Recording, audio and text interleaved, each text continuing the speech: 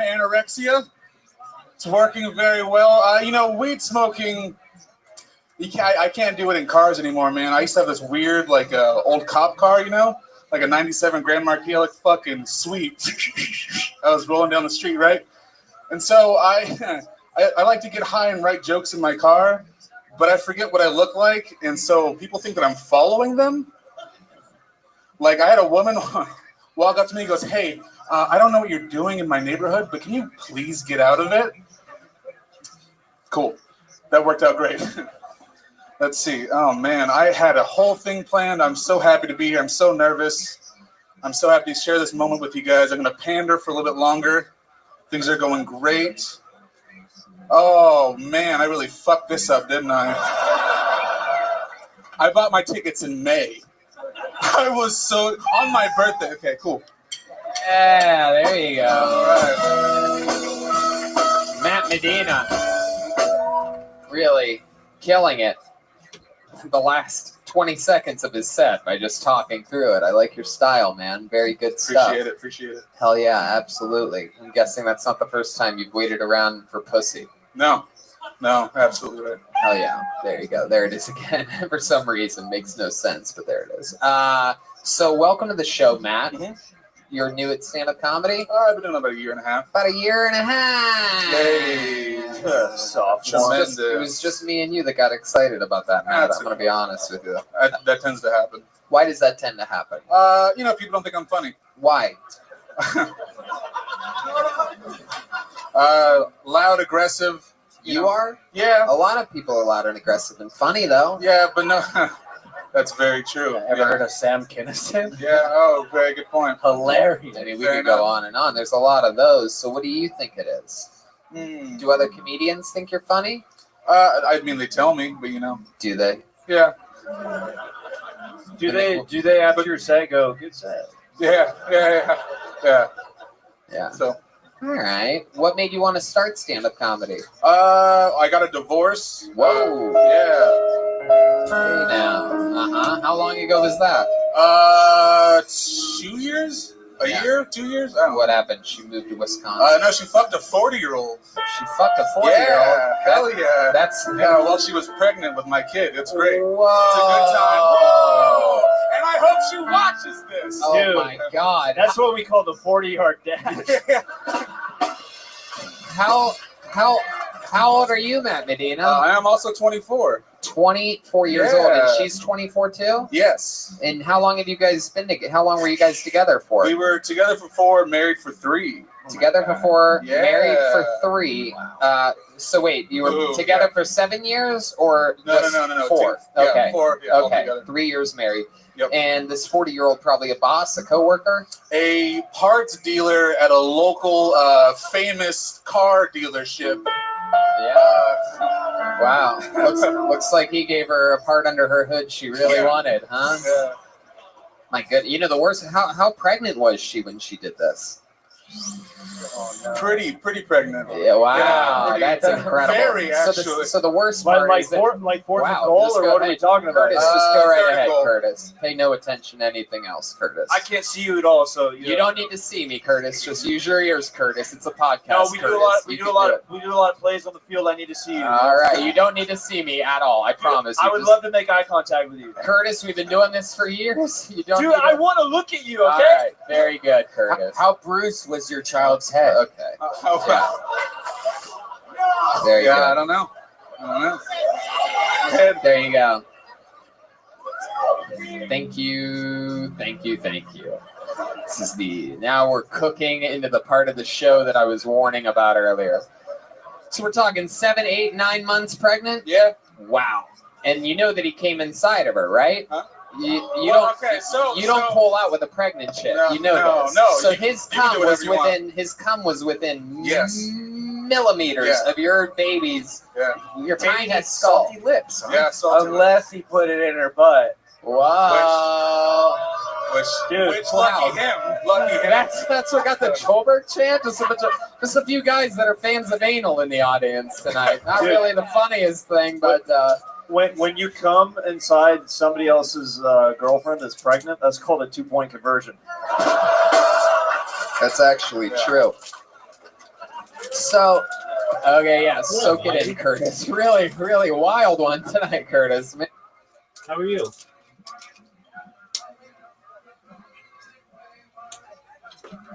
Hope you're well. Man, really overcompensating for that torn rotator cuff you have. My coach said I could. There you go. So, Matt, how did you find out about this? We got done with couples counseling, and we went to Black Bear Diner, where I ordered. Why does that get a groan? What's Black Bear Diner? We're not locals. I guess it's not in LA, is it? It's like a truck stop diner, right? Yeah. It's like a. Okay, it's like so a you're franchise. out of couples counseling. Yeah. You go to Black Bear Diner, and then what happens? And then she looked at me and she said, "I don't want to be with you anymore." And then I was like, "Well, then why did I order my food? I shouldn't have. I wasted $15." That's what you were worried about? Your Yeah. pregnant wife Yeah. says you don't want to be, and you're worried about the fucking Yeah, the Grizz, pastrami you know? sandwich? No, it's the Grizz is the breakfast. Okay. And then what happens? She And says she then, doesn't want to be with you. You're like, oh, Yeah. I'm losing $15 on this. Yeah. And then what? and then we drove home in silence, and then I cried for about 3 hours. Oh, my Yeah. God. Wow. That's called a rain delay. Caused rain? Rain delay? Oh, okay. I got it, yes. Matt. If you would just look at me, you'd get it. All right, very good. Yes, I gotcha, Curtis. Thank you. So you cried for 3 hours. Yes. Did she tell you that she fucked the parts Okay, guy? so this is where the timeline gets iffy, where I think my second kid is not mine. Whoa. Yeah, well, hold on. Hell So- yeah. Did he come out holding a fucking wrench or something Yeah. like that? It had a Mitsubishi symbol on it. Oh, is that the we're getting closer to the dealership here. A Yeah, famous yeah. local Mitsubishi dealership? Yeah. What do you guys think? It's it John is? L. Sullivan. I'll just say, Whoa! fuck him. Yeah. He steals people's money. I don't know. I'm just Wow, from the Mitsubishi to the Shitsubishi. This is incredible. Wow, Matt. You're just throwing everybody under the bus Yeah, fuck tonight. I like it, man. So, what makes you think the second kid might not be yours? The amount of time that they got together and we broke up. All right. It's just like, I guess we're in a race to all say stuff here tonight. Let's just all do everything we first think of. You go ahead, Matt. Yeah. Let's see. So when she kicked me out of my own apartment, she ended up meeting this guy apparently, and we went to meet at a Starbucks to talk about like custody stuff. Yeah. And she was wearing a necklace, and I was like, I didn't buy you that fucking necklace. Right. And I was like, hey, who got you that necklace? It's really nice. She goes, oh, a friend. I was like, cool. What's this friend's name? Yeah. And she was like, no, I'm not gonna tell you. I was like, is it around my kid? Yeah. And she's like, yeah. So then she got me the whole thing. His name's Jeff. Whoa. Yeah. Okay. That's enough. That's my pillow. Fuck you, Jeff. Yeah, Enough. Jeff. Matt's about to say his social security number. Wow. So it's Jeff. He works at Mitsubishi Yeah. here. My God. And he was fucking your wife. Yeah. It's Currently incredible. fucking my still legally married to wife. Right. Yeah. So when did the second kid happen? So When- you're when- saying she's available? Yeah. When did she get pregnant with the second kid? I mean, hopefully when I came inside her. Yeah. Yeah, about a year and a half ago. Is there anything about the second kid that makes you think it's not yours? No. Well, besides like the straightness of the hair, He's that's about it. This Yeah, is- and it's black. It came out with a fancy necklace on or Yeah, something. my like first that? one's got like curly Jew-locks, so you know. Right. Wow, Matt, you're Yeah. fucking wow. You're so interesting. That's incredible. That you really fucking literally spilled the beans here. What ethnicity are you? Huh? What ethnicity are you? Half Mexican, half white. Yep, you spilled the Wow. beans. That sounds like, That's right. exactly what a half Yeah. Mexican, half white person would do. Yeah. Whoa! Spill the beans. Interesting, Matt. Is that all the most interesting stuff about you? I used to pick up bodies for a mortuary. Wow. Yeah, that's pretty fun. Did you ever touch a titty once in a while? Had a couple glances, you know. Like, Yeah. Fuck yeah. you know, one of those corpses, you could fuck it, and it's not going to go fuck Jeff at the Mitsubishi place. Jeff, dead man. Well, Matt, interesting as hell. You know, the minute we got through it, you know what I mean? Yep. But the interview, fucking 10-star interview, dude. Fucking really interesting stuff. A lot of vulnerable stuff. Thank you guys. That a lot of people would probably avoid talking about, but Matt Medina gave it to us. Thank you, Matt. Fuck yeah, you got it, pal. Pro wrestling fan, Matt Medina. Fucking yeah. bitches, man. What? Bitches. Bitches? Yeah. Wow, look at you. My goodness, what are you so mad about? That poor guy. What do you mean, poor guy? He's doing Who does that when fine. you have a baby in you? Come on. He's doing Fucking trash. Dude, if Jeff is out there, suck our dicks. Yeah.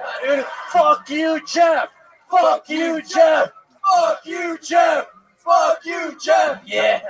Not my pillow. I don't know why, but honestly, I'm sort of on Jeff's side on this one. I don't know. I just like, I mean, she's pregnant and she's down to fuck. I mean, why not just Jeff fuck is cool. Jeff is cool. Jeff is cool. Standing ovation from that guy. Oh, that's a waiter. Okay.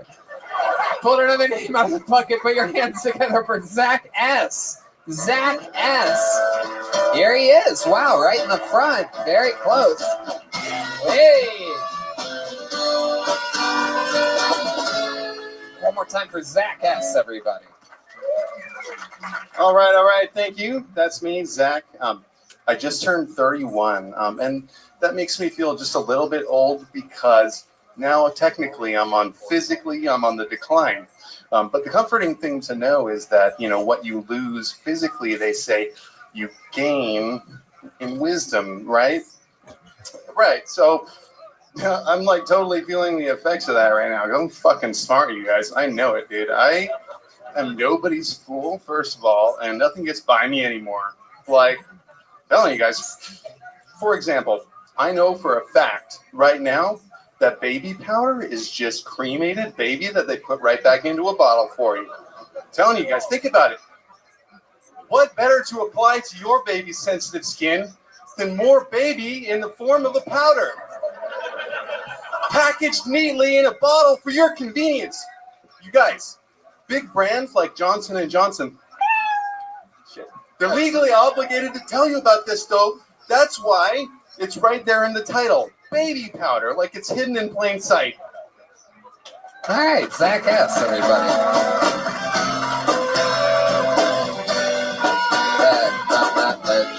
Zach S, welcome to the show. How you feeling, man? Very nervous. Why are you nervous? Second time doing stand-up comedy. Second time ever doing stand-up comedy, ladies and gentlemen. Second time ever, and still somehow the second best set of the night tonight. Incredible. So Zach S, congratulations and welcome. Second time ever. When was your first time? 2 years ago. 2 years ago. You're wearing two collared shirts right now. Now this is something. I'll tell you why. This is something we almost never see in real life. All right, no. This is very, very interesting. You're excited to tell us something about it. Curtis, you want to say something about this? Yeah, why does he look like the most handsome guy on the Big Bang Theory? So you got fucking two collars. Right, I didn't know what the temperature was going to be in here, so I wore both of my favorite shirts. It looks like the temperature is bitch. You ever thought about like a coat or like maybe a hoodie? Yeah, you ever think about dressing like a human being? Yeah. You know who else didn't know what the temperature would be like in here? Almost everybody else. Yeah. Is there a reason why you decided to commit to fucking forever autism? You look like the autistic kid we always pick on, dude. Ah, Chroma Chris and I matching up on premises there. Look at that. That's big points, Chroma Chris. How about a hand for Chroma Chris? Silent but deadly. Not a comedian, but somehow always bats 1,000. Yeah, dude, the A on his Letterman jacket stands for autism. So, Awesome. Zach, you said something. I must have missed the beginning. We were talking about a technical thing for a second. You said Sure. that you had some kind of disability or something, and or no? No, I was just saying that, like, You know, in your 20s, you feel young and invincible, but after you turn 30, basically, you feel your physical decline, but you also feel smarter at the same time. Yeah, I don't know. I think what I heard was right. I think you have a disability of some kind. I'm not a doctor, but I've been right about these things before. I have diagnosed people as autistic. They hit me up later. They're like, dude, I went to a doctor, and you're right, bro. And so I think I might be close to right about this. You ever have any head injuries as a kid? You play sports a lot? I probably had a few concussions, but I mean, it was probably from snowboarding or What the fuck does it matter how you got them? You got them. Yeah. Once you get it, you got it. So interesting. What do you do for work, Zach? I do furniture upholstery. I own my own upholstery business in Davis. Awesome. Heck yeah. Look at that.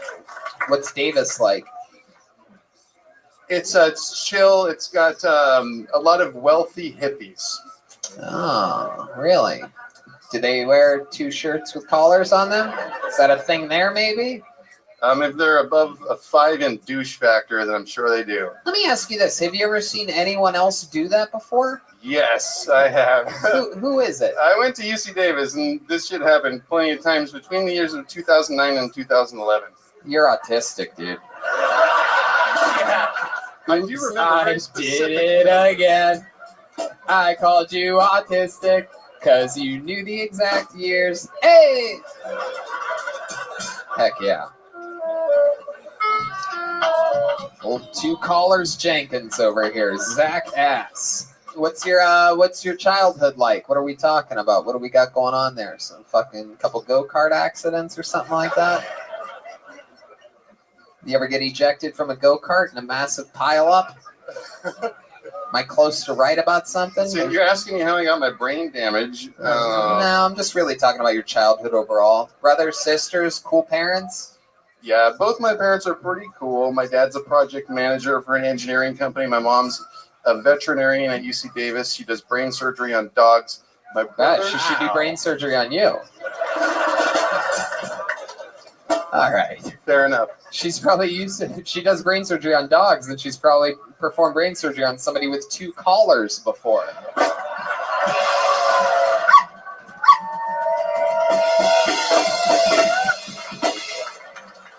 Now that's the best joke you've ever heard me do on. No, I'm kidding. It's not. Smarter than it is funny, ladies and gentlemen. Smarter than it is funny, which brings me back to Zach S. Yeah, is Zach short for Sacramento? Oh my god. Oh my god. You are so deep in character. It's crazy. This is Sacramento. Wow. Actually, it is, dude. If he said that, I'd throw myself through this window. No, don't. They don't know it's a window. It wouldn't be worth it. Oh, yeah, Like, you're right. there's a bunch of pads back there. He landed. No, it's a 2-story fall out of a window behind us. They He said, warned us "Joel, right don't-" before the show. They're like, whatever you do, don't fall backwards. It's a 2-story fall through glass. We're like, thank you. Gonna have fun tonight. Anyway, so Zach, what else is interesting about you? Any fun hobbies or anything like that? You ever go fucking like frisbee golfing with coffee saucers or anything like that? Office. So being a business owner takes up a lot of my time, so I don't have God. that many hobbies, but Jesus, oh my God. I'm This is just like trying to- Shark Tank if the dude had the brains of an actual shark. Well, let me tell you, Tony, running my own business is a real conundrum. Whoa. Okay, running your business is what? Go ahead. I'm sorry I cut you off to say something funny. Go ahead. I'm sorry, Zach. I apologize from the bottom of my cold black heart. Tony, be careful. We're going to have a real Joker situation. Okay, go ahead, Zach. okay, I just meant to say that, like, hobby-wise, I don't have that many. But interesting things about me, I was trying to get to, and there's 2 that you might be able to work with. 1, I've been arrested 3 times. 2, I was circumcised late in life. Whoa, I love Whoa. this. Very good. Late circumcision. Are you sure this wasn't a lobotomy?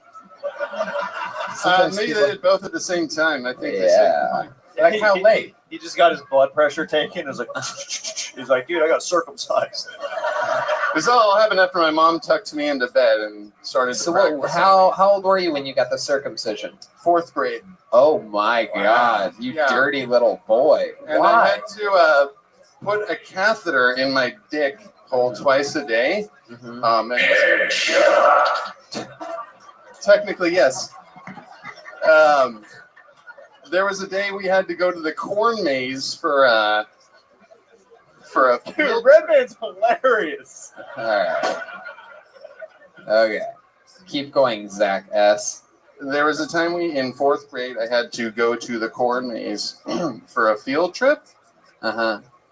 and it was time for me to stick my catheter in my dick halfway through our field trip, or else my dick hole was going to close up. So I went into the porta potty. Oh my I God. took out the catheter and I. There's stuck no it way in all my the dick details in this story come back for any reason. Like, and then there's a kernel of corn, and I'm like, not with my stock, you didn't. Like, what? hole. I remember it because it was not fun, man. Right. So you went to the porta potty and you shoved a thing in your dick. Is that it? I guess so. Let's Yeah. talk about the 3 arrests. What did you get arrested for? Being drunk all 3 times. One was a DUI.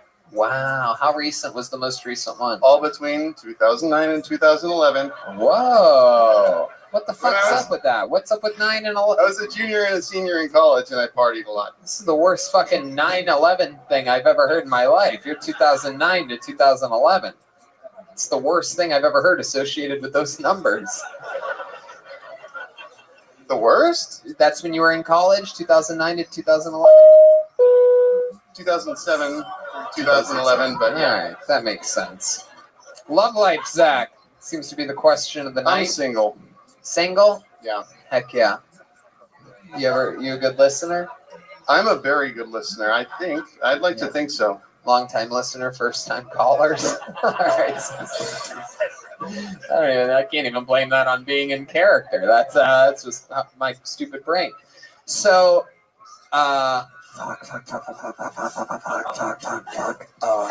Shoot, answer Seriously, forgot where- Tony, it's always weird because I usually just see the back of their heads. He turned at me and I saw his face, and now I know who I'm making fun of. I know. It's crazy. Wow. All right, Zach. Well, you're an interesting guy, man. How far is Davis from here?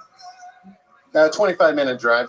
25-minute drive. All right. Well, How fast can you do it drunk? That's a real question, dude. you I, live by, I wouldn't remember. Real question. you live by yourself? Actually, that's a lie. I live with my parents. Oh, well, as a business owner, son of a bitch. My God. You ever hear your mom and dad having sex? Or as he calls it, giving the dog brain surgery, you know what I mean? No, they're divorced, unfortunately. Oh, they're divorced. But they still live together? One lives in Winters, which is 50 miles away from here. One lives in Davis, which is 25. Who'd you choose? Yeah, which What one do you did mean you choose? choose? Yeah, which parent did you Who do you choose to live with, man? Yeah. Which Oh. team, dude? Got you. I live with my dad. Because he lives closest to where I work. Closest to where you work. You do not sound like a business owner to me at all, Zach. I work approximately You 4. said you don't like people promoting things. What's the business that you own again? It's called Davis Upholstery. And it's just an upholstery business. That's How'd you correct. learn how to do that? I knew the former owner of the shop, and I asked him if I could practice on pieces of furniture until I was good enough that he could pay me for it. Wow. And then he started paying me for it, and then he sold me the shop. Now here we Wow. are. Very That's great. good. That's incredible. Very it's, cool. It's good to know you can do something with the material that you can create. It's a good outlet for you, I think. Thanks for coming on, Zach. It's Zach S, everybody.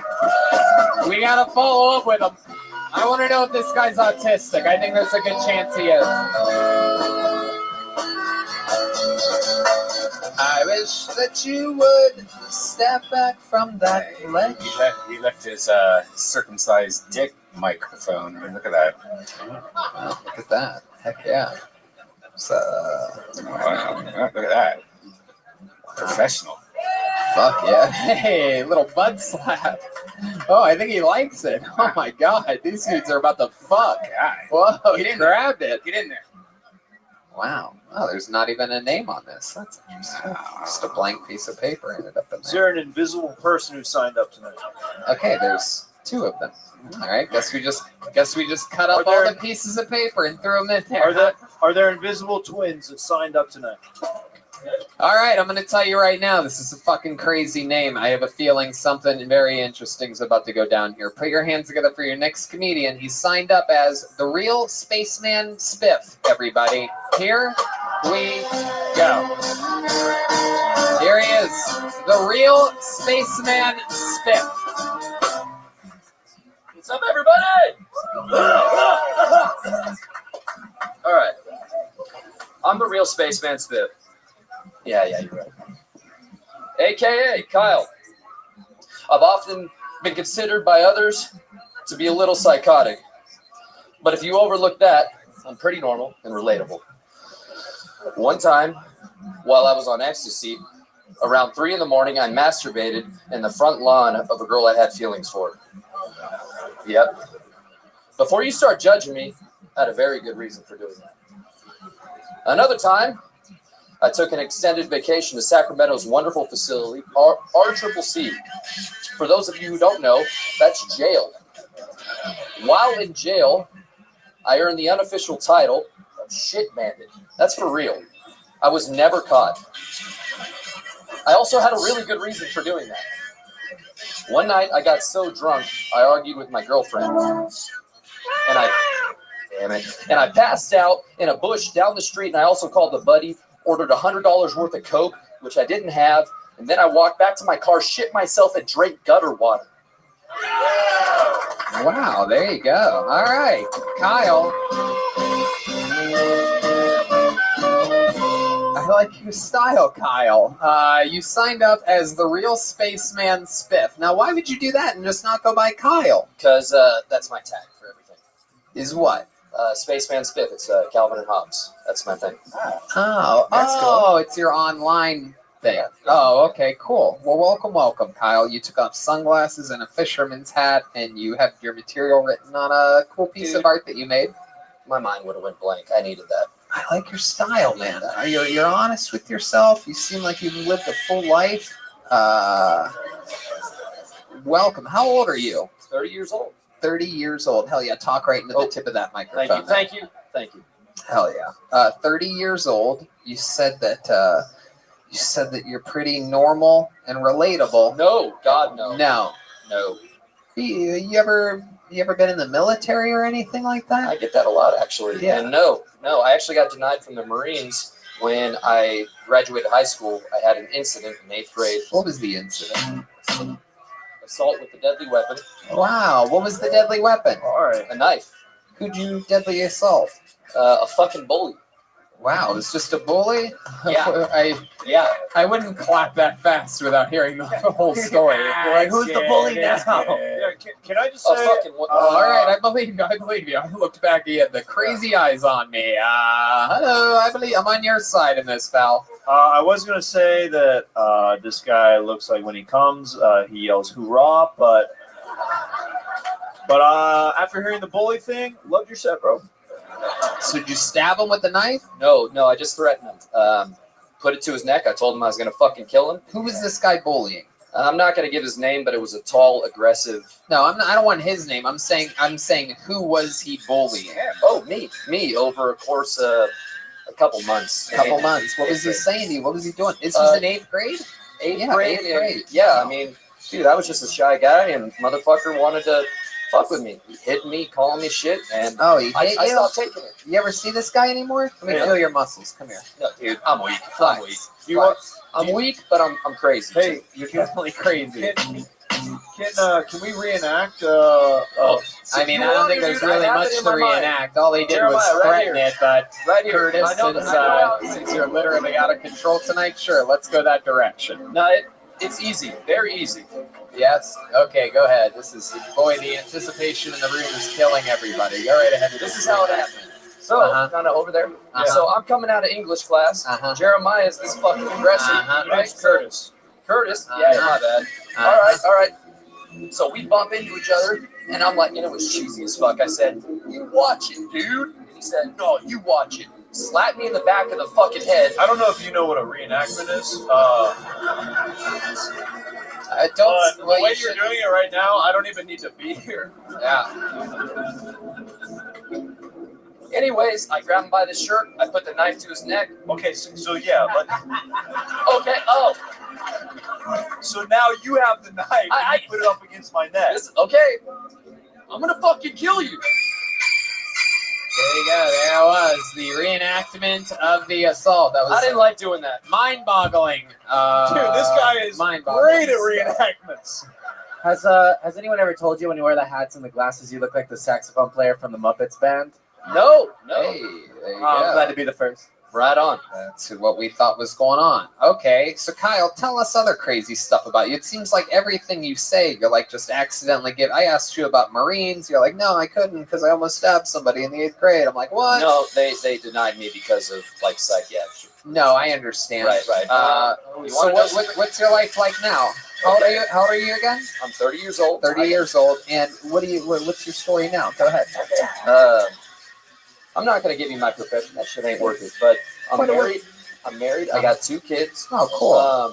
I'm super into psychedelics. I'll Yeah. preach all day about psychs. You sure that's a good idea? How old are your kids? Yes, Red Man, it's an incredible idea for someone like me. How old are your kids? 8 and 5. 8 and 5. Yep. Absolutely. And I work very hard. I support it. So, Yeah. anyways. So you don't want to tell us your profession for some reason? Well, it's just boring. I'm No, a go welder. ahead. I'm a welder. All right. Oh, I work with metal. Welders are cool.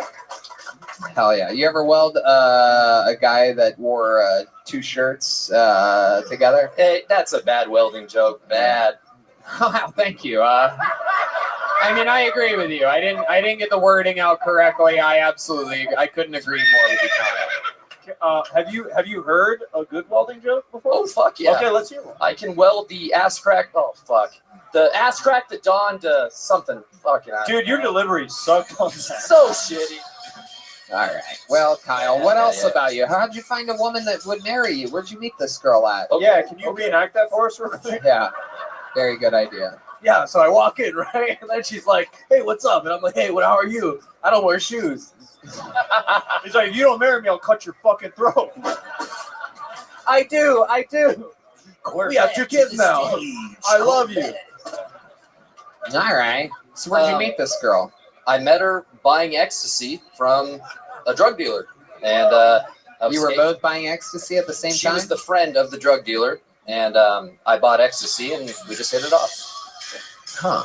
I think the ecstasy did the heavy lifting there. Hey, 12 years later. Wow. 12 years years. of cycle. 12 years, yeah. Great. Yeah. Jeez, that's fucking awesome, man. It's cool, man. Wow. That's crazy. So you met her when you were 18. Yeah, I was turning 19. Yeah. Incredible stuff. What does she do? Nothing. stage. All right. She's going to watch this and I'm going to get in trouble. Really? Why would you get in trouble? Because she does work hard to keep the house together. But Of course. there's more that can be done. Whoa. Sorry, babe. Sorry. Dude, Like what? I mean, we're getting it out there. Come on, let it out. Let it out. dude, the knife's coming back out, babe. That's right. Okay. Here we go. no, Back to you, Kyle. It's pretty simple. So What can she do to make the fucking house better? This is what we all want to know. No, Tony, it's not about making the house Oh, better. okay. It's about like Bedroom. no. I don't know, man. I don't know what I expect, but I just kind of wish that she'd be more involved in life. And the real sad thing, dude. The real Yes. the real This is sad an thing important, is that very compelling part of the show. Go ahead, Kyle. she took drugs way younger than I did. She started in 8th grade, and it's affected her. And I love her to death. But Wait, you mean to tell me she's the crazy one? no. No, what do you mean? What do you mean it's affected her? Processing information, doing stuff. Like when you do drugs at a young age, it really does. This is the most Sacramento shit I could have hoped for tonight, by the way. This is where you guys live. Be careful. If you do drugs at a young age, I'm a you may nice fall guy. in love with a welder. I'm in love with You got a very like Tom Cruise fucking Oprah vibe about you, dude. It's terrifying. Dude, he's gonna put a knife to your throat. You better. Good, dude. I'm not violent. I'm not violent. Can I just say, when he grabbed me during that reenactment, I shot a squirt of diarrhea right in my jeans. All right, Kyle. I got one more thing, Tony. Oh, whatever you fucking want to do, you get to do here. So you just go right ahead. First thing, anything you want to say or do, if you want to mess with any of the levers or buttons over here, if you just want to pull wires, you can literally do whatever you want. gotta You're return this allowed. You're tomorrow. special. I came here to challenge the king for his throne. Wait a second. Hold on a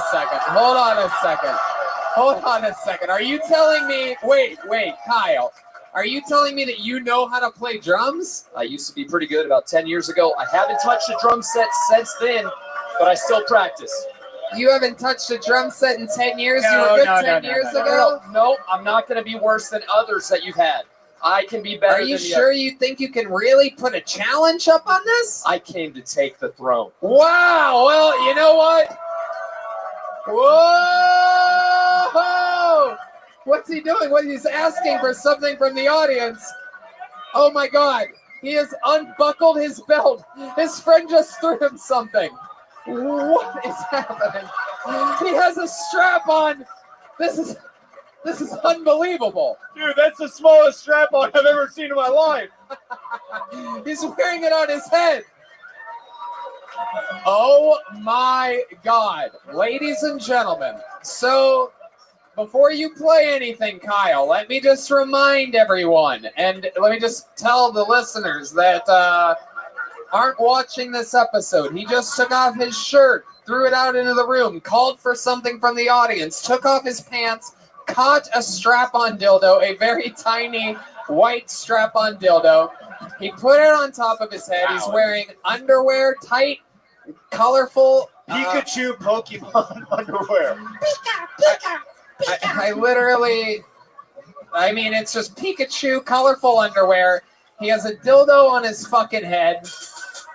He appears to know what he's doing on the drums. And let me just remind everybody, this is going to be a Mexican drum off, and with that comes the ultimate opportunity.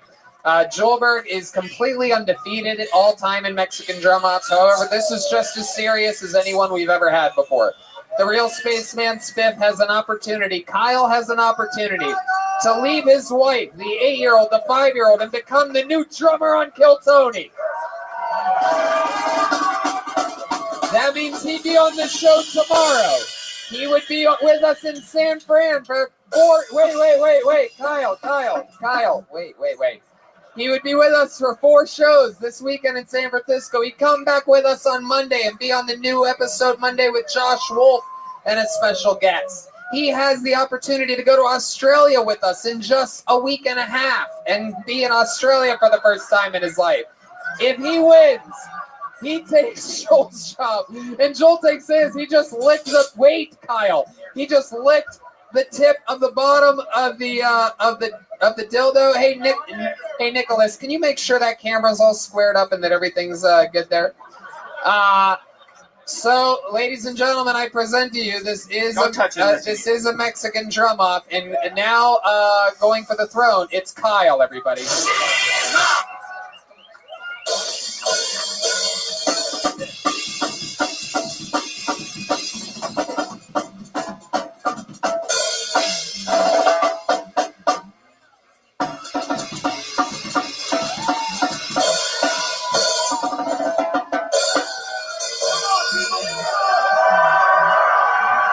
Licking the end of the penis. That was it, Kyle? All right, that was pretty good. That's true. As far as comedic performance, you may have been one of the greatest contenders of all time. I don't even know where you find a dildo with a little ribbon around it like that. But I got bad news for you, Kyle. Your opponent, undefeated all time. He's the Undertaker of this shit. He's the one and only Joelberg Joel Jimenez. This is the Mexican Drama, live from Sacramento, episode 400. Oh my God. Oh my God, he's coming up with a bunch of. He brought a first aid kit.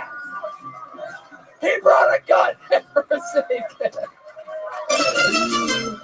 Weirdest ass in the game, giant purple dildo. Oh my. And fucking a big cock and nice nuts too, you fucking pussy. All right. Ladies and gentlemen, all-time undefeated. Maybe we'll You win. might want to grab this for afterwards. First aid kit. Either way you slice it, we are about to either witness history or a slaughter. I present to you, defending his throne, undefeated all time, the one and only Gilbert Joel Jimenez.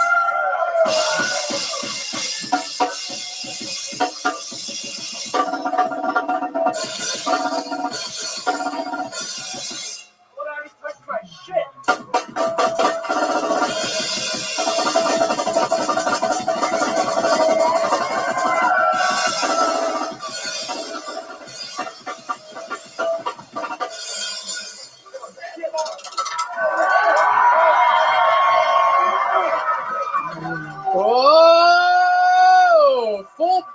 Full back somersault. Lost his toupee. Oh, he's just warming up, it seems.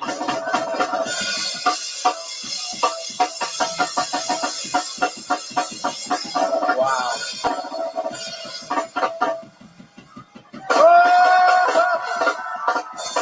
He's got the dildo in his mouth, for Christ's sake. Wow. Wow. Wow. Woo-wee. There was a massacre here by a sleep mattress live in Sacramento.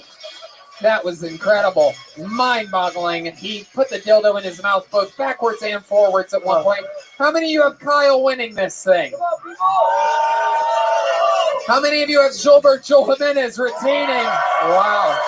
There you go. There you go. One of the great challenges up to the point of playing drums, though, Kyle. Tony, my actual dick hurts. I haven't fucked a guy that bad in a while. Well, Kyle's wearing the underwear, but I think you got more down there to Pikachu. Wow. Guys, come on, you gotta give it to him. Obviously, hey, come here real quick. Come here. Take a bow. Oh, I mean, a real fan. The guy prepared. He gets it. He got it. Look, everybody's a little crazy. But this fucking guy, he's a good father. He loves his wife. He works his ass off. And he came prepared and actually fucking gave a good shot at the Mexican drum up. It's never been used. Yeah, hell yeah. For Okay. why? Yeah, there you go. This guy contributes. Wow. Look at that. What an episode. Can I say how cool that guy is and how scary as hell that guy is? It is very rare where you see somebody that both seems completely unhinged and yet at the same time cool as fuck at the same time. I mean, really impressive. One more time for the real spaceman Spiff.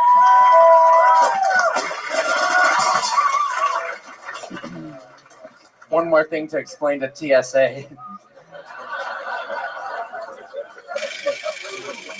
What'd you say? Said one more thing to explain to TSA. Yeah. I always put it in my backpack, and when it goes through the scanner, I watch their faces. It's always like a black dude. He's like, "Oh, fuck's that, I man? love it, dude. Hey, man, this guy gay." You should just go through it with the white one on your forehead like Just he had. wear it, yeah. Hell yeah, dude. Just fucking make them wonder whether they should give it a pat down or not. Australia, here we come. Hell yeah. I'm excited about that. Look at you. Yeah. You dirty boy. Wow. I mean, I don't really know how we could possibly top that, but I do have one idea. We have a regular on this show, ladies and gentlemen. Every single week he writes and performs a brand new minute. I think we're all excited to see what he does here tonight. Ladies and gentlemen, make some noise for the one and only William motherfucking Montgomery. Here he is. Crazy for feeling so lonely. Where the fuck is Patrick? He told me I could smoke out back. I fell through the roof. I lost one of my Crocs. He knows I have Lyme's disease. How many of y'all hire a clown for your kid's birthday, and when you find out it's a Jewish guy, you're a little bit, Patrick! Why'd you tell me to say that?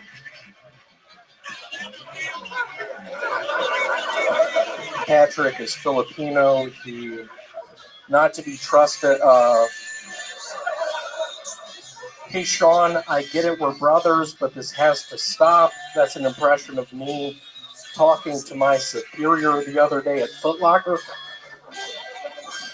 Miss Aquarius, how you doing, girl? I awoke for you.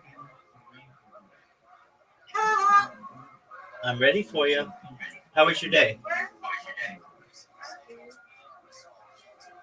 Audie said she said she needed some sleep.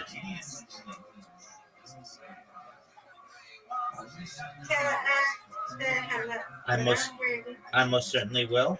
All right, Miss Aquarius. Then you should know that in about 5 seconds you're gonna have an invitation. 4, 3, 2. Well, just one moment. I have to wait to send it to you. It says, just one moment. We'll try it again. Miss Aquarius.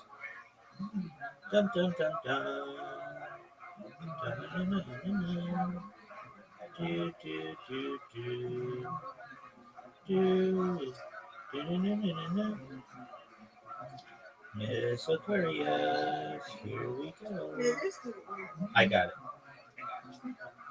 All right, you now have.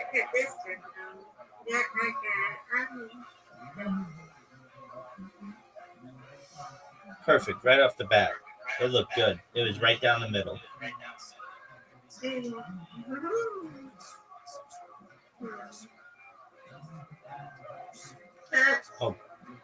Oh, did you see? You even touched it. You even touched it at the end. Oh, come on, all but one. And you know I'm not good with these. Yeah, come on, get there. Get it. Yay! You did it. Good job. Thank you, ma'am.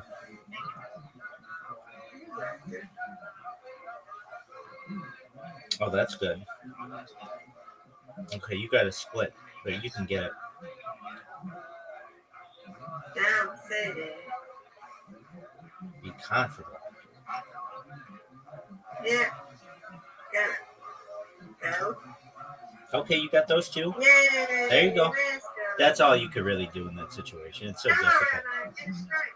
Get a strike, Rabbi. Ooh, I've got a split now. I'm going to try to get it, though. You got this. Get it. Get it. Oh, total miss. Total miss. But you still did it. Let's go. The only reason is because I got a spare. Get it. All but one. You got it now.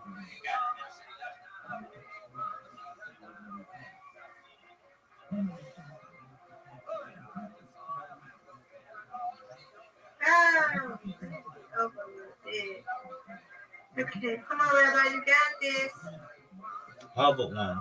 Good job. You can get that way. You can get that way. I think so. Get it. Oh, no way. I can't believe I missed that.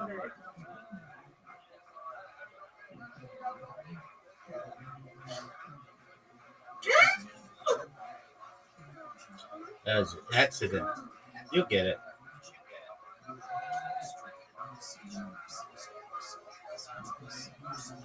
Go. That's good. You got 7. Go ahead. Go, Rabbi. Get a strike. Trying. Not what I wanted. Get it. All but one. Oh, you got this. Yay.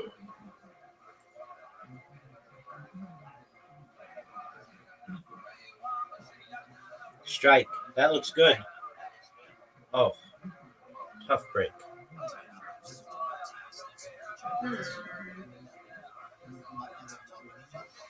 Get it. Yay. Come on, Rabbi. Get a strike. All but 2. Come on. You get them too. Get him. Oh, I missed. No, you can go too far. That's okay. You won that. Good job. Thank you. We're gonna see if you can get me this You time. win, Abby. There you go. That's right. Yay, let's go. I think kind of my favorite, at least playing with you, is when we tie. Then we both really win. Get it. That's a hard shot. And you did beautifully.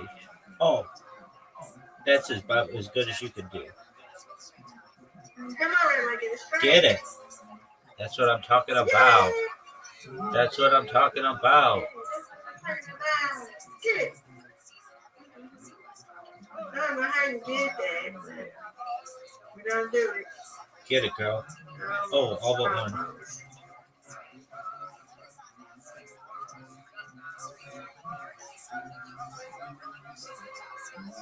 Get it. Oh, are you serious? You pushed it over. How do you push it over? Come on, Rabbi. Strike. You pushed it over. Do the strike. Oh, no. That's not what we wanted. That's not what we wanted either. But that's okay.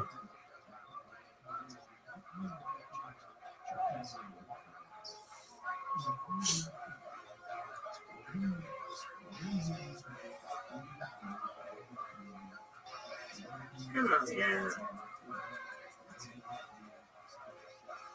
Get it. That's. There's such a big difference if you get a strike on the frame before or a spare. It like doubles your score. All right. 37. Let's get this. Nope.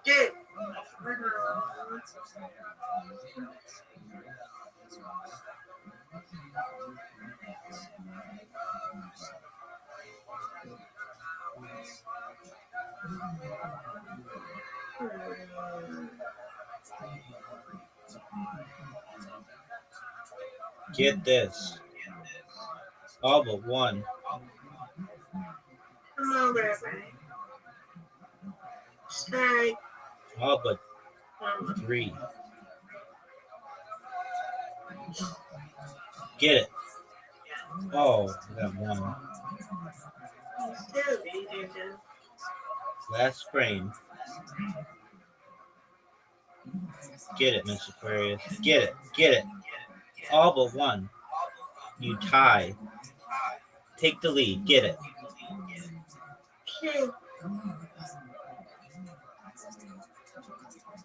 Go to the right. Go to the right. No, you're gonna get it. It's okay. It's okay. All right, we're tied. All I need is 1 pin. Yeah, now you're over.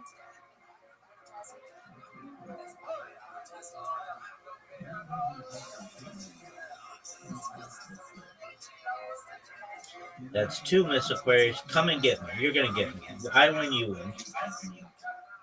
Yeah, you win, I win. Come on, let's go. No.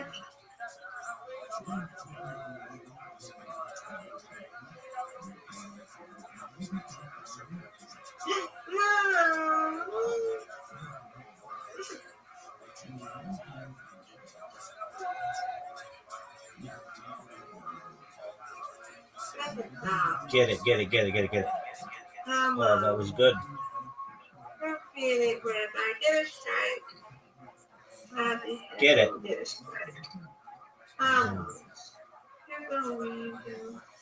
Come on, knock it down. Not necessarily.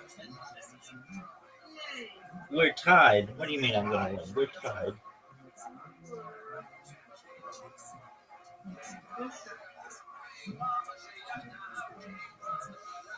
Get it, get it, get it, get it.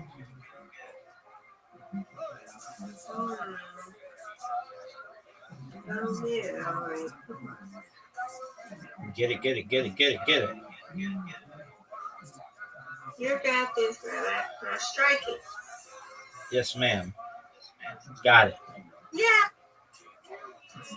I didn't win, but I did okay. No, it didn't get good. You got a strike. Get it. You ain't got no strike. Okay. That one's down. Get it. Get it. Get it. Get it. Get it. I don't like that too. There we go. Let's go. Come on, get a strike, Rabbi. There we go. Yay! That's what I'm talking about. How do you do that? I can't do it. Oh, that's good. All but one.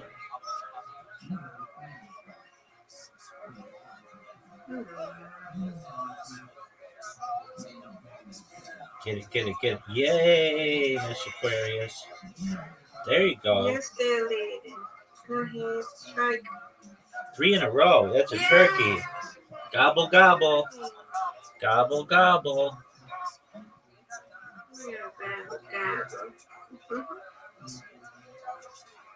Boom.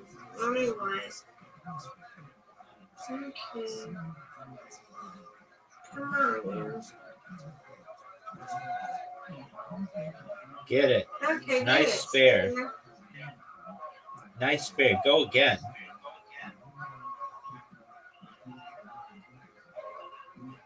No.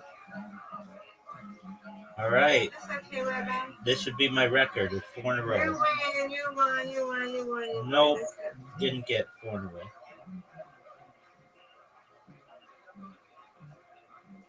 Get it. Knock him down. Spare. Good job. You win. All right. If I get a strike here, it would be the all-time record for me. Get it. Oh, I tied my all-time record, I think. Yep, 104. Yeah, you Wow. won. That was You a do lot. one more. All right. That was a lot. That was a tied the all-time record. Yeah, I'm gonna have to practice. Don't practice. You're as good as you need to be. I just got fortunate. I mean, you can practice all you want, but I'm saying you're good anyway. I know, not trying. But practice. I'm not good at a real girl. Get it. Oh, that was good. You got the one on the side. Can't believe you didn't get that little one. Come on. Way off. Not good. My finger moved. Do you use your thumb or your index finger? I use my middle finger. Oh, okay. That works.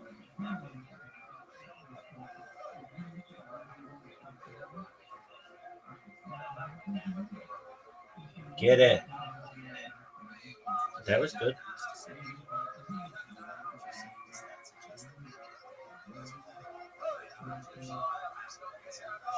Get it. Get it. So close. You even touched it.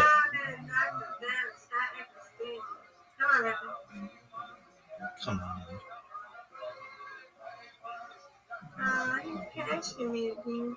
Get it. It's okay. Then win, I win. Let's go.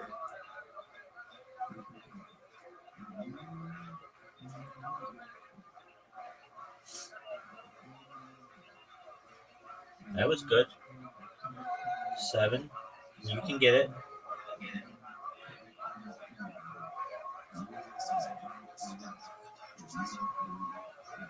No, it's okay.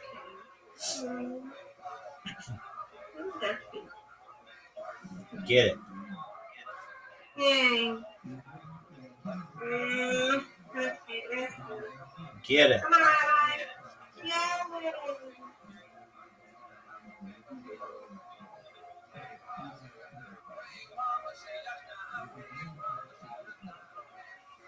Get it. Get it. Get it.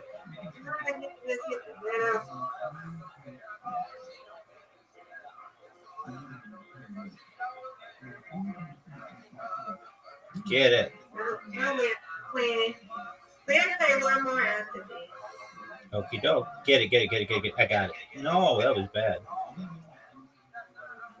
Still win.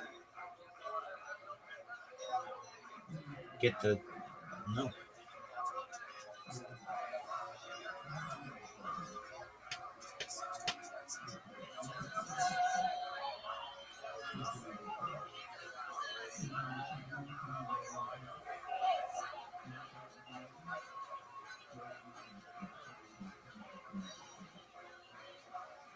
It's you, Miss Aquarius.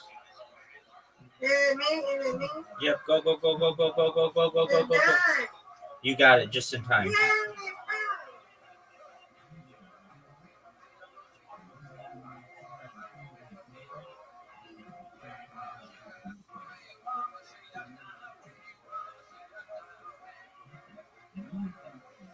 Get it.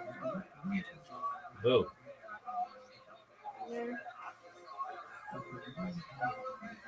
No.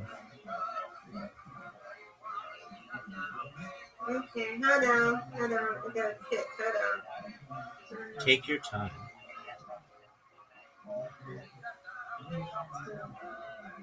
Let me know when you're ready.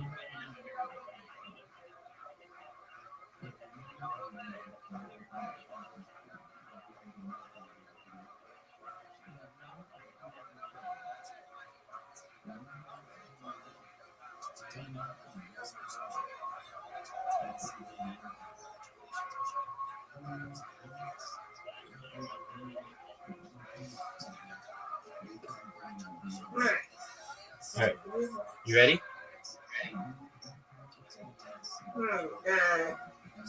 You're going to get me this time. Okay, hold on. Well, I gotta do it again. Wait, let's go. Wait.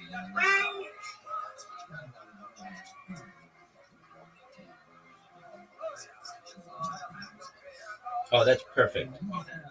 How'd you only get 5? That was a perfect shot.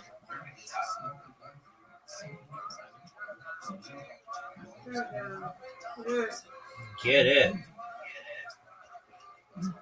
Okay, let me see what you're talking about. Hold on. Get it. That's what I'm talking about. Hold on. Can I go next? Take your time. Okay.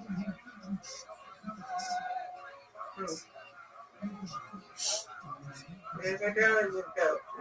Okay, after that. You better go. Yeah. You better That's go. all, too late. Go. Me? Okay, let's go. Go. There you go. All right, that's right. All right. Go. Oh, all but one.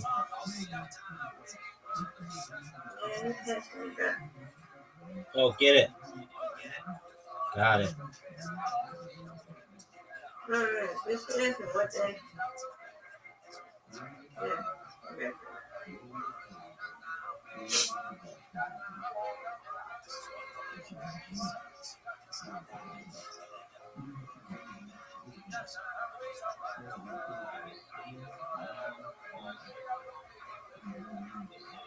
Miss Aquarius, just want to let you know your time's running down.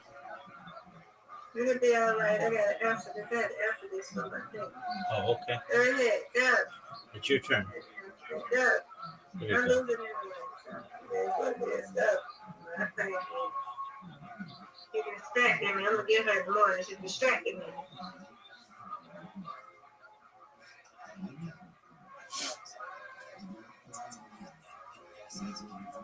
Go. Distracted me. I'm trying to play a game. People do that.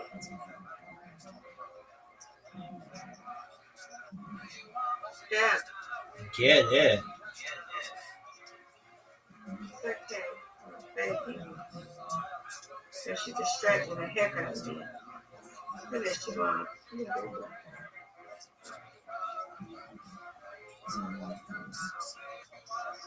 Oh, man.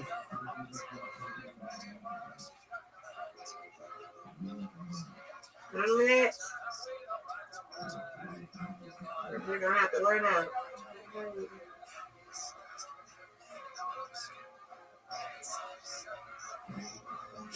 gonna have to learn out. Know what to do. Yep. Nope, that's all good. Let's try again. Go. There you go.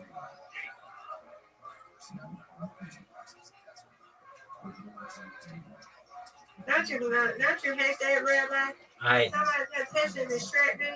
Absolutely, Miss Aquarius.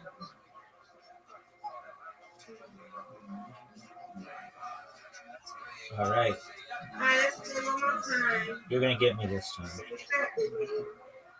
Yeah, she distracted me. There we go.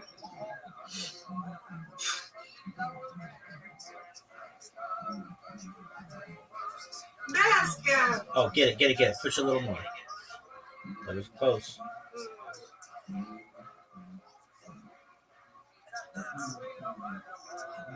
Get it. Oh, just on the inside.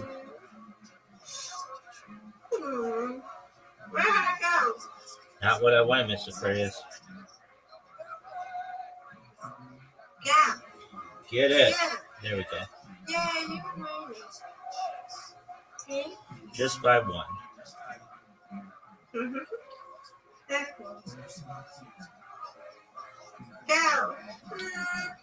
Mm. Okay, again. I don't get it, so I'm gonna play again. There you go. Get it. That's a good one. We'll play again. I'll play again. We're gonna play again. Go, Rabbi. Get it. That's what I said. I'm playing again. Oh, that was terrible. I don't know what to do. That was terrible.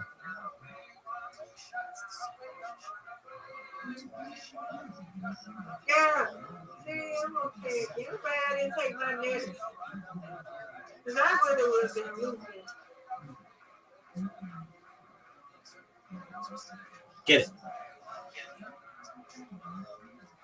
Go with time. Rabbi can get it. Get it, Rabbi. Tough split here. I'm going to try to get it. Get it. Them two. No. Good job. You got them two. Yeah.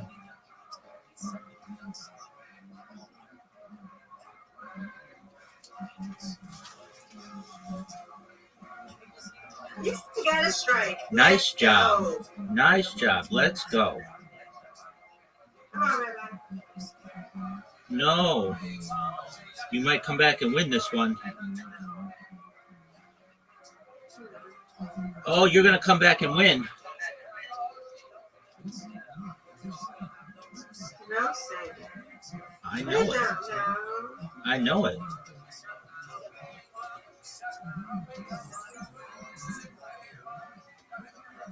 Let's go.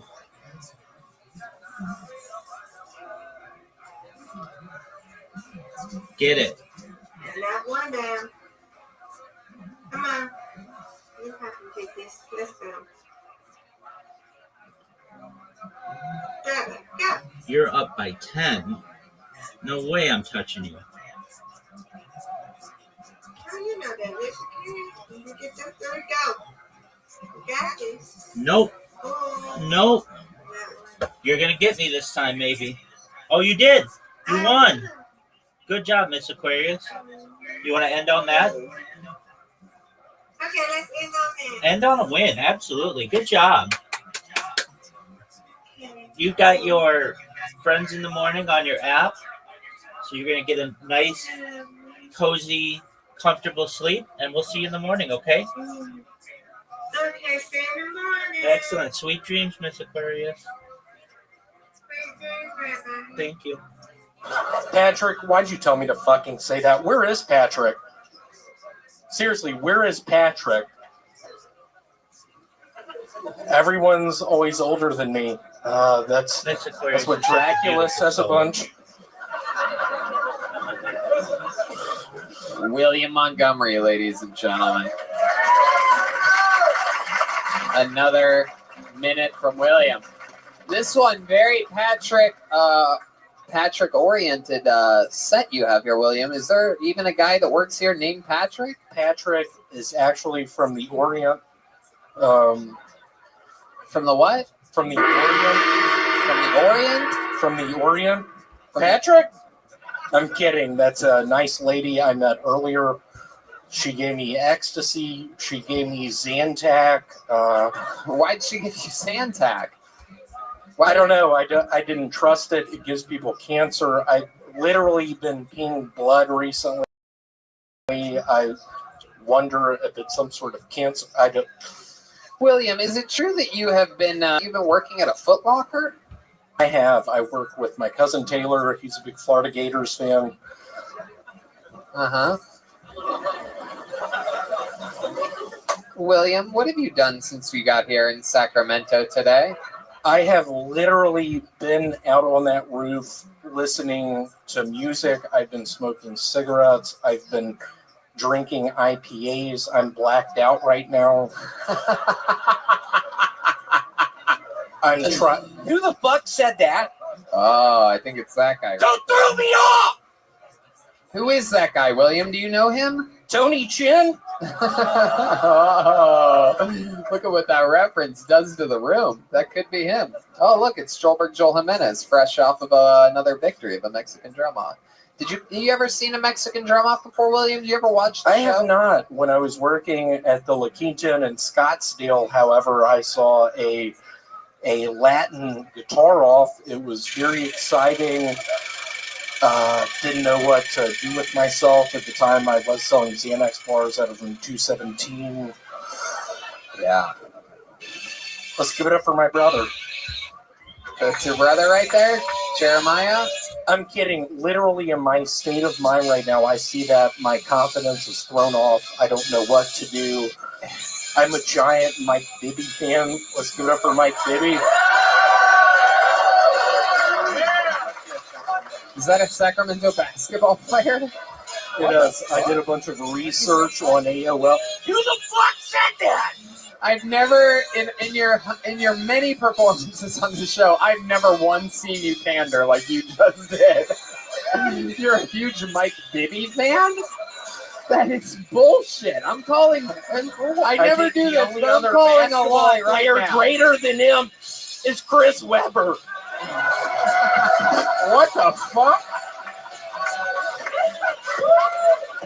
Hold on, there's one more. Let's also give it up for Vladi Divac! Love him! Love it! Vladi! Love you, man! Vladi! You're a goddamn genius, dude. You are so fucking funny. Wow, I did not see that coming at all. What a twist. In a world where, I didn't believe anything you said. Patrick. Hey, Tony, can I tell one of my classics for all my fans in here? How many of you want to hear William do a joke that you've heard him do before? So you get to see it live. And the listeners get to hear it again. I always like this. You're the only person in this show's history I ever let repeat jokes. I like your one-liners so much. Go ahead, William. So I have a whistling album coming out in a couple weeks. Oh, this is not a one-liner. It's about what it sounds like. Just my brother and me whistling songs like Jingle Bells. The Night Before Christmas. Where'd the cookies go? Smells like Dad's been down here. Who put so many logs on the fire? What the fuck, dude? Why does he have to drink so... Red Man, stop! No, you stop, man. Why does he have to drink so much? Get behind the sofa, he'll see you. Who's he yelling at? Oh my God, what has happened? Stop saying that and get behind the sofa. He's staring right at you. How doesn't he see you? Okay. With classics like Get Under the Porch, I hear his truck coming up the driveway. Please eat it. He'll just get more mad if you don't. And it's not a ghost in the closet, it's just cat. William, is this your first time in Sacramento? Is this your first time up here? You've been here before? William? It is. I've never been here before. There was a really nice man I was talking to earlier named Patrick. I didn't understand what he was saying. It appeared he was Filipino. He looked Asian, but had a Hispanic name. Interesting. It's probably my best joke. I opened up with Cat Stevens with that one, the guitar player. Are you a big Kings fan? Is he a what? Is he a big Kings fan? Sacramento Kings. Yeah. Yeah. What do you think about that Bogdan 51 million contract extension? Can you talk a little slower, please? You trying to say Bogdan? Yeah, Bogdan. Whatever, we call him Bogdan. Bogdan? Yeah. All right. There you go. Very good sports fan. It's a Bogdan. It's from whatever. It's from two other podcasts mashed together. William, do you know about Bogdan? I do. There's a really nice man, Richard Martinez, who runs it. It's a hell of a website. Okay, that's not the question I asked you at all. What do you think about the Kings versus Melbourne? Okay, good stuff. So, William, is there anything else here in Sacramento you're excited to do? We only have. I am excited to go to the public library tomorrow. Yeah, what are you gonna do? Hit me up on Instagram. I need a ride. Tomorrow, I need someone to call me at 5:30. I have to call my parents. 5:30 a.m. or p.m.? I have to call my parents at 5:30 a.m. tomorrow. Wow. Please, a good Samaritan, hit me up, call my phone, wake me up. Before you go. Who the fuck said that? All right. William, you are a goddamn anomaly. William traveled all the way up here with us today, everybody. You guys are happy to see him? Let's do a little live poll here. I've never done this before. We're on the road. This is a real fucking Kill Tony audience, right? So let's do it. Let's do a live poll that I've never done before because we see a lot of love and hatred on the internet. I want to see how honest you guys are going to be. How many of you in this room love William Montgomery? Make some noise. All right. Now I'm going to tell you this. All you YouTube commenters and people on Twitter, things like that. Get 55! Get out of here! My mom reads that! I'm in Sacramento! Hold on, William. I walked here! Oh, It took me 2 weeks! Who the fuck said that? So let me finish this poll because I want to see if anybody does anything here. Let's finish the test here. Is there anybody in the house, a real human tonight, who dislikes William Montgomery? Listen, Who the fuck said that? This guy right here, is that true, sir? What do you not like about William?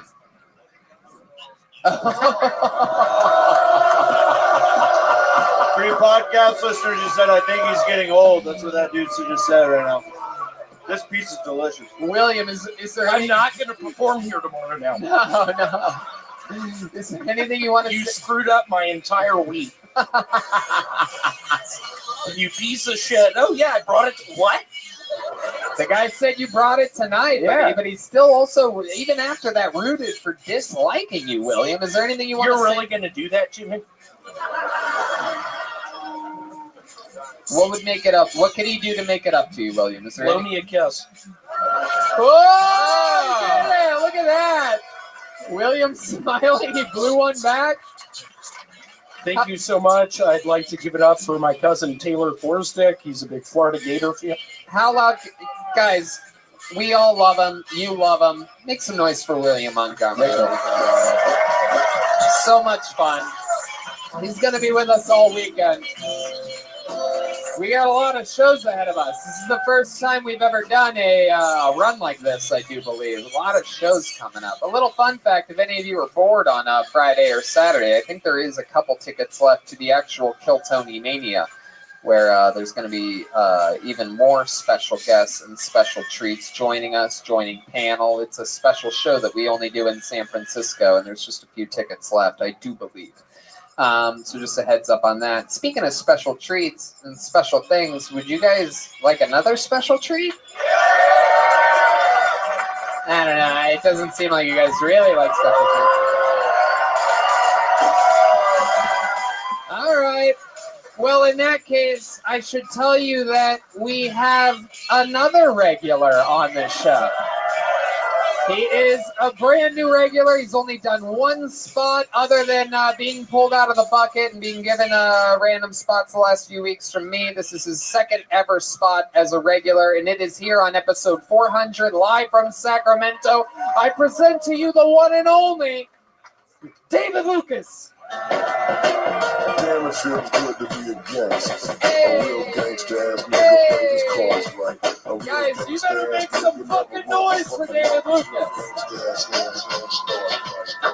Lucas. Hell yeah. Come on, one more time, good and loud for David, everybody. Small ass stage. A lot of white kids go missing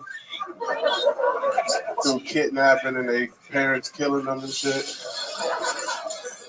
And I think I realized why a lot of black kids don't go missing. Because them motherfuckers are too valuable come tax season return time. Like, for real, you think daddy about to miss out on $2,500? You know, that's new rims for the Cadillac. You know? Like, a black kid might go missing in November or December, but best believe January 1st, they ass gonna be found. Like, bitch, if you don't get the fuck out of the woods. My uncle filed a tax return on his son that was missing.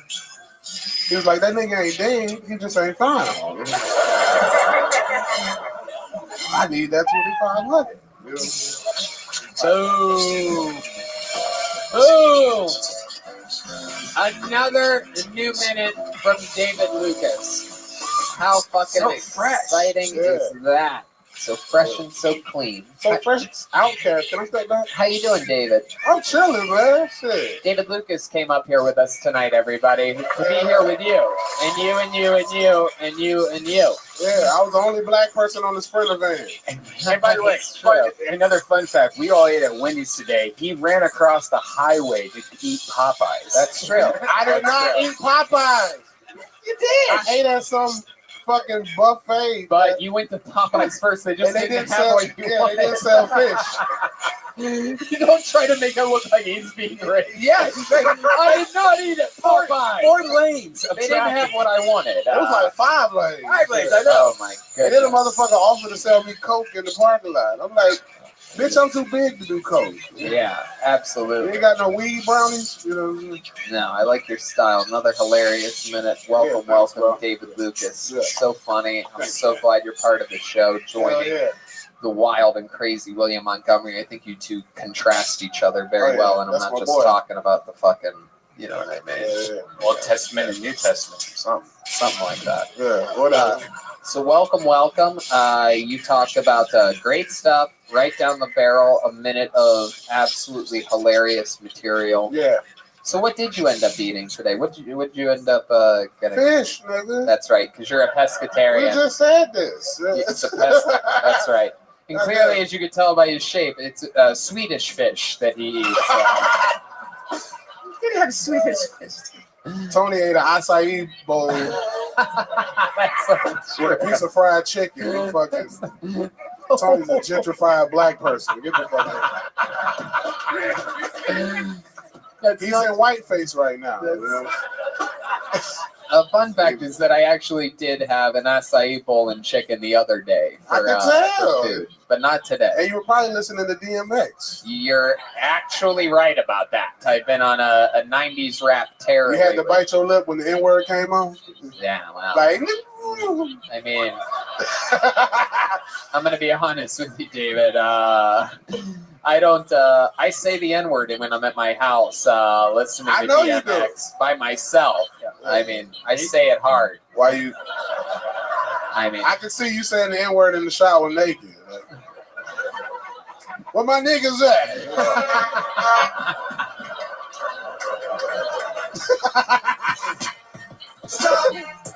drop. Sorry. No, that's good. Fuck yeah. No, I love it, man. You got me spot on. You're absolutely right. I can tell, You know Tony. what's funny about me and you is, let me tell you something What's that, that? that I think is true. I think I'm blacker than people think I am, but I think that you're whiter than people Hell yeah, think you are. bro. I listen to Matchbox 20. Said I don't know if I ever been good enough. I'm a little bit rusty. I wanna push you around. Yeah, I will. Well, I will. Push you around. Yeah, I will. And I will. I wanna take you for granted. Yeah, I will.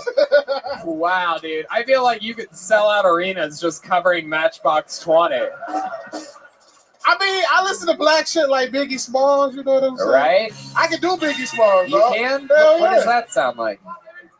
You can do Biggie Smalls? Super Nintendo, Sega Genesis. When I was there, broke, yeah, you couldn't picture this. 50-inch screen, money green leather sofa. Got 2 rides, the limousine with the chauffeur. Hey. And if you don't know, Now you know. I wanna push you around. well, I will. Well, I will. What's the other one he got? And then she said, baby, it's 3 a.m. I must be lonely. You singing white people songs is my favorite thing of all time. Of all time. You heard it here. What's that song I wake up to every morning? Wake me up from there. Wake me up inside. You like Evanescence? Yeah. Wow, you listen to the whitest music. This is incredible. Wow. Hey, 3 doors down. Wow, listen. Kryptonite, how you gonna do that to me, Heck man? yeah. He puts the Crip in Kryptonite. Wow, Chroma Chris knows this one. I don't know the words. This is the last guy you Put the want. words up, I'll do it. This is the last guy you want living 3 doors down from you. Tony, I wouldn't want you living above or below me, motherfucker.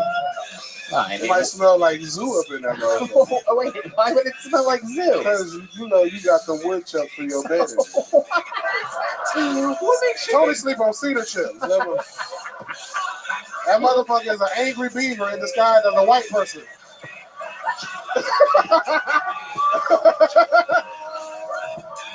Oh my god. You're actually right. I sleep on wood chips. Tony built a dam in his pool. I sleep on wood chips and David sleeps on potato chips. Harmony. David, I fucking love you, man. You are a stone cold assassin. We have so much fun every time we're around each other. By the way, a fun fact. I ain't bringing no merch, but y'all motherfuckers can give me $20 anyway. Hey, look at that. I like that. I like that. Absolutely.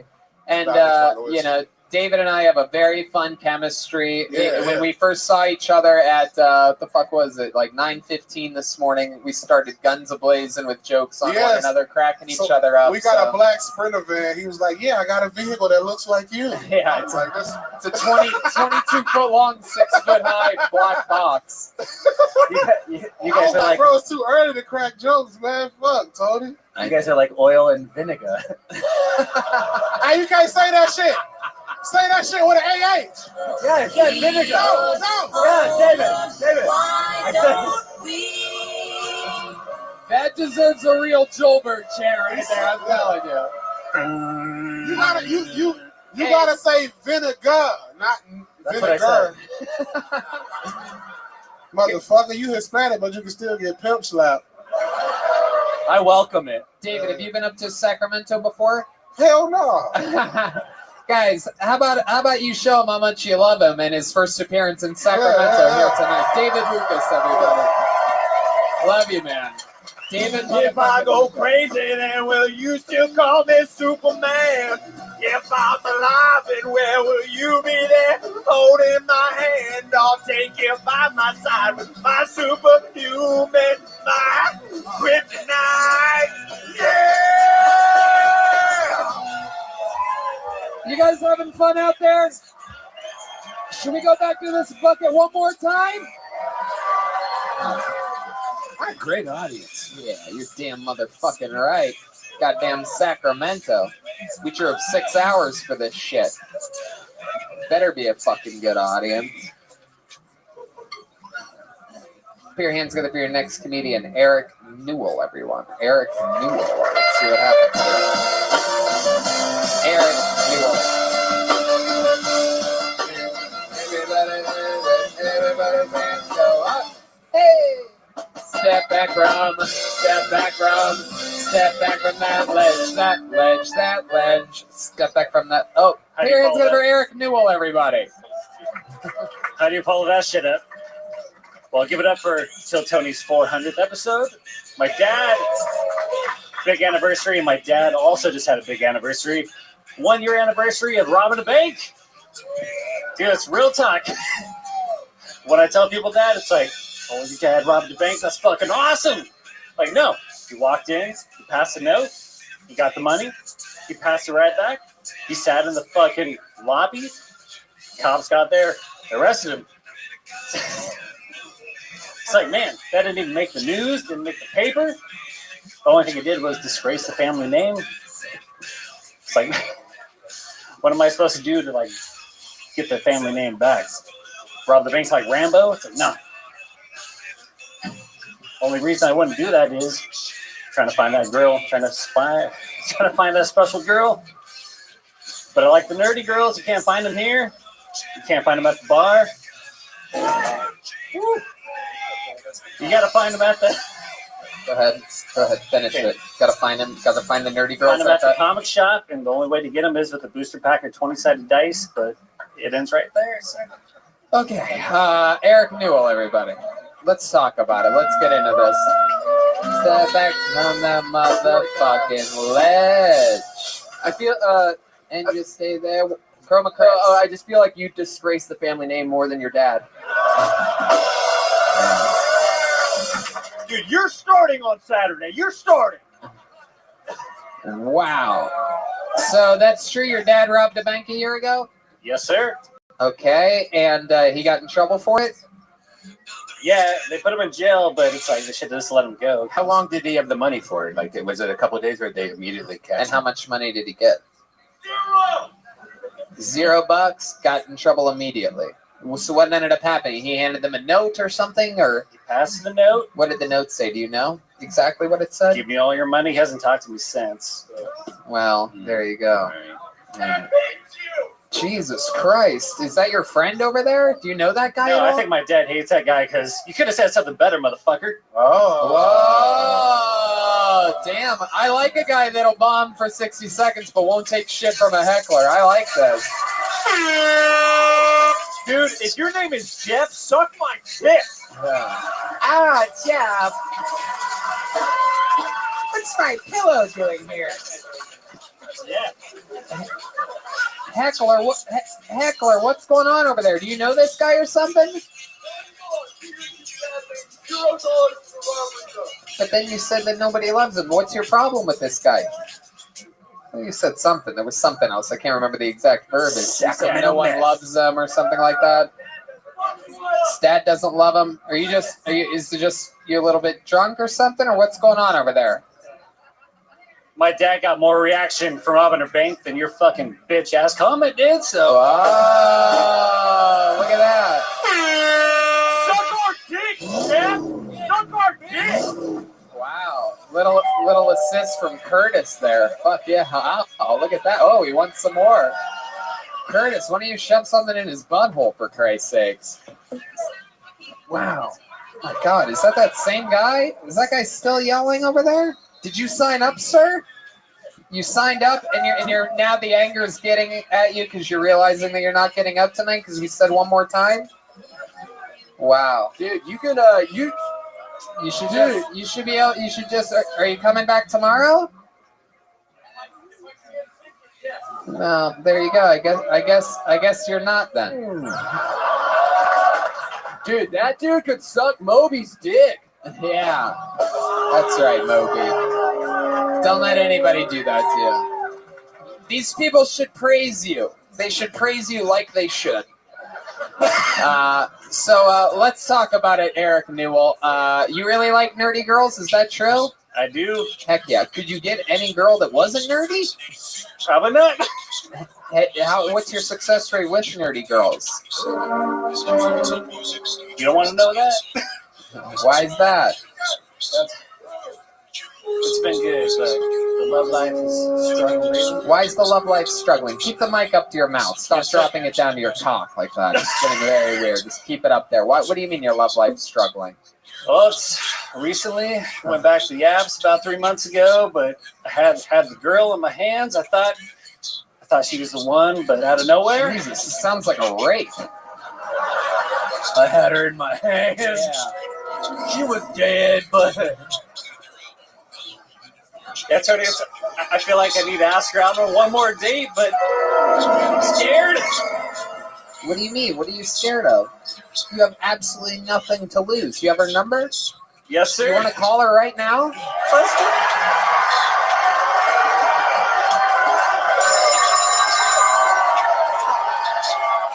Seems like you have nothing to lose at all. I mean, just call her and ask her if she wants to go on another date. All right.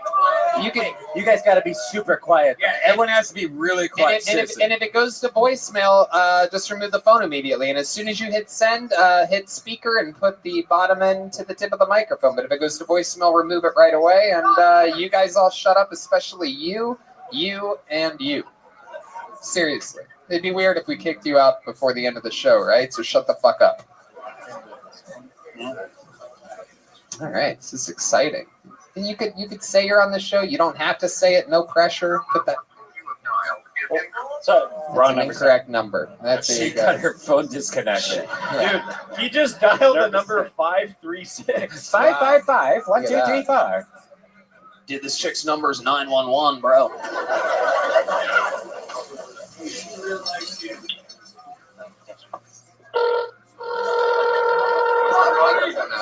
All right, here we go. There you go.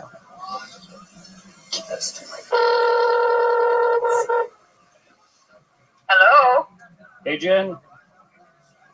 Hello, it's me, Eric. I'm on Kill Tony. Nice. That's a response I figured you'd give me.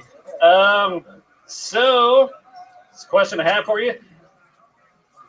Would you like to go on one more date? Because I'm kind of maybe... We should go on one more date because we have unfinished business. You ready for this? Stop laughing. Okay. Are you ready? So, did you hear that shit or not? So will you go on another date with Eric? Yes.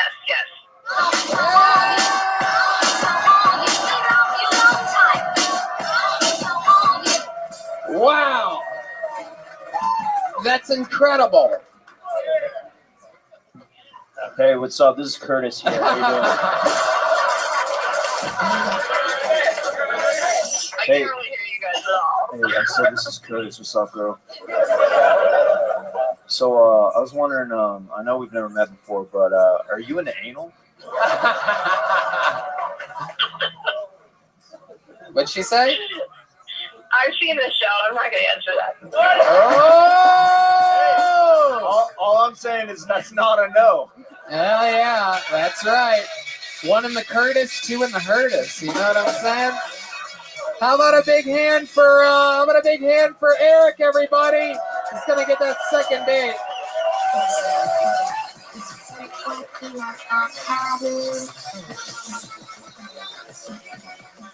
Normally that'd be the end of the episode. We'd be out of here and happy at an hour and 47. That would be considered a long episode even for the road. But, you know, we only have one show tonight. I don't know. If you guys are down for it. Let's get a female. But I mean, you guys do understand that normally that would be a momentum-filled ending, and the fact that we're going later is just for you, right? You do get that. You understand that it doesn't make sense for us to go longer. We don't need to go longer. All right. We haven't had a female on stage all night tonight. I'm going to pick from the bucket until we get a lady. Does that sound good to you guys? All right. Let's fucking do this shit. All right. Let it begin. I apologize to Dustin. I apologize to Ellis. Blank. Al Shaman is not a girl. Matt Kinney Bruce Lerner. Here we go. We're going to get there, people. I promise. Not a lot of ladies signed up tonight. Parker Newman is a guy, correct? Robert is certainly a guy. That is Hunter McGregor, I apologize. Ashton Tate, Jake Grizzly. Brandon, thought that said Brandy for a second. Reed Bendix, is that a girl or a boy? R-E-I-D, that's a guy? That's a guy for sure. That's a methy fucking guy first name. Let's name him Reed. Fucking Sacramento. Is there a female that signed up? No, we're gonna get, yes, there's always a female that signed up. We're gonna go through this the fucking fair, old-fashioned way. Ooh. Oh, I think that's fine. I'll tell you this, I've never seen a Danny spell his name with an I before. Or the handwriting. How about Danny D? Is she here, everyone? Danny D? D-A-N-N-I-D? Is Danny D out there? Let's give a little lobby check real quick. I'm gonna keep searching in the holster. There's always comedians, and I guess I'll say this. Now because we don't talk about it a lot, and a lot of people ask if there's ever a local comedian that's done comedy multiple times, and the club knows them. They don't have to buy tickets to the show. They can always just sign up and wait in the lobby or the hallway or outside. That's Danny D right there. Nope, that's not what I asked for. We are going through like I said, we have a fair way of doing this, and it's letting the bucket of destiny choose. And I guarantee you this person's here. Ladies and gentlemen, put your hands together for Bridget Bennett, everybody. Bridget Bennett. Let's see what happens here. Here she comes. I see it.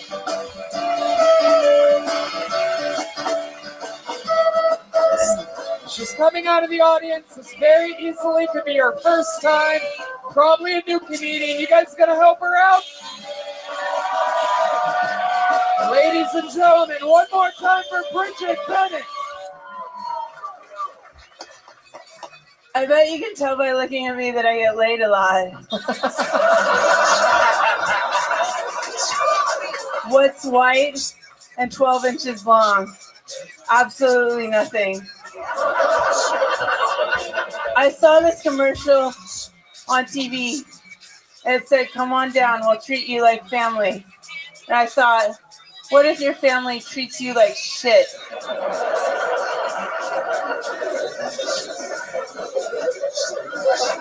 I have a road-working father, and he was stealing from the job, and all the signs were there.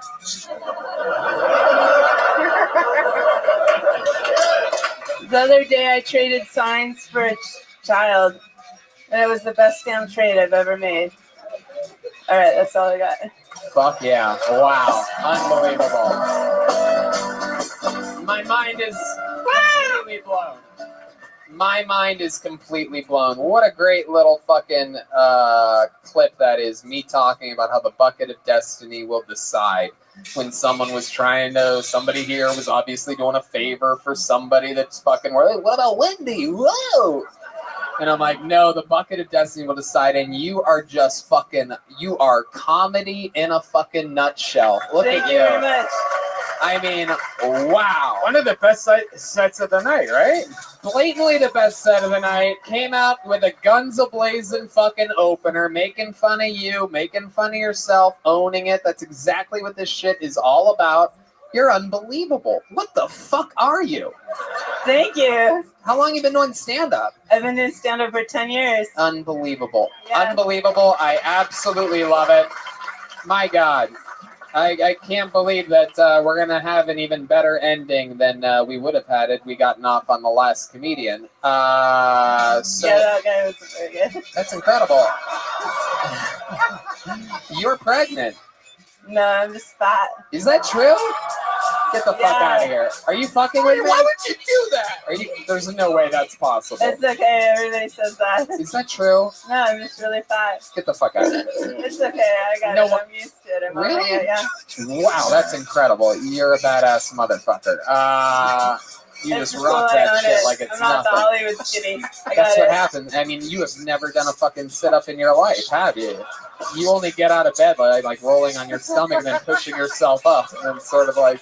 My friend suggested that I do sit-ups, but I just don't. It's like hard. You know? I bet. Yeah, Now you've really painted yourself into a corner. I don't like Bridget, hiking you are either. unbelievable. You live here in Sacramento? No, I live in Oregon. Oh wow. How long you in town for? Tomorrow I'm coming back to watch your show. Yeah, and then what? So how about this weekend? Anything else? Just tomorrow, and then you go back to Oregon after that? Then I go back to my life as a sample girl. As a what? Sample girl. What's that? I sell stuff. Wow. Sample. Yeah. That's so cool. I sell like Maybelline, L'Oreal. Oh, Avon lady. No, L'Oreal, Maybelline. You sell Maybelline and L'Oreal, and they're like, man, this shit doesn't work. Yeah, Oh nothing can make me beautiful. That's not true. No, that's not true at all. Yeah, No, that's not joking. true at all, Bridget. You are absolutely stunning. I'd still hit it, don't I? Mean, don't. Absolutely. Kyle, get Thanks. It's called nagging what I just did to you, girl. What's up? Pregnant and all, yeah. And you are absolutely so funny. And since you're going to be here tomorrow, what do you say we just pencil you in for an automatic spot tomorrow, huh? Is that okay? We'll get another minute from Bridget Bennett tomorrow night. Bridget Bennett, everybody. Now that is a way to do 400 episodes of Kill Tony. Am I right, people?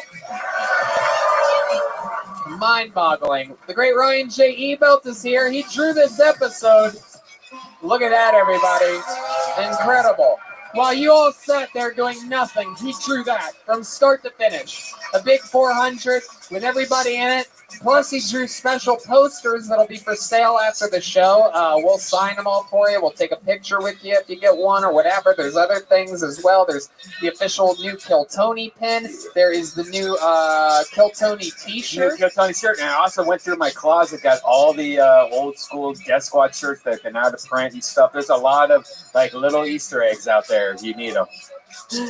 There you go. Literal Easter eggs he found in his closet. He's going to be selling after the show. There's also the Tony Hinchcliffe pin available for sale. It's a big gay Tony Hinchcliffe pin? Yeah, it's a big gay Tony Hinchcliffe pin. And if you want, I will draw my own big gay mustache on with a Sharpie marker for you. It's the gayest pin available. I shoved every single one of them up my butt and in my pee hole. That's how gay they are. But there is nothing gayer than the band's calendar. How about a hand for the band, everybody? Come on. How loud can this place possibly get for the great Jeremiah Watkins, huh? Jeremiah Wonders, new episodes. He's on YouTube at Jeremiah Watkins. Jeremiah Wonders has new episodes. We just did a roadcast on the way here today, which is going to be an exciting one. What else, Jeremiah? I got a few headlining dates. November 16th in Huntington Beach, November 29th through 30th in St. Louis, and then Kansas City, December 19th through 21st, and Chicago and Zany's January 2nd through 4th. Just added. Silent but deadly. He batted 1,000 tonight, as always. How about another hand for Chroma Chris, everybody on the guitar? Chroma, what do you think about tonight's episode? It varsity blew my mind, Tony. All right, there you go. I still count it as at 1,000. The stats end once the Katamari music hits. And this is it. Well, how about one last big pop? The one and only defended his throne and retained Joel Jimenez. He's on social media, mostly sorry. He's also a big part of the Big Gay Calendar that is available for sale. There's literally thousands remaining. It's the gayest calendar you'll ever buy. And it's for the year 2020. So you're thinking, wow, we need to buy these before year 2020 comes. That's how calendars work, you idiot. We're not selling 2019 calendars, dummy. Well, sometimes it's easy to forget something that nobody's bought for the last 10 years. Dude, my uncle's heart gave out. We're doing a fundraiser for these calendars. Is that a fake fundraiser? That is not true. Yeah, huh? When he says it's a 2020 calendar, that's how many we have left. If you have a lot of calendars left over, you have nothing to do with it. Like, you're going to be using that to wrap presents and shit. Dude, let's prove them wrong tonight, Sacramento. Yeah, they're going to wrap presents for it because everybody they know, they're just going to wrap other calendars with the calendar. All right. Oh my God.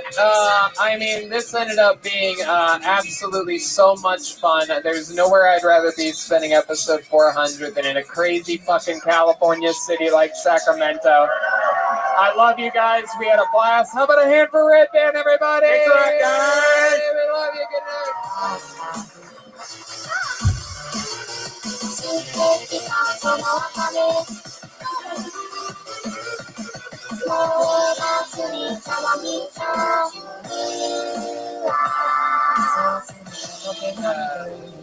Hey, David and William, come on, let's take a photo. Let's take a photo, everybody.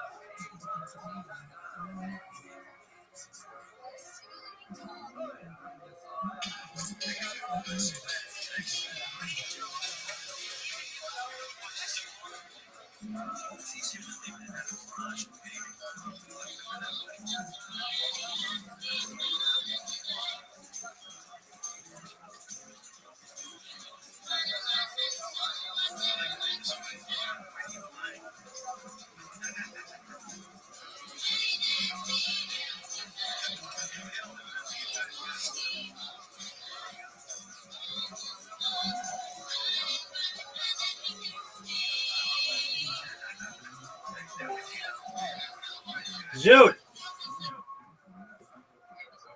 how many interviews did you watch?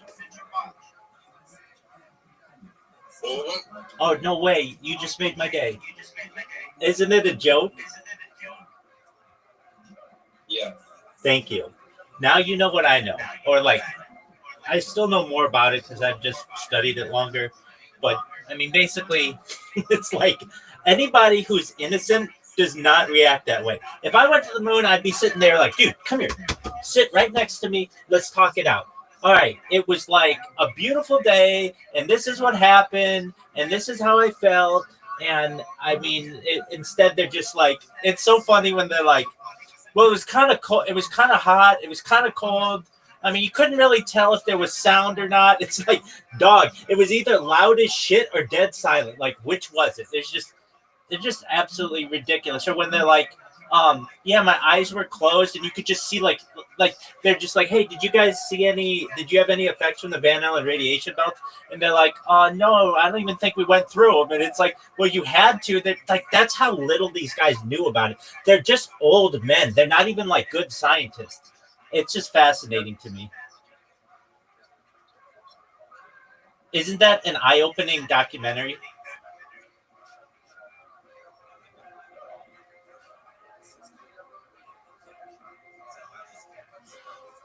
Yellow. Isn't that an eye-opening documentary when they interview all those astronauts?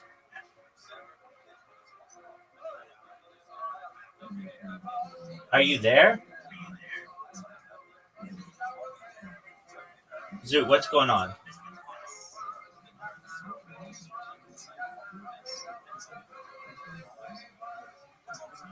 Zoo. Zoo.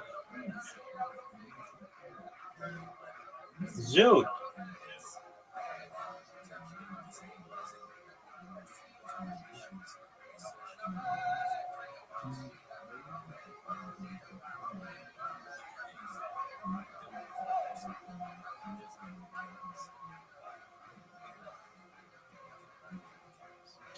Zoo, what's going on? I can't hear you if you're trying to talk.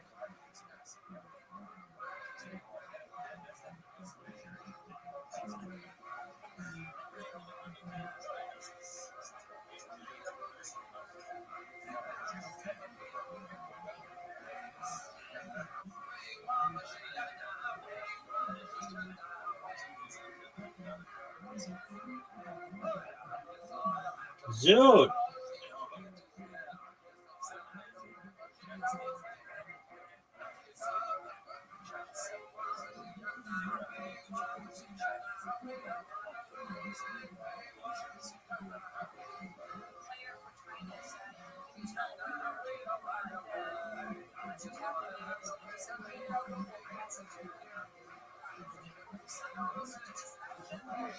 Zoo, what are you doing, dude? What are you doing to me, son?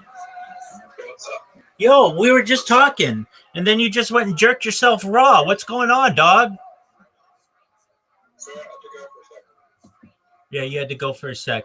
Dog, isn't it hilarious how, I mean, those guys just lied. But it's like never, like very rarely in society, like let's say a politician lies, you don't really ever get them on camera to sit down and be like, okay, I'm going to confront you on this. But in that situation, these guys just straight up lie and get caught. Well, that made millions of dollars from the lie over decades. You're right, yeah. And they all lived a very nice life, and they all lived very nice lives, and they weren't ever really pushed on. But don't you realize, like, doesn't it make sense to you now that like those guys would be the biggest rock stars in the absolute universe? Like, for someone to have done that, you would be like bigger than Elvis, bigger than the Beatles. You'd be like, why does Justin Bieber have 100 times more views than the man? because they don't want you to see it. Think about that. Why does Justin Bieber have more views than the man?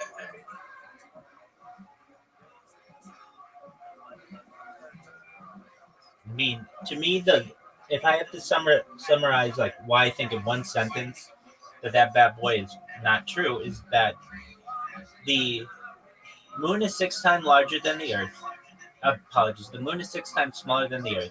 That means that the gravity on the moon is 6 times that of Earth. Why aren't those guys jumping 6 times higher? They never jump high. They never jump like any higher than you get on Earth. Not once. Exactly. And now isn't it obvious once you start to see the video that it's a joke? Because slow motion wasn't a thing back then. Exactly. They didn't have it in sports television.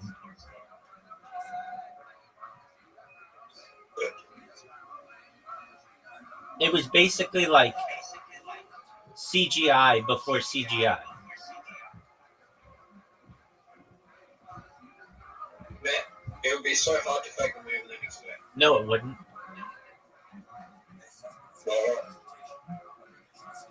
It depends what you want to show. But basically, everybody's mind of what the lunar surface looks like is already made up. So all you have to do is show white ground and a black background. So long as you don't show stars, or, I mean, like, once you start showing stars, that's when I will start to believe you. But even stars can be faked now with AI and their exact location. So that's difficult. Like 5 years ago, if you were like, hey, we're showing it, like, here's another thing. They never show good video of it. We have HD cameras. We have 4K cameras. You never see anything that good there.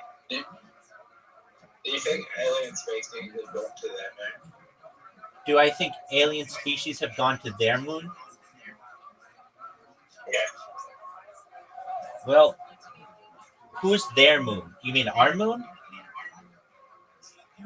No, they're our moon. Oh, of course. Of course. I mean, they do interdimensional travel, interstellar travel, intergalactic travel.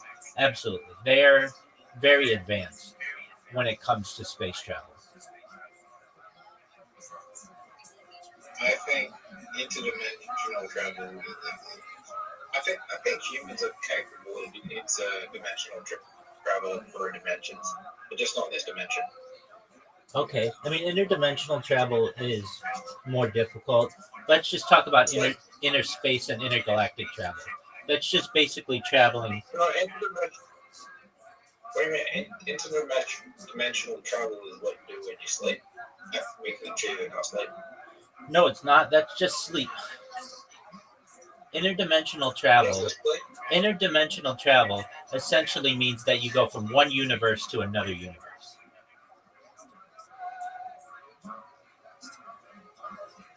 And that's really hard to wrap your mind around. I've done that in my sleep. Okay, I mean, sure, you can imagine that you did. I understand that. But, I mean, physically, moving an object from one dimension in this universe to another dimension in an unrelated universe is incredibly, I mean, it's seemingly impossible. We haven't even discovered another universe. I mean, I can move my consciousness between dimensions, but I can't move my consciousness into your dimension. That's not a dimension. A dimension, essentially. Okay, fine. If you want to consider it that. It depends how you define interdimensional travel. I generally define it as moving into another universe. How do you know how the universes exist? That's really what the multiverse theory is. There's a theory out there that says for every action, there is, and it's not an equal and opposite reaction, but there are like essentially infinite or infinity minus one potentialities that could occur. So like there's a dimension where you're live streaming your life and I'm in Australia, and there's a dimension where your name is Rabbi Rothschild and I'm Zoot. There's a dimension where you're a woman and I'm a dog. There's a dimension where you're a dog and I'm a woman. Like there are like nearly infinite, or perhaps as close to infinite theories that of what could be occurring. It's really mind-blowing.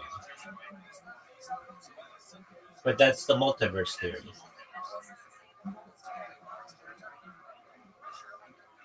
All right, back to the astronauts. How funny is it? I mean, like, I'm not saying what Bart Sibrel did was the best thing by making him swear in a book. Like, that's... But I understand why he wanted to do it, so that he could essentially show that they committed perjury.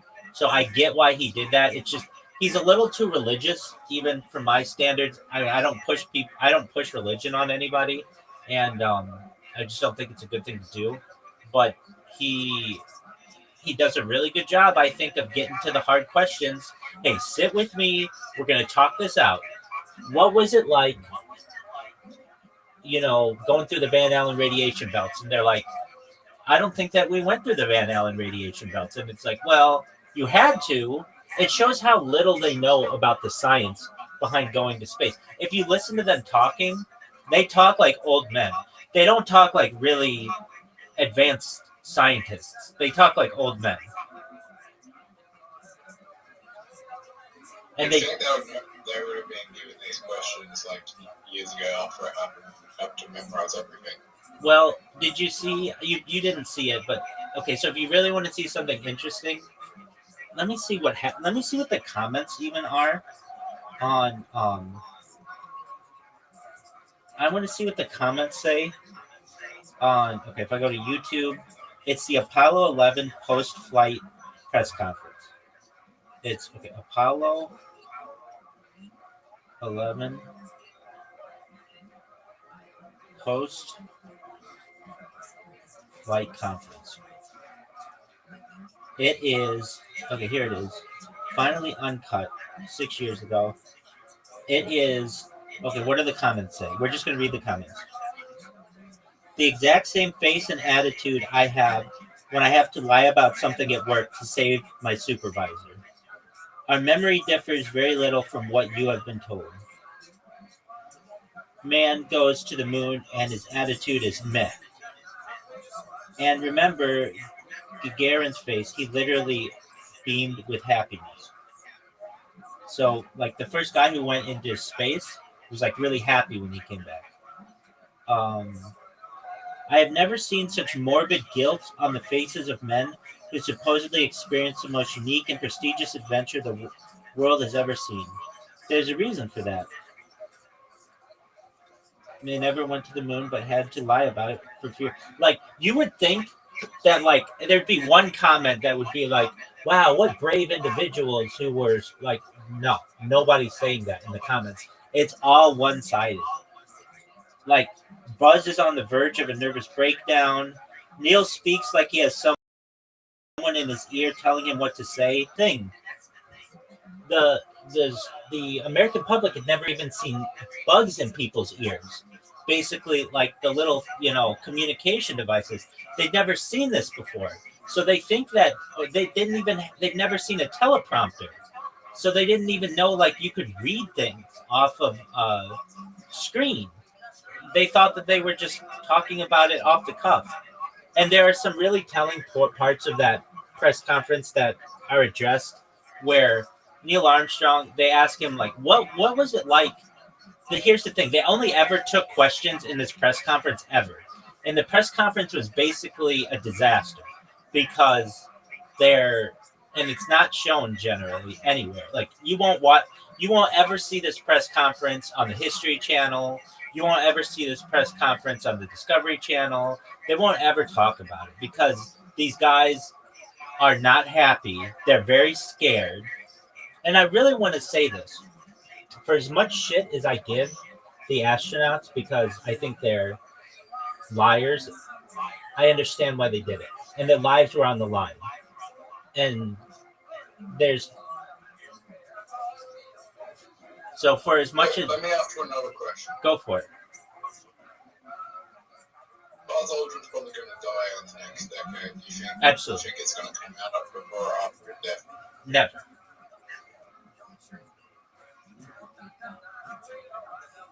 Never.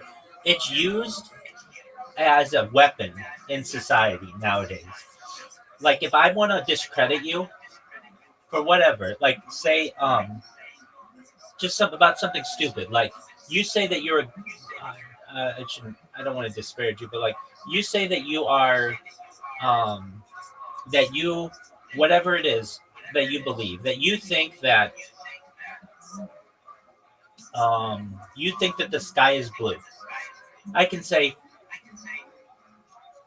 how can you believe that Zoot says the sky is blue?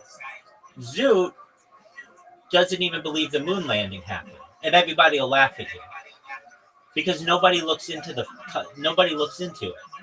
Like, you didn't even know. You were like on the fence about it. I know you say that like you didn't think that they went, but even you were pressing me on all the questions, and I was able to retort them very easily because I know the answers to them. I mean, I know this subject very well. It's not the subject that I know the most about in the world event, but it's one that I know a lot about, and it's kind of the story that goes on in society, and no one looks into it. It's the reflection of water molecules and our eyes' perception of what the wavelengths are of that. So that's why we interpret it as blue. But other animals may interpret it as different colors. Yeah. That's correct. You can't describe color, so your blue might be my green. That's exactly right. I had this conversation with somebody 1 or 2 nights ago, and it was at length. They came in with a religious question, and I explained it to them at length. And then we got into this discussion about subjectivity. And I explained to them the scenario that they set up was basically if you have one flower in the center of a circle and you have 100 people who surround that circle, they can give you an objective opinion. And I disagreed with that. It would be 100 subjective opinions. Some of the people may not have accurate vision. Some people may be blind. Other people might be colorblind. Other people may just have different interpretations of what colors are or objects. And because of that, every single person's opinion is subjective. Think about we might be the only two people in the world that can see the same colors, right? But we'll never know. Your color spectrum could be the same as mine. But we even know that wouldn't be true. That wouldn't be true. It wouldn't be exactly the same. It would vary slightly.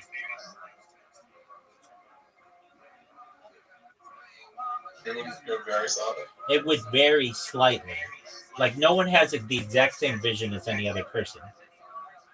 There are slight variations just in vision. Really? Absolutely. Even in identical twins. So everyone sees the world in different colors? Slightly, yeah. Whoa. And the reason because of that is because, like, let's say you take 2 twins, identical twins. They have the exact same eyeballs and everything. At a very molecular level, like at a microscopic level, their eyes over the course of their life are going to experience different air that affect their eyes. Their eyes will produce different tears. They will basically have slight variations in their eyes so that, I mean, it's not a lot, but it's enough to make them not exactly the same.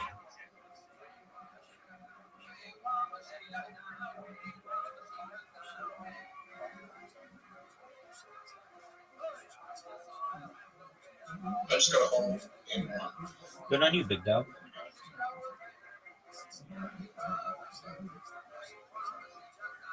It's not a hole that you would not expect.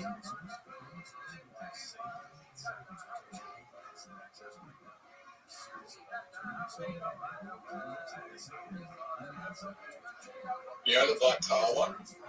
With the roundabout circles and like how we always go backwards and then up. Yeah. Get it in. Yeah. Someone hit my ball when I got over. Oh, very nice.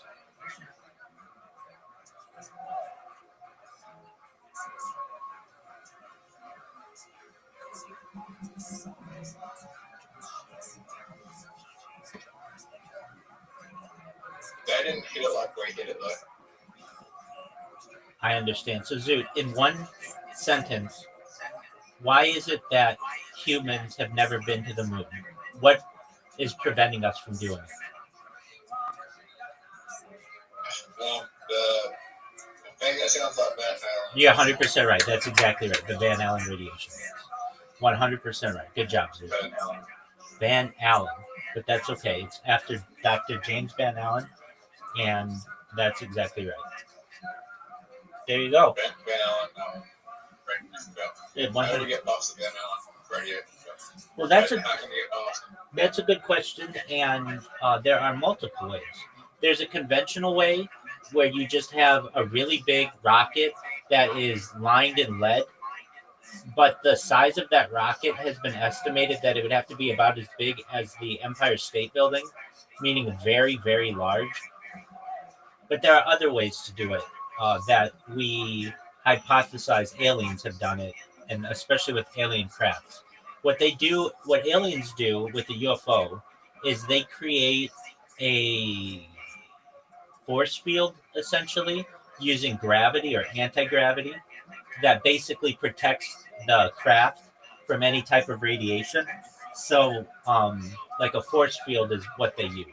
And it basically, when a UFO flies, UFOs, as I understand, have two different settings. There's type A and type B. Type A, well, one of the types, I don't know which one's which, but I believe, well, it goes like this. One of them is for when you're like getting really close to a planet or you're on the planet and you need to go slowly. And the other one is when you're going really fast, like through space and there's not anything in the way. So there are basically like two types of, so it's basically like mid-flight and landing or takeoff. And the idea is what these UFOs do, these saucers, is they use an element known as element 115 that creates a lot of power and allows them to manipulate gravity and create essentially a layer of shielding around the craft. And that allows them to fly interstellarly at very high speeds without having any effect. Does that make sense?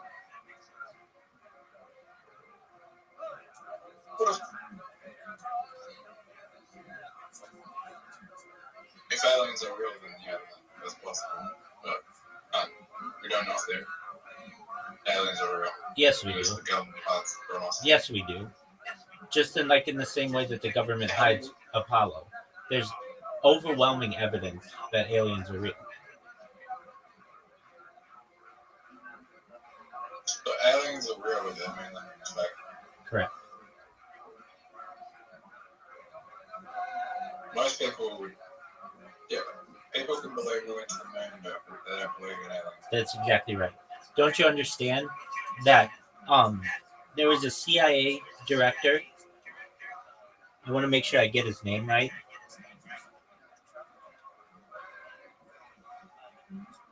Okay. Hold on one second. Hold on one second. There is a quote from him that is this. It was William Casey who wrote, this was 40 years ago. He wrote, "We will know that our mission has been accomplished when everything the American people believe is a lie." So basically, don't you see, like, it's the goal of some of these agencies to make it so that everything that someone knows is a lie. So that's why people believe that the moon landing is true and that aliens are false. It's known as, it's the spread of disinformation. Why is aliens only spotted in the northern hemisphere, the southern hemisphere? That's incorrect. They're spotted in the southern hemisphere every single day. I've actually seen something that I think was an alien. When I was like 17, I stepped outside and it looked like there was a plane crash, and there was no media reports, there was nothing. It was just this thing that happened. It crashed into the earth, and it happened really fast. It wasn't a comet. There was no sound, and it just crashed. I saw it with my own eyes. Okay, I believe you. I mean, there is a Wikipedia page just on UFO sightings in Australia. Tons of them. There are tons of them. I couldn't explain what I saw. It happened so fast. It was a big craft. There was no sound. It had to be an aircraft because it happened so fast. It looked like a tiny jet and it crashed into the earth, but there was no sound. Okay, so let's take your question to another level. Why is it that they're not seen in the southern hemisphere? They are, but you have to understand the northern hemisphere is much more advanced than the southern hemisphere.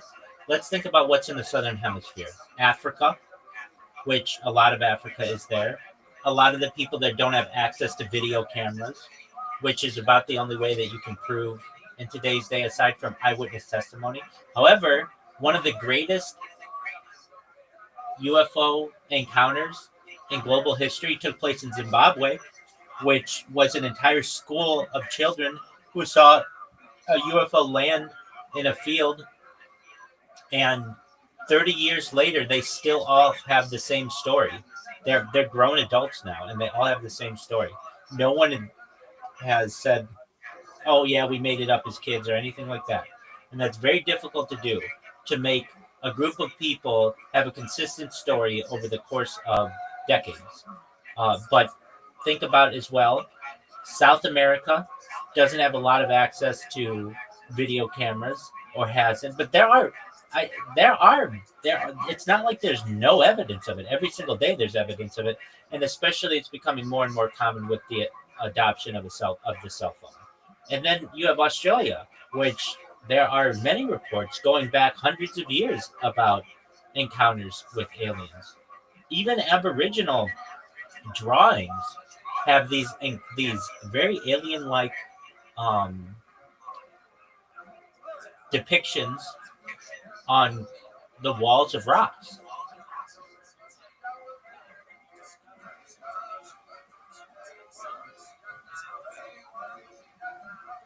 I've seen aliens.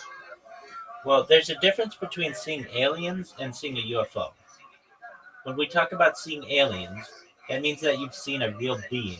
Generally, it means you've seen a real being. And there are people who see those as well, especially abductees. I've only seen UFOs. Exactly. So you just want to be specific when you have that discussion. But I believe you. I think I've seen small creatures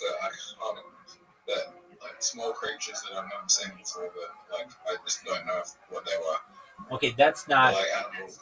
That's an animal, and you know that's just something that you've never seen. I'm talking, as we would call them, bipeds.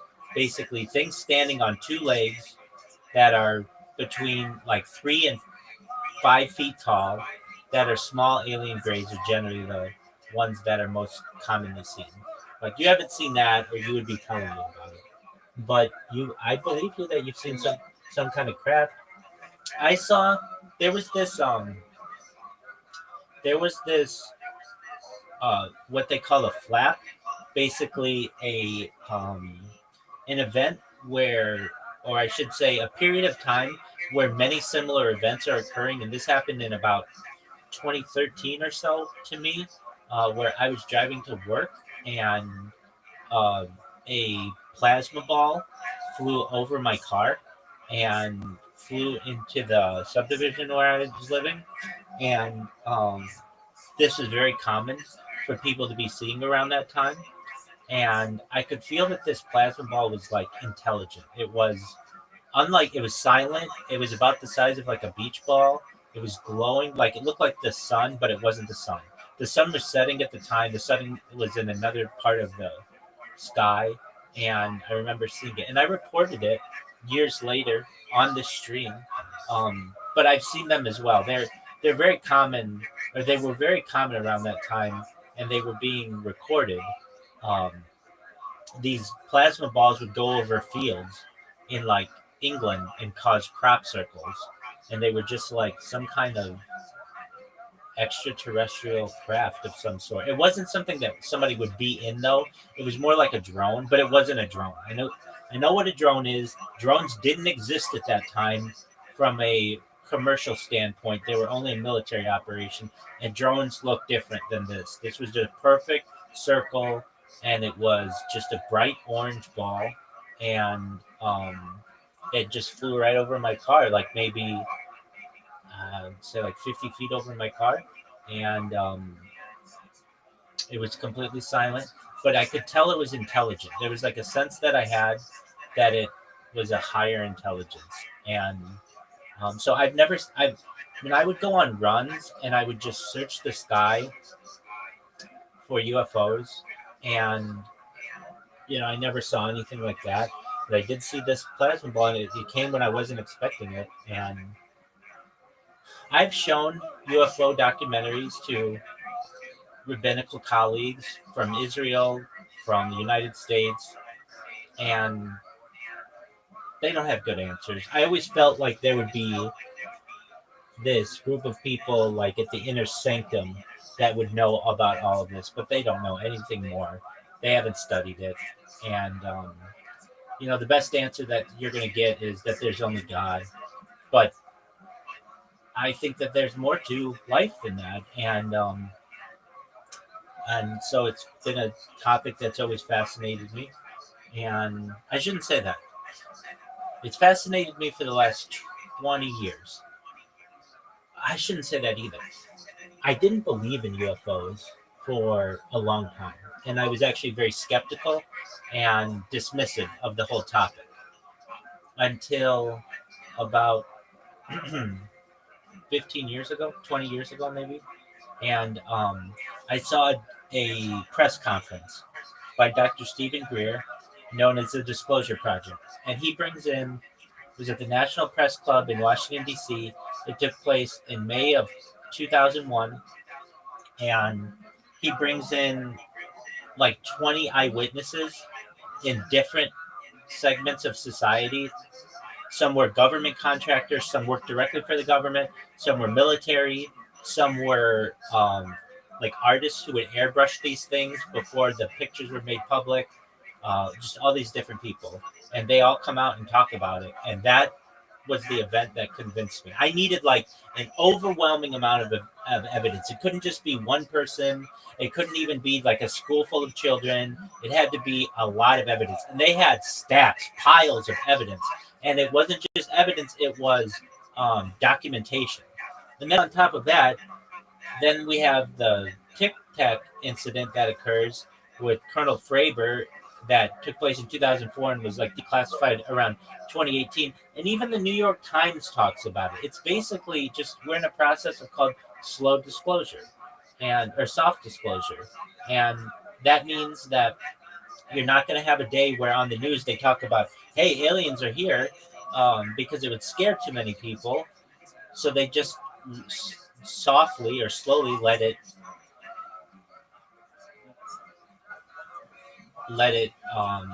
filter out.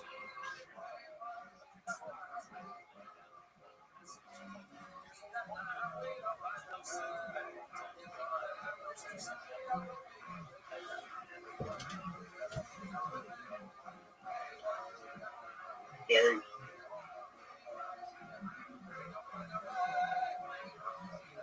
So did you see where Bart Sibrel gets punched in the face by Buzz Aldrin?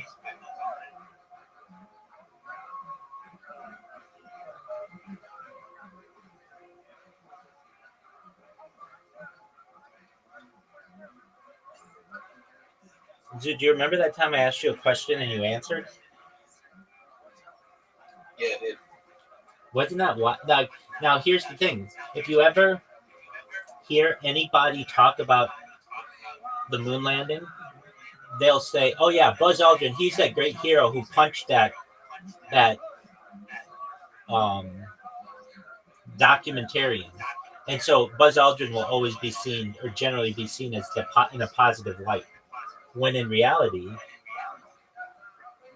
that person is making a very good point of what happened. And it's just, it's fascinating to me that people don't look into that event more. And I mean, I get it because a lot of people are scared to do it. When you start going into these events, you recognize that you're being lied to a lot more in society than you may know. And also, it is almost the job, as I said, of the CIA by William Casey, who said, we will know that our mission is accomplished when everything that the American public knows is a lie. That's why the flat earth theory is pushed. And I mean, I can remember the first time I ever heard of the flat earth theory. It was on the radio about 30 years ago. And I heard that there was a group in England called the Flat Earth Society. And this was just like, why are we even giving these people any attention? And now a significant amount of the population believes it. And eventually, say in 100 years, the powers that be will try to make that be the majority of what people believe.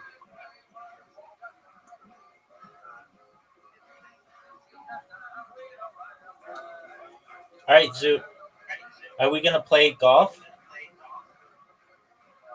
Yeah. Okay, give me 1 minute, 2 minutes. I have to use the restroom, and then we'll play. And whenever I say that, you always leave. So stay.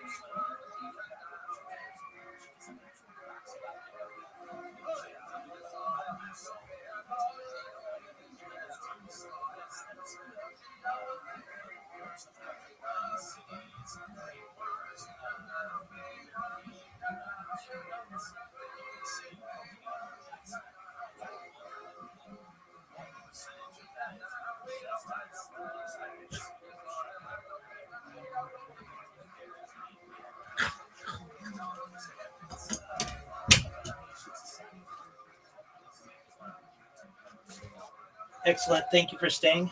Okay. Do you want me to send you an invitation?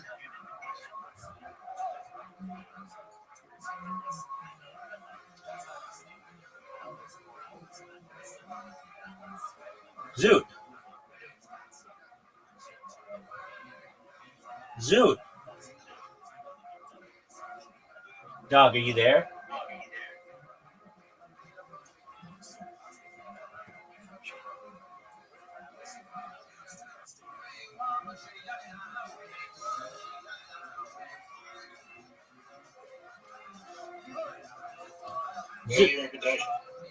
All right.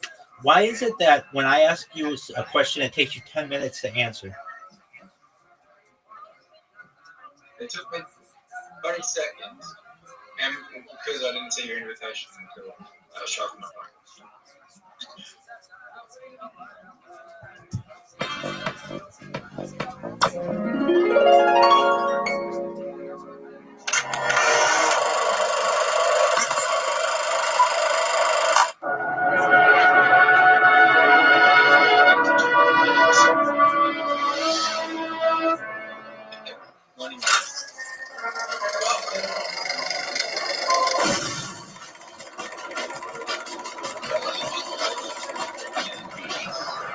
I did.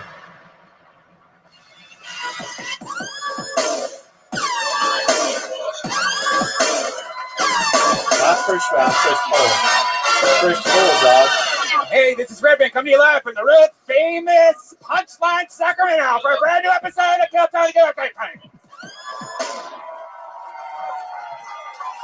Come on, Sacramento. You can do better than that. Let's fucking go.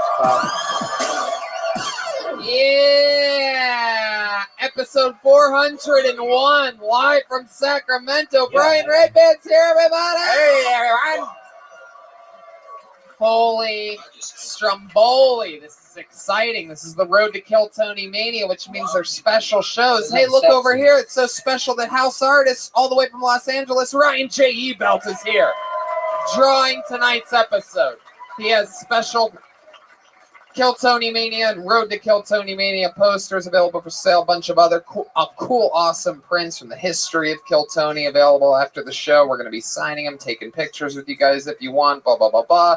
We are in Sacramento live. We're recovering. We all did meth last night. It was exciting. Best meth. Stick to our words. We said episode 400 in Sacramento. We're all doing math. And we fucking did it. We had a grand old time, and we are excited to be back. We are on the road tomorrow. 2 more shows. Final tickets just released for San Francisco Kill Tony Mania. 2 shows tomorrow, 2 shows the next night in San Francisco.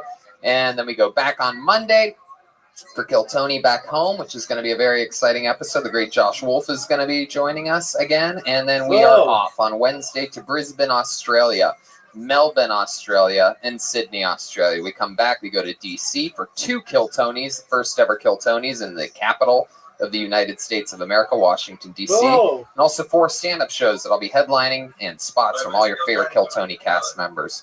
And we just announced it. It's a big deal. December 12th, we're going back home, Columbus, Ohio. That's right.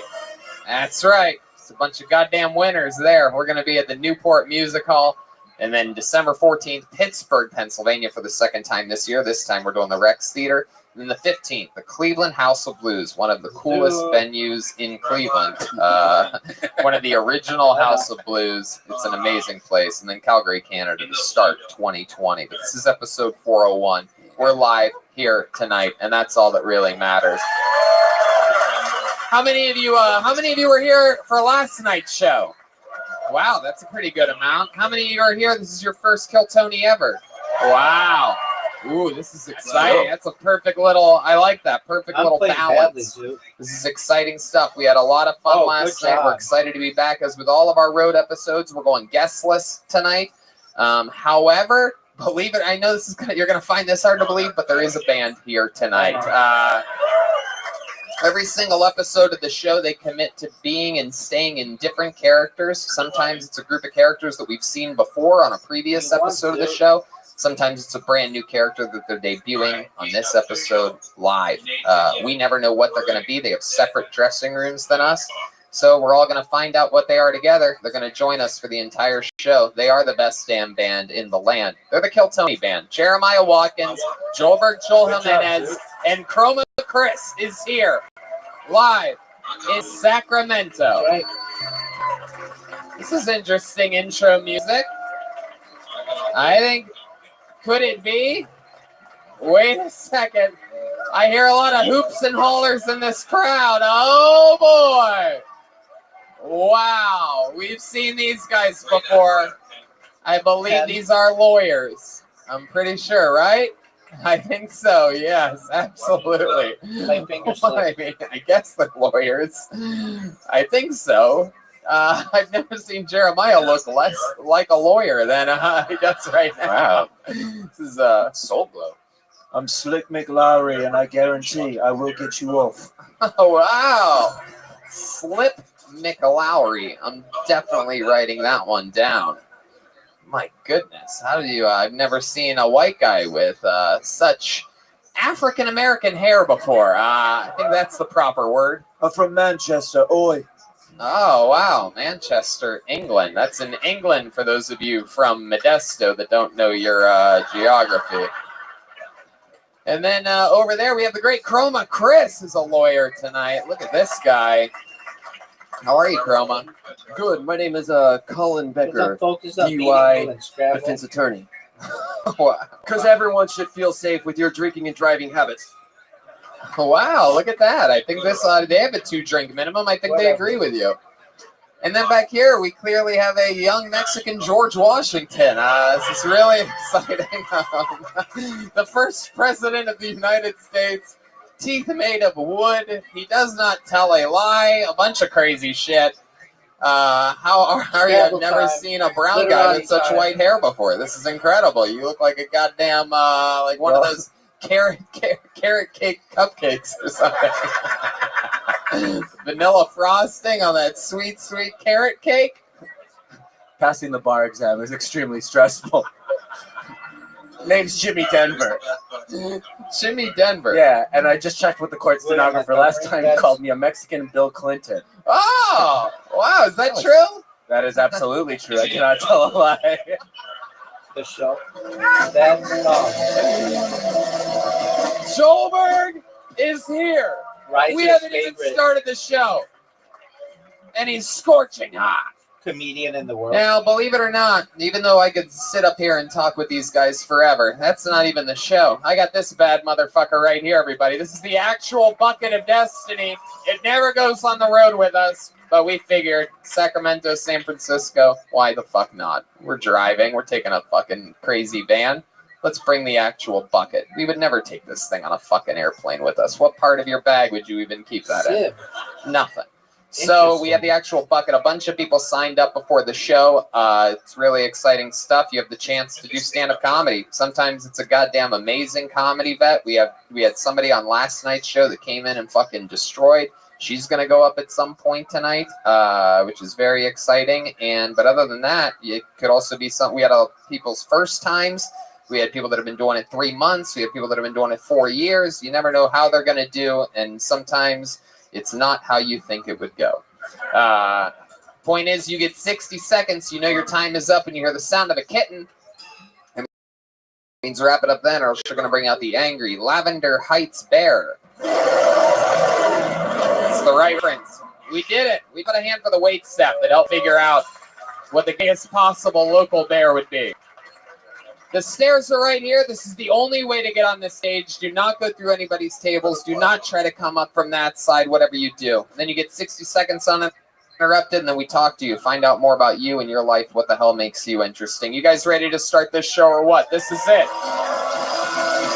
This is the final stop on the road to Kill Tony Mania. And it starts with your first comedian. And your first comedian will go by the name of Jesse Barahona. Jesse Barahona. I bought the law and the law won. Big Cleveland rocks, Cleveland. Oh, I'm not singing any movement. All right. Jesse Barahona. We have a Jesse Barahona coming from maybe out there, Yes. Philip. No. She's snapping one off. I don't believe she's snapping one off. Goodness. She better not be. That's a felony in 13 states. Oh, that's a real lawyer right there. Pulled another name out of the bucket. Make some noise for Eric Jawi. Eric Jawi. I fought the law and the law won. Cleveland rocks. Cleveland rocks. What the fuck is going on? All right. Is that Eric? Oh, here he comes. Here he comes. Eric Joey, everybody. So quite the system. They're containing all the comedians in the Sleep Train mattress store. Here he is. Eric Joey. One more time for Eric, everybody. Your first comedian of the night. What's up? I'm married. I love my wife. She's awesome. But I'll tell you what, if being gay was a choice, I'd consider it. Not for the dick. Wow, I that's do it for good. the bathroom counter space. My wife has the whole thing covered. There's no room for me. Like, I take a few loads to the face just to have somewhere to put my shaving cream. Like, you think I want to grow this beard? Like, I just have nowhere to put my razor. My wife's black. Honestly, I didn't know a little white guy like me could get with a black girl. She used to hang around me all the time, but I thought she was just trying to steal my wallet. But it's cool being in an interracial relationship because she teaches me about black culture. I teach her about white things. Like, we go hiking and camping a lot. We eat a lot of mayonnaise. Whenever we shower, I make sure we use just the bar of soap, no washcloth. Wow, there you go. You fought the law and the law won. Welcome to the show, Eric Jowie? Jowie. Jowie. Hell yeah. Jowie wowie. You said you're white? Yeah, I'm having trouble believing this. It looks like you fought Allah and Allah won.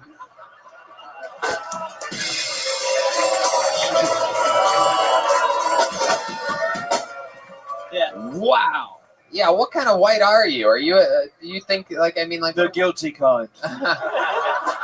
Do you think you're trying to get through TSA right now or something? Like, I'm half Polish, half French. Really? It's funny though because before I had my beard, I looked exactly like the Boston Bomber. No, you still do. I mean, I love that you think growing out a fucking giant pubic beard makes you look less like a terrorist. Even the other Middle Eastern guys are laughing at you right now. My goodness. That's what they told you? Half Polish, half French? That's what they say. Listen, son, whatever you do, tell them that you're Polish and French. And when I give you the cue, hit the button on the cell phone. All right. Wow. So, Eric, is this where you're from? You're from Sacramento? I've been out here about 6 years. 6 years. Right after the Boston Marathon. Why do you keep mentioning that over and over again? Did you maybe get away with something and got off? No, I'm good. I moved from Connecticut, so I was just south of Boston, too, so it was very coincidental. My goodness, that's how you end up like that. It's Connecticut. Connecticut makes everybody sound and seem that white. Like, you feel like you're white. You were just raised around white kids. I've seen this happen before with, like, kids that are raised around tigers and things. They walk around on all fours, and they pretend like they think they're a tiger, and you think you're a white guy. I do my best. I love that. How long have you been with your black wife? We've been together about 7 years. 7 years. There you go. Where'd you guys meet? How'd that happen? You guys were at a conference for non-white people? Yes, where were you the night that you met your wife? We worked together at Verizon. Oh, fuck yeah. Can you hear me now? Look at that. I like that.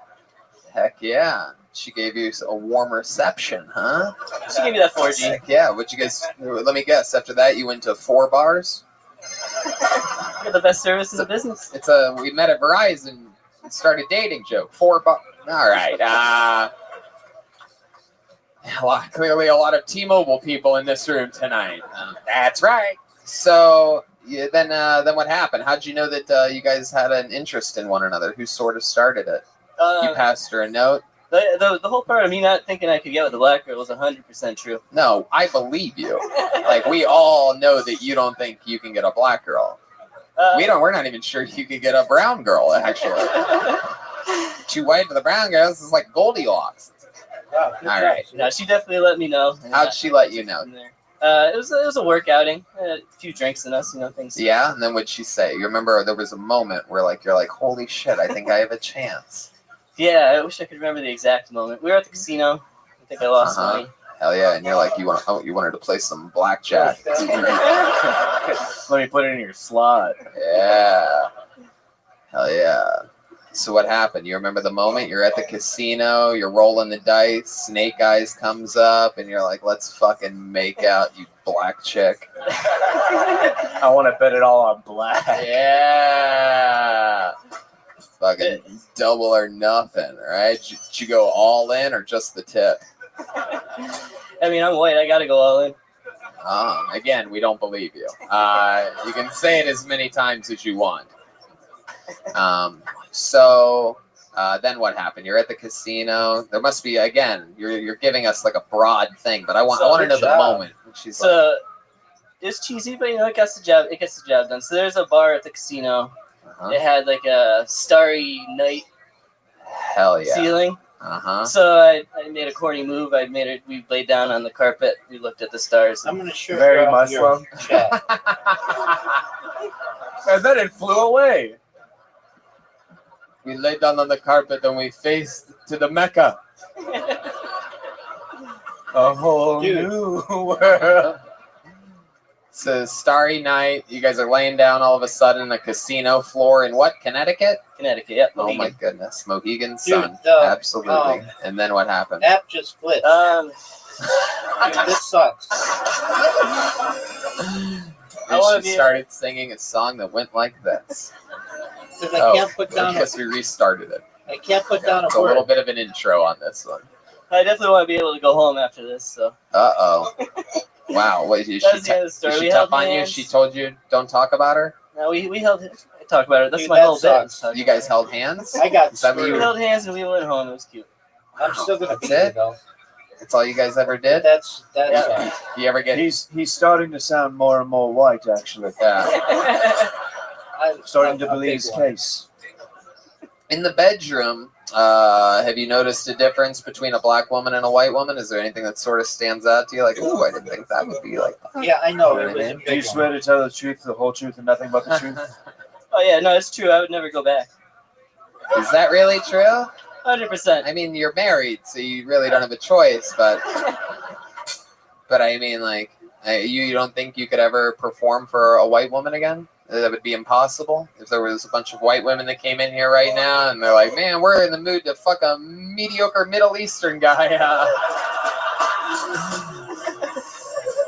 I'd weigh my options, but I'd still go for the black numbers and roulette. Wow, look at you. I got a question. Has she ever called you the N-word in bed?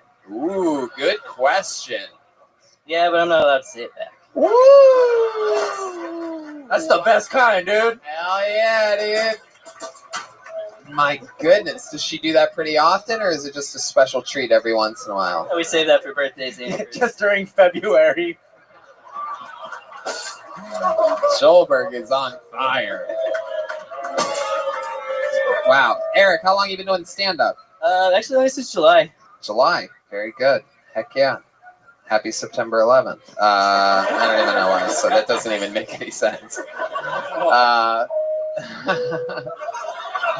So, what made you want to start stand-up?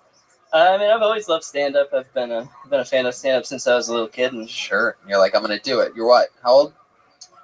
34. 34 years old. You just started in July. Yeah, I got in my head for like 5 years before I finally had the balls to come up here and do it. Right. What else do you do? What do you do for work? I work for an e-commerce company. Uh-huh. What do you do for fun? I play sports, basketball, tennis, darts. I like hell to draw. Yeah. Absolutely. You ever play sports with your wife?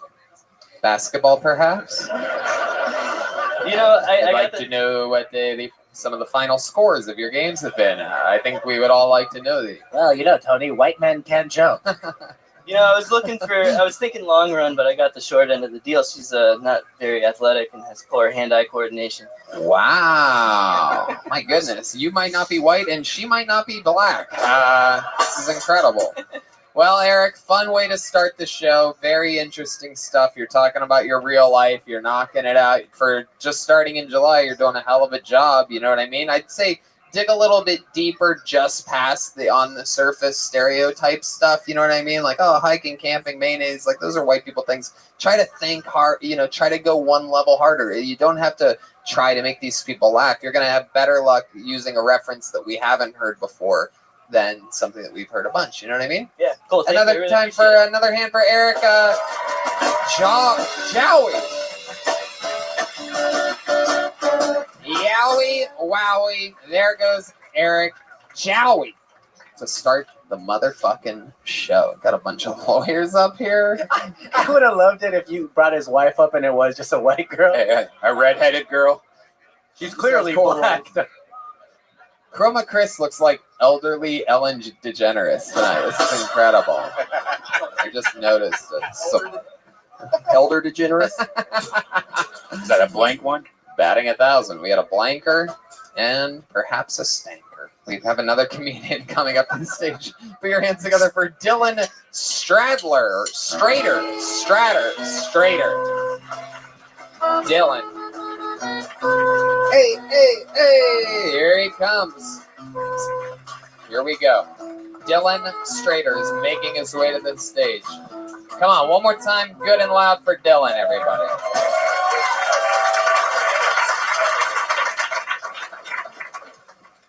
Hello. Sacramento, how are we doing tonight? Woo! Had a rough weekend, man. It's been sore all week, all day. Had to get some weed from the dispensary. I picked up this weed. It was called Alaskan Thunderfuck. See, I don't know if it was from Alaska. I don't know, like, it doesn't make sense. Why would they send it here? But that shit thunderfucked me all day.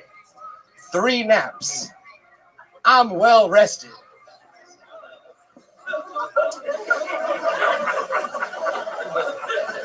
I recently cheated on my girlfriend, and let me tell you, it's a lot like giving up a lifetime subscription for a 7-day free trial. Yeah, that 7-day free trial might be the shit. Might be the best that you ever had. But after them 7 days, you start seeing them hidden fees. Clinginess, psychotic behaviors, gonorrhea, chlamydia. All right. There it is, for sure. The Lavender Heights Bear has arrived for the first time here in Sacramento. Welcome, Dylan. I like your energy, man. That 3-nap shit's true, huh? Get to the microphone. Came up fucking growling like you were going to sing a song or something. Right into the mic. Had to come out like Bono. There you go. Pull that mic out of the mic stand there, you motherfucker. Dylan, so many questions after that. All right. Let's go reverse on you. How long have you been doing stand-up? Well, I've been writing for about 8 to 10 months. I've actually been going on stage for about a month now. Oh, wow. Yeah, that's great, man. For a month, that was amazing, right? Wouldn't you guys say so? I mean, I liked it. Some real interesting stuff there. Came up with that, some silly energy. I mean, look at you. You just look like a fucking little Sacramento lab creation or something like that. Just look like a real fucking normal ass dude. So this is true. How long were you with your girlfriend for that you cheated on? She actually just broke up with me last week. Last week. So when did you cheat on her?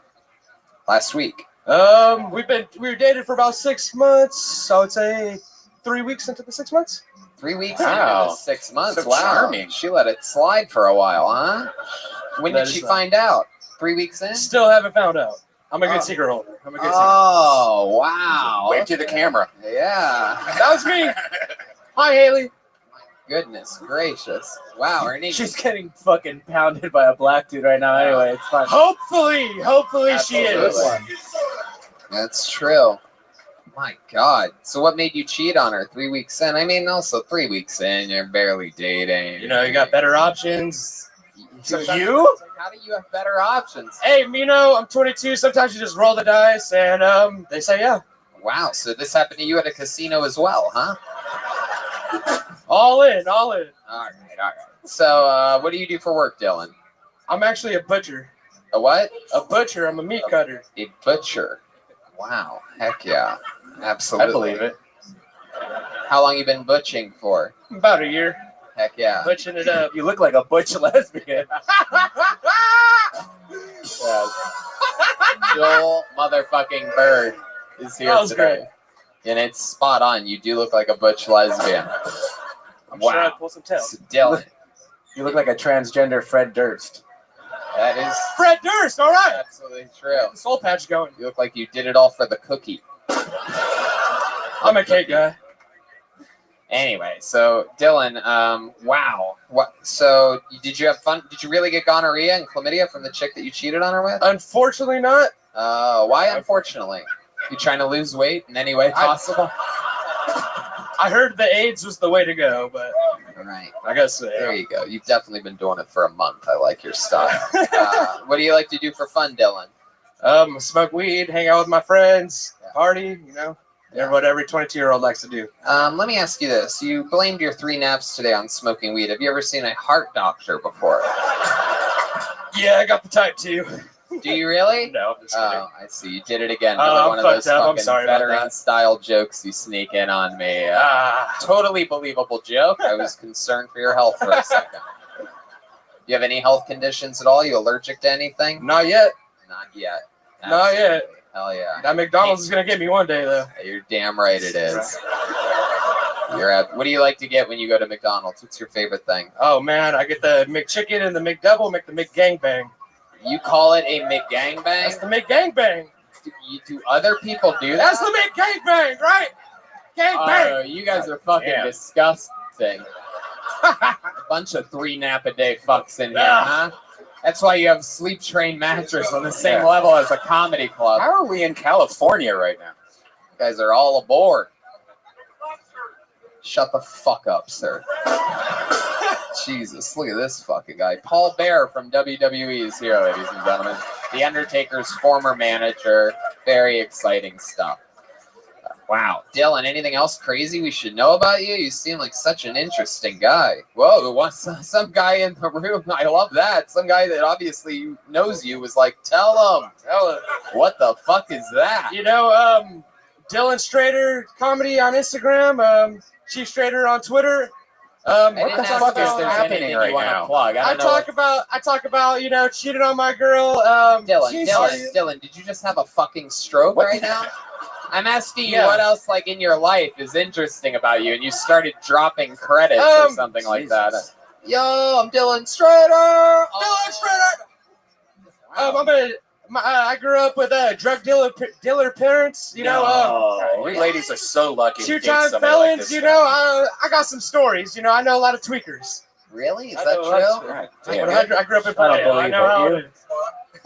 All right. Both parents are drug dealers? At one point, yes. Wow. What kind of drugs? Meth, coke, weed. Did they ever get high on their own supply, you think? You know, got a candy flip. You got to try it all out. You know, got to make sure that the products are good. Did you ever try any serious drugs? No, not at all. I learned from my parents. I learned that not the way to go. Right. I turned my craziness onto the stage. Yeah. What do you think is the most intelligent thing about you? Like, what's an accomplishment you've done where you're like, wow, I can't believe I finished this coloring book, or like something like that? Like what's something that you've done with your brain? I'm good at fantasy football, and I can write about a fucking hour worth of comedy. That's about it. Put it all in. Heck yeah. Can't wait to see that hour one day. Well, I mean, anything else for Dylan, guys? Are you some kind of singer? The way you greeted the crowd was very awkward. I just love Bono. I saw that on South Park one time, so hello. Bono. You too? You too. I wouldn't dig too deep into this. Wow. I'd go with Elton John, though. Yeah. Rocket Man! Oh my wow. Yeah, there you go. No. Yep, should have gotten rid of you when I wanted to 40 seconds ago. Gave everybody a chance to get extra shit, and there he goes. He's Dylan Strader. Yeah, there he is. Little fucking soft head. Yeah, soft head, and also a very soft body as well. The only thing hard on that guy is his cock. Get on. All right. Oh, wow. This is interesting. I do believe I know this young lady all the way from Boise. Put your hands together for Tamron Lloyd, everybody. Tamron Lloyd. I believe so. Maybe I'm wrong. Tamron Lloyd?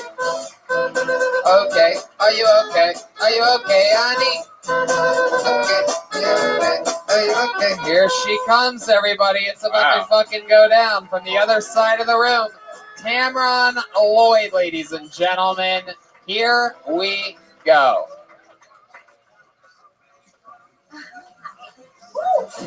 Okay, so as you've heard, my name is Tamron, right? So go ahead and think about it. Spell my name with me. Tamron. Go ahead and take the R out and put the P. What do you get? Bloody-tastic mother. I appreciate that.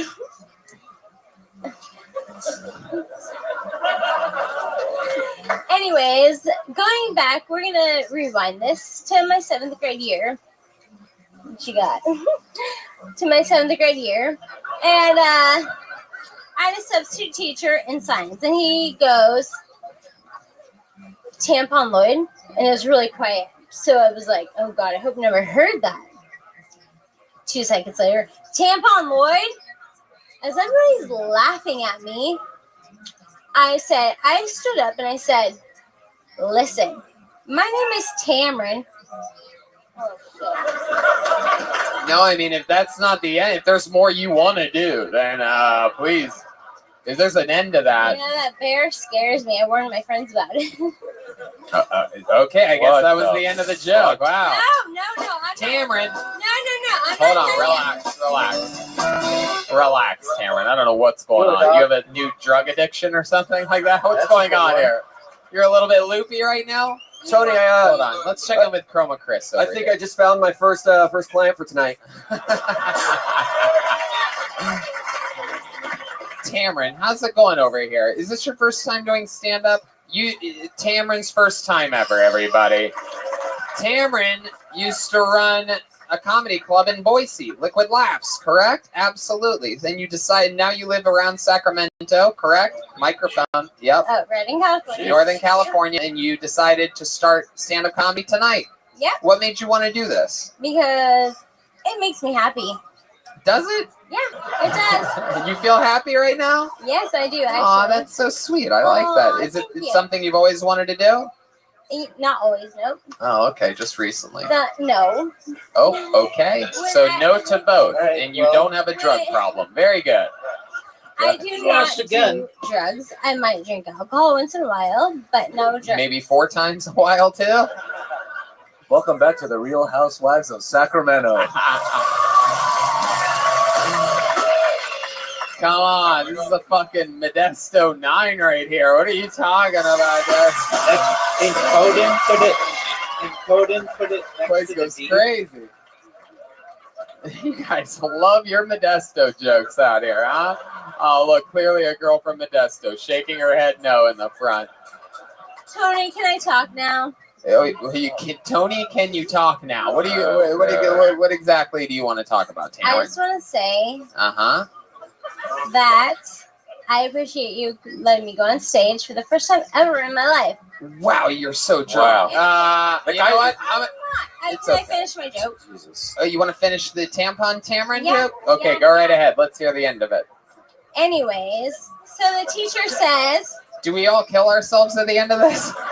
Just like I'm kidding. Tamron, it's a comedy show. it's debatable.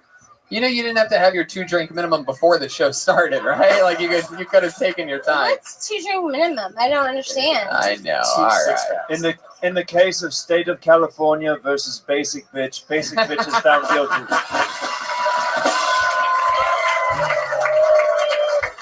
Tamron, you're okay. Finish the joke. So the tampon, the Tamron, you Anyways. switch the R to the fucking P. Go ahead. So Go ahead. I stand up and I say, my name is Tamron, but if you're gonna call me 56 straight tampon, wins, you big better dog. either call me super tampon or slender tampon. All right, thank you for watching. Thank you for playing. Who's driving you tonight? You have a friend here, right? I'm not drunk. Oh. I'm not drunk. Perfect. How many of you want to do our first ever DUI test here on Kill Tony, huh? You don't. All right. Let's go. I object! Objection!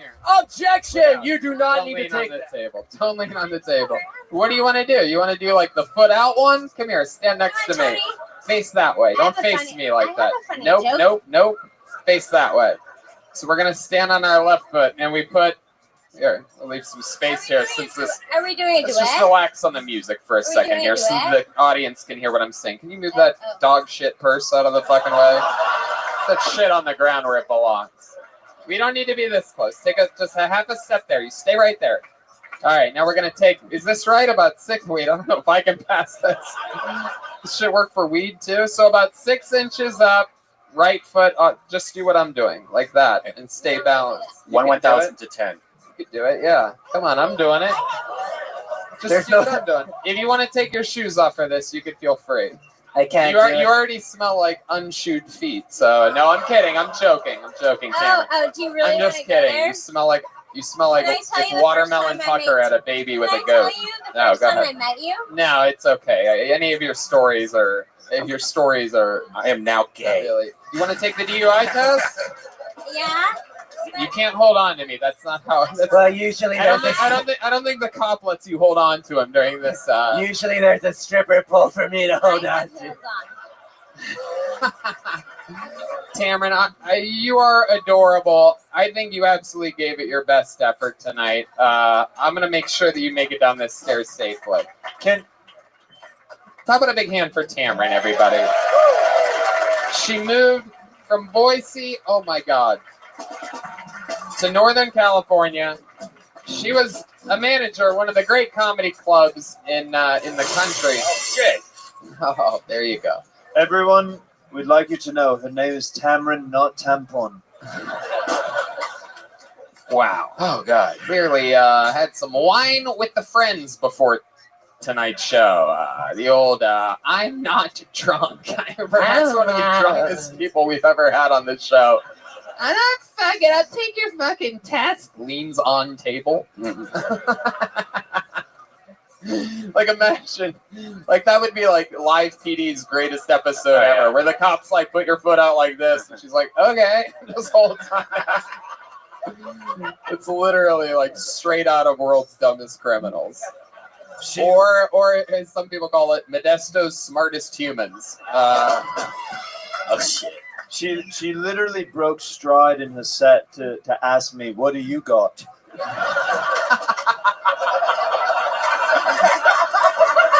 do you got? Like, I didn't know if she was going to kiss me or fight me at that moment. It's incredible. But I'll tell you this is, you know, we all fucking, sometimes we miss lunch. Sometimes we all have a couple drinks too many. Sometimes we smoke a fucking few hits too much of a blunt, maybe. But it takes real balls to sign up for the show. How about one more time for Tamron, everybody? You know what? Before we go back to this name, because I don't want, the last thing I want is for female comedians to get a bad reputation on this show. We've always been great supporters of equality and equal opportunities. And last night, before I get to this name that I just pulled out of the bucket, last night we had an absolute murder get pulled out of the bucket. She was the final comedian to go on. She's been doing it 10 years. Let's just bring her up right now. She's doing a special spot because she was so interesting last night. Put your hands together for Bridget Bennett, ladies and gentlemen. Here we go. A little special treat for you.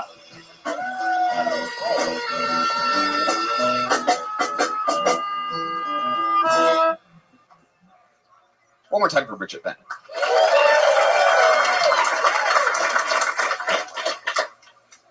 The other day I got so drunk that I found myself in an alley sucking dick for heroin. The funny thing is, I don't even use heroin.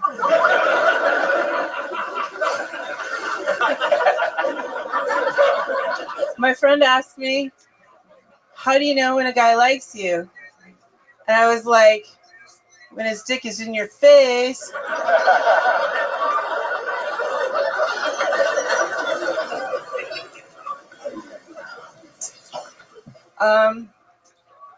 I lost my mood ring the other day, and I just don't know how I feel about it.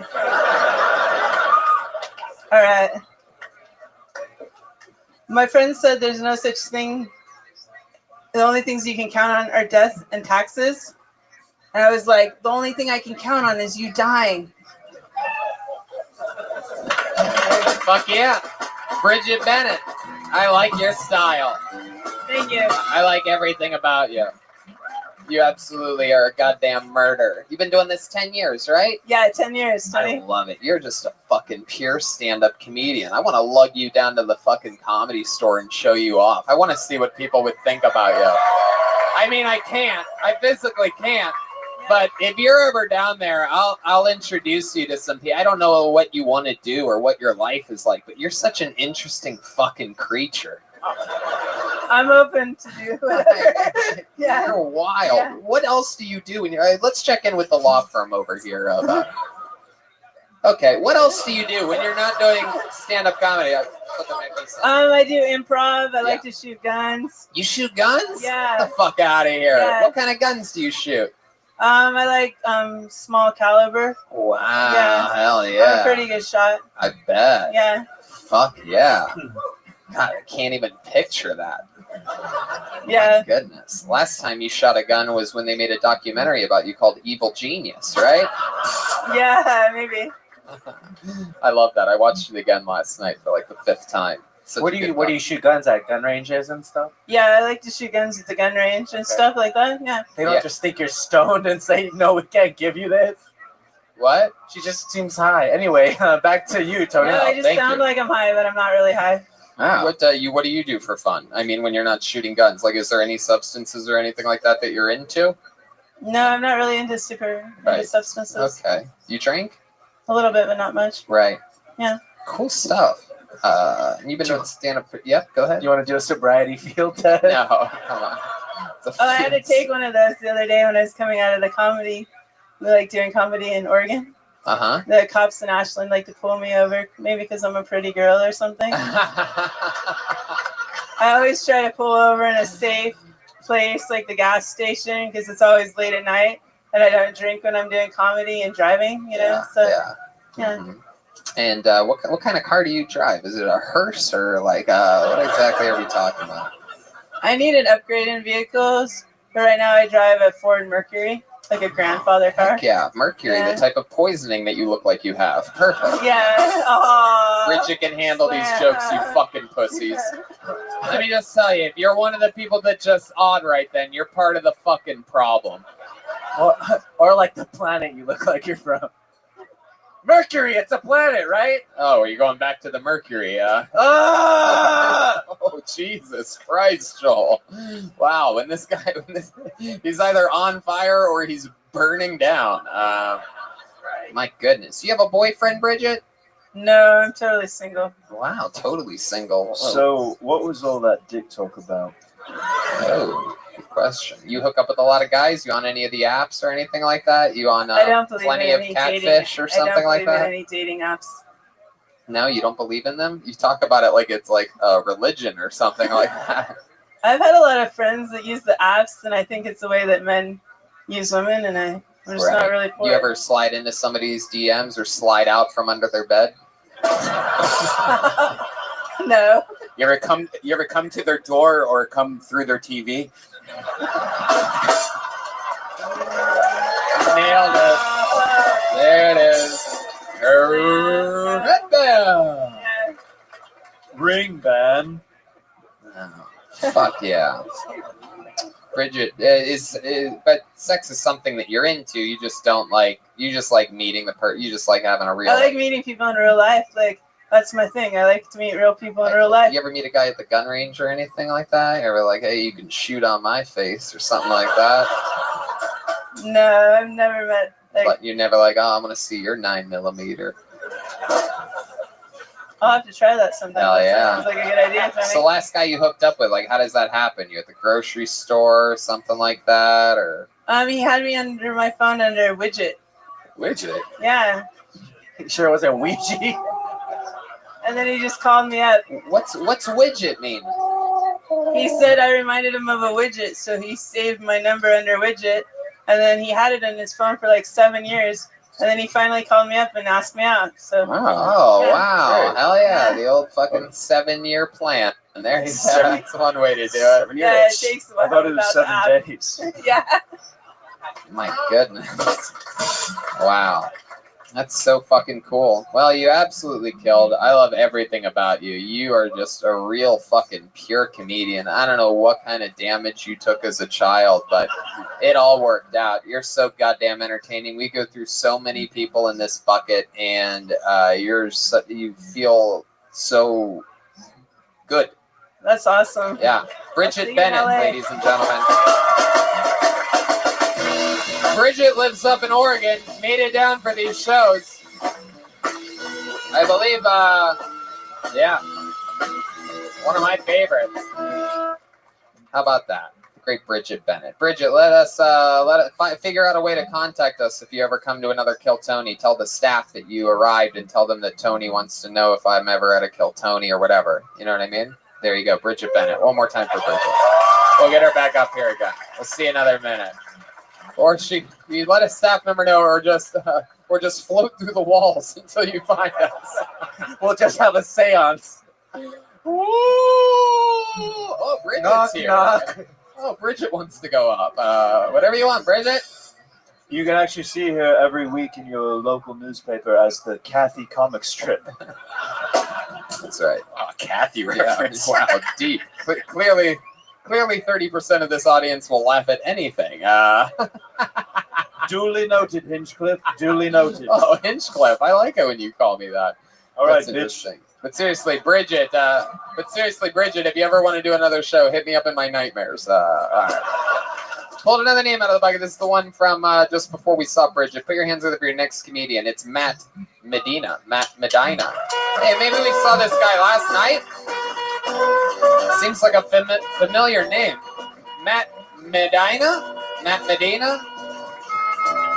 Hey. There he is. Oh, it is. We met this guy last night. Oh, It's yeah. incredible.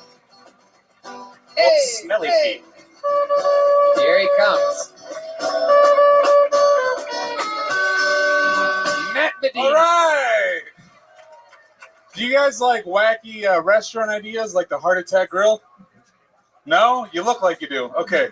You guys will like this. Carved out of an old rainforest cafe. Welcome to the Grilling Fields, Las Vegas' own Vietnam War-themed restaurant. That's right. You want American food? You better. All of your waitresses and waiters are named Charlie, and it's your job to find them, soldier. You want platoon-sized appetizers? PTSD desserts? Is it just me? I'm very out of breath. Is it just me? I'm very out of shape. Is it just me, or did Magic Johnson get AIDS at the right time to stay relevant? Or did God keep losing money on betting against the Lakers in the 90s? He was just like, get it done. Oh. All right. There you go, Matt Medina. Matt Medina. You got pulled out of the bucket of destiny. 2 nights in a row. 2 continuous nights of awkward bombing. This is, you're like Syria. It just keeps happening day after day, it seems. No rhyme or reason. I'm just kidding. How you doing, Matt? You okay? Yeah, buddy, how you doing? I like your style. You came out, you said these people look like they love bad food, and you're obese. Yes, So yes. it's an interesting ballsy move. I love bad food. Hell yeah. Well, welcome. How'd you feel last night after your set here? Oh, very sad. Yeah, very Very sad, yes. Yeah, you let everybody know, for those of you that weren't here last night, he made everybody aware that your wife, the mother of your children, cheated on you. She was 8 months pregnant, and she let a guy named Jeff come inside of her. That's right. He works at John L. Sullivan. Yeah. He works at a Mitsubishi Yeah, dealership. fuck Jeff. There you guys. go. Hey. Thank you. My pillow. Even though I was sort of a fan of his work, Yes. I sort of thought it was cool. Gave us a lot to talk about. Anything changed since then? Did she? Nope, she's still fucking Jeff. Wow, That's still happening. Yeah, Mitsubishis don't break down that easily. No, very, very reliable. Yes, indeed. What kind of car do you have? I have no car. Wow, Jeff must be doubly laughing in your face right now. I'm glad you're back because I didn't get to ask you this question I wanted to yesterday. What happened to your butt? Oh. I've been Turn around, show the audience. It's not there. No, it's not. I've been diagnosed as no ass, much like Hank Hill. Oh boy, good stuff. Robert. There's 2 Hank Hill fans over there that you might want to give autographs to after the show. I'll deal with my ass cheeks. Interesting stuff, Matt. Is there anything we didn't talk about yesterday that you realized, I probably should have brought that up? That's an interesting thing about me. I brought up the whole mortuary thing. That's about it. Right, and that was that you used to work at a mortuary. Yes, I used to work for the county. Uh-huh. Yeah. Did you ever meet Bridget Bennett lying there when you worked at the mortuary? No, unfortunately not. Was she ever there? You started to do work on her and you realized she was just taking a nap?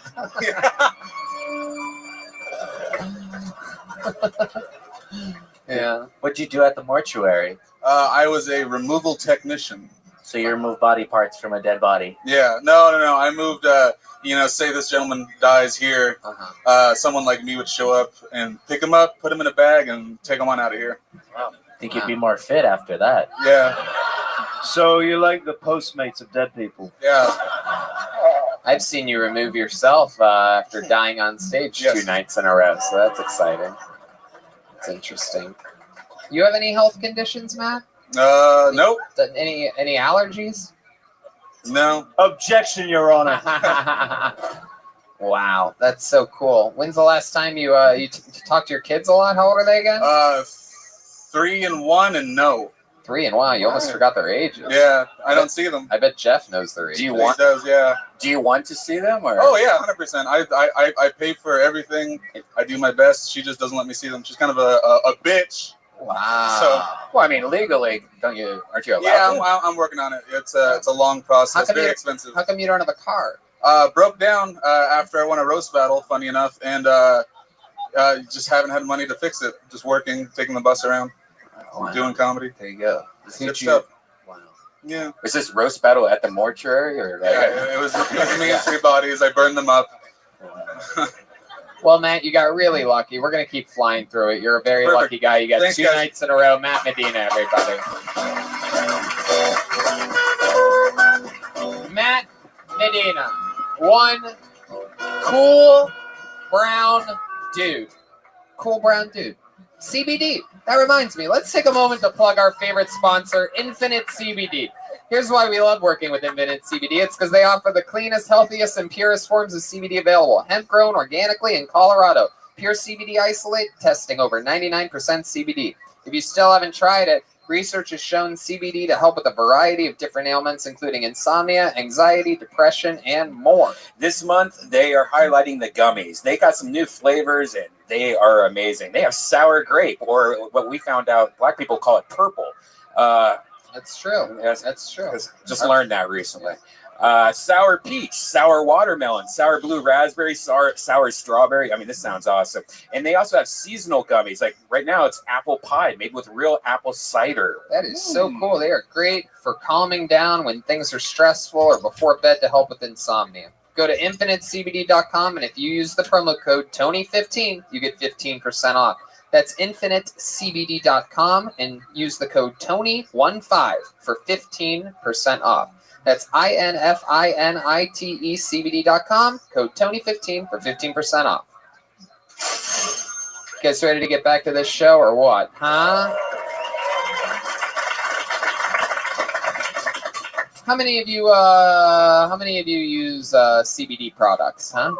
Very good. Look at that. Wow. Real live. Look at this stuff. It's I love those gummies. Yeah, it's incredible. They really help you. Joel has incredible amounts of anxiety, believe it or not. How about a hand for Joel? He turns it all off and dials in, becomes hilarious on this show. Out there, you know what I mean? When he's not behind these drums, he's very he's a real Tamron. You know what I mean? He's a real fucking. There's nothing wrong with me. Just kidding, Tampon. We love you. All right, pull another name out of the bucket. Put your hands together for Matt Schneider, everyone. Matt Schneider.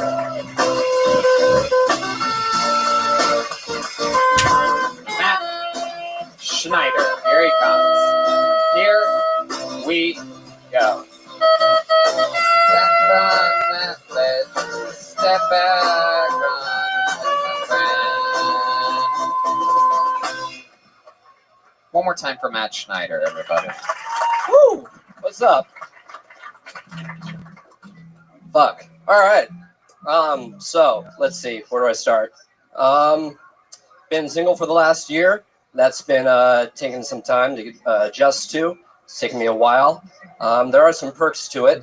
I can't tell you how happy I am not to have to hike anymore.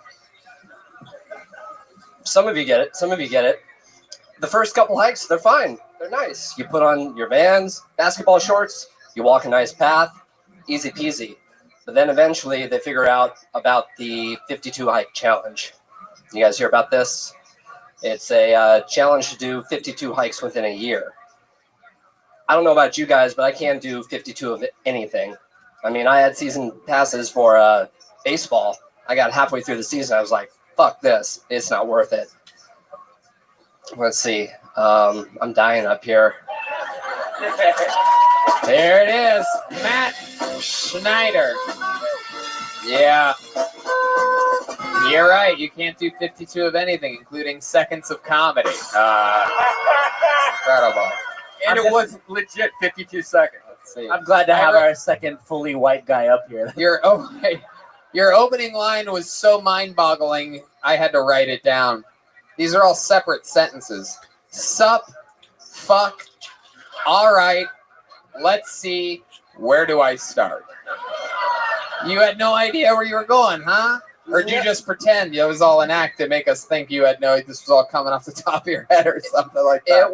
It was all up here, and then I saw the stairs, and that was it. I saw the stairs, and it opened up your face. I saw that ledge. I saw that ledge. I can't. Oh, that's a classic Ace of Base song. I saw the stairs. So you're single. I can't believe you were ever not single. So when did that happen? How long you been single for? It's been about a year. It was around this time last year. I like how you got on me for my Kathy reference, and then you make a reference to Ace of Base. Hey, well, you have to understand, we milked it a few times. People laughed at the first one because they knew what I was doing. Brian also got in it. It was more of a scattered joke than your sloppy Kathy reference. But that also reminds me. If you Google image Kathy and then you look up the woman that was just on stage, that's it's right. spot on. Stop the podcast if you're listening. Stop the podcast. Go to Google Images. Google Kathy, and I'm sure, by the way, Kathy, the first thing that's going to pop up is the fucking cartoon. Yeah. The 80s. Jeremiah's being such a Ziggy right now. Yeah. You're acting like cool it, Marmaduke. I guess whoever's loudest wins on this show. So I also wrote down this other hit line from about 25 seconds into your set that reminds me of what Jeremiah is doing right now. And your line was, "Some of you get it, some of you get it." Do you remember saying that? Vaguely. All right. Speaking of things that we'll never let die, let's check back in with Jeremiah over here. He's now out of character laughing at this Kathy reference. Now, here's the thing. If you type in the word Kathy on Google Images, it's just a bunch of ugly women. There's no cartoon. Wow. So either way, my reference stands. What the fuck? Oh my god. Dude, seriously, do it. It is hilarious. All right, don't do it, everybody. Keep listening to the fucking podcast. If you're going to leave the podcast, just stop. Okay. Hold up in court. Everybody. There you go. Go to InfiniteCBD.com. Exhibit A. And use the promo code Tony15 for 15%. We're making fun of her like she didn't say she likes to shoot guns. Wait. Fuck! Jesus, that's a whole different comedian. Oh my god. All right. Matt Schneider. That's Bridget. All right, forget it. So Matt Schneider, tell us more about you, buddy. Let's talk about it. What do you want to know? Anything interesting about you? Let's see. 31. This is my first time up on stage doing stand-up. Hey, look at that. That's a good one. We love first times. You ever know anyone named Kathy before? No, can't say I do. You've never met a Kathy in your life? No. I had a teacher once named Kathy, and she was very mean, very obese, very angry lady. I won't say her last name, even though I really want to. Do it. She'll make me just look like do it. It doesn't make any sense. She's like 80 years old and probably dead. So, Matt, you're 31. This is your first time doing stand-up. What made you want to start now? Was there a moment in which you're like, you know what, I'm going to sign up for this show. I'm going to do this. No, I mean, I grew up with comedy records in the house. My dad loved, he had big band records, and then he had like Carlin Records, AM, FM. That was a big one for me. Cosby, Woody Allen, all that stuff. Heck yeah, you love pedophiles, don't you? Yeah. No, just always wanted to do it. Just all the greats, Cosby, fucking Woody Allen, Pope John Paul II. When I was growing up, they were greats. I mean, times have changed. Absolutely, times have changed. What do you do for work? I'm one of the top rising supervisors with Costco Wholesale. Costco? Yeah, Costco. Some $5 rotisserie chicken. There you go. Did you write your jokes on the back of a giant receipt? Did you write the words sup, fuck, all right, let's see, where do I start? That's a killer. It's a real banger. All right. So, Matt, you live by yourself? No, I'm living back at home right now. With your parents? With my grandmother right now. That's cool. What's grandma's situation? What ethnicity is she? Italian. Oh, nice. Does she cook for you? These days, not so much. My grandfather was the cook, but he is no longer with us, so it's the two of us. When did he pass away? It's been about 2 years now. How long have you been living with her? Since the breakup a year ago. So she loves it. She's got company, somebody to talk Heck to. yeah, you got company. She's got company. We watch Law and Order together. Fuck or what? Let's fucking do this. Heck yeah. From the godfather to the grandmother. You know what I'm saying?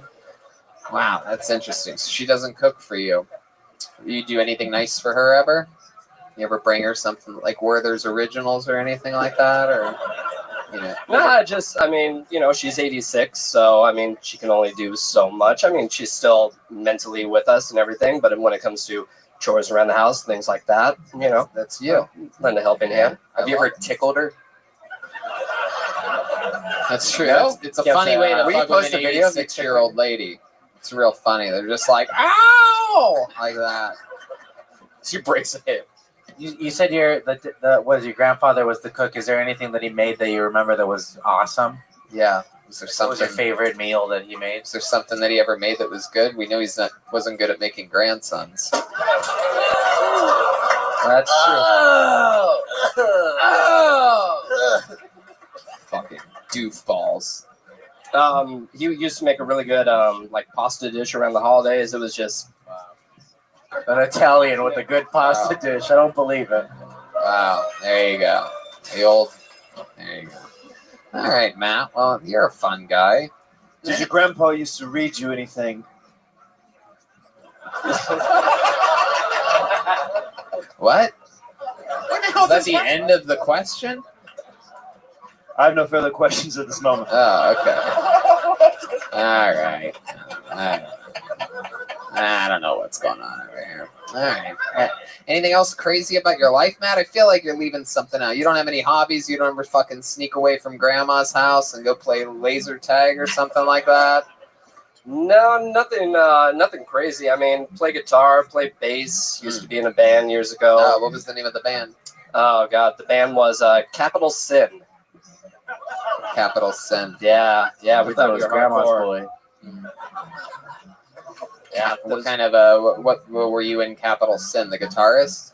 Bass player. Oh wow. Yeah. There you go. What's going on back here, Joel? I don't care anymore. I'm taking calls on my shoe.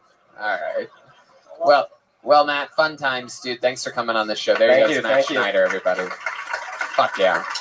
First time comedian.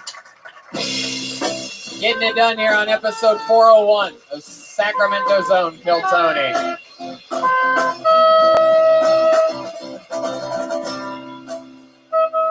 Should we do another Joker spoiler? No. People did not like that. People literally demanded that guest never come on again. And, poor Tom. Pretty exciting stuff. Put your hands together for your next comedian, Grom Jeremy. Grom Jeremy. This is an interesting name. I don't think I've ever met a Grom before. Yeah. Grom. Hopefully he smells better than Ron.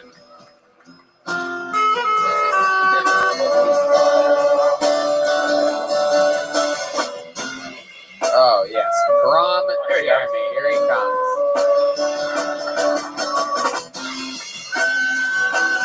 Woo!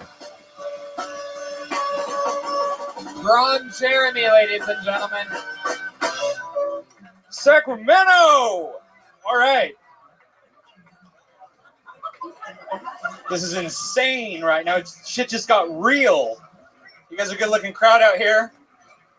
I do not have a lot of material prepared, Tony, but all right.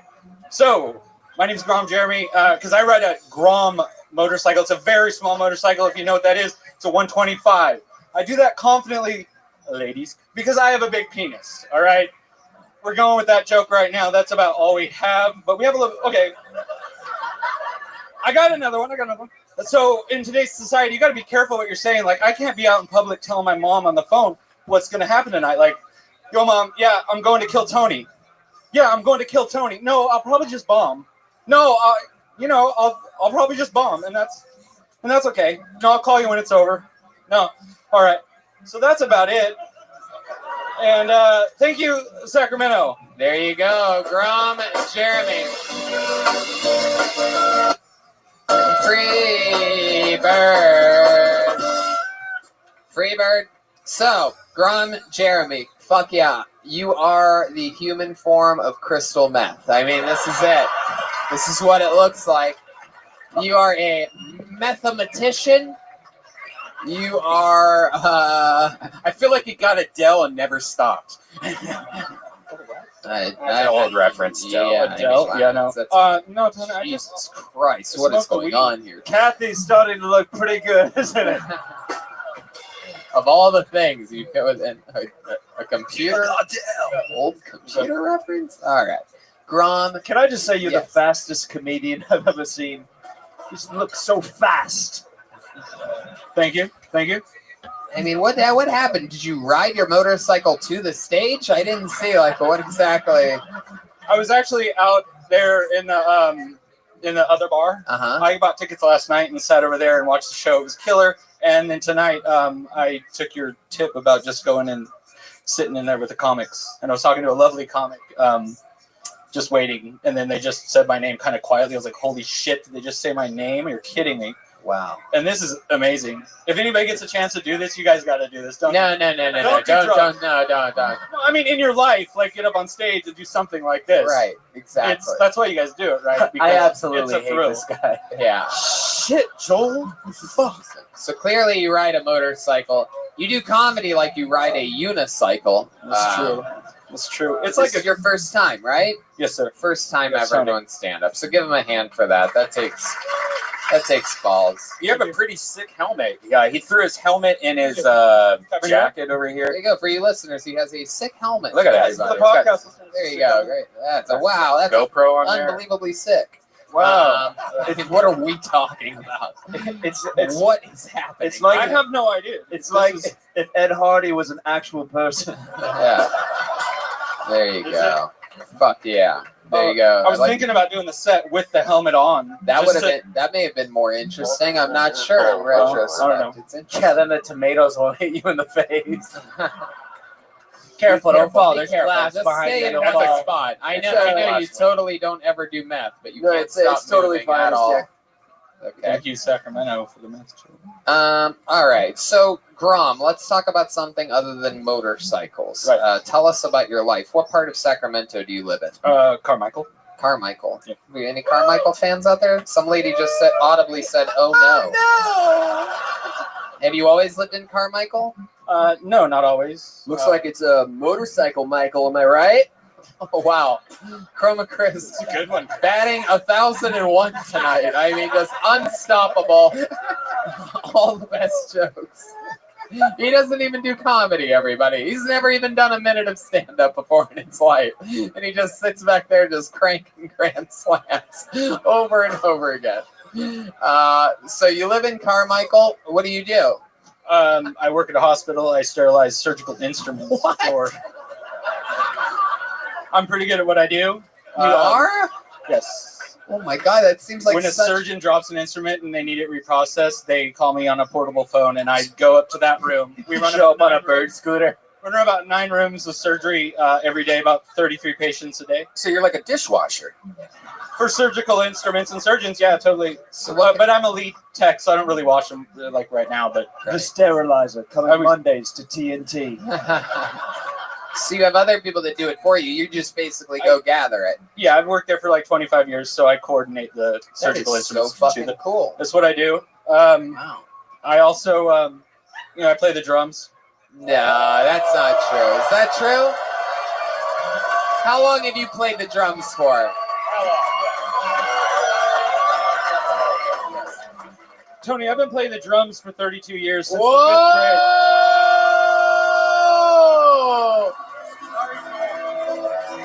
I mean, what can I say? It's episode 401 in Sacramento.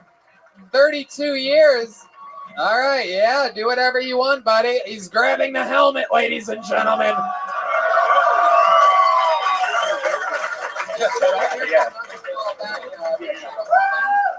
That's glass, and there's a 2-story fall behind it. So whatever you do, do not fall backwards.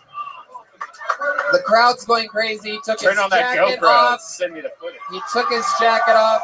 The helmet is on, ladies and gentlemen. 32 years of playing the drums. He's spinning the sticks. This is a Mexican drum off. Wait. Now, before you go, Grum Jeremy, let me remind everybody that this is a big deal. This is a drum solo battle in which performance, comedy, and obviously drumming are involved. At the end, the audience decides who wins. Now, I must warn you, Grum, Joel Jimenez is undefeated all times. The event is named after him. Nobody has ever defeated him. However, nobody's ever faced him wearing a motorcycle helmet completely on crystal meth. And Joel's not even 32 years old. Can I just say I've never been terrified for Joel before? This is very exciting. Now, let me also remind everybody, if Grum wins, he becomes the new drummer on Kill Tony. That means the 35 laughs that Joel has contributed to the show so far this episode alone will be nothing from now on. It'll just be Grum sitting back there with a helmet while people hoop and holler because of one night in Sacramento. We will be canceled immediately. That means he's going to do 4 shows in San Francisco. This means if he wins, he's going to Australia with us next week, to Brisbane, Melbourne, and Sydney. You guys will decide this man's destiny.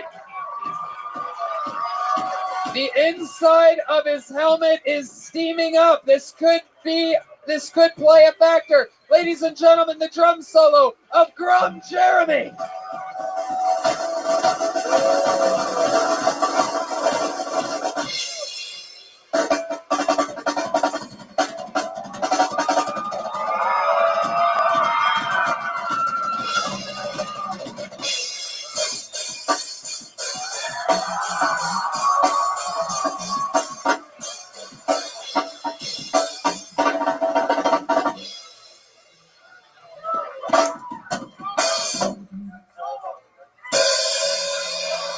Wow, powerful performance. Wow.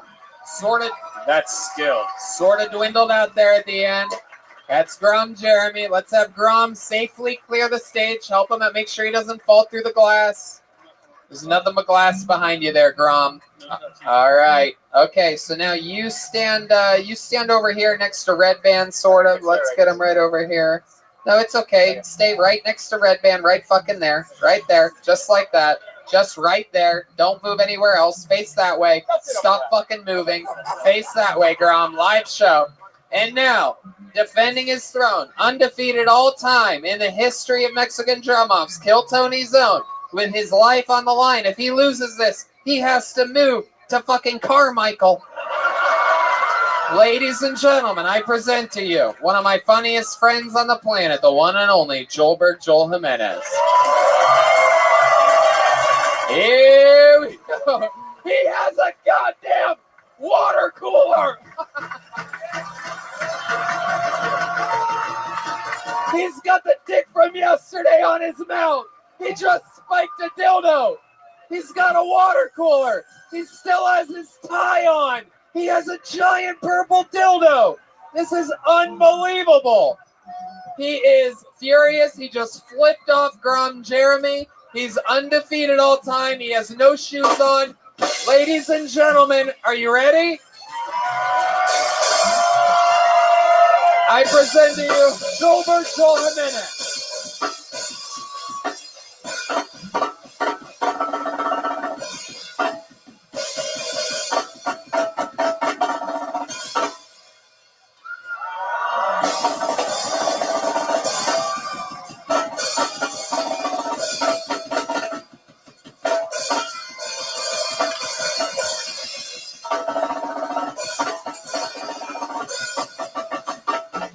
Wow, drumstick in his mouth. He's calling for something.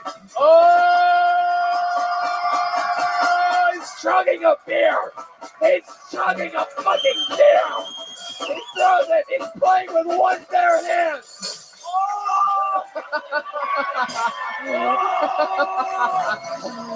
Oh my God. He's got the symbol.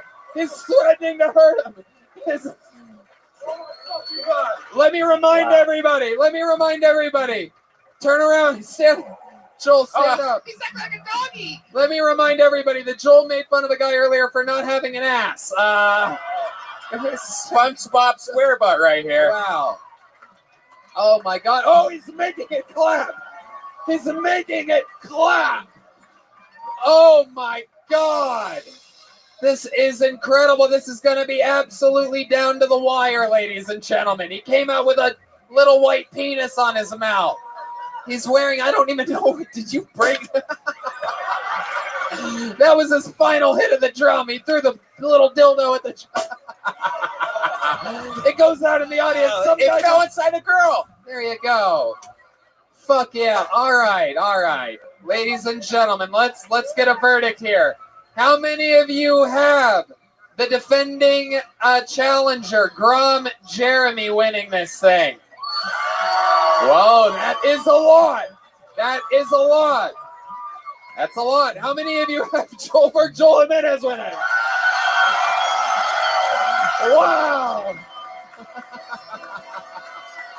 He's putting his foot behind. What the fuck? He's putting his foot behind his head. Oh my God. Wow.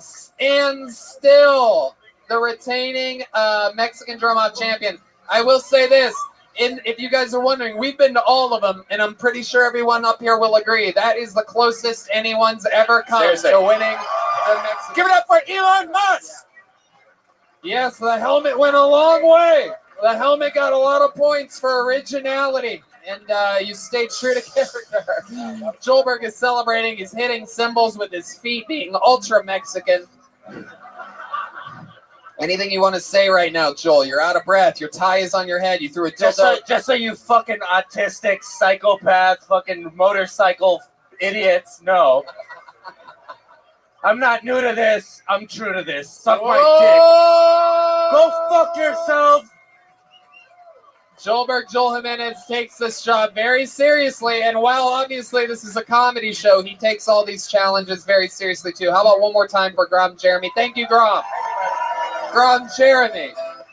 He surprised me there. I did not see a Mexican drum off coming with that guy. That was very talented. He really fooled us. He pretended like he barely knew anything about the show, and then boom, played drums. 32 years. It doesn't get closer than that. That was a great challenge.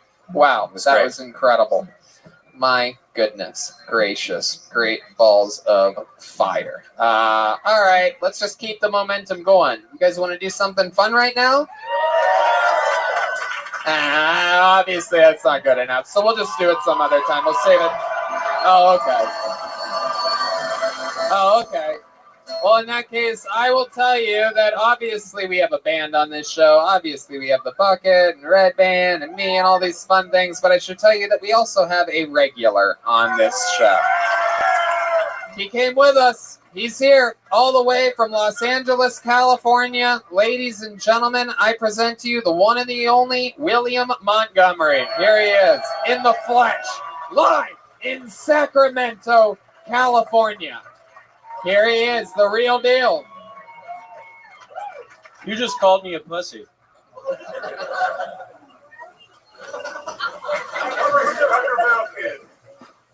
Are you really going to mess this up? I was trying to give a shout out to Daryl Steinberg, y'all's current mayor right now. Big ups. Daryl, if you're watching this, just please accept my LinkedIn request. I had to stop smoking weed because I got real addicted to the embalming fluid. Let me hear y'all make some noise if you ever faked your own death. To try to see how your dog would react. And your dog ends up just trying to eat you. That was a mistake. I shouldn't have told that joke. Oh my God. I don't know. Wow, William. I love it. I don't know. That piece of shit really threw me off. No, you're good. Everybody else, a lot of people are doing their first minute ever. William is one of the longest tenured regulars in the show's history. How long have you been with the show now, William? 10 months. That's it? All right. Well, he's one of the guys in which it feels like it's been the longest tenure ever. William, we've been having It's been fun. 10 months now. Is that 10 long months. I've had nightmares. I've had dreams. I've had premonitions. I've had it. You name it. I'm a mathematician. Let me tell you guys that had some fun last night. We're all staying in the same big house right now, and I got to hang out with William away from the comedy club, and I realized that William is funny all the time. Even if he's just sitting on a couch watching something, really all the time. If you ever just look at William, you just start laughing. It's pretty interesting. William, you're one of my favorite people I've ever seen before. What's winking at people? Are you winking? Are you giving away wings for free? Claus. Wow, look at that, just giving it away. We've never seen this before. Daryl, accept my request. He's demanding a LinkedIn approval from the mayor of Sacramento.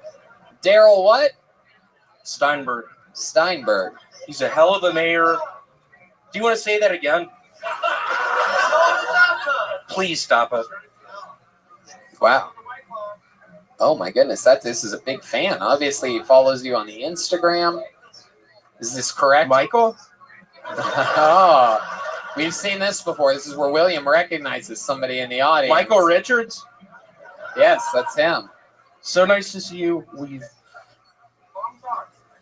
had long talks about dreams, about nightmares, about... You had dreams about nightmares? I have dreams about nightmares. That's incredible.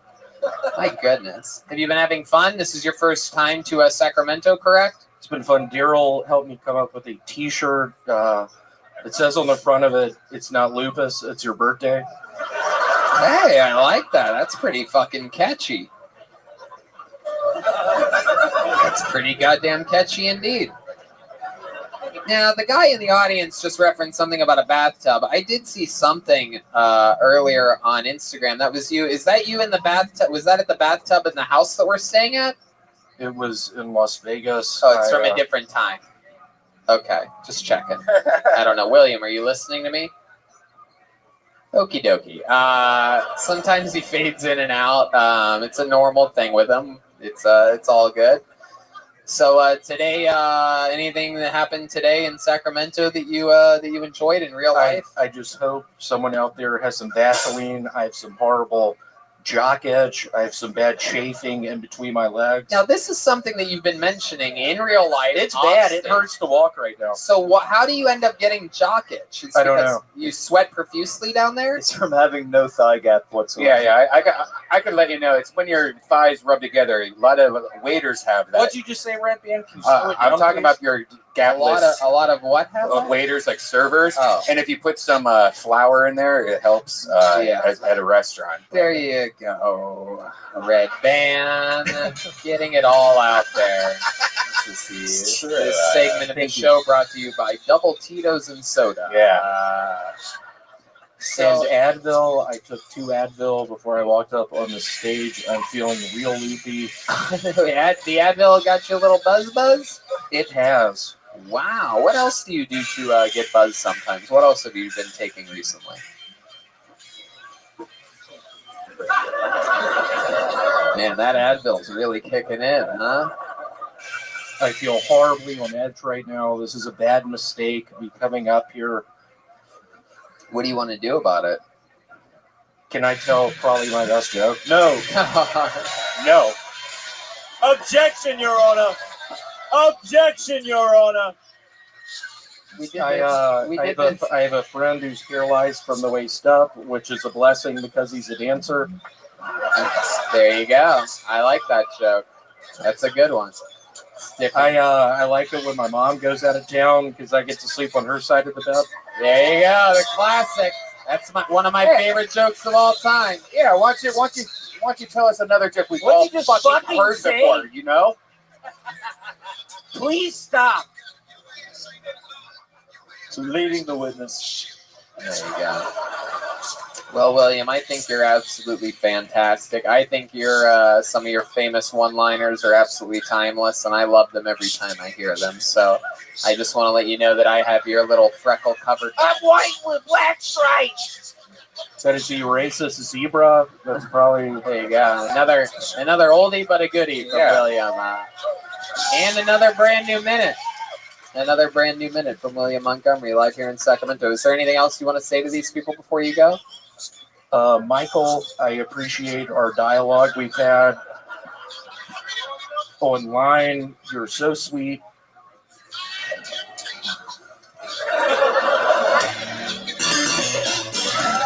There you go. How about one more time for the great William Montgomery, everybody?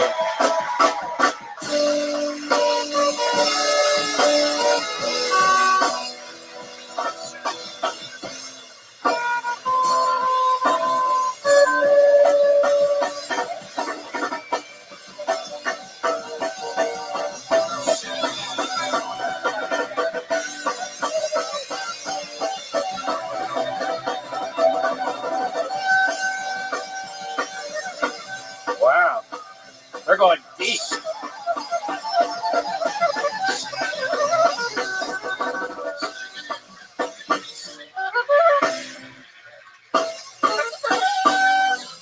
Oh my God.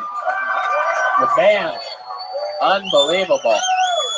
A little Freebird out here. Yeah. Hell yeah. Freebird. It's known the national anthem of Modesto. Pulled another name out of the bucket. Put your hands together for Joe Coniu, everyone. Joe Coniu. Back to the show we go. Hey, hey, hey, hey.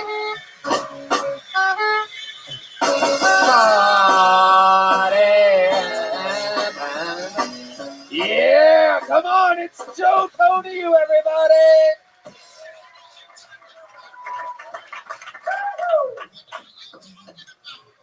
I'm kind of lonely. Women don't pay attention to me.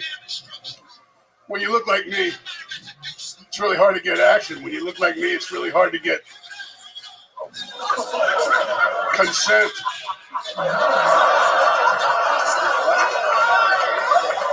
Oh, you laugh. Consent is very popular now. Everybody wants consent with their sex. Sometimes they get partial consent. Like I picked up a chick in a bar. She let me fuck her, but she wouldn't let me tell anybody. That's not. I want the coochie and the cred.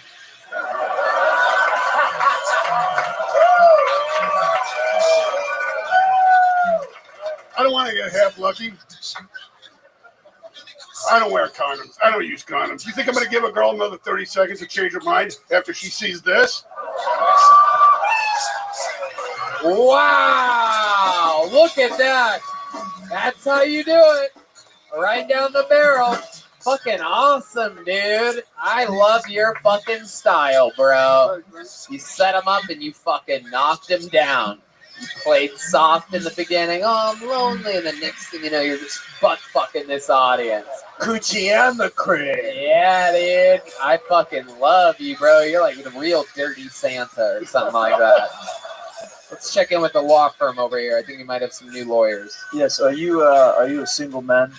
I am a single man. I'd like to introduce you to a comic by the name of Bridget that performed earlier tonight. Hey, hell yeah. Absolutely. Heck yeah. Yeah, go ahead. My first wife Uh-huh. hasn't been born yet. Uh-huh. Oh, I like that. There you go. Fuck yeah. Such a creepy hand five. You can see the little girl glitter just snowing in front of me right now. Wow, that is incredible. How long have you been doing stand-up, Joe? Just a little over a year. A little over a year. Yeah, you're so rock solid. Such a good performer. You take your time. You actually give a performance. You're not just up here rambling a bunch of words that you memorized. You use timing. You're listening to the crowd. You're waiting for moments. Just mind-boggling. You do this a lot, huh? You do a lot of mics. Open mics. Yeah, exactly, and that's exactly it. It's a great place to work on that type of stuff because you can't just practice in front of a mirror. You clearly are listening, and I bet you make those comedians laugh. I bet you get a room and it's a little shaky sometimes. You probably get some groans here and there. Is all of your stuff mostly like sort of like dirty? And yeah, of course. Hell yeah. Stick with what you know. Abso-fucking-lutely. So the last time you hooked up with a chick, like when was that? What was that like? You mean for free? Yeah. Oh, yeah. Yeah, I want to know about the free ones. Either one. I want to know whatever. You paid, it was free. Well, there's a massage place right down the street on the left side. It's really good. Yes, there is. Again, very good. Hell yes, there's always a massage place down the street. How about Red Band always knows the closest one. Yes, indeed. Okay, how about the free one? Let's go with the free one. A girl hiked up her skirt and she was winking at me. What, her butthole? Yeah, she was giving me. She giving you the old William Montgomery wink? Stink eye. Is it stink eye? Hell yeah. Is that what that means? Stink eye? Yeah, she winked at you with her stink eye? Yeah. Okay, there you go. There you go. Get rid of it. Red Band. There you go. It's all. There we go. Lots of attention over here right now on Red Band. So let's keep following through. So you saw a girl's butt. She hiked up her skirt. Is this true? I'm just asking for an honest answer here. It's like, what happened? Well, that's not the first thing that happened. Oh, hello. What was the first thing that happened? I was on a cruise and drinking martinis with this chick, and she leans over and says, "I'll give you $100 if you eat my pussy." Is that true? I'll do it for free. Yeah. I mean, you probably would have done it for free, right? What were we talking? How big was this girl? 400? She's good looking, dirt bike rider, belly dancer. Hell yeah! Wow. Sexy and yeah. tough, right? You said she was a waitress? No. No, she's a belly dancer and she rides dirt bikes. So she went from dirt bikes and belly dancing to just being on a dirty belly. Yeah. My goodness. So I said 200. Ooh, power negotiator. I like that. Fuck yeah. Someone read The Art of the Deal. But I'm not going to fuck you. Oh, damn right. You made her want it. So you ate her pussy for $200, and then what? Well, first I bit all the buttons off her sailor pants. Wow. Salad pants? Sailor pants. What are salad Sailor pants? pants. Sailor pants. Oh, okay. Yeah. By the way, before he ate her pussy, his voice wasn't near this grizzly. Hi, guys. He's like, yeah, I'll eat it for 200. I love it. You still work? No, I'm retired. Retired. What'd you used to do? An attorney. You were an attorney? Wow. You see this, guys? This is what a real fucking attorney looks like. What kind of an attorney were you? Intellectual property, patents, trademarks, and copyrights. Get the fuck out of here. Wait, for some reason, Joel's taking his clothes off. Sorry, I got caught off guard. Wow. I have some intellectual property I'd like you to look at. I bet. Most of it's right here. My goodness. What's the weirdest thing you've ever had in your butt, Joe? Well, I fell down on a Barbie doll once. Really? Yeah, it was a mistake. I mean, the doctor didn't believe it. Wow. But, it was a couple of years ago, so it's all healed up. So it's all right. Feet first or head first? Actually a good question. Are you sure it was a Barbie or was it one of those kids? You know what I'm talking about? I don't do that. I don't do that unless I accidentally go down to Lavender Heights. You know what I mean? One time I went to Faces, ended up with a Ken doll up my ass. And I'm not talking about the reading. All right, forget it. All right, Joe. Well, you're so much fun. Anything else crazy that we should know about you? You seem like I feel like I could talk with you fucking forever, man. If it was up to me, I would just keep you up here until tomorrow morning. He looks like Colonel Sanders is now on Sons of Anarchy. It's true. It's true. Absolutely. You do have quite the look to you. You look like if Kenny Rogers got high on his own supply. Chicken reference.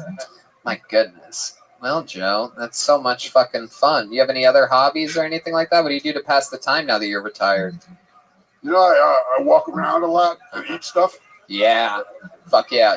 Especially when people are offering you $200, you bet you're eating a lot of stuff. He looks like Jeff lives under bridges. Hey, look at that. Yeah. Fuck yeah. All right, Joe. Well, I mean, so much fucking fun. I absolutely love comedians like you. This is proof that, it's not about when you start. It's not about how you fucking, approach things. It's not about trying to blend in. You're a guy that came up with a look. It's the same thing Bridget Bennett did with all of her 10 years of experience. You're talking about what you appear like. You're giving us misdirects. You're setting it up. You're sneaking in punches and getting big laughs. And that's what this shit is all about. You have a great knack for it. I can't wait to see you again. Fuck yeah. Let us know if you're ever in LA, man. Yeah, let us know for sure. And how about this, Joe? Next time we do a show here in Sacramento, I want to see you again next year, so you'll get a minute automatically. How about that? There you go. Joe Konyu. He's on Facebook at Joe Konyu. That's Konyu. Grom Jeremy, by the way, is on Instagram at GromJeromey. It's a very hard spelling there. My goodness, such a fucking fun episode. You guys having fun out there, huh? How many of you guys listen to this show every week? Well, then maybe you guys actually know. I don't know if you guys know this or not, but we have a brand new regular on this show. Did you guys know that? Would you guys like it if we brought him all the way up here with us tonight? Great. Well, then I present to you the brand newest regular on Kill Tony. I believe this is only his second or third regular spot. He's a goddamn anomaly. Put your hands together for the great David Lucas, everybody.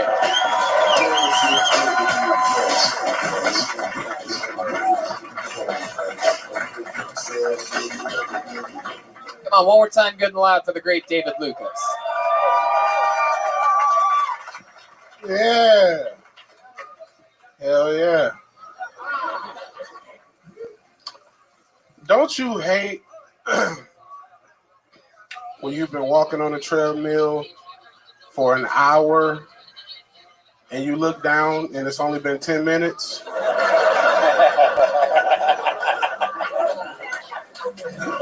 Like, who the fuck put me in the Twilight Zone? Yeah. Cardio time is in the Matrix, They measure that shit like dog years, Cardio time is like 1,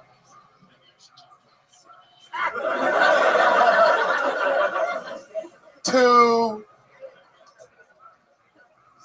The crazy thing about the treadmill is that it doesn't even really get you in shape. You know what I'm saying? Like, I can walk a mile on the treadmill, but I'm out of breath when I walk to my car. You know what I mean? Fuck yes. The great David Lucas. That was awesome. And lot one. Fuck yeah. Another great new brand spanking new minute. Hell yeah. David Lucas. Welcome, welcome. Is that today you were on the treadmill? Nah, nigga.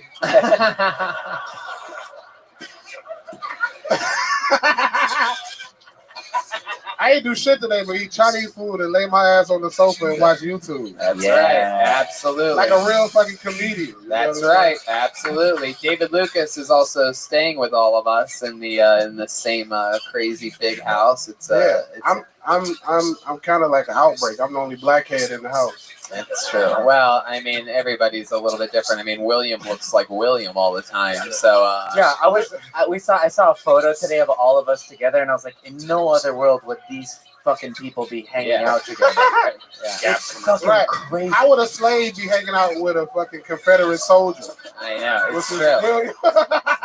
It's true. You think William would make soldier? Hell yeah. He wouldn't be a soldier. He'd be a fucking drummer or some shit. He'd be the water boy for the army. Yeah. He'd be back there. Yeah, I don't know. That's enough for you right now. We did have. I missed it. I want to hear it. That's enough for your ass. Yeah. How dare you? What are y'all? Y'all got on some presidential ass wigs today. We're lawyers, David. Oh, lawyers. Oh, I don't need those. No. Not yet. Oh yeah. The only person that tips the scales of justice is you, David. Tony got arrested for chewing condom flavored gum. That's actually true. It's fucking the best flavor of bubble yum there is. Hell yeah. In LA, he assaulted a dickhead. That's true. Yeah. First degree. You chew a lot of gum too, right? No, you swallow.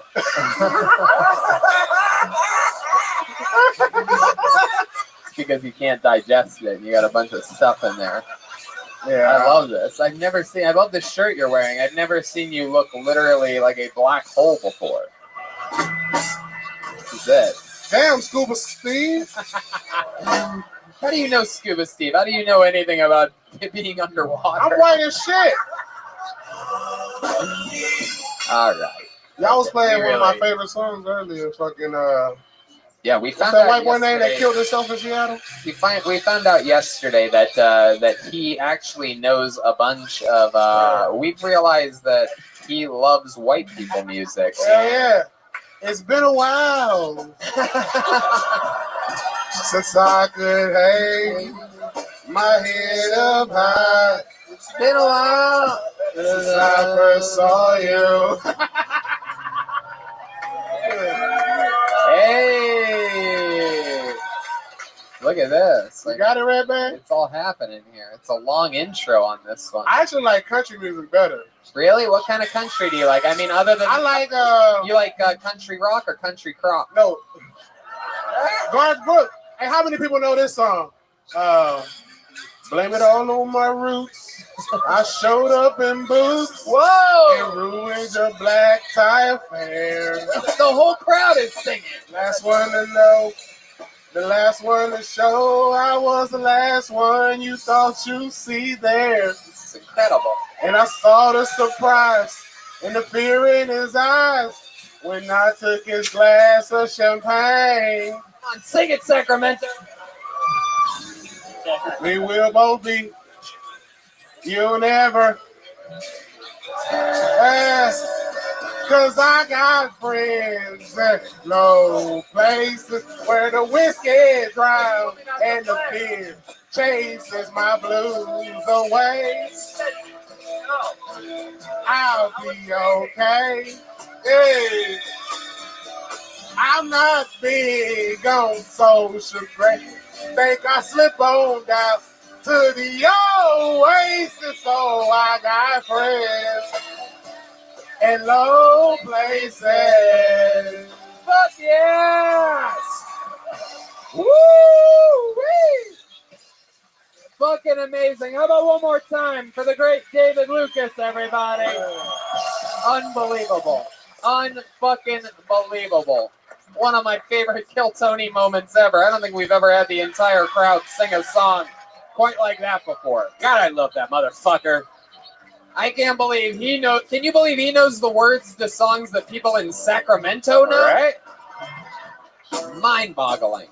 That was incredible. Didn't mention Zantac once. Wow. There you go. All right. Give it up for Chroma Chris for playing that immediately. That was incredible. I mean, the band is absolutely the best damn band in the world.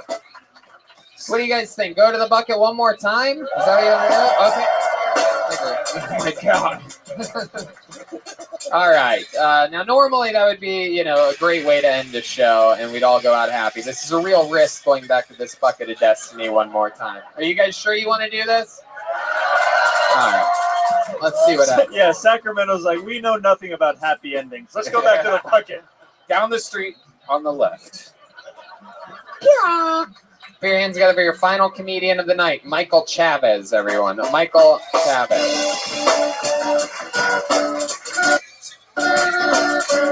I feel like there could be multiple Michael Chavezes in this room, so perhaps there's going to be a traffic jam here any moment. Here he comes. One more time for Michael Chavez. Oh, this is way more intimidating from this part of the stage. I really hate dating. Like, I'm so single. I get ghosted by foreigners trying to steal my private information. No, I'm kidding. I'm actually single because I have commitment issues, but it kind of runs in the family. Like, even my mom couldn't commit to my abortion. Yeah.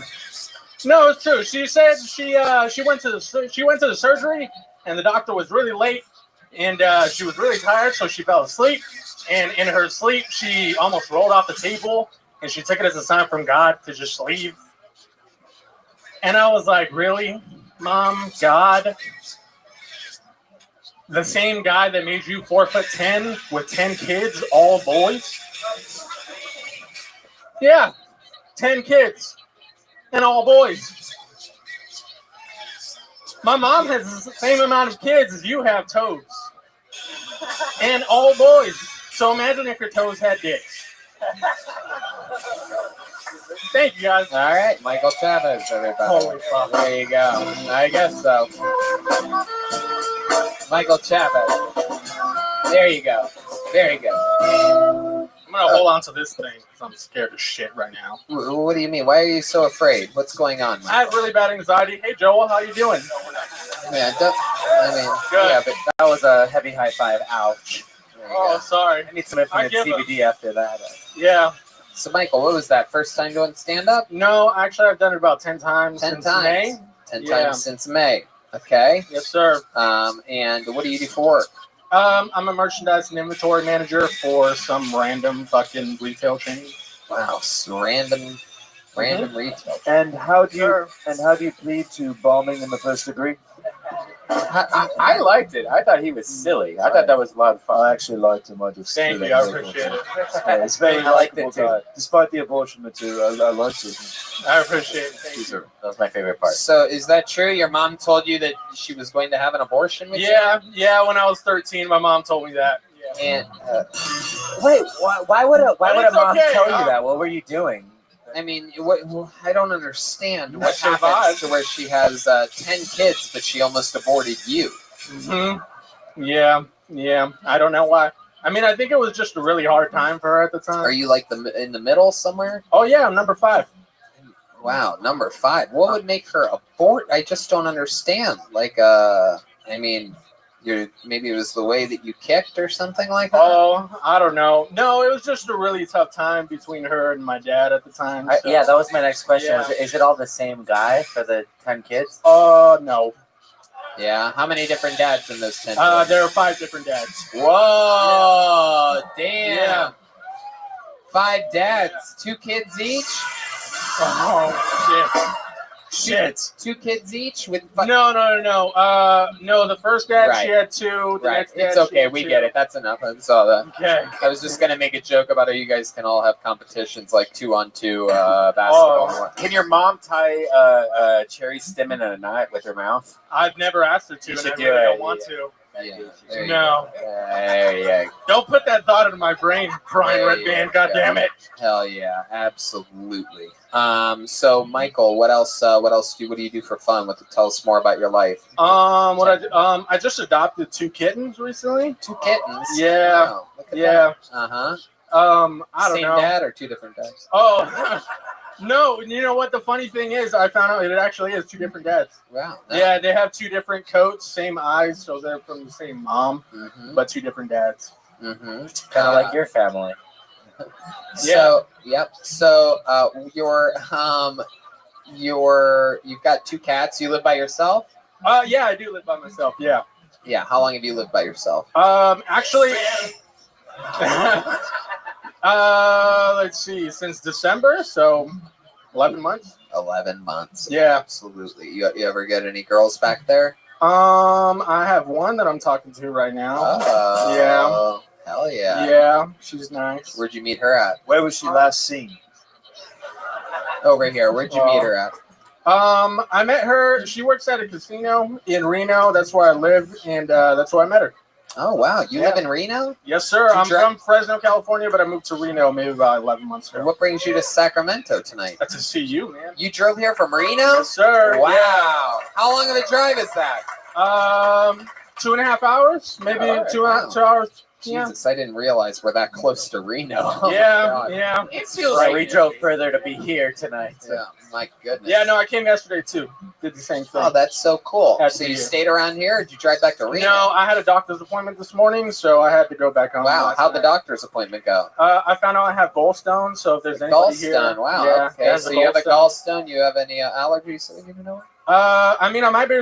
I might be allergic to OxyContin. You really? Have you been doing it? Oxycontin? I don't know what the fuck it's Oh called. my God! Yeah. How long have you been doing OxyContin for? I did it one time, and I got like really bad shortness of breath. My throat kind of started swelling up a little bit. You did it one time. Yeah, just one time. When was that?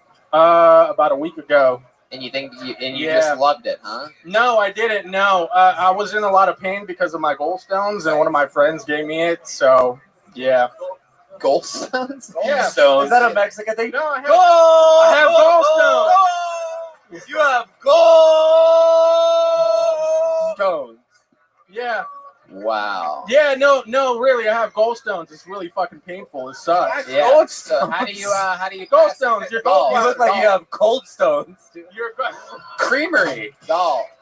Gall. Look at me. Michael, over here. Gall. Okay, sorry. Say it. Gall. Gall. Gall. Gallstone. There It's you go. pronounced. That's the word. It's pronounced tamarind. There you go. Tamarind, yeah. Booyah. So, where, how do you, are they going to end up doing surgery on you, or are you going to pass them? What happens? No, you can't pass them, and you basically have to get your gallbladder taken out. It's Lucky. Yeah. Yeah. Your gallbladder. Yeah. Dude, you suck at saying words. I fucking suck. No, I. This is one thing that's really bad at me. I really fucking suck at saying words. All right, say instead of Okay. Disneyland, say Disney.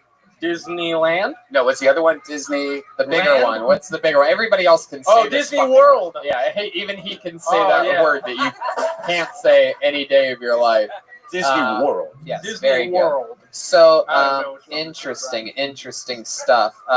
Your love life. Have we talked about this yet? I mentioned a little Yeah, while you've been ago that talking there's a about girl. girlfriend. Have you? What's the farthest you've gotten with her yet? Have you put it in her vagina yet? No, I haven't put it in her for China. Even you took that bad version of the word purposefully that I made, and you made it even worse. You called it a virgina. I said a vagina. Even you're like, no, we can do worse. No, I have not put it in her vagina. Well, I mean, Put it in my vagina. Just for you. yeah, Phil. no, we have a lot of great sex. Yeah, I don't know if you guys know this or not, but you're not allowed to do Asian accents anymore if you're a white guy. I don't know if you know this. You're not allowed to do that. However, Asian guys are allowed to try to sound like a white guy. They are. They've been trying for hundreds of years. It's a new stand-up joke that I've been doing. I don't know why. I just threw it out for no reason on this show. Free one. Oh, wow. You guys like that. Oh, okay. A little. You guys are an appreciative, smart comedy audience, and I love you for that. Can Mexicans do it? Can you do what? An Asian accent? I don't know. Why don't you try? What Let's does the see what audience happens. think? Can an It's Mexican? like a. What do you think? Are you getting in trouble? The Asian lady in the front row signed off on it. Whoa, Okay, she did. Look at that. Give me something to say. What do you want me to say? What should he say? You're the Asian. You're the resident Asian. You should give him something to say. You don't have to do it in the accent. I'll do it for you. Yeah. I don't care about SNL. Anything works. He can literally say anything that you want. He could make it. You could make it your name. You could make it. You could have him look at you dead in the eye and tell you that you want him to eat your ass harrow. Yeah. Whatever. Oh, okay. Oh, another groan.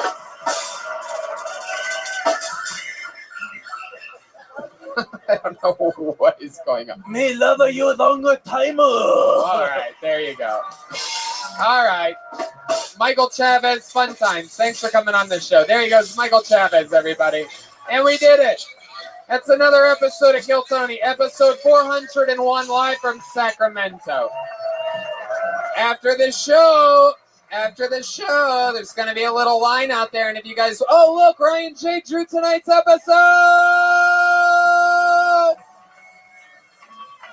after the show, there's going to be a little line, and Ryan J is going to be slinging posters. We're going to be signing them and taking pictures with you and having a bunch of other fun things. There's the new Kill Tony pin, the new Tony Hinchcliffe pin, available with or without facial hair. I draw it on with a Sharpie myself if you want it. Those are only $10. And there's also the brand new Kill Tony t-shirts. Yes. This is the first place that they've ever gone to. They literally just went for sale. You're the first people that have a chance of getting the new Kill Tony. That's not it. The new Kill Tony t-shirts, and there's a lot of Death Squad shirts out there, posters, the gayest calendar you'll ever see. That's is right. out there. How about another hand for the great, the one and the only Jeremiah Watkins, huh?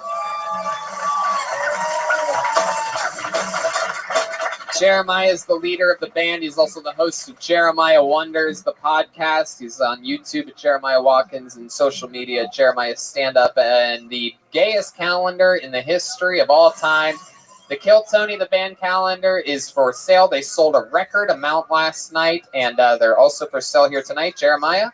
Yes, I got some headlining dates I'd like to plug real quick. November 16th, Huntington Beach. Also in St. Louis, the 29th through 30th of November. And I'll be in Kansas City, December 19th through 21st, and Chicago, January 2nd through 4th. Tickets to JeremiahWatkins.com. Thank you. Love you. There you go. And how about one more time for the one and only silent but deadly Chroma Chris, ladies and gentlemen. Keep at it 1,000 tonight. Chroma, what'd you think about tonight's episode? The show will never lose its appeal. That's And then here we are. A lot of work for this guy tonight. How about one more time for the one and only Joelberg Joel Jimenez, huh? Busy episode. Busy episode. This guy saw this guy throw a white cock at a snare drum 4 times tonight. You know, that's a busy day at the office. That's right. He's on social media, mostly sorry. He's sponsored by Ludwig. He's one of the official artists. Right between Dave Grohl and fucking John Bonham, Ringo Starr. Yep. Anything else? I want to give a shout out to Brian Redband for taking a fucking flight home to grab equipment and come back. You're the real hero tonight, Brian. We love you. Yeah, what a superhero. He forgot the equipment in Los Angeles. Yeah, let's give him more shout outs. No, but he did what it took to get it all back together, and I love you, Brian. Sure, yes, absolutely. What a great. Let's give him Thank you, Joelberg. Extra credit for Joel, that. if you loved him, you would have never brought it up on this podcast. Yes, indeed. Redband flew all the way to LA today and back because he forgot his equipment in Los Angeles yesterday. Or there was 5 comics all outside my house with wow. 20 suitcases, and that the was life the you one live. suitcase we Never left mind, I outside. take it back. Yes, there you go. Thank you, Joel. There you go. I love you. Shout out to all the people that don't forget their most massive responsibilities of work and life. But how about one more hand for Redband? Sure. Oh, thank you, Tony. Thank you so much. I'm on 3 hours of sleep. I love you.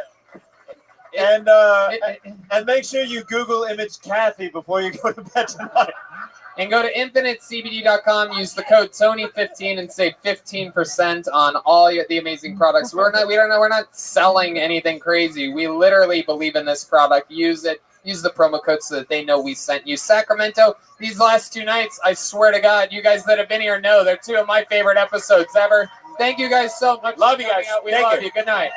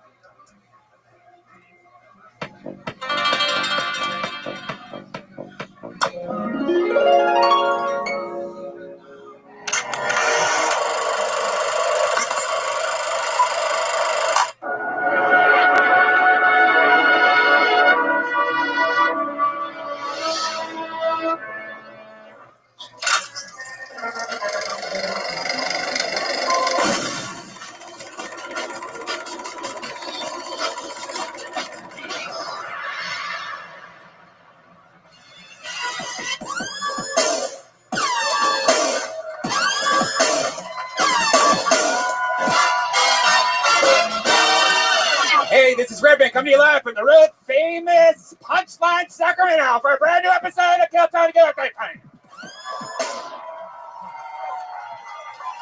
Come on, Sacramento, you can do better than that. Let's fucking go. Yeah, episode 401, live from Sacramento. Brian Redband's here, everybody. Hey, everyone. Holy Stromboli, this is exciting. This is the Road to Kill Tony Mania, which means there's special shows. Hey, look over here. It's so special that house artist all the way from Los Angeles, Ryan J.E. Belt, is here, drawing tonight's episode. He has special Kill Tony Mania and Road to Kill Tony Mania posters available for sale. A bunch of other cool, awesome prints from the history of Kill Tony available after the show. We're going to be signing them, taking pictures with you guys if you want, blah, blah, blah, blah. We are in Sacramento live. We're recovering. We all did meth last night. It was exciting. Best meth. Stick to our words. We said episode 400 in Sacramento. We're all doing meth. And we fucking did it. We had a grand old time, and we are excited to be back. We are...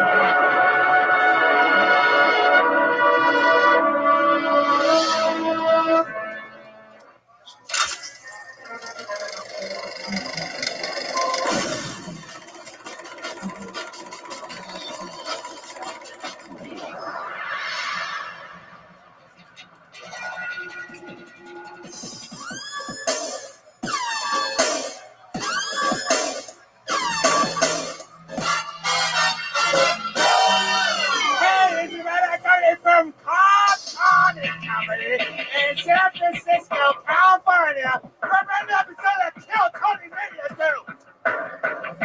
2. San Francisco, this is it. This is the late show. Let's fucking go. Make some noise.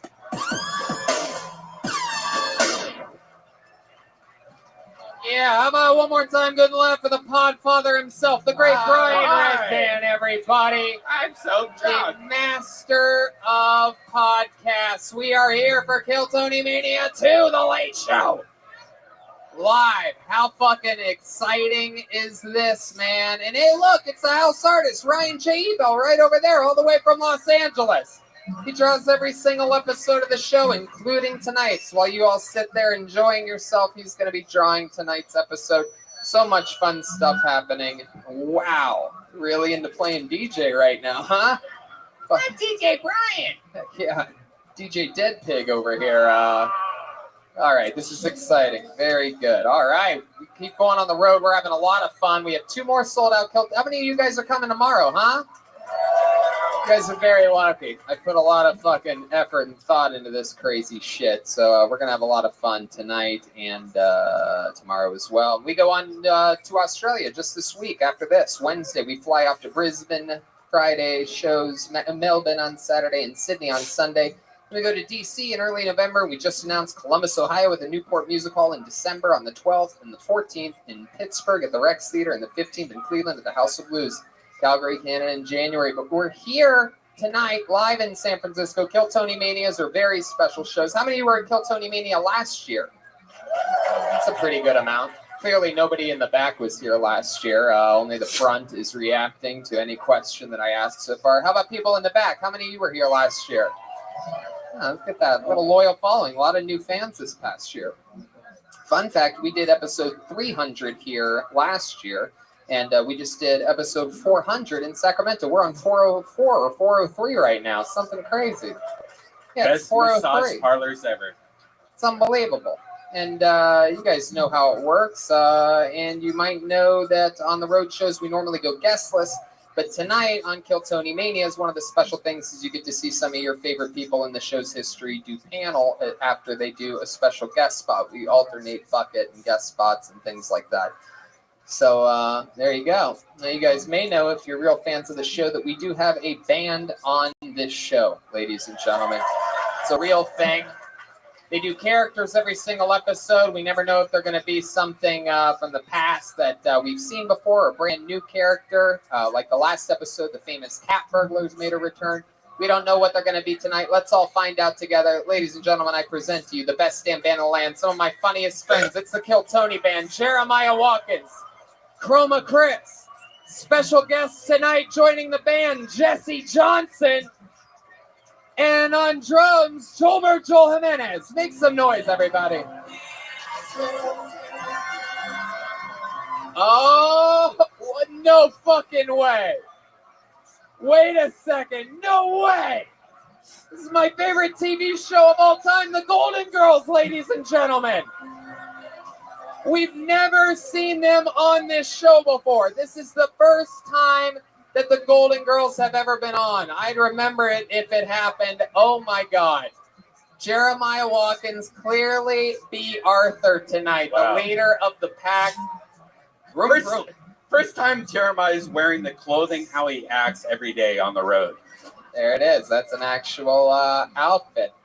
Jeremiah, you're B. Arthur, am I correct? Dorothy, how you doing? Oh, going by the character names. Okay, I'm going to write that down. Dorothy. Hell yeah. Oh, you're the transgender one. All right. Brian's just floating out the first thing that comes to his head so far tonight. Here we are. That's all true. And you're clearly the intoxicated one, honey. You need some help. Oh, he didn't get his joke out because you hit the Golden Girls thing. Next to him, we have Jesse Johnson joining the band, everybody. How exciting. And you are, I'm guessing, Rose, right? I'm Rose. And Tony. Tony, I just got the name of the show. Oh my God. Rose, you're so oblivious. Fuck yeah.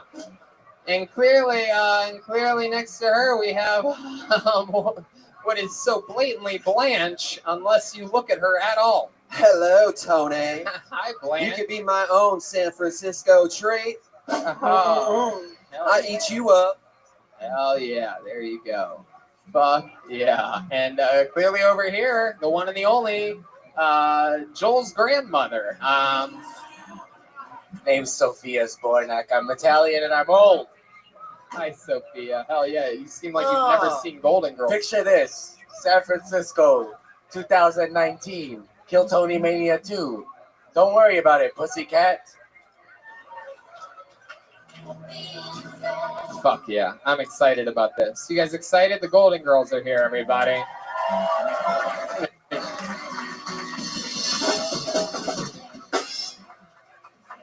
And of course, we have a whole nother part of this show, the Bucket of Destiny. Everybody, a bunch of people signed up for the opportunity to come on this stage, do 60 seconds of what's supposed to be stand-up comedy uninterrupted, and then we interview you and talk with you about your life, find out more interesting stuff about you. You know, your 60 seconds is up, and you hear the sound of a kitten. That means wrap it up then, or else you're gonna bring out the angry Castro District Bear. Oh my God. Wow. This is real tonight. This is really happening. I'm excited about this. You guys ready to start this fucking show or what? Here we go. But since this is Kill Tony Mania, what do you say before we go to the bucket? Let's just start with a special treat. You guys like special treats? Let's fucking do it. Ladies and gentlemen, we have regulars on this show. You guys like regulars? People that you get to watch grow over time and go on to do even bigger and greater things. A lot of people say this is like a modern day SNL or Tonight Show where you see comedic talent from the future. Would you guys agree? I present to you the newest regular on Kill Tony. Ladies and gentlemen, he's taken the whole show by a storm. I present to you one of my favorite top young rising comedians in the world. It's David Lucas, everybody, with a brand new minute. Never seen before minute from David Lucas. Yeah. There's a lot of racism in the world, in case you guys didn't know. But you know what the most racist things are? Nursery rhymes. Did you guys know that nursery rhymes are racist? The most racist nursery rhyme is Bye Bye Black Sheep. You ever heard the lyrics? Bye Bye Black Sheep, have you any wool? Yes sir, 3 bags full.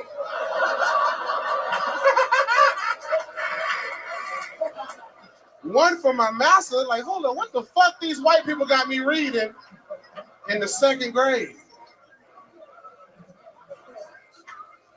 The most racist place in the world is a laundromat. You guys know that shit?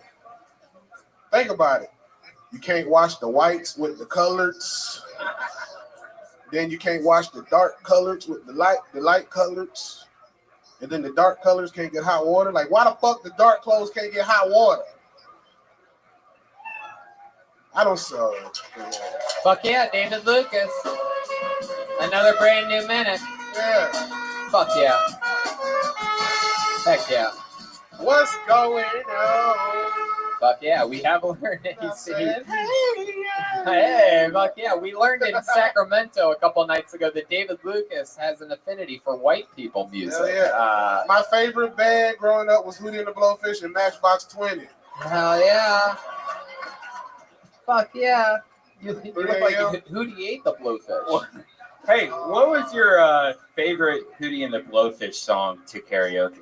Of the only one that they had a hit with. Oh, you talking about Let Her Cry? No, the other one. I'm drunk. I'm not drunk, but I'm tipsy. Oh shit! Fuck yeah! I think you and Red Band. Hold my hand. Oh, okie dokie. No, let's just relax a little bit there. Is there something you want to sing? 3 a.m. You want to go a cappella, or you want the background music? I think the band can hold me down. The band got you. Wow, they actually do know it. Did you guys plan this? Baby, it's 3 a.m. I must be lonely.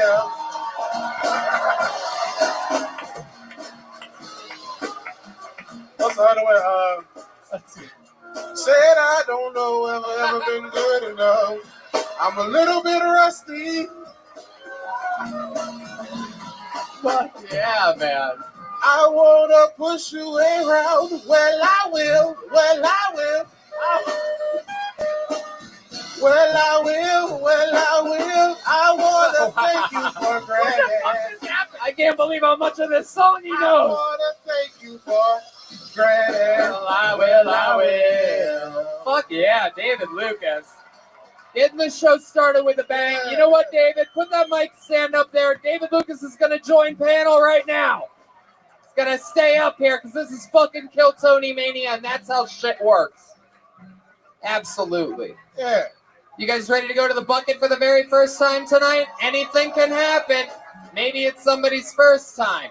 Maybe it's somebody that's a comedy vet, a local hero. Anything can happen. Your first comedian going up tonight, getting an uninterrupted 60 seconds, and then talking with us about their lives, goes by the name of John Holt. John Holt.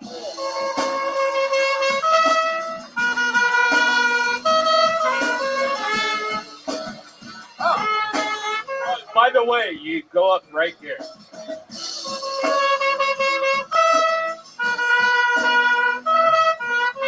Come on, everybody. One more time, good and loud for John Holt. Straight out of the bucket. Live in San Francisco. What's up, everybody? How you doing tonight? All right, so let's start off light. Who here is into butt sex? Sounds like mostly guys. That checks out. So I'm a nurse. I had an interesting question from a patient the other day.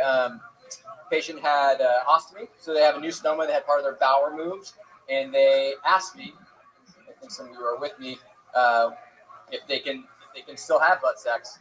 And we talked about that, and they were pleased to find out that the shitter wasn't a shitter anymore, and that things were going to be going a lot more smooth moving forward.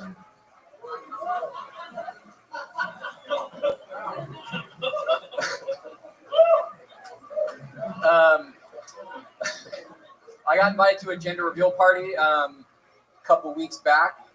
It's kind of strange because I didn't have any friends that were pregnant.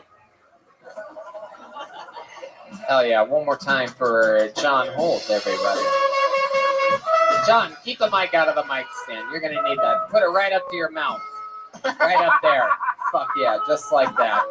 You were talking with it down. It was like you were doing a puppet act with your penis. The microphone was so low, it was incredible. Like, how the fuck do I hear him right now? His lips are moving, but welcome to the show. Did you create Rick and Morty? No, definitely not. He's a different version. He looks more like Sick and 40. Sick and 40? That's funny. That's funny. 40 years old? All right, fuck it. We'll warm up. How are you, buddy? Good. How's it going? I've never seen Steven Spielberg with leukemia before. This is exciting. What middle school are you a nurse at? Trauma center. That's so cool. How long have you been a nurse for? About 5 years. Oh, that's awesome. Oh, wow. Heck yeah. How about these ladies? You see any of them? Looks like Estelle Getty's drinking a bottle of Kool-Aid over here tonight. I've had a long, rough life, Tony. Sophia, you're a rock star.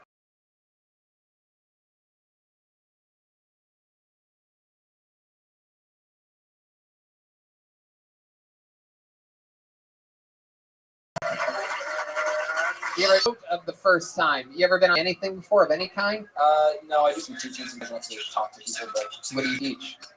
just part of the nursing. Oh, nursing. Heck yeah. What's the craziest thing you've ever had to take care of or seen as a nurse? My mother.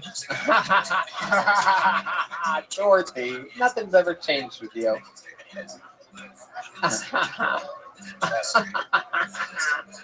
The Golden Girls are the best of all time. Do you have to take care of your mother? Yeah, what have you seen? I You do. You ever so seen? I recently left the cardiac floor. I'm a wound and ostomy nurse, so I deal with some pretty intense crazy things. Like what? Like what happens? What have you seen?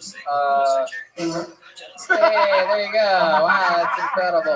Right, Dan, that's crazy. Yeah, early. There you go. I can't believe you blew that early. There goes your one fart noise. Talking about intense wounds. You ever seen Blanche's pussy? Oh. Hey now.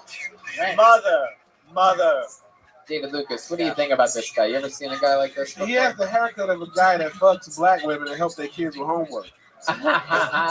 Is he right? Is he close to this? You ever have sex with a black woman before? Yeah, there's no homework involved. Whoa, no homework. Did you take her blood pressure? Pre-nursing. Oh, okay. Wow. It was just a one-time thing? You went black and then you went back? Yeah, off and on. She totaled his car. She actually gave me a car. So I looked at it. She gave you. She gave you her car. Her grandmother's car. It might be stolen. Just because. Was it a leaking? What kind of girl gives a guy a car? It has nothing to do. All right. Anyway. Yes, there's a wolf involved in this somehow. So, John, what else about you? What are like your hobbies and stuff? You seem like the kind of guy that has the new Mario Kart for the iPhone. No. Trouble with that steering, right? You can't figure it out. The thumb. I play soccer. Yeah. That explains the haircut. You look like if Edward Snowden actually got snowed in. I removed my goalie 20 years ago. Wait, does that mean you can't get pregnant anymore? Yep. Wow. Do you play soccer, John? Yeah, I do. And I coach my son, but I play. Oh, you have a son. Yeah. How many kids do you have? Just one, 6. Just one. 6 years old. Was this with the African American woman? Nope. With No. my wife of 10 years. Oh, you've had a wife for 10 years. That's cool. What does she do? She's HR director at a university, liberal arts college. Ooh. Okie dokie. Yes, it is awesome, Ryan. Very good. Wow. What's your favorite thing to do to her in the bedroom? You seem like the kind of guy that knows how to fucking listen. You fuck through your boxer hole, don't you?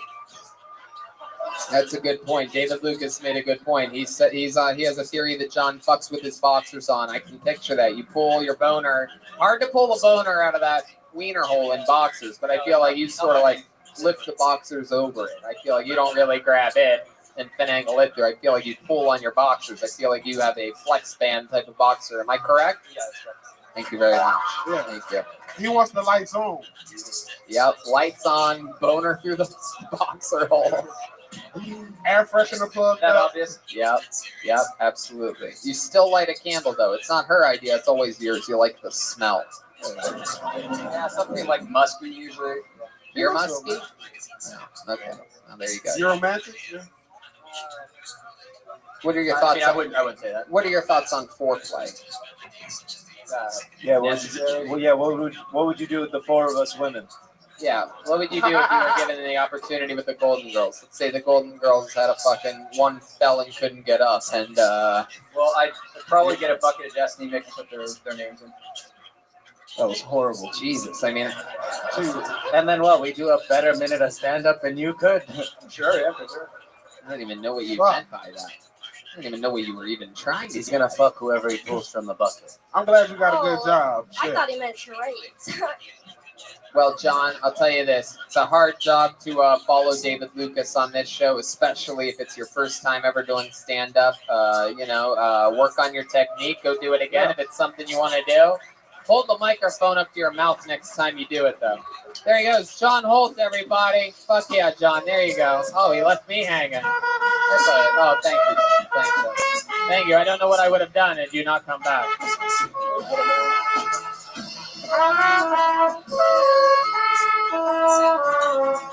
He left me hanging, but after he watches this set here tonight, he's the one that's going to be hanging himself. How about that? There you go. That was good, Brian. That was good. All right, pull the name out of the bucket. You guys having fun out there? Anything can happen. Put your hands together for Connor Lonsdale. Connor Lonsdale, the bucket of destiny, has made a decision on you. And the sky is gray. I went for a long. One more time for Connor Lonsdale, everybody. Bukkake is a genre of pornography. It's from Japan. And what it is there'll be one lady, and then they have like 100 guys all come on her face. Yeah. I have watched some of these films. I've formulated an opinion. Too much cum. Who needs that much cum? Nobody.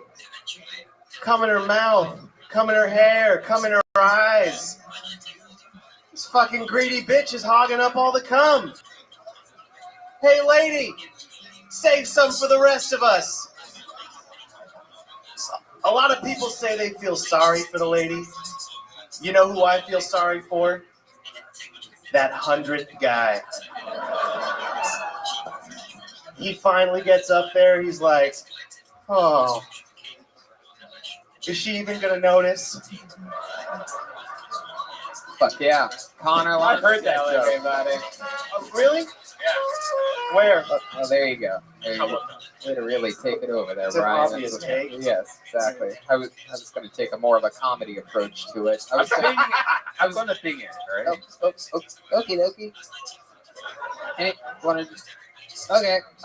So Connor Lonsdale, everybody. One more time for Connor. Sure, he did it. Connor, my first question. Did you just get the internet? This Bukkake things, it's been a thing for a while. You explained it to everybody. I guarantee you, if these people are here at Kill Tony Mania, they know what the fuck a Bukkake is. Am I right, people? This is the Bukkake ballroom of stand-up comedy. I mean, these people are here for blood, guts, and cum. Am I right, people? You spent 30 seconds explaining what a fucking Bukkake is. So with that said, how long have you been on stand-up? About a year. Yeah, man, a year. I am with Brian. I wouldn't have hit it right away, right from the gut like he did. I was going to build up. Sorry. But we definitely, you know what I mean? There's people, since Bukkakes have been a thing for so long, obviously brand new to you. There have been. Know. What do you mean you didn't know? I didn't know until within the last year. There must be something on porn sites that you are so into that you've been ignoring everything else. Like you must be the king of big tits.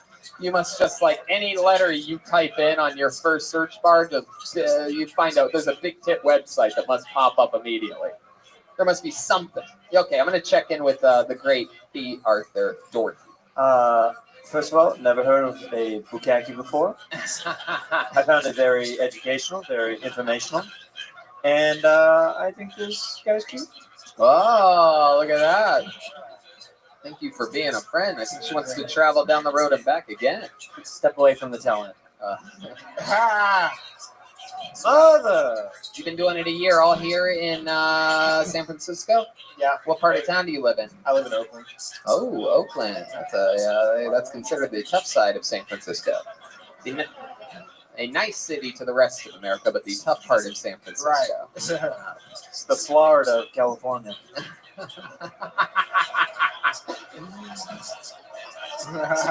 Connor, so we just figured out what a Bukkake is, and you wrote a joke about it, but yeah. What's the funny thing about your Bukkake joke is, like Brian said, it's been covered. Yeah, man, you got balls though. You do have balls. Thank you. I covered, are you thinking of the specifics? No, the joke's funny because it's been since people have known about Bukkakes for 15 years or so. People have talked about what it would be like to be the last guy, and it's funny. I was making a joke because it's covered like a girl in a Bukkake video. It's been covered. I can't wait to hear this guy's jokes on airplane food. Are black people and white people different? What's dating like? Okay, that's enough. You're really attacking me. Sorry, my daughter's being We got a black president. What's going on, B. Arthur? You seem dumbfounded by something. Brian just took a drink of beer and spilled it all over his shirt. Did not notice at all. Oh, wow. I don't. Oh. He is What do you completely have covered this in much beer. chest hair? That's not It beer. soaks in. There you go. Becomes a gummy bear later. Hey, why don't we switch that to apple juice, honey? Why don't we All right, okay. You too. Very good. All right. Wow. So, Connor, anything interesting about you and your life? You've seen the show before, right? Yeah. So what do you think? Something you can tell us about you that'll win you over with this crowd? A life story or something interesting? Fun fact about you? Not much. I deliver weed for a living. And you're right. Anything else other than that? I'm a musician. Yeah. What kind of music do you play?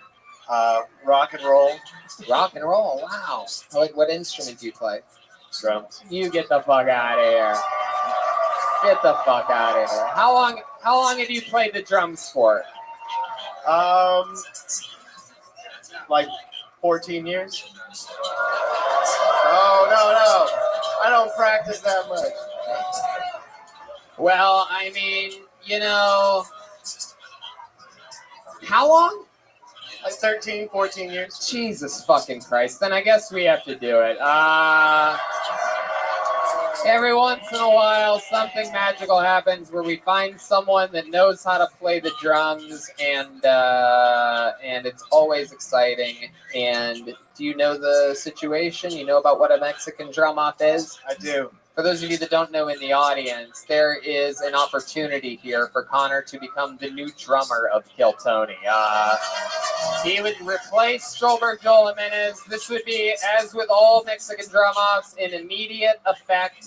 He would be the drummer for the band for the 2 shows sold out here tomorrow night, for the remainder of the show, and you'd be going to Australia with us this Wednesday. This is a really big deal. Now, you guys get to decide in the end who wins. This is based on drumming, technique, ability, comedic performance, overall showmanship, everything.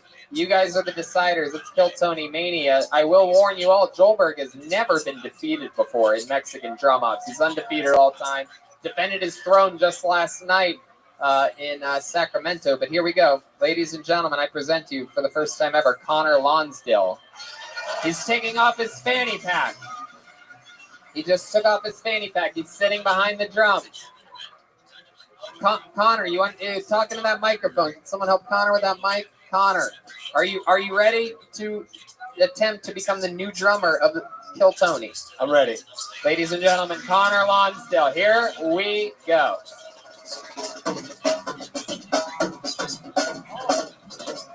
Oh, shit. Very good.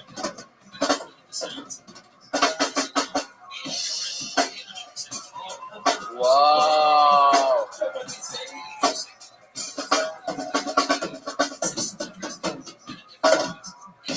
Wow, Connor Lonsdale. There he is, doing that thing you do.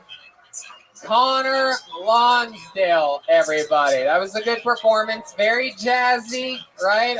I'm surprised he said that he does rock and roll and drums like that, but he gave us a little jazz edition here. Heck yeah, he's got beats, and he also looks like he eats a lot of beats, too. But let's talk about your opponent for a second. All-time undefeated in this competition. He takes this very seriously. Ladies and gentlemen, I present to you here to defend his throne, the one, the only king of Mexican drum-offs, Joelberg Joel Jimenez. Oh my God. Wow. This is frightening. He's wearing stockings. He has a purple giant dildo, the classic purple dildo in his hand that we've seen before. He has a brand new medium-sized white penis coming out of his forehead. This is incredible. We've never seen anything like this before. The guy that just found out about Bukakis definitely has never seen anything like this before. This is very exciting. Joel's giant cock is basically visible through the stockings. He still has a sock over it, and it's still very visible. Are you guys ready to see Joelberg? Defending his throne, undefeated all time, I present to you the Kill Tony drummer, Joelberg Joel Jimenez.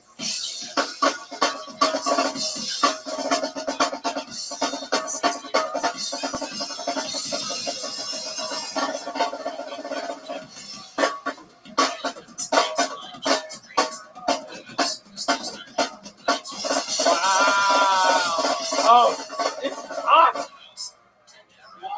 Whoa! He's got a bottle of beer.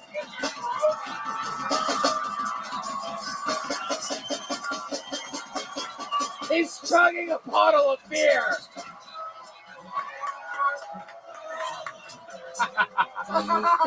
He's dying on the stage. He's dying. He just mooned him. He's just mooned him. He's angry. He's doing the angry unicorn. Oh my god! Oh, he's laying down. Whoa! Reverse somersault. Oh no! It's the gay seizure. He's doing the gay seizure, everybody. Oh! Drumstick toss. He just lost a tooth, perhaps. I just coughed something up. I don't know what it was. Might have been a Zantac. A white chunk just came from his lung to finish the job off. Wow. Ladies and gentlemen, how many of you have Connor Lonsdale winning this thing right here? Wow, you got verbal boos. How many of you have Joel Jimenez retaining? Wow. He takes this very seriously. The crowd, oh my God, Joel, get off the table. Get off the table, Joel. That is not allowed. We have expensive equipment up here. Wow. All right, there he goes. Connor Lonsdale, everybody. One more time for Connor. Yeah. He almost got hit in the head with a dildo there to finish things off.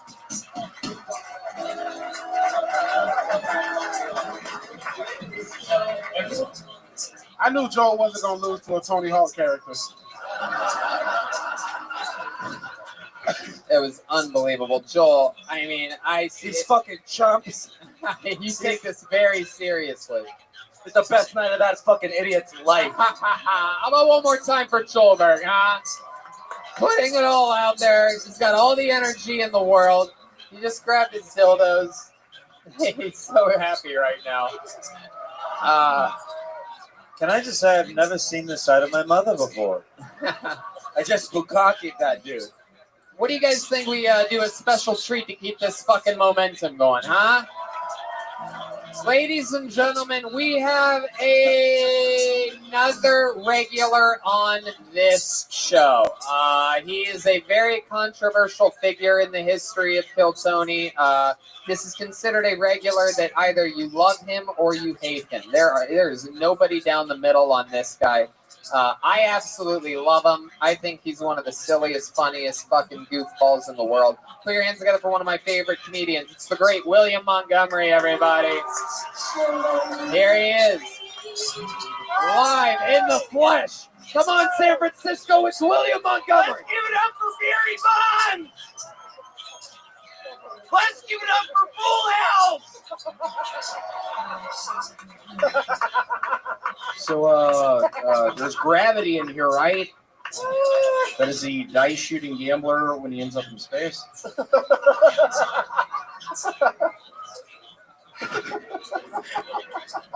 I've been going to the grocery store with my mom a lot recently, and every time she's like, William, just say hi to people this time.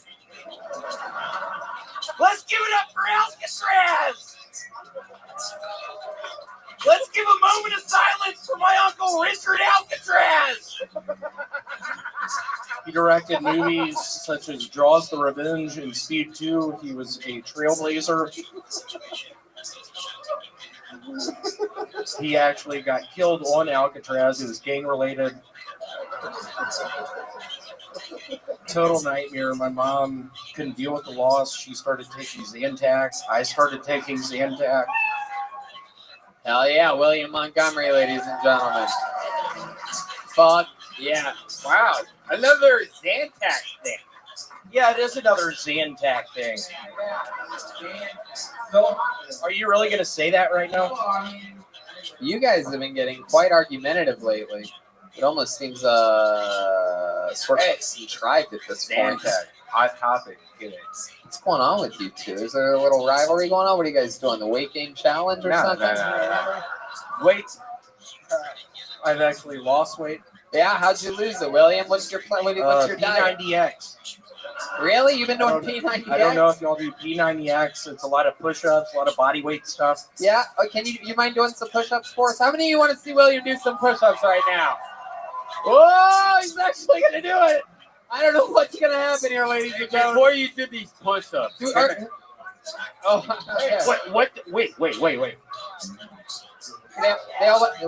don't do. What are you, Brian?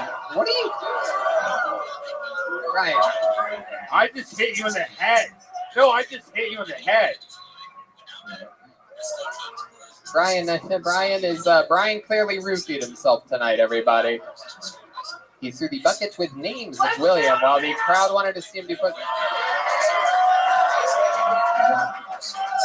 No, not too many of anything. Everything not this fast. There you go. Fuck yeah! All right, the show will continue now. I don't know. This is some of improv guru magic happening right now.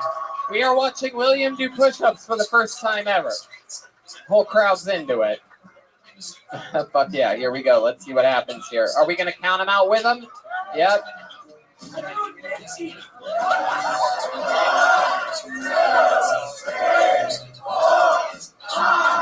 Wow! 8, 9, 10, 11, 12, 13, 14, 15, 16, 17. Wow, he's fucking with us. 21, 22, 26, 34, 49, 2, 3. Fuck yeah, William Montgomery, everybody. Oh my God, is there a male nurse anywhere? Ha! How about we have William join the panel, huh? Let's have him be a guest for the next part of the show. Things are getting interesting here. This is a spicy episode of Kill Tony. Oh, what's going on over here? I think they're trying to decide who's gonna be Santa Claus.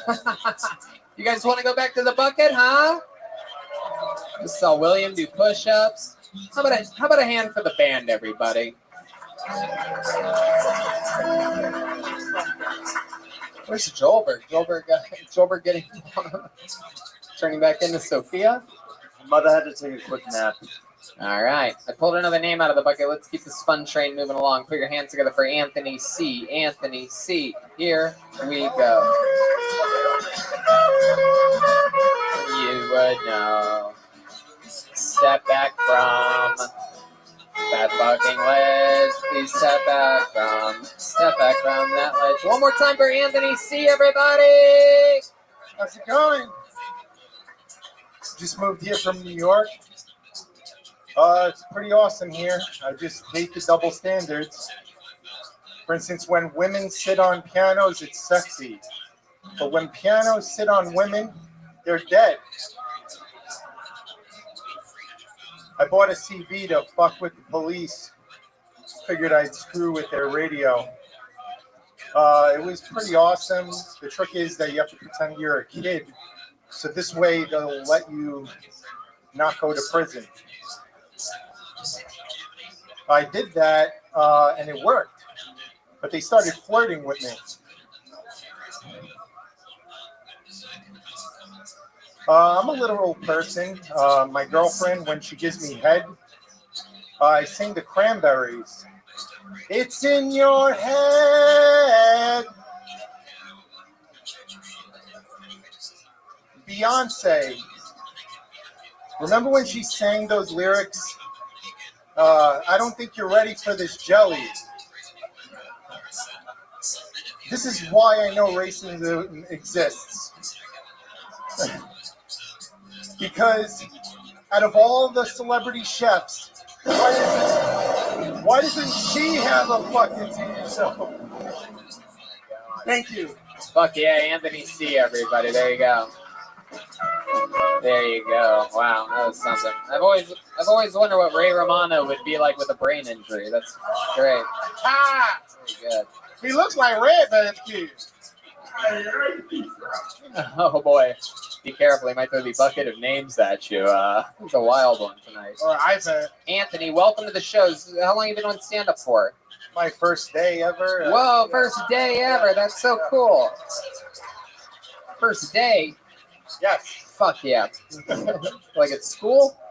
No, I got really fucked up for this. Yeah, well, how'd you get fucked up? What'd you do? I did a little weed and some alcohol. Did a little weed. Are you an undercover cop? No. I did a little weed. How much weed did you do? A lot. Yeah? I thought you said a little.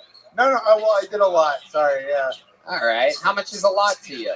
No, I have a pretty high tolerance. I had to really fucking smoke for this shit. Yeah. So, like, how much did you smoke? So I have, like, obviously the oils, the concentrates, and the joints, and the edibles. So what did you smoke? What did you do tonight? Everything? I did it all. Wow. You talk like a narc. Yeah.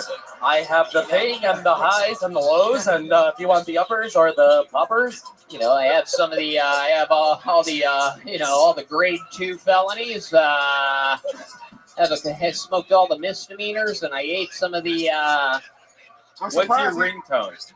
My ringtone? I don't use ringtones. I use Call vibration. it right now. Call your ringtone right now. Call your ringtone What right does that now. Okie dokie. So, what do you do for work? I make space technology. Oh, wow. Fuck yeah. How long you been doing? Are you sure you do that, or is that just what you think you do after you do all of the drugs you just said that you did? No, I do that. Smart people smoke weed too. Yeah, no, I get it. And you What the make fuck's that astronaut supposed to mean, you little piece of shit? Just bomb for 60 seconds and you're saying I'm stupid? No. I like your style, dude. So when you're not doing space shit, what do you do for fun? Uh, Like the kind of guy that put up excitement. I'm trying to get back into playing music. Yeah? What type of music do you play? Guitar. Oh, thank God.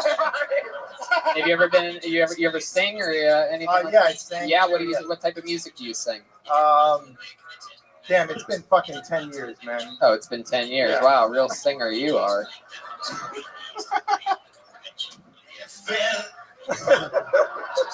Classic. It's punk music. Yeah. What's your love life like? You ever fucking? I have a girlfriend. Whoa, hell yeah. Yep.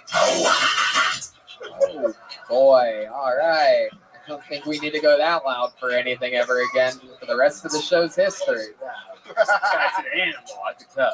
I know. Hell yeah. Brian is totally present. So, girlfriend for how long?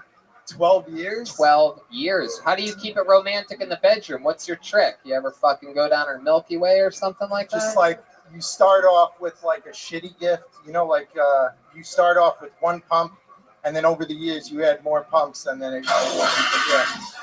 Fuck yeah. Are you talking about what do? You have an inflatable dildo that you use on her or something? You're talking about actual like thrusts in and out? You gotta like, suck No, in the you beginning. gotta like. I gotta like I'm suck in curious the how you do beginning. it. So this way later on I have room to like improve, and then it works over So the you years. started horrible on purpose. Yes, and then later on I was really good, and she's still happy after 12 years. Wow, that's incredible. Or you guys are codependent. What's the craziest thing you've ever done in the bedroom with her? You guys ever like eat each other's asses out or anything like that? Yeah, so that's a yes. We fucked at her dad's job. You fucked at her dad's job? Yeah, that was Her pretty dad cool. works on bukkake sets. What's her dad's job? He's a dentist. Oh, fuck yeah. You drilled her, huh? Yeah. I like that. Was it really in the dentist chair? No. We should have done it in the dentist chair. We did it on the floor. I don't know what the fuck. You're a drug addict. On Yeah, the, yeah, I on, think so, on the yeah. floor? On the floor of the waiting room 100%, or on the right? floor of one of the dental rooms where all the fucking plaque flies to and everything? Yeah, like the waiting room with the magazines and everything, like right around there. Right. You gave her Yeah, the it was- mask. You're like, here, just breathe this in. Did y'all Yeah. break in? Nothing better than wiping yourself off with cum with the newest edition of Cosmopolitan magazine. It's fucking old dentist waiting room fucking. What at any point was she like, next? No, she's The still waiting, there. waiting room joke. All right. Well, anything else crazy about you that you think we should know, Anthony? You ever fucking go frisbee golfing with all your old compact discs or anything like that? We always ask for interesting stories. So Okay. this lady gave me a baby on the subway, and she said, I got to pee.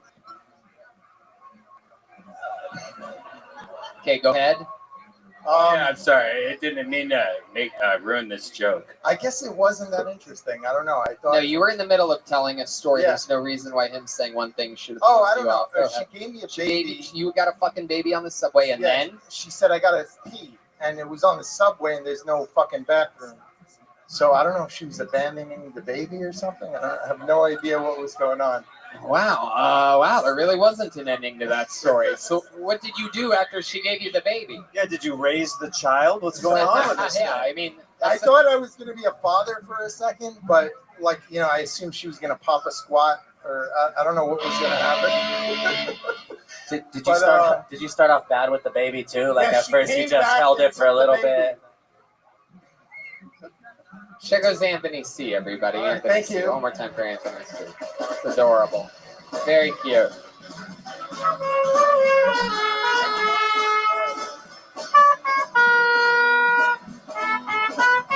How many of you are having fun out there on this late edition of Kill Tony Mania Friday night? Okay, your next comedian goes by the name of Nikos Crowley. Here we go. Nikos Crowley is making his way to the stage. Nikos Crowley, here he comes.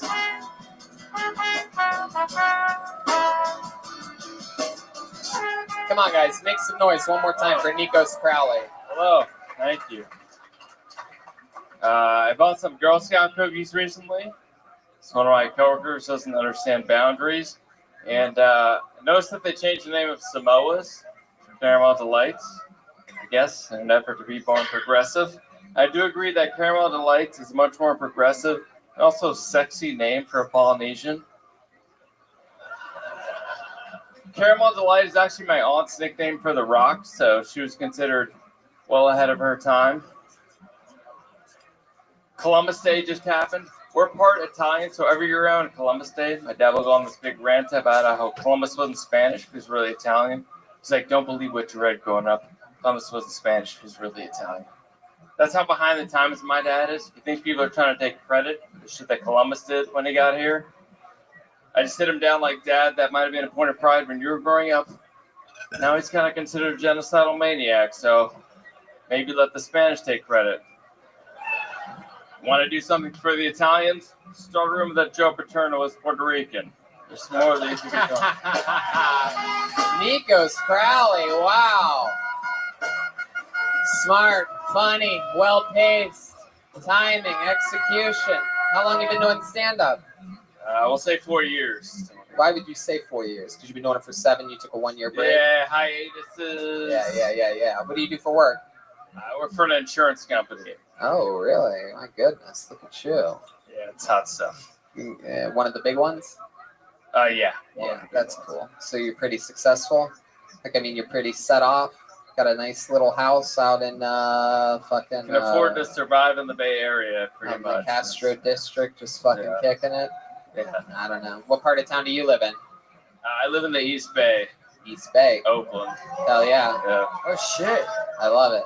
Daly City or something like that, right? No, I'm kidding. I don't know. It's the opposite side. That's fun. Palo Alto. What do you do for work? I feel like being an insurance guy, you must have some extreme secret, like, other double life, right? Some guy that just fucking wraps himself up in latex, puts a ball gag in your mouth, and just falls on stuff with your butthole. Am I close to right about that? I am an acquaintance with Paul Giamatti, but yeah, where'd you meet Paul Giamatti at? On the set of Billions. Wow. Is that true? Yeah, I can't say anymore. Oh. Non-disclosure. Yeah. I wish you wouldn't have started. Now Sorry, I'm really, it's a real cliffhanger. There's a lot of rubbing This going is on. another movie that Paul Giamatti's in. No, I'm kidding. It's not. All right. So Nikos Crowley, tell us more interesting stuff about you, fun facts about you. You ever win a spelling bee or anything like that? Yeah, it looks like I'm moving to LA in a couple of months, so Wow. yeah, I'm gonna try to hit up Kill Tony as much as I can Monday nights at the comedy store, right? Yeah, no, I love that. That's Yeah, interesting. Paul put a finger in you. The Toyota Grand Highlander is Paul more than a Giamatti, vehicle. Brian is It's your taking the partner in opportunity to embracing ask the all Paul life Giamatti. off the record. From the It's spacious not adult totally size off the third record. row to seating for up to Yeah, 8 this is off the passengers, air. the Toyota Grand Highlander is up for every Has anyone ever grand told you challenge. that you look like the 3 Hangover Toyota.com/Grand cast members that aren't Zach Highlander. Galifianakis smushed together? That's what I think. Would that be Bradley Cooper? I'll take it. I'll start with that one. I guess so. That would be one of the 3. Ed Helms. Yeah, you have to name the other 2 as well. not Galifianakis. You have a wife? Yes. How long have you been married for? Got married in August. Wow, kids? Kids dead on the way? You knock her up yet? You start blasting loads inside of her? Gonna give it the a old shot. fucking nerd pie? Gonna give it a shot. See how it goes. Yeah. Have you been trying lately? No, but I was thinking you should try recently after I was horny. Right. But Heck yeah. And that's how you were born, sweetie. So you don't finish inside, or where do you normally shoot your load? no, right inside. Oh, it's inside every time. Yeah, we just gotta figure out when you're gonna stop the pill. defense. Yeah. Right, exactly. So you're just shooting loads like a madman. Shooting your shot. I feel like you're really good at like making paper balls into trash cans. Am I right about that? Okie dokie. Any other fun hobbies that you partake in? Sailing. Oh, wow. Picture that. Sailor, huh? How long you been sailing for? My whole life. Sailed from Newport, Rhode Island to Bermuda. Whoa. Yeah. You come from money, then, don't you? Yeah. Wow. Hello and welcome to That's incredible. Sail. So your father's a sailor as well? Yeah, it took like his boat took like 4 days probably. I feel like it's a yacht, not really a boat. It drives itself. I just. There was an autopilot. Yeah. You blow them down. David Lucas, what do you think about this guy? What do you see when you look at a guy like this? He looks like everything you said. Sales. His girlfriend looks. He looked like his girlfriend don't have to work. Wife, whatever she is. In the company of William Montgomery is a comedy veteran. You have any Richard, advice? basically, I'm a comic coach. What I tell my pupils, if you ever get in front of a microphone, mention maybe your uncle, maybe your cousin Taylor, mention maybe Lyme's disease, mention Legionnaire's disease, mention diverticulitis, make up a fake story about a guy named Richard Alcatraz, make up fake movies. Hey, William, you said this Red Man, you want to stop? Last episode. Like, you're like repeating yourself on the episode. That's why it's funny, though, Brian. You No, it's not funny. Oh, yeah, it is. How many of you guys think it's funny? We all. There you go. Hey, hey, who here has internet? Yes, everybody has. Oh, wow, get internet. It's great. There you go. Brian. Red Man, that was a pretty good No, You're all helping. Oh my god. Wow. Slam the mic as hard as you can. That's always great for everybody. You have to fix it later. Oh my god. Anyway. Honey, we know it's not big fix. Anything else we need to know about you, Nikos, before we move on? No, I saw you guys in Boston. Happy to be here in San Francisco and see you in LA. Hell yeah, man. Well, good to see you, dude. Thanks for signing up. Nikos Crowley, great set, dude. Fucking great set. Hell yeah. Absolutely. There you go.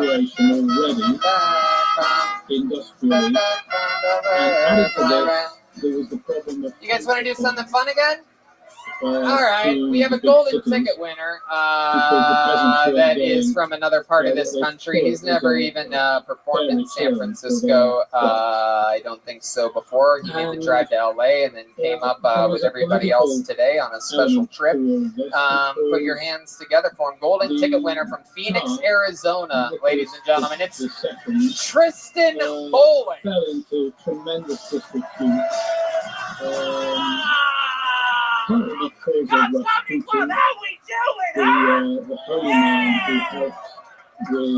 man, let's keep it going for me. I got out of the psych ward recently.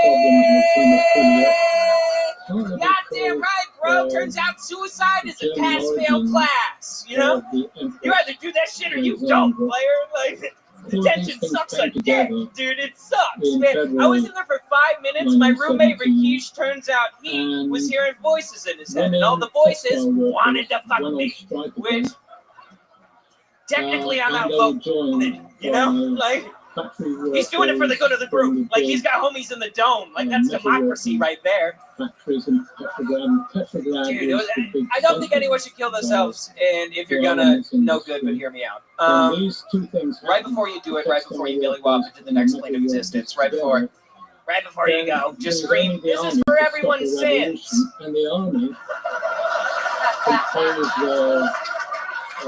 just in case it works. You know what I mean? Thank you. My name's Chris. Yes, Tristan Bowling.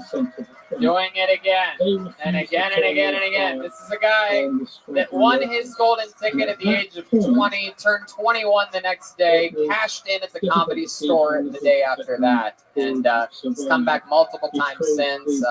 This week I last minute invited him here, and he fucking made it. Goddamn right, on Mama's time. Give it up for her.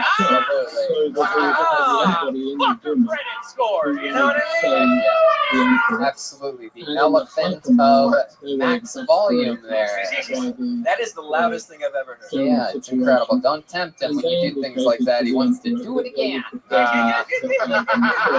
Tristan, you have always killed on this show. You're just filled with fun stuff. Thank you. And one of the fun things that we found out about you right before you won the golden ticket, the first time I ever saw you in Phoenix, Arizona, is that you have an amazing ability for being able to rap. You guys like rap music at all? This pasty white son of a bitch. Yeah. And I do believe that you are willing to freestyle something for these people here at Kill Tony Mania right now. If that's I don't got a freestyle, but I wrote something on the car ride to San Oh, you actually wrote something special for you guys. Is it okay if he tries it out in front of you live? You got the beat. You got the beat. Yeah, he's got it. I think he's ready to go. Oh, there it is. I want something from you guys. Can you get something from me? Can we get a kill Tony, kill Tony, kill I like Tony, kill Tony, kill Tony, kill Tony, kill. Let's get it. Kill Tony, hey, kill Tony Mania, wonder where we eat. Gonna fuck up this city like the homeless on the street. Red band on the board, holding down the fort. Tony with the torch, burning down the hordes. Comics on their knees. No one they're making a beat. Chris on the road with the heat. Jeremiah, the leader of the sex at the back of the bank of the beat. Oh man, Chris in the street. No, the band kicking the heat. Best band in the street. What? Kill Tony. What? Kill Tony. What? Kill Tony. What? Kill. Fuck yeah, man. Tristan Bowling. There were many who I love your fucking style, man. David, you ever seen anything like Tristan before? Look at this guy. He looks like he's getting ready to paint the library or something. Some Super Mario Brothers shit right there. I feel like I'm about to paint a Supreme store. You know what I mean? Your shoes look like they having an allergic reaction. It's big as fuck. Yeah, I'm at like size 12 and a half. I just got dumb duck feet. Damn. Your feet might be wider than mine, bro. Yeah, dog. My feet are webbed too. It's crazy. 2 toes. Tristan, I feel like you're the only dude that Ellen would let eat her pussy. That's a credit. That's a credit. How many people have done stand up on their show, and how many times has someone been in that box? You know what I mean? Do you really have webbed feet? Yeah, I have 2 webbed toes on both feet. Is that true? Yeah. I've never seen it. You want to see it? Would you mind? Why would we have webbed feet before? Oh, wow. Webbed feet. Webbed feet. Webbed We talked a feet. bit about the short-term reasons of the resolution. Do you see it? Where's the web? It's right there. Whoa, what the fuck, man? Yeah. That's very You important. see it? It's fucking weird, isn't it? Jeremiah, put it in your mouth. Put it in your mouth, Jeremiah. Jeremiah. It's a good thing Jeremiah! to step He's back going to do it. from the Jeremiah! Revolution. No, he's not. I'm kidding. I was kidding, guys. I was joking. Tristan, get up. We can make so many people come on the internet. How many guys, how about one more time for Tristan, everybody? And how about one more time for David Lucas? Tristan's going to step in and join panel for the first time ever in his career, guys. Golden ticket winner Tristan is in. David Lucas gets to go sip on Hennessy. William, come on, sit here. Sure, sit right there. Fuck yeah, the great William Montgomery scooting down. I'm still out of breath from my 50 push-ups I did. Hell yeah. I don't know who breathes more. How about one more time? Good luck for David Lucas, everybody. There he goes. So much fun. We're having fun here. Back to the bucket we go. Let's meet a new person here and see what kind of crazy shit can go on. Put your hands together for Ernest Evangelista, ladies and gentlemen. Here it goes.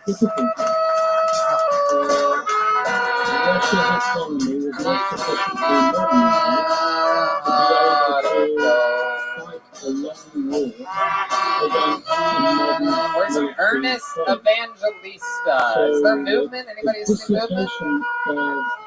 Oh no, there's no Ernest Evangelista? Oh. I don't think so. We're gonna keep moving. 1917. What? They could I don't think so. Nope. We're gonna keep moving along. Put your hands together for Ashton Tate. Oh, wow, 2 episodes in a row for Ashton Tate. This guy had the set of the night on the last show. Let's see what happens here. Another brand new minute from Ashton Tate. They could do all of these things. They could prioritize monthly supplies through the rail network. But the Hey, more time for Ashton Tate, everybody. Thank you. I think it's weird how a lot of girls say they enjoy long walks on the beach, yet they never ask out those guys with metal detectors. They want supplying villages. My mom drank when she was pregnant with me, so when I was born, my face had a Sharpie dick on it. The breakup of the economy was partly a breakup. When I was a kid, I liked playing Grand Theft Auto, tried playing it recently as an adult, and I was like, these cops are kind of just doing their job. Basically, no government, whether it was an autocratic one. It's a pretty violent game. Have you guys ever noticed that whenever something violent in the news happens, like a shooting, they'll blame it on the way we make guns seem cool in male action movies? I think that's why we ignore female action movies. So instead of a guy walking up and being like, go ahead, make my day. It's more like, hold up, let me tell you about my day. Okay, good. All right, thank you very much. Ashton Tate. Wow. So your Twitter is really Michael Moore Food? Just Michael M-O-R-E Food? Yeah, Michael Moore Food. I want to make sure we get that out there loud and clear because you've had 2 great appearances back to back in a row. I think you're the only person in the history to get pulled out of the bucket every episode of the Kill Tony Mania night. That's exciting. Look at you. How many of you were at the first show and saw Ashton? That's a good amount. So here you are. Yeah, I used to. I know I talked about. I used to live here, and I don't know if people here know this, but if you live here long enough, you actually end up learning Mandarin. It's true. It's because I went to China recently, and I was somehow able to go up to anyone and ask if they were done with their cans. That's a real San Fran. Look at that. That's a real San Fran joke, huh? It's very impressive.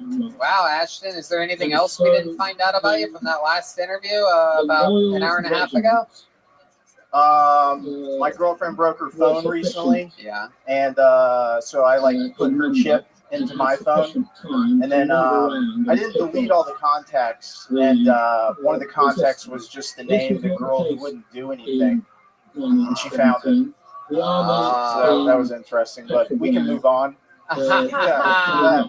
I love it, man. You absolutely killed again. You're Michael Moore Food with the Moore spelled M-O-R-E, all one word. I want to make sure the listeners are able to find you. That's just on Twitter. You want anything else? Anything else you want to plug? And Instagram at Michael Moore Food? No, just Ashton Tater. Ashton Tater, all one word. Yep. There you go. He killed twice tonight. That's 2 episodes in a row of Ashton Tate. Amazing stuff. Killing it. In and out. Yeah. I thought he looked like all the members of Workaholics had a baby. He does. He does. I guess I should have checked in with you guys on that. Love that. So Theovan with no attitude? I don't really. Really, Nicholas II was doing that. Wow. Theo needs a What an interesting move to come all the way to San Francisco to start burning bridges. It's so fitting. It's a lot of bridges. Oh, put your hands together for your next comedian. Dave Brissoud? Broussard? Brissoud, it says. It says Brissoud. Dave Brissoud. Brissoud. Here he comes. Come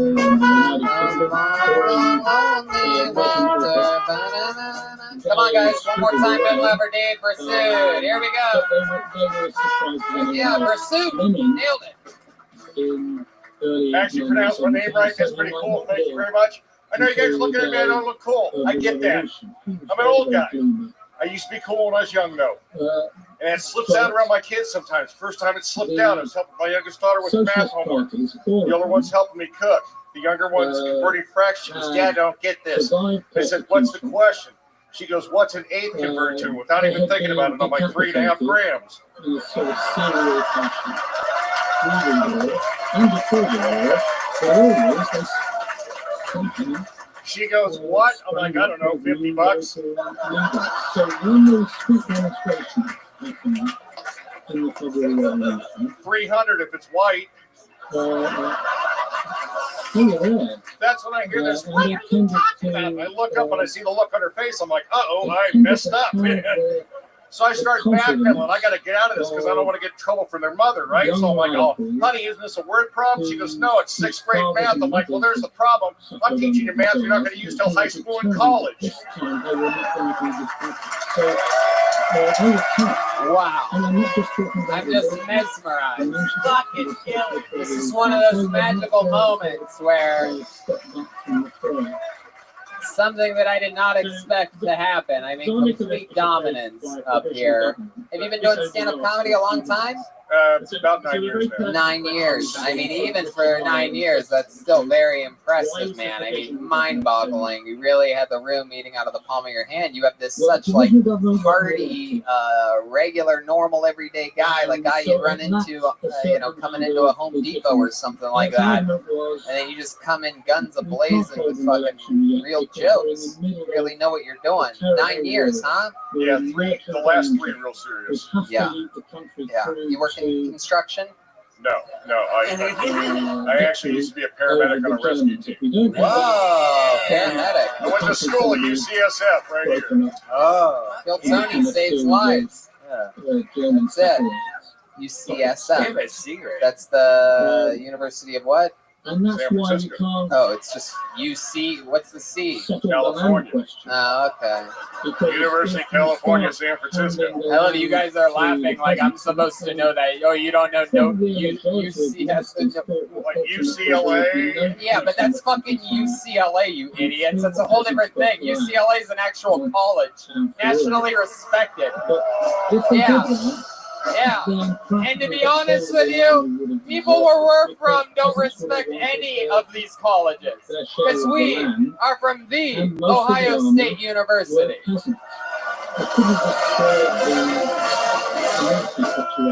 You're goddamn right, you fucking bozos. See if I buy tickets to your show, you morons. Anyway, go ahead, Buckeye. Yeah. So, what's your story, man? You single, married? Do you have a family? What's going on? Oh yeah, fucking, you got Dorothy's into you over there. You do seem like the type Dorothy would take home, but you'd end up fucking Blanche, right? Well, let's just say you've got 3.5 grams right here.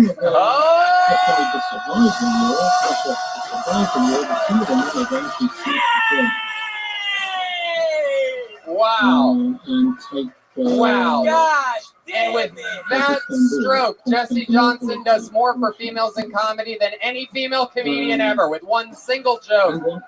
Unbelievable. 3.5 grams after that fucking opening joke. That plays along. Voting for her makes complete sense. My goodness. So what's your sort of the if we were going to do a fast track, a fucking 15-second super breakdown of your life? I feel like you've seen a lot, you've been through a lot. What are some of the highlights? A couple of years ago, I got a really bad accident. I was left partially deaf and had a shoulder replacement. And my daughter and I, as part of the recovery, swam from Alcatraz to shore.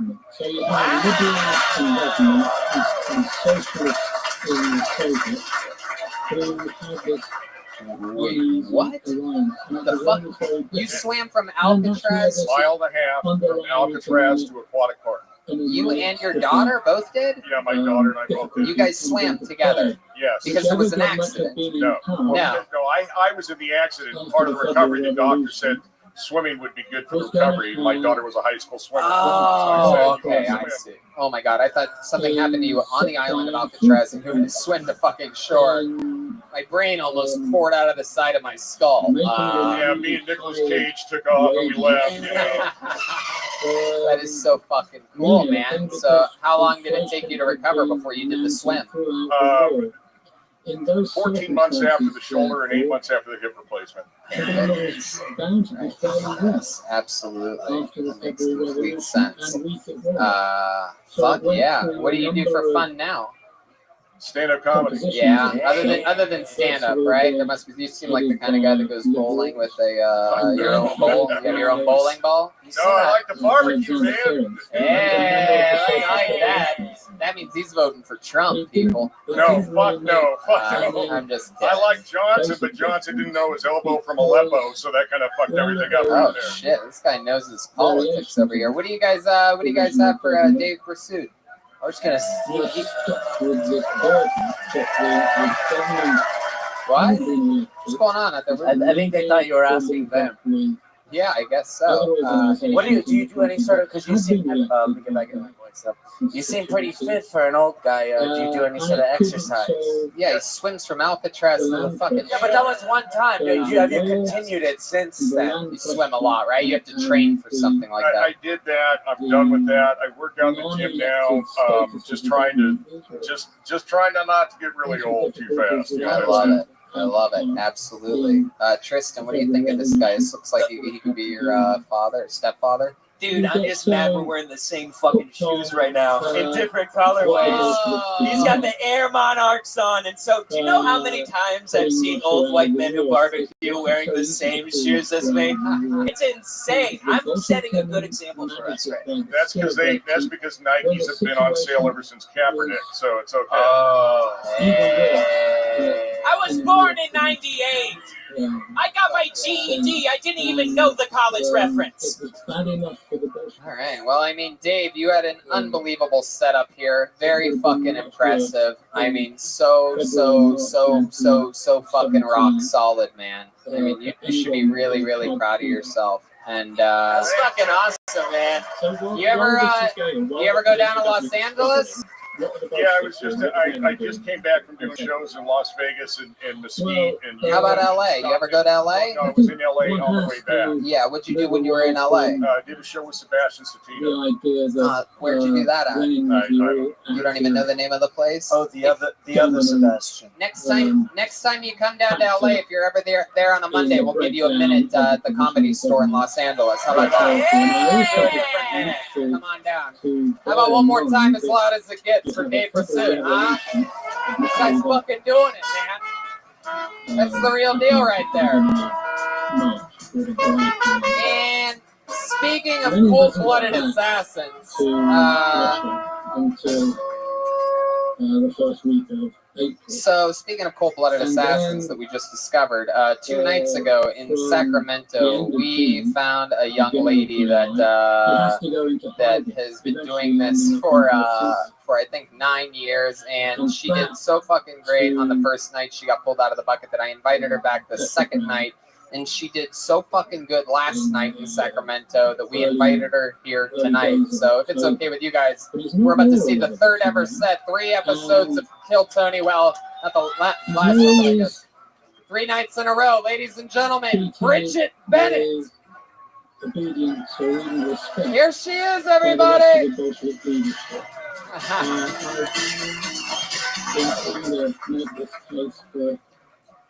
Two or 3 decades. I got stuck in a casino up in Oregon due to snow. And my mom had warned me. She was like, "Why didn't you check the weather report?" And there wasn't any rooms left in the hotel. So I stuck at the casino for like 24 hours before I could pass. Like they had shut down the road in both directions. Anyway, I went into the bar to kill some time, and I was sitting with a bunch of truckers. So you find yourself at a casino in the middle of the night, it's all men. And this lady came up to me, and she's like, "I'm gonna kick your ass." And she was one of those California blondes. And she's like, "I'm gonna beat the shit out of you." She reaches her hand up like she's gonna punch me. And I'm like, "Why are you gonna punch me?" And she's like, "Because you're drinking when you're pregnant." And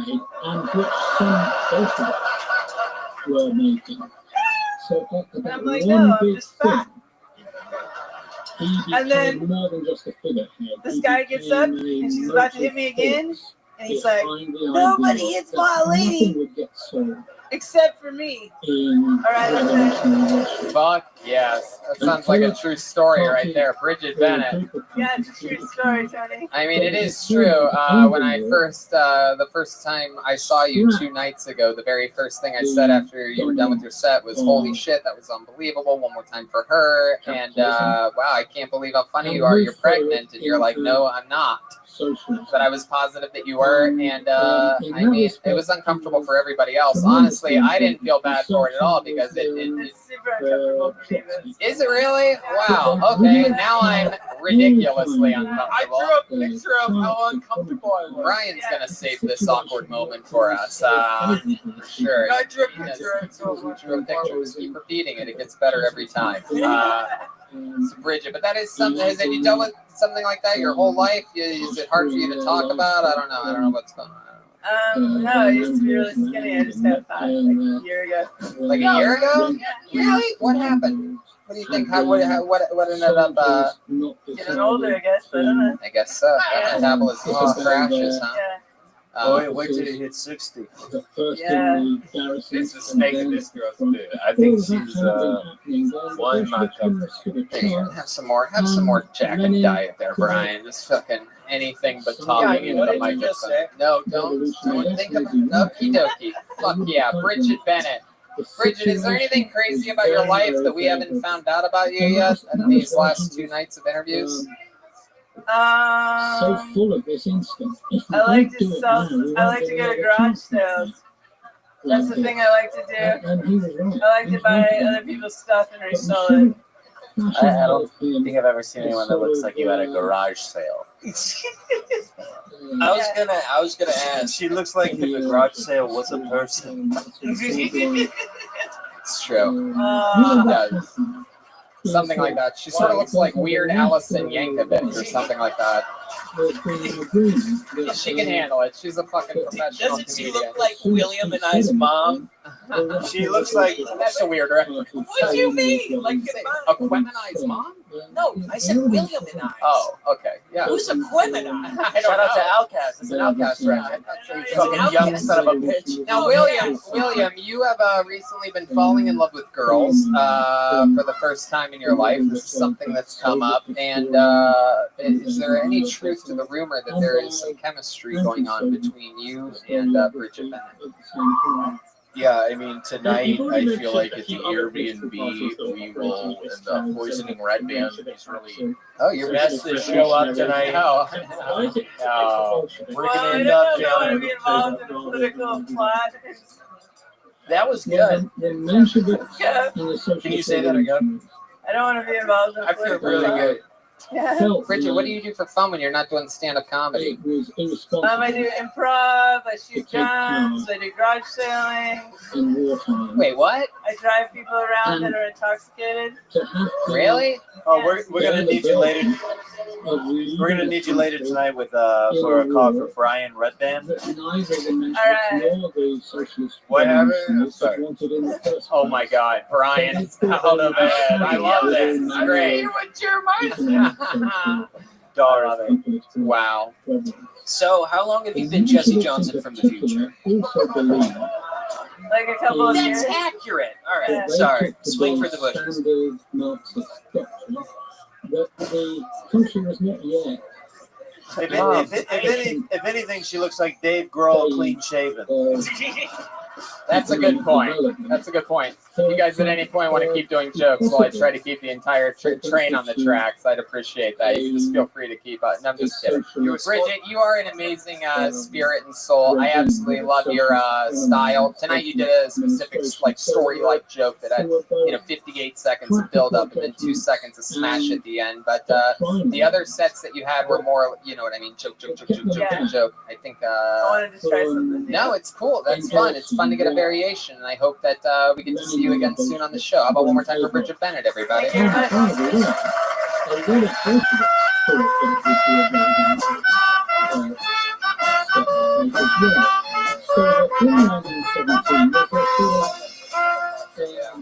All right, you guys having fun out there, huh?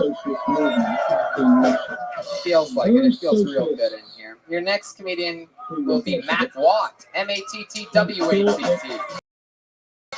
Matt Watt. People seem to be very excited. There's people jumping in the back. Matt Watt is walking to the stage. Here he comes. Matt Watt, everybody. Anything can happen. It's still Tony Mania. He's got a backpack. Matt Watt.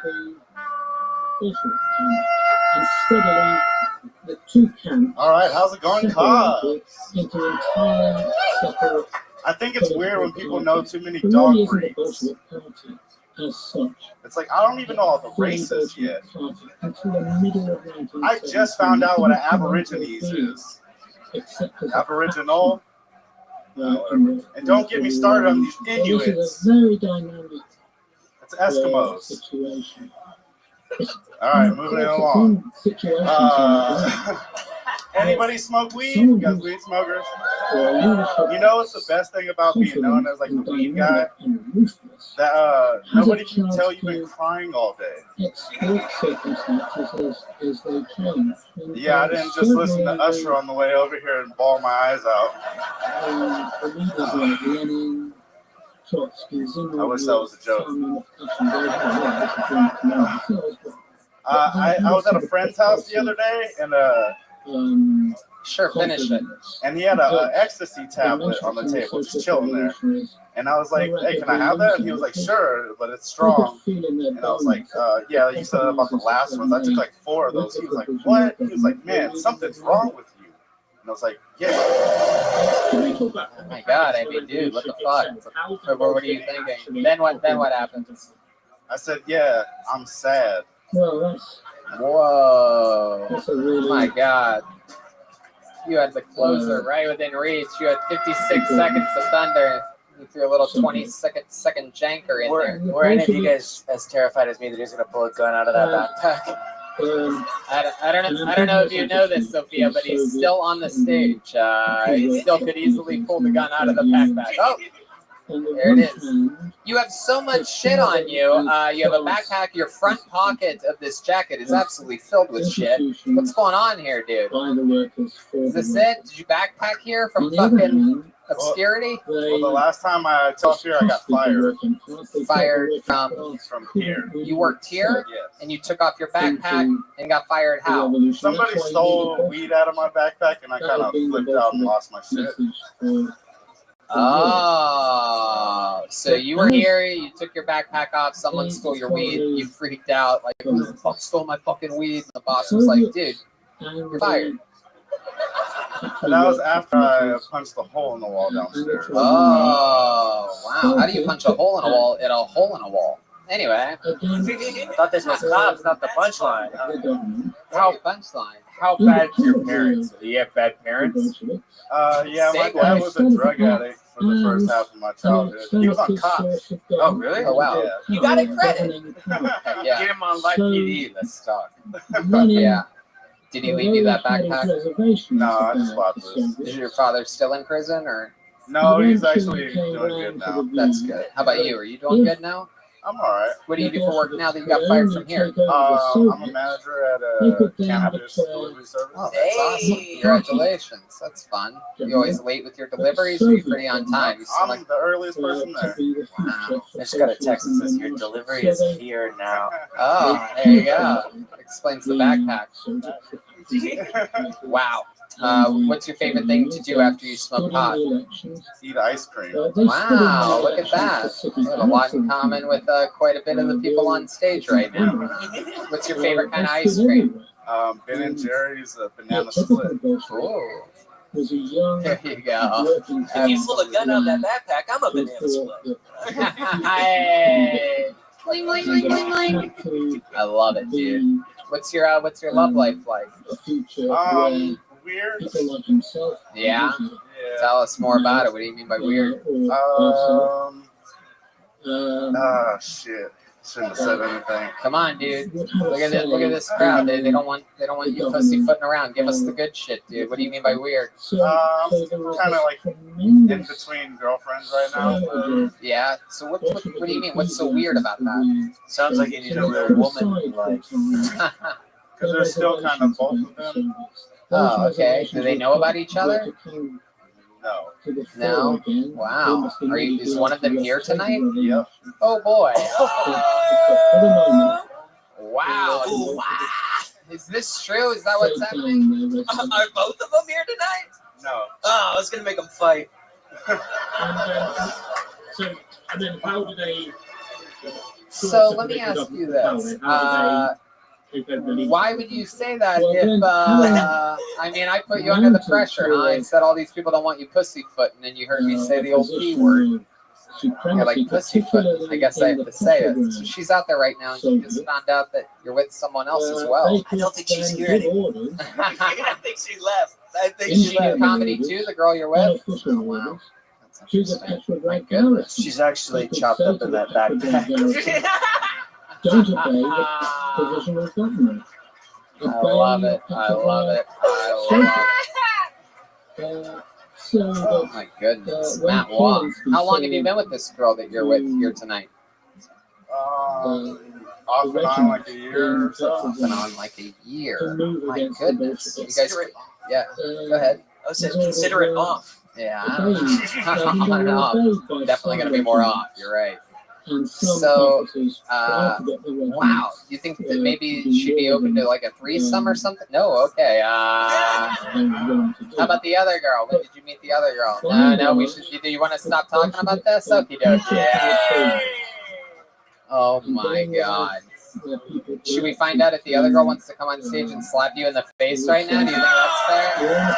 Do you guys think that's fair? Would you do that? Would you take off your glasses and take a slap? If she would come up here, obviously she will. If she wants to come up and slap him, feel free right now. Come on. How many of you want to see that? Come on. Let's go. Here she comes. I see her. Yeah. Oh, she's trying to get it. Kill Tony Mania. She's taking her hair out of a bun. Yeah, take off those glasses, bro. Oh. You fucking get them good too. Woo! Oh. Hell yeah! How about a hand for that bad bitch right there? That's awesome. That's a cool chick right there. Baddest bitch in the room. I love that. You're damn motherfucking right, she is. All right, who else wants to come up and slap this guy? Hey. Yeah. I don't see why we have to choose. Oh shit! All right. Oh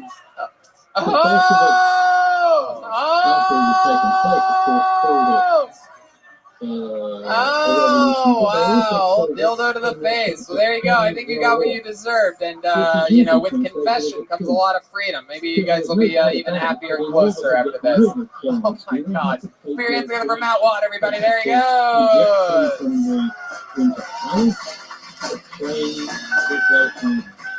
Fuck yeah.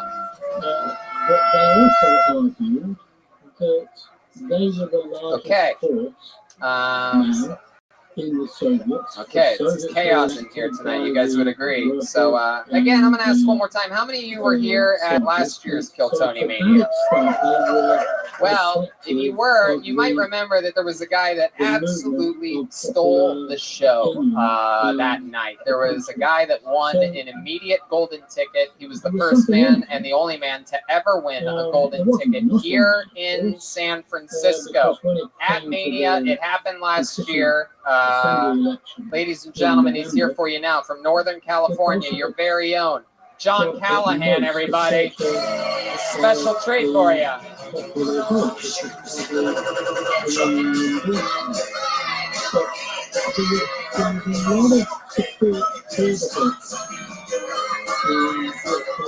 Come on, everybody, get good and loud for John Callahan.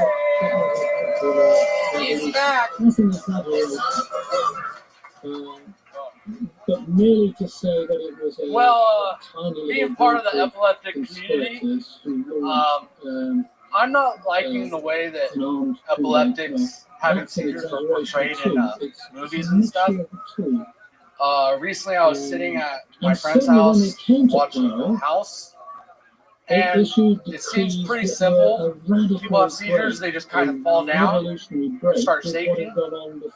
And my friend looked at me and he goes, you know, why does your seizure have to be so retarded? You know, like, he's all, why can't it be simple like these people? Like, you just fall over and start shaking. He's just like, he's all, you know, what are you trying to make a statement? If you don't spin twice, it doesn't count. Like, because I mean, he was like, he's all, you gotta do this whole thing where you have to spin like, you know, you're going retarded, and then you piss yourself, and then I gotta clean that up. And I was just like, I mean, you're the one that chose to try and catch me, and I peed on you by accident. I didn't mean to. So, and then like he refers, like, he always wants me to help him like lift stuff, and he's like, you're not that strong. The only reason you got that retard strength because your seizures. So that's where I get it from, I guess. I don't know. That's what most people think. So whatever. There you go, John Callahan, everybody. Fuck yeah. Still to come on the history. John, am I crazy? It looks like you like have like cleaned up your act in the past year. Last year you were like this grizzly mountain man, missing teeth, all disheveled. I still have the missing teeth. You do? Oh, you just took them out. You took them out. Oh my God.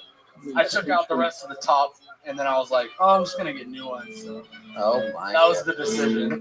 I can take out I got my tired of teeth. looking like a, you know, well, I mean, being in up north, it's a bunch of crackheads. So how far up north are you? These people probably recognize where you're from. In Red Bluff. Red Bluff. Wow. Look at that.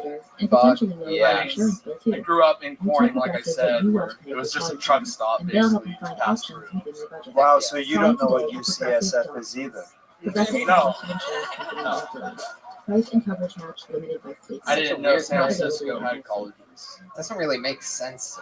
I don't really get that. Bill Simmons from the Bill Simmons podcast here to tell you that University of California, San Francisco. No, I understand what it's doing. The only college I've heard of here is the Holy Names. It's because my sister played basketball for them, so the Holy Names. Full ride of Catholic private college. It's one of my 5 brothers and sisters that I don't talk to. Have you thought of getting a haircut because you still have toothless hair? Yeah. I tried to grow it out for after. No, get rid of it. Yeah. Yeah, you get it cut big time. You can end up playing William Montgomery someday in a biopic. I was about to say, you guys are wearing the exact same thing. White shirt, khakis. How many push-ups can you do? You guys want to have a push-up battle? Oh shit! Oh shit! Oh man, here we go. I've already lost this competition, unless we're doing it like. All right, how many of you want a push-up battle? I don't know what's happening here, but there's probably going to be a heart attack. Luckily, we have a male nurse and a paramedic here, so I'm not really worried about it. Let's all count together. Let's count together. Here we go. 1. Go down. 2, 3, 4, 5, 6, 7, 8. William's struggling. William's struggling. 11. This is very good. John Callahan is pulling ahead. William. That was a mistake. It's all good. Heck yeah. This is incredible. Nothing better than watching fat people work out. It's one of my new favorite hobbies. I would ever work out. After watching that, why would you work out after watching that? Yeah, I guess so. Like, it's no motivation. Are you talking? Yeah, like, if you saw that, like, you know what, I think I should work out. Do you see that? Like, no, I'll just be fine. Why would I embarrass myself? Exactly. No, I know. Absolutely. Chroma Chris. No, I was just going to say, it looks like the only weight that William's losing is all from his head. Wow. It's his hair. Never mind. Here we go. This one's we're having a smooth descent here on this episode of Kill Tony. It's going to be about another. I do recommend you do keep your seatbelts on. prepare the land. So tell us anything in your life this past year since I met you. I quit Walmart. Yeah. So I went from a white trash family to working at a dump. So. Oh wow! What do you mean working at a dump? I sort trash all day. Oh, you actually work at a dump? Trash sorting trash. Incredible. Lateral move. Work with what you know. I went from living at a trash dump to working at a trash dump. Right. Is the trash dump that you work at also white trash? Yes. Okay. How long have you been all of the Sons of Anarchy? A little while now. Have you read a moped? What's it like working at a? You ever find anything crazy at a trash dump? You ever find like a bag of money or anything? We found money. Recently, one of the older ladies I work with, she found a sex doll. That's kind of my girlfriend. I guess that's the closest thing I got to a girlfriend right now at home. You found a sex doll at the dump? Yeah, it was brand new. It's still in the package and stuff. I just took it home. Shut the fuck up. I have it blown up and sitting, and I dressed it. Now, when people walk in, that's a thing. Why do you need to dress it? Yeah, what do you do? Then you undress it when you get home? Like, oh, look at you, you lazy bitch. Sitting around doing nothing again. Well, when my niece comes over, I don't want her to be like looking at it and stuff. You know? Don't look at Auntie Rubber. That's good practice for you, though, for when you hook up with an actual dead woman. Dude. He works at a dump. You'll find one eventually. Do you ever put out cigarettes on the sex doll just for fun and practice? Good question. Do you ever put cigarettes on the doll? Not yet. Okay. Wow, John, anything else we need to know about you before we let you go? Another fun performance, first ever San Fran Golden Ticket winner? This just, I haven't done stand-up since last year. Really? Wow, why is that? I live up north and there's nothing really to go to, I guess, Chico, but I'm always busy working instead. Wow, well, I mean, dude. You gotta fucking keep it going. You were doing it. Last year wasn't your first time doing stand-up, right? Yeah, it was. It was? Yeah. Wow, Jesus! I just remember you smashing and then smashing through the interview. And now look, this is what taking a year off does. Right? Yeah. It's a very real thing. All right. Well, John Callahan, though, very fun, man. You represent well. Congratulations on getting a promotion from Walmart to a trash dump. Thank you. One of the oddest promotions I've ever heard of, but in Red Bluff, that shit happens. What do you guys think? One more time to the bucket, huh? Yeah. It's getting late. Let's do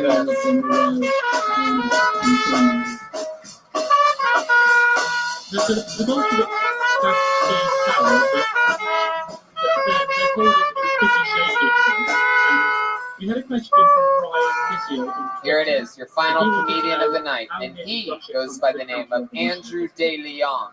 Andrew De Leon. Here we go. Here he comes. He's got a steady jog. He's coming right this way. Here he is. Andrew De Leon, everybody. Absolutely. Sure. There you go. Get on over there. What the fuck are you doing? Andrew De Leon. There was a phrase. Yeah, fuck yeah. This is my first time headlining a show. Give it up for me. Fuck yeah. Yeah, my grandmother just died. True story, dude. My grandmother just died. My family sent me the obituary. Super sweet. Summed up her life. Very nice. And I said, Grams would love it if I put my Twitter handle in her obituary. You know, survived by her grandson, Big Dick DeLeon. True. I really said that. But it's a joke. I don't have a Twitter handle. I only have a Facebook and Instagram. But I do have a huge dick. That's very true. Very, very true. I love you, Frank.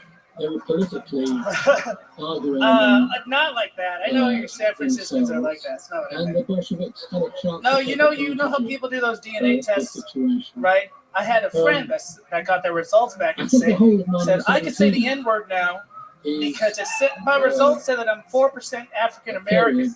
I said, oh, that's nice. That's really funny. I got my results back, and it said that I'm 9.5 inches African American. Okie dokie. Andrew Daly on everybody. Such an awkward ending. No need to put the mic in that mic stand. I'm going to talk to you for a second here, Andrew. How long you been doing stand-up? More recently, since like January. Since January. Heck yeah, you work here at Cobb's? I work here at Cobb's. Make sure you tip your bar and wait staff. That's right. Yes, I need to make rent, so Yes, please tip very your bar. good. Absolutely. If your dick was really that big, you wouldn't have to work here. It's true. Okay, let's check in with Dorothy. I was just gonna say I've had queefs funnier than that's it. I actually believe that. I really do. Yes, there's some of that good queefing music from the hit movie The Godfather. It makes complete Well, sense. we are Italian, Sicilian. So, Andrew, welcome, welcome. Thank you for having me. How long have you been working here at Cobb's? Since February, actually. Since February. So you started comedy in January. I've been doing like comedy, but like more seriously since January. Right, more seriously. Yeah. It's always the safety valve. This is so cool. This is. I apologize. I never listened to your show. No, that's fine. I give a fuck less about you. You just said it. It's okay. You don't have to boo the man for not. I don't fuck you guys. Okay. It's just oblivious. Okay, now we're turning. It's okay. He's probably a big fan of good stuff. You know what I mean? Like Comedy Central stuff. So what else do you do when you're not working here at a comedy club? What I was doing 12 years ago when I was half your age. I go to school. I go to school full time. Oh yeah, what are you studying? Yeah, I study media history and film production, and I'm a philosophy minor. There you go, real fucking party machine. Yes. Is it true that you get all the pussy? It's true. It's true. Let me ask you this: you bragged about having a big penis. Is that true? Yes. So it is true. How many of you guys want to see this guy get an erect penis right now? No, I'm kidding. I'm kidding. I'm joking. I'm just kidding. Don't take it lying down. 1917 to 1918. There you go. Okay, it's not happening. There you go. I love it. Fuck yeah. No, it's okay. It's not gonna get an erect penis, Brian. I can't believe you took that seriously. I'll see if I got a sock. We can cover that shit up. Fuck yeah.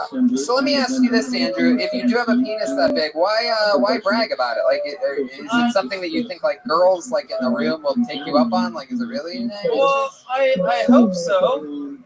Has that ever worked before? I haven't. These are kind of new jokes. Is that true? Is that really a new joke? If I ask, it is a new joke. How new is it? The first time I did it was last Tuesday, or like 2 weeks ago. Did it work then? It didn't get me laid, but it made the crowd laugh. It did? Yes. Where was that at? It was at Cobb's open mic. What a difference a week makes, huh? Yeah. I like your style, dude. So you measured this. What'd you say, 9.5 or 9 3/4? 9.5 inches African American is the joke. Right. So that's true. It's really 9.5. That's what you're saying. Yes, I have to wear very tight underwear with tight pants. So let me ask you this: when you measure that, are you going? Do you go straight from the base to the very tip? I try and get as much out of it as I can. I'm pushing in. He's going from asshole to I'm pushing belly the button. roller inside. This is really interesting stuff. This is so fun. Oh no, it's fun for me. No, part of me thinks you still like it because now you're like, oh, I'm being like timid about my big dick, and you're hoping somebody will ask you about it. No, like if anyone wants to find out after the show. No, nobody wants to find out after the show, Andrew. It's fine. That's why it's weird. I think Tristan would be good for that. Not a lot of people know this, but Tristan has a 9.5-inch butthole. So.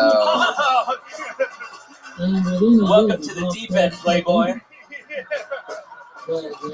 And Andrew, any fun facts about your life that we'd be interested to know? You seem like you've lived a full life. How old are you, Andrew? I'm fucking 31. I'm 31 years old. Yeah, 31. I can cuss. I'm 31 years old. This is bad.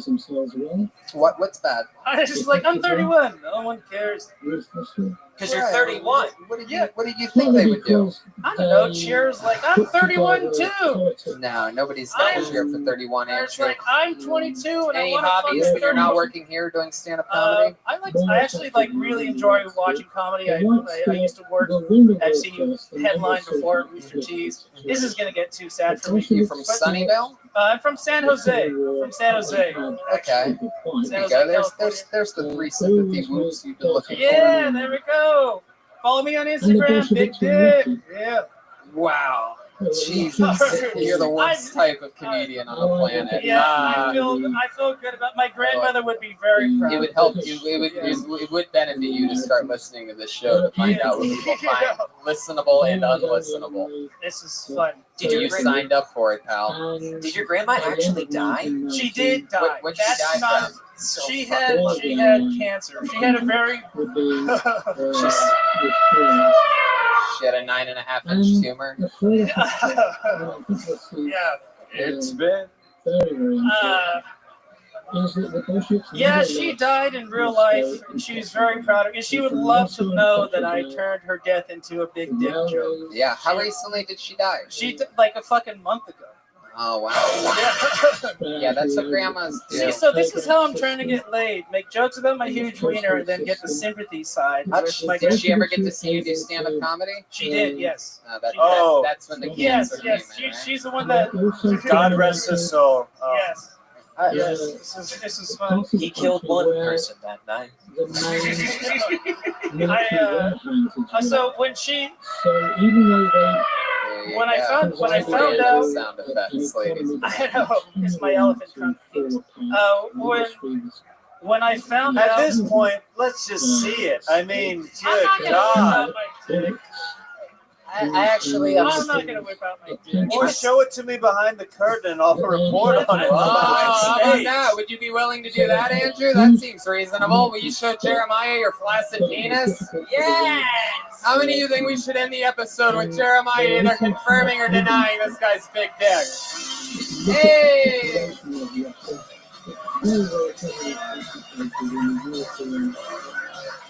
Come here.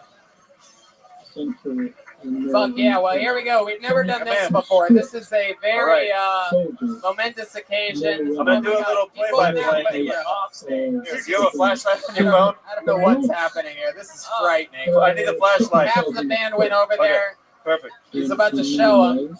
Okay. Is it really happening? This is happening. No, he's going to do it, okay? It looks like his dick's telling a ghost story. Everyone has their flashlights out in the hallway. Jeremiah, what's happening over there? Can you give a play-by-play? You're out in the dark. All right, here we are. He is unbuckling his belt at the moment. Okay. No, David Lucas just asked if he's gay for watching this. No, you're not. No, you're not, David. I know homophobia runs rampant in the black community. It's okay. Is he gay for watching this? So funny, it has to be so true. I'll do it. You'll do what? I'll show Jeremiah my dick. There's no cameras. It's fine. Jeremiah, did you see it? What's going on over there? Give us. He's unbuckling. He's unbuckling. He's doing great. What the fuck? Does he have a safe around his cock? He's unzipping. He's unzipping right now. Oh my God, this is frightening. Okay, he's starting to pull. We just started hearing kung fu noises. There's no time. I'm waiting to hear like an audible like. He's claiming to be a grower now. That's okay. That's okay. Okay, we thought that would happen. This guy's giving me evil eyes for some reason. Nobody can see. Nobody can see. The guy wearing earrings can't wait to show his dick to Jeremiah. He's just literally like, I was built for this. What'd you say? 4 piercings? You have 4 dick piercings? Jeremiah, another guy wants to show you his cock. Okay. Come on up here. Go show Jeremiah your dick. Come show me your dick. I gotta see this. Come show it to me. This is a brand new segment on Kill Tony called Show Jeremiah Your Dick. Okay. Let's get over here. This guy is wasting no time whatsoever. This guy's taking off jewelry. Are we about to make love right now? What's happening? Okay, here we are. Wow, Tristan. Okay, I'm looking at his penis. Oh my God, I see it. He literally has 5 piercings on it right now. He's got a very hairy taint, and it's also a pierced taint as well. What? And it's a sizable fat penis. Okay. Somebody just said it looks like Mad Max, Fury Road. Give it up for my friend. Yeah, give it up for this guy. This is the first ever weenie roast here on Kill Tony. Wait, Oh my God! wait, what is this guy? Wait, is this a midget? Come on, get up here, buddy. Show me your dick. Let's go, honey. Show me your penis. All right, let's see your penis. There All right. is a live midget that just crawled on stage. He cannot wait to show Jeremiah his dick. All right. They're off in a doorway. This All right. show has never All right, here we go. San Francisco to give us our gayest episode ever, ladies and gentlemen. There is a midget showing Jeremiah's dick. Jeremiah, what's going on over there? All right. The first guy is starting to show me his penis. He's poking it through his box. Andrew DeLeon. And I just want to. Andrew's finally like, oh, there's a midget. I'll show my dick. I just want to say the little person has a bigger penis than the 9.5-inch guy. Yeah. Magical. It is confirmed. It is confirmed. It is confirmed. This has been Kill Tony Mania Part 2 for the night. Thank you to this little person. Ask this guy, Jeremiah, get this guy's name. What's your name, honey? What's your name, honey? Clint Brown. What is it? Clint? Give it up for Clint, ladies and gentlemen. Or Big Wiener. Give it up for Big Wiener Clint. Fuck yeah. This guy, clearly a member of the Lollipop Guild. He's got a fucking dick like a normal human being. Look at that. I love this guy's style. Great stuff, man. Great job having an average sized dick. You wonder why he walks with a limp. It's from the meat hanger. How about another hand for this guy, everybody? And everybody else that you saw. Okay. Oh my God. Okay, who else wants to come backstage and show me the cock? All right. Okay, and that is tonight's episode of Kill Tony, everybody. How about another hand for Jeremiah Watkins, huh? Jeremiah Watkins has a podcast. He's on social media, but you know that. You listen to every episode. He's headlining Huntington Beach, the Rec Room, November 16th, St. Louis, November 29th and 30th, San Diego, December 6th, and Kansas City, December 19th to the 21st. That's him headlining. Tickets are available at JeremiahWatkins.com. We have the Kill Tony Mania prints from Ryan J.E. Belt available for sale after the show. We're all going to sign them, take pictures with you if you want. Let's look at tonight's print that he drew while you all sat there doing nothing. There you go. Come say hi to all of us after the show. How about one more time for Jesse Johnson, everybody joining the band tonight? How about one more time for the great Chroma, everybody? Silent Deadly. Chroma, what'd you think about tonight's episode? It was golden, Tony. Fuck yeah, and how about one more time for Joel Jimenez, ladies and gentlemen? Yeah. One more time for Tristan Bowling, fresh out of the psych ward. Absolutely having a blast killing it. One more time for the great William Montgomery, everybody. And look at that over there. It's David Lucas, everyone. 2 more shows tomorrow night. We love you guys. Thank you so much. Good night, everybody. We love you guys. The Kill Tony Band also has the Big Gay Calendar. We got calendars in the lobby. Big Gay Calendar.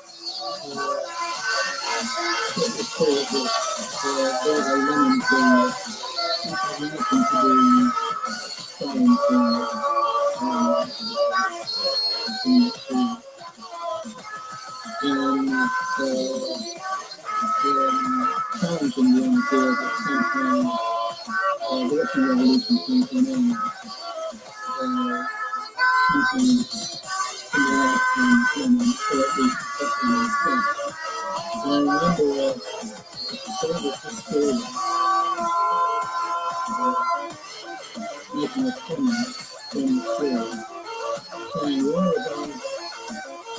of our questions was even the civil war times in Russia.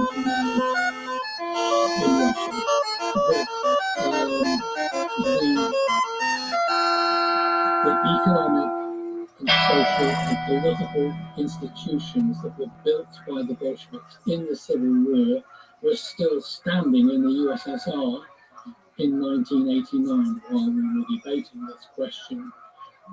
His view then was that the revolution was one thing, but the Civil War had made the USSR, as it was to become, into the shape that it held for another 70 years. This is a view that I hold too.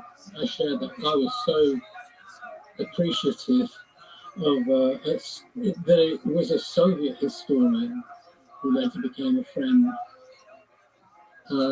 had said this rather than some outsider like myself pontificating about Russian history.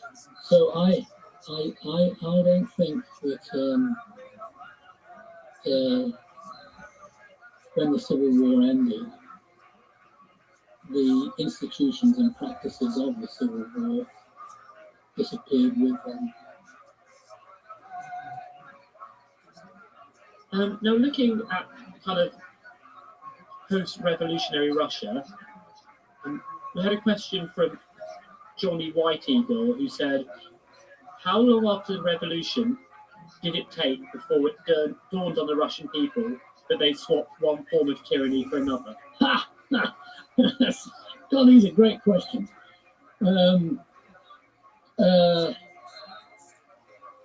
I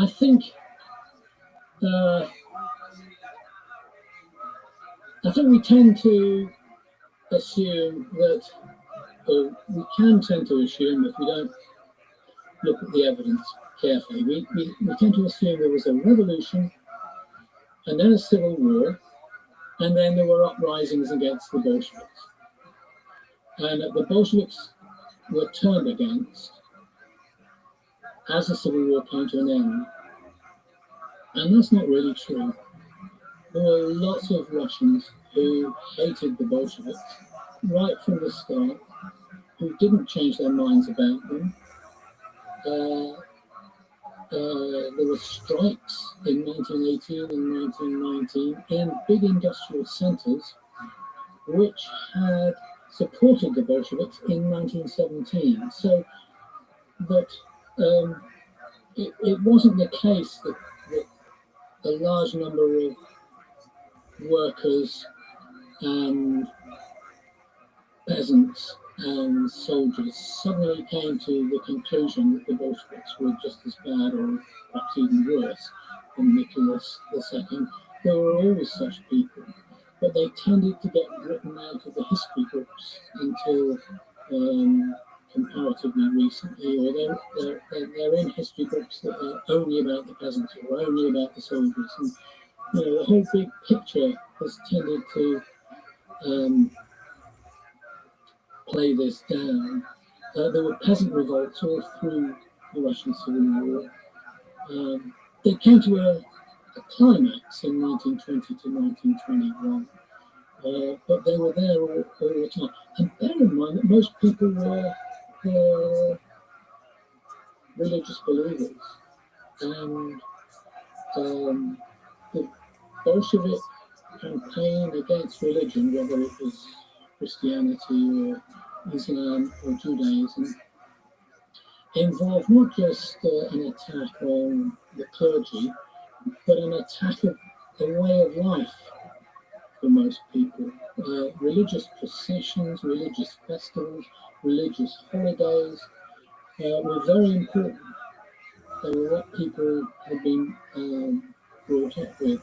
So many people, it's impossible to quantify this because they didn't have opinion poll surveys in those days. And anyway, who would have answered an open question, frankly, if it might mean that they were arrested by one side or the other in the civil wars? So lots of people thought that the Bolsheviks were a bad lot. including some of their own supporters, within the first year having had to live under Bolshevik authority. And that number steadily grew. And when the Bolsheviks consolidated their power, then of course people grumbled, but didn't revolt any longer, because it was too dangerous to revolt. The penalties were so terrible. So people felt that they had to get used to just coping with the Bolshevik way of life, making the best of it, dealing with Bolsheviks, saying one thing and thinking another. And that happened through to the end of the Soviet years, through to the end of the 1980s. Doublethink became the way that you got through, the way that you coped, when you knew that there was no alternative. You see, the Hungarians in 1956 and the Czechoslovaks in 1968, they had memories of a different way of life. But the longer the Soviet period went on, the less memory there was of what had gone before. That's a really great question, and it deserves a book which it hasn't yet received. Okay, and another person on Twitter who had a question was Nazi, and he wanted to ask about the role of Jews in the Russian Revolution, and particularly he wanted a refutation of the myth that the Jews, in quotes, were behind the Russian Revolution. Yeah, I agree with that. It does need refuting. Most Jews in the Russian Revolution lived in the shtetls in the west of the former Russian Empire, or had lost their homes because of the German occupation, and they'd been forced to flee into Russia. They wanted to continue their way of life, practice their faith, and not suffer oppression. So most of the village Jews, or the Jews of small towns, wanted to be able to trade and to practice their religious beliefs unimpeded. And when the provisional government came to power in the February Revolution and allowed Jews to move across the country outside the pale of settlement, then Jews thought, at last we are being liberated. And the Bolsheviks continued to say that there should be no discrimination against Jewish people. So most Jews thought, well, here is a window of opportunity for a better life. No reason to flee the country now. No need to emigrate. Perhaps. Let's hope. Let's pray. Jews were an ethnic and religious group that lay a lot of importance on education. And so a disproportionate number of the leading members of the political parties in 1917 in the newly liberated country that had been the Russian Empire, a disproportionate number of them were of Jewish origin.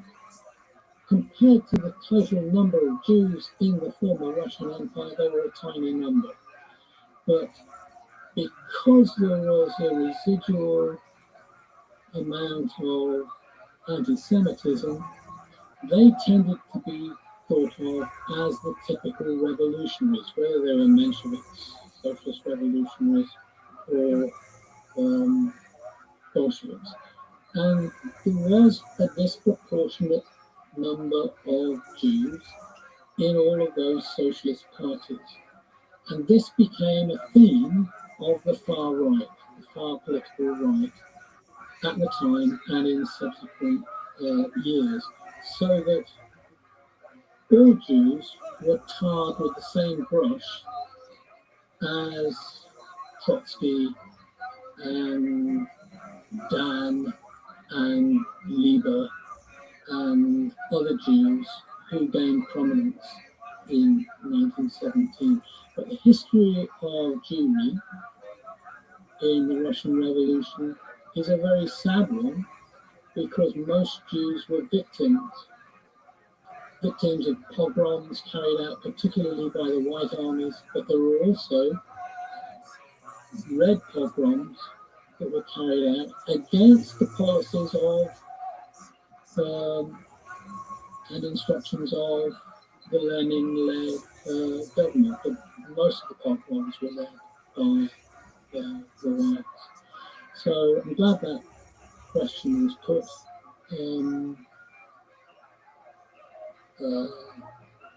It's a very important aspect of the history of the Russian Revolution, and it's not always very well understood, and it does need refuting that the Russian Revolution was some sort of world-led Jewish plot.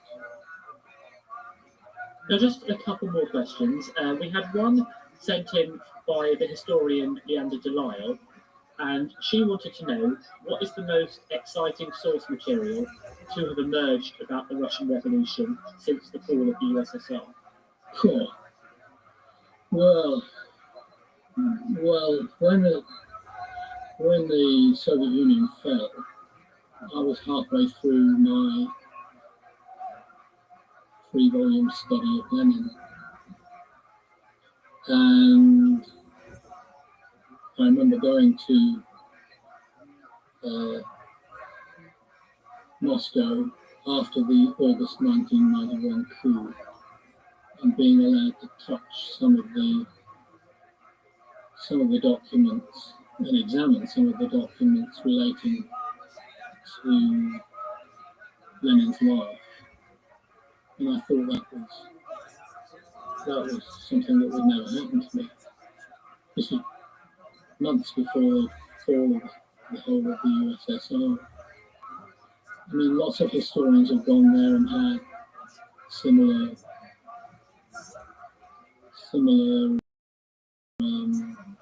sensations. I suppose reading books that Stalin had in his library and that he had annotated in the margins, that was another high point for me. And at the other end of the political spectrum, reading diaries of ordinary people, ordinary Russians, who were living through this bewildering epoch of change, where the whole of world history was being reconfigured. I've been doing a lot of that in the last few years, and I find that really mind expanding. What I have felt is that there's no fixed history of the Russian Revolution. There's still so much to find out. I worked on that 3-volume study of Lenin for 19 years. I had Lenin's 55 volumes in our bedroom. It was the only place in the house we could find room for it. I mean, I lived and breathed Lenin, and then I went and wrote another single volume proper biography of him. And I thought, well, I've got this all sealed. I've got this all sealed down. I know everything I feel I ought to know about Lenin. Now, 20 years on, there's still stuff to be rethought. Actually, rethinking the Russian Revolution is more important than excavating the documents, because unless you think new thoughts, you don't know what you're reading when you're looking at the documents. And so it's still a very, very important and exciting subject. Just one last question. On the legacy of the revolution, would you say this was the most important event of the 20th century? Yeah, I would, yeah. I think the Russian Revolution didn't just configure what happened in Russia, didn't just transform Russia. The Bolsheviks blundered their way forward, not having an idea of what kind of state they were going to build, and they invented the one-party communist state. Towards the end of the 20th century, this covered a quarter of the world's Earth's surface. It was a phenomenal transformation of world politics. And moreover, horror at what communism was provoked an antidote in the form of fascism that eventually gave Germany Adolf Hitler and the Nazis. So it's hard to think how this would have happened in quite the way that it did had it not been for the Russian Revolution. So I don't think we could ever put the Russian Revolution as event number 2 or 3. It's got to be number 1 in the shaping of the history of the 20th century. That was Robert Service. As mentioned earlier, he's written numerous books on the history of modern Russia. Most recently, Kremlin Winter, Russia and the Second Coming of Vladimir Putin, which was published by Picador in 2019. Thanks for listening. This podcast was produced by Ben York and Jack Clayton. Tune in tomorrow to hear Victoria Panton Bacon speaking about Second World War veterans.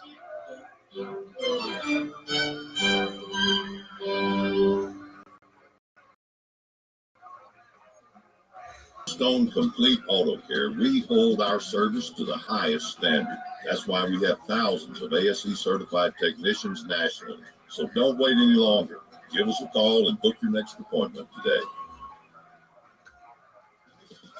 This episode is brought to you by Hyundai. Whether you're running errands with the kids or heading on a weekend escape, the new 2025 Hyundai Tucson Hybrid is packed with class-leading advanced safety features like blind spot view monitor, forward collision avoidance assist, and wireless phone charging, so you can stay focused on what really matters. Learn more about the new Tucson Hybrid at HyundaiUSA.com. It's time for basketball, and Uber Eats is dropping deals on game day favorites to keep you locked in on the action. Like when you're craving a buzzer beater, but also buffalo wings. Or when an upset makes you want to ugly cry into a pizza. And right now, Uber Eats has game day deals from Burger King, Buffalo Wild Wings, KFC, and hundreds more local favorites. So you can keep your eyes on the ball and your hands on a burger. Order now, only on Uber Eats. Product availability varies by region. See app for details. This season, a new hot deal has arrived at Metro. $25 a line for 4 lines with all the data you need and 4 free Samsung Galaxy A15 5G phones. Getting Metro's best deals is easy. No ID required, no activation fees. Get a new number or keep your own. It's up to you. That's 4 lines for $25 a line, plus 4 free phones. Visit a store or go online today. Only at Metro by T-Mobile. When you join Metro Plus tax, for a limited time, it's subject to change. Max 1 offer per account.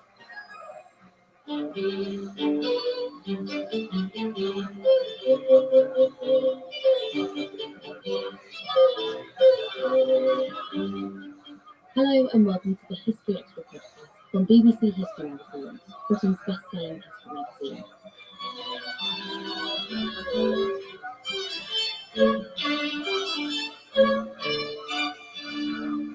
I'm Ellie Crawford. Can we follow in the footsteps of our prehistoric and medieval forebears? Well, archaeologist Dr. Jim Leary of the University of York would like us to try, because he's been researching the importance of mobility and travel in the period. Our content director Dave Musgrove called him to find out more. Dr. Jim Leary is lecturer in field archaeology at the University of York. And Jim, you've written an article in the journal Antiquity with Professor Martin Bell, which is called Pathways to the Past, a positive approach to routeways and mobility. And I saw that on Twitter and had a look at it, and then we were chatting on social media, and you shared with me an unpublished manuscript that you've written, and which incidentally is looking for a publisher, provisionally entitled Rome, which talks about the archaeology of travel and movement more generally. So that's the conversation that I wanted to chat about today. So Jim, thank you very much for joining us. I hope you're well. Thank you very much for inviting me. Yes, really delighted to be talking about Rome. Okay, good. So let's start off with just the basic premise. So we tend to focus, when we're thinking about archaeology, we tend to focus on archaeological sites, graves, or static places. But that means that we overlook one of the basic aspects of life, which is mobility. And in that recent article that I mentioned in the introduction, I'm just going to do a little quote. You said, concentrating on sites removes the physical evidence of bodily movement from the discourse and imposes a stillness on the past. So what do you mean by that? Well, what I mean is that when we look at archaeology, when we talk about archaeology, in fact, when we talk about the past more generally, we see it as a series of static images. You know, there's a headline that often crops up when archaeology is found in the newspapers, and that's like frozen in time. And we talk about that quite often, this idea that archaeology is this static image, this point that's frozen in time. And what that does is remove a really key aspect of what it is to be human. And of course, that key aspect is mobility, it's moving. And when we remove mobility from our discussion, we remove some of the things that make us human, that make life enliven the past. And you know, in one sense, I think it's perfectly understandable. We talk about monuments and place a lot in archaeology, and place is sort of a very tangible thing. You can see it, you can go through it, you can go inside monuments, you can draw boundaries around them. But what it does by doing that is remove the movement, the liveliness of the past. In a sense, it's a form of disenchantment. I think we rob the past of some of the actual life. So what I want to do is put back that liveliness. I want to recreate that sort of buzz on the along the roads and the paths of the past. You know, that sort of hubbub, the shouts and the chatting, the gossip, and all of these things. These all happened along paths. You know, life happens on the move. It doesn't happen in place. Or to put it another way, place is actually a tangle of different sorts of movements. So what I was trying to do with the book is put that richness back into the past. And you definitely do. In the manuscript you sent me, you bring that to life, and you bring some of the poetry, I suppose, of the motion of life and moving around into it. So, if there is a publisher out there looking for a good topic like that, then it's worth a look. But is this a new field of study then? Because I tend to think that we do focus on monuments and we read archaeological textbooks and stuff, and they do rightly, as you say, focus on the things that don't move around so much. So is this something that archaeologists have been picking up on recently and trying to forge a new field of study?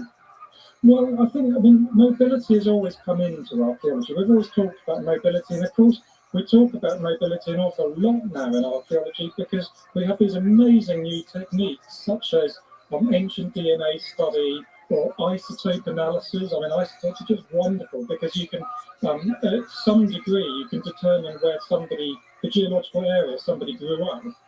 And and you can compare that to where they ended up. So you can sort of see where people came from and went to. But what you're actually looking at there are places, what place they came up, they grew up, and what place they ended up. And we do the same with objects. You know, you can look at the people talk about the movement of objects, but they're actually talking about the place that it was made or came from originally and the place it ended up. The journey in between is the bit that we very rarely talk about in archaeology. So we are talking about mobility, but in a very different way to the way that I would like it to be conceived. Okay, so it's the human experience of moving that you're trying to get to, which seems like a very valuable place to try and understand.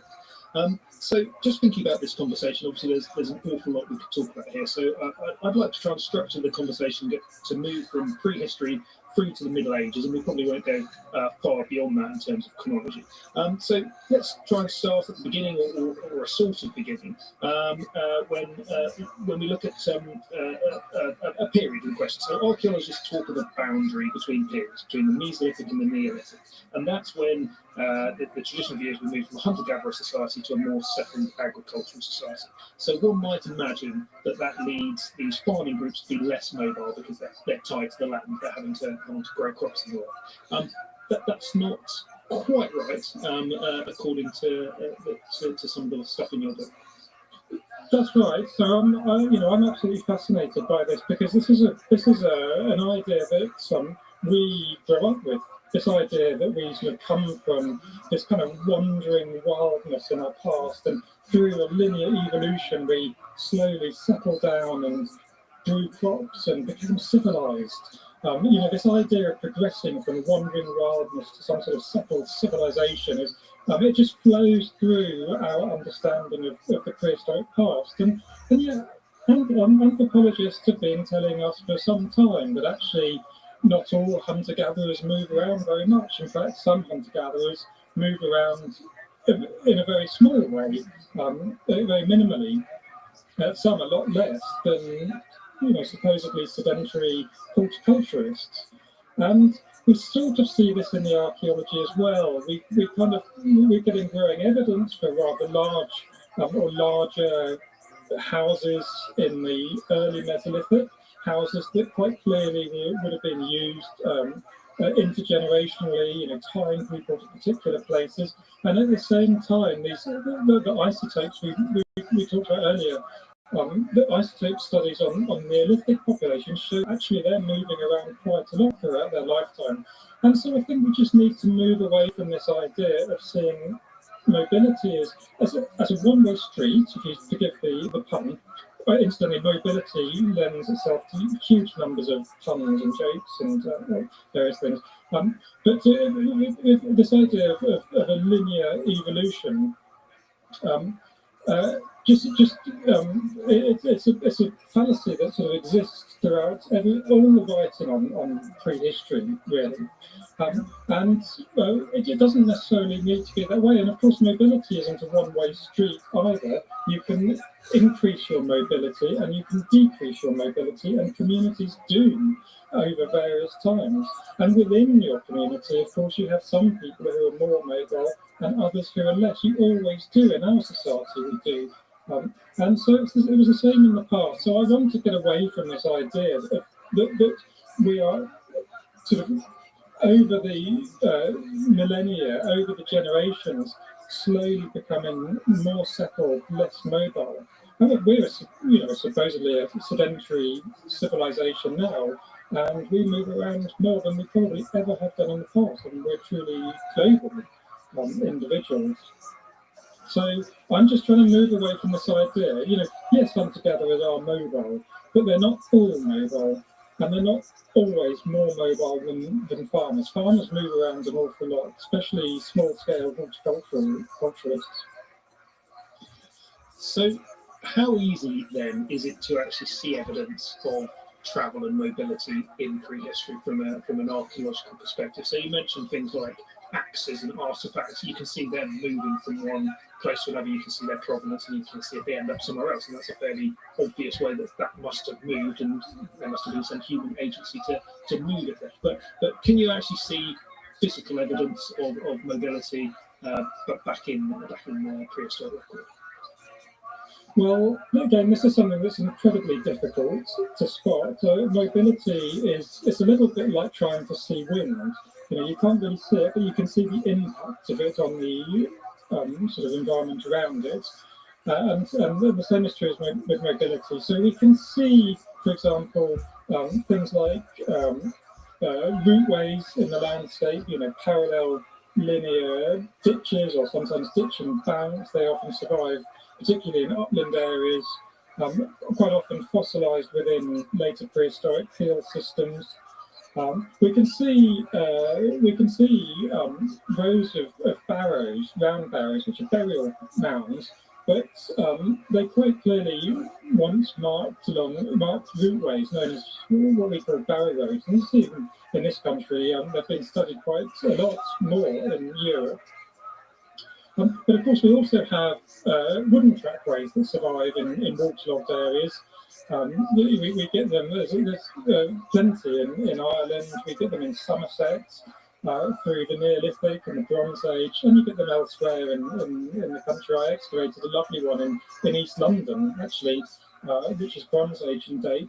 And these trackways are sometimes really well made, sometimes they're nothing more than just brushwood laid down over a waterlogged area, and literally just to allow people to cross boggy areas. And of course, then the waterlogged area or the peat grows up around it and preserves the timber. So you can date them incredibly accurately. The most famous example is the Sweet Track in Somerset, which is we can date through dendrochronology the felling of the wood to 3,806 or 7 BC, I forget which. So amazingly precise. Even the time of year it was excavated, the wood was felled. And these trackways were designed for people to cross the waterlogged area, or sometimes to give people access out into the waterlogged area for hunting or perhaps for ritual purposes. I mean, that seems to be the case, that the waterlogged areas are sort of ritual landscapes, not quite land and not quite water, but sort of liminal zone in between the two. And so you often get deposits of axes or in late prehistory metalwork, or sometimes actual human bodies, sacrifice bodies. So these trackways are wonderful ways of sort of telling, of kind of understanding movement in the past. So I did my PhD in the Somerset levels, and one of my supervisors was one of the excavations of the Sweet Track. And if I remember rightly, it's one of the rare examples where you can actually kind of see movement, because someone had dropped a bag of hazelnuts or something along the course of the route, and that had been preserved in situ there. So that's a standout moment. It's a bit of a rare exemplar of being able to actually see it. But I suppose footprints as well might be examples of. Yes, absolutely. There's some wonderful examples of footprints in, for example, Severn Estuary. Again, you mentioned my colleague, Professor Martin Bell, who's been excavating them over years, and generally the ones he's been looking at are Mesolithic in date, and they're just stunning. Those literally are a moment in time captured in a series of footprints, and he has examples of people walking side by side out into the estuarine mud. There's a wonderful example of two small children, one slightly older, the other dancing around the older one, and you can really sort of conjures this image of a small child full of energy and jumping around. At some point, there's only one set of footprints, but those set of footprints are slightly deeper, and quite clearly the older child has picked up the younger one, perhaps slightly frustrated with it, dancing around. So these little moments are captured in footprints. They're a wonderful, tangible example of mobility in the past. Yeah, they are amazing to just think of those survivors. So you talked a bit about the trackways there, and we can actually see evidence of how things were constructed and how people were moving around those wetland areas. And it's a bit more esoteric, the evidence, I suppose, on dry land, because it doesn't survive as well. But are you able to sort of give us a sense about the sorts of routes that people were travelling on in prehistory, and I suppose how much investment in maintenance or construction of travelling routes was made? Well, the routes that we see preserved within the field systems in the upland area, clearly they're part of a laid out landscape, and there's some degree of thought going on. But it's, I mean, this is a really difficult subject to nail. I mean, to get stuck into, because A, they're very, very difficult to date. Only really now are we beginning to get the kinds of techniques and technologies required to date them properly, and even then it's still very tentative and very difficult. And you know, people often talk about things like ridgeways forming big routeways in prehistory, and you know, the ridgeway that runs across from Norfolk down into Wiltshire is a prime example of, you know, people describe it being the earliest road and things like this. Actually, you know, the evidence is pretty slim on the ground for that particular ridgeway to be a prehistoric routeway, when we sort of have later prehistoric features running right across it and disregarding it. So there's certainly good evidence for the ridgeway being a routeway in Saxon and later periods, but in prehistory there isn't so much. I wonder how much rivers were really the major highways of the day in prehistory. This is something that's sort of often forgotten about in discussions of mobility in the past. The rivers in many ways are much easier, and you can sort of access sort of larger areas through rivers. So just going back to the ridgeway for a second, that is, I do find that fascinating. I ran along a bit of the ridgeway back earlier in the summer, and it is in Wiltshire, and you're running past barrows and hill forts and Wayland Smithy, this prehistoric monument there, which has a sort of a Saxon name nowadays. And you do feel like you're sort of running in the past for a bit, because you're running past so much interesting history. But I suppose the marketing is quite interesting there, because it is advertised as this, you know, really ancient road. I can't remember exactly what they're branding. But is that helpful to us in our understanding of ancient prehistoric movement, to have things marketed like that, when perhaps they're not actually reflective of a reality back in the Neolithic period, for instance? Well, I mean, you know, I don't want to take away a beloved prehistoric routeway from everybody, but I think if we're going to call it a prehistoric routeway, we need to do some serious work on it and actually determine whether it is or not, and not just allow this to become sort of handed-down knowledge that it is and I think they brand it as the earliest road, don't they? That's the you know, and I think if we're going to say that, we actually need some scientific evidence to back it up. Which means we need to do some work, some proper archaeological work. And in the case of the ridgeway, when archaeological work has been done, it's been conclusively shown not to be, you know, maybe it was used at times as a routeway, but it certainly was no road, as it's described, certainly wasn't something that was used for any length of time. The other type of feature which people generally do love, and that is the holloways. And I mean, I adore holloways. They, you know, I find them deeply moving, romantic places to go. You know, very evocative of the past. And holloways, they're formed literally by the passage of feet and horses' hooves and carts clattering down them, and they're eroded deep down. Helped often by flooding in the winter, where rainwater will wash down them and sort of essentially turn them into rivers, and that erodes even further. But these wonderful old holloways, when we do look at them scientifically, and this is something that again Martin Bell has really pioneered, actually we can trace the origins back, frequently back into prehistory.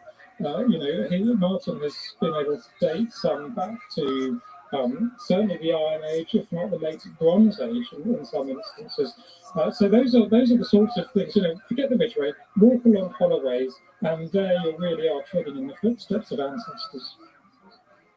Great. Maybe we'll come back to just a few examples of places where you can experience that past travel experience at the end of the podcast. Why, we talked a little bit about this, but why would people have been travelling in the past? What would have been their motivations? I mean, you can think of some obvious reasons, but, purposes of agriculture and that sort of thing. But today, obviously, travel, there's various reasons why you can travel, and many of them for leisure purposes. I guess that's not one thing that we should think about for parts of it. We should. Well, I don't see why not. I think there's this idea that, again, it's a little bit like that division between the Mesolithic and the Neolithic, that's very pervasive. And that's that people didn't move around very much in the past. And what we're showing through things like isotope analysis is that people did move around, and they moved around a lot. Not just in prehistory, but throughout the historic periods. And so, throughout the historic periods, people of all levels of life, all walks of life, moved around, and for a variety of reasons. It could be just a sense of freedom, but it could be going from one place to another to visit relatives. It could be merchants on the move. It could be pilgrims on the move. It could be messengers. The military used these. And then, of course, you get big royal cavalcades going down, clattering down roads with a sort of huge circus in tow of knights and courtiers and jesters and, a great big show.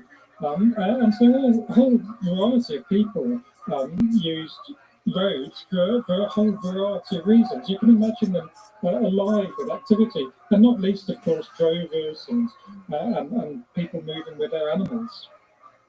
So you've kind of got a bit of a split there, though, between the local movement for your sort of day-to-day activity, I suppose, and the longer distance movement which might be for some of those other purposes that you've talked about.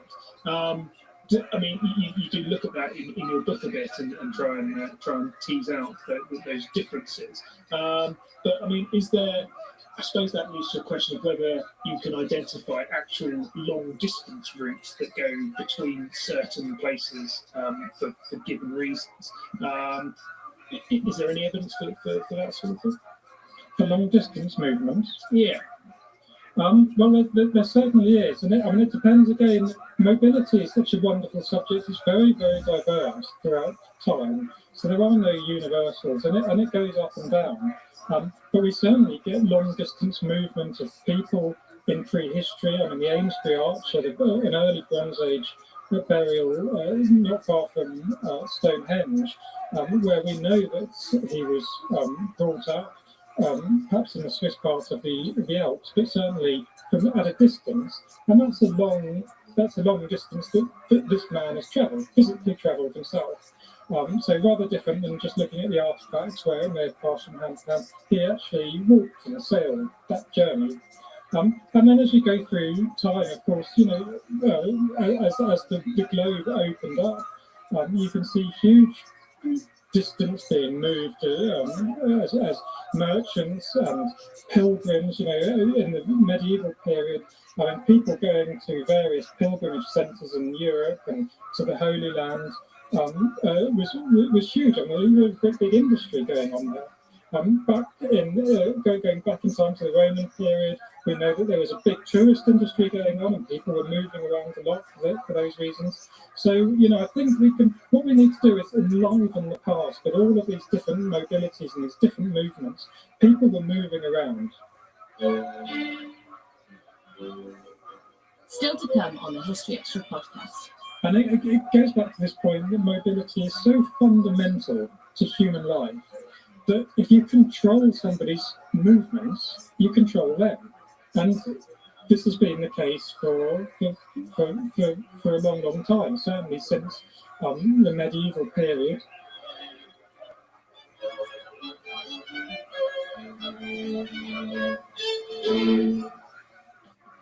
This episode is brought to you by Progressive Insurance.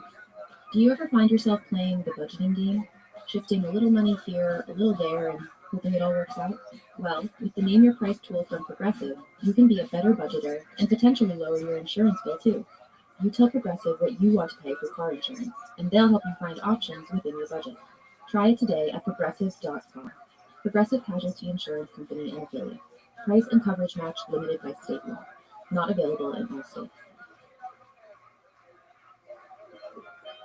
Here at the Almond Joy Factory, where tropical vibes abound, we use soft, fresh-tasting coconut. The crunchiest almonds and delicious chocolate candy. Ah, but do you know what our most important ingredient is? Sometimes you feel like a nut. Sometimes you don't. Almond Joy's got nuts and something even way better than that. Yes, Almond Joy is made with almonds and joy.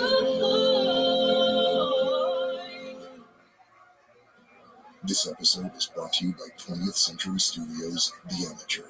When his wife is murdered, Charlie Heller, the CIA's most brilliant computer analyst, must trek across the globe and use his only weapon, his intelligence, to hunt down her killers and enact revenge. Starring Academy Award winner Rami Malek and Academy Award nominee Lawrence Fishburne.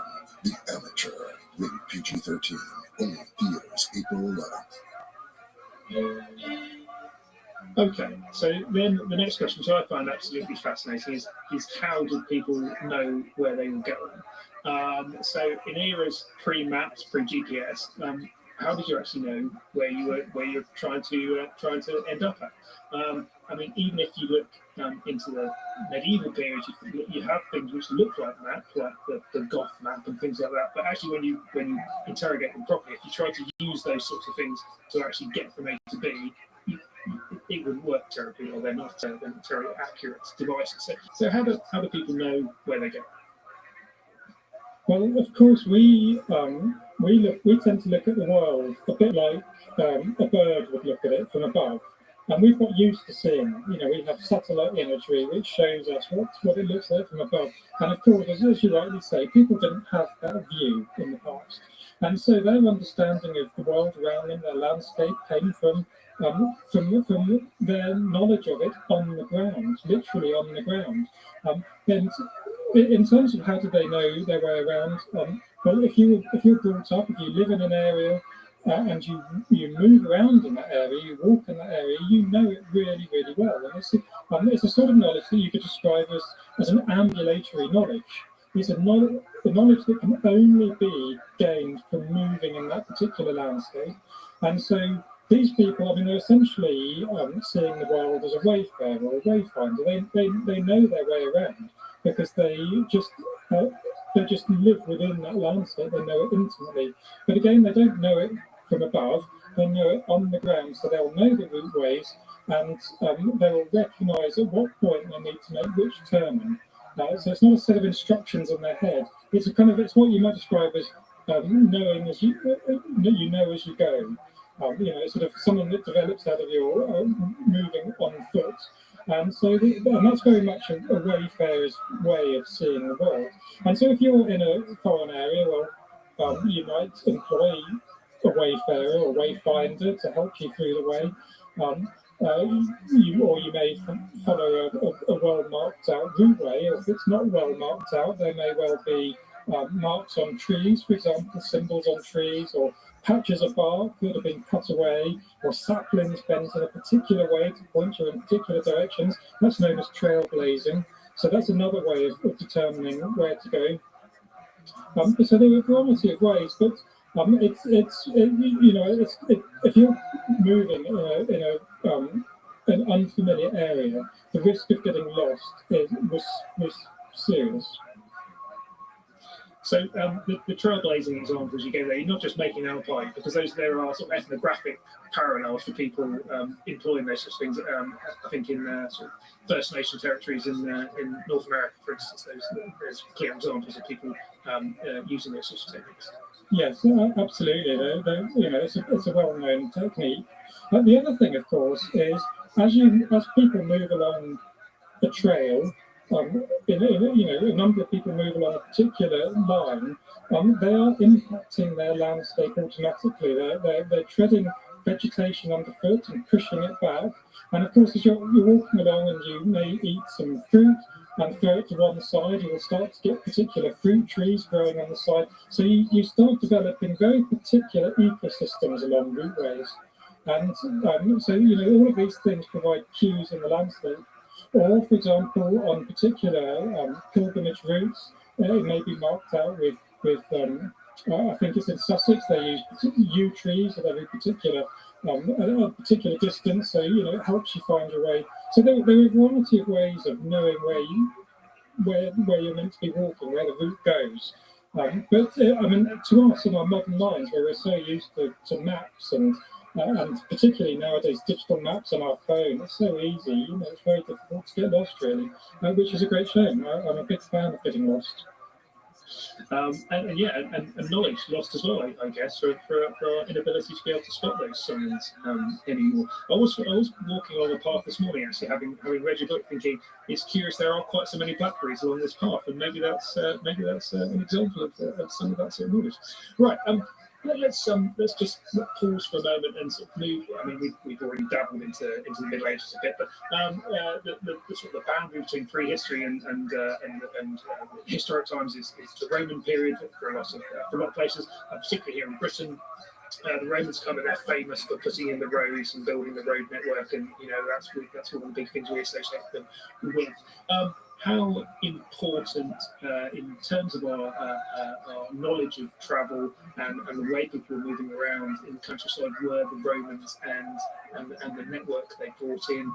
And I suppose just is that true that the Romans did bring in roads, and did they? And I suppose the one big question is, did they make the roads straight? Well, I mean, did they bring in? I mean, I'm always a bit reticent talking about Roman roads, because whenever you talk about roads, you have a lot of experts on Roman roads who really fight quite vigorously for their little patch for the Roman roads, and it's very difficult to talk about Roman roads as part of sort of a broader discussion of roads more generally and mobility. But anyway, that hasn't stopped me in my book anyway. But in terms of did they bring roads with them? Well, I mean, of course they did. They built fantastic roads. I mean, splendid roads. I've excavated Roman roads in the past. I excavated a fantastic one in Southwark in London, beautifully well made, and they were incredibly well engineered, well made roads that stand the test of time. A number of them are still in use today, which shows how obviously they've been re-tarmacked and remade, but it just shows how crucial those Roman road links were. But did they bring Roman roads? Well, we now have growing evidence for Iron Age roads. There was a wonderful site in Sharpstone near Rothschild where they excavated a road which for all the world looked like it should be a Roman engineered road, but the data showed that actually it was Iron Age. We have Iron Age street grid pattern at Silchester, for example, and there are other Iron Age roads. And it just makes me wonder how many of the Roman roads are actually overlaying on top of earlier roads. I suspect a lot of them, an awful lot of them. So yes, Roman roads are quantitatively different. There's absolutely no getting away from the fact that the Roman road was really something special. But I do wonder whether actually it was more likely to be overlaid onto routes that already existed. The other thing to remember, of course, is that the Roman road network didn't just suddenly appear overnight. They didn't invade and suddenly overnight create this Roman road system. What we're looking at when we look at the Roman road network is a few hundred years worth of development and change. So it didn't appear at time. When the Romans first arrived, no doubt they used existing routeways and then started developing them from there. And were they straight? Well, some of the best known examples clearly are very, very straight. I mean, Romans were fantastic surveyors and fantastic engineers. But there are loads of Roman roads that aren't straight. And that's because they weren't looking at the world with a bird's eye view. They weren't using Google Maps on their phones, plonk it on.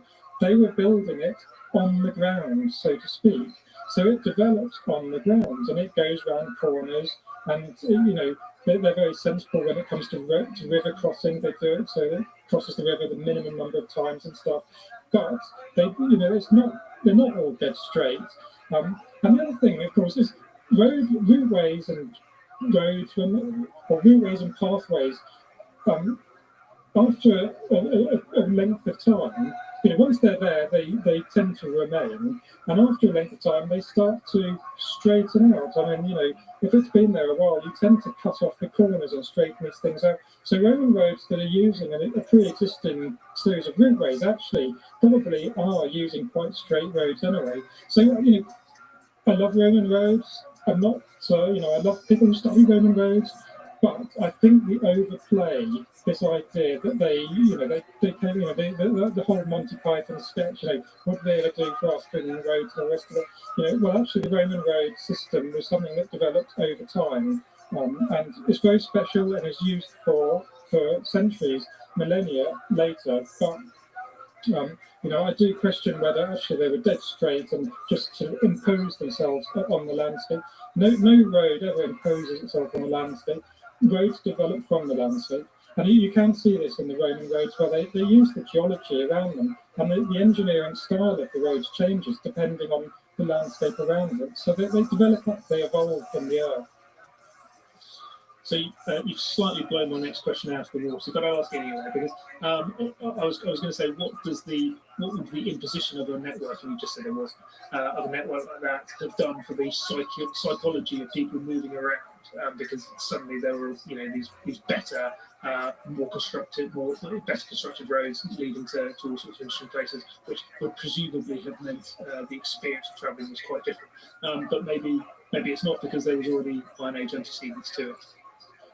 Well, having said what I just said, I still think that they are constitutively different, and that the experience of moving would have been different. Walking along a Roman road, they are beautifully compact and flat. I've excavated them, and they're wonderful things. And when you get potholes, they get filled in. In many ways, they're better than the roads we have now. So in that sense, I think moving along them would have been different.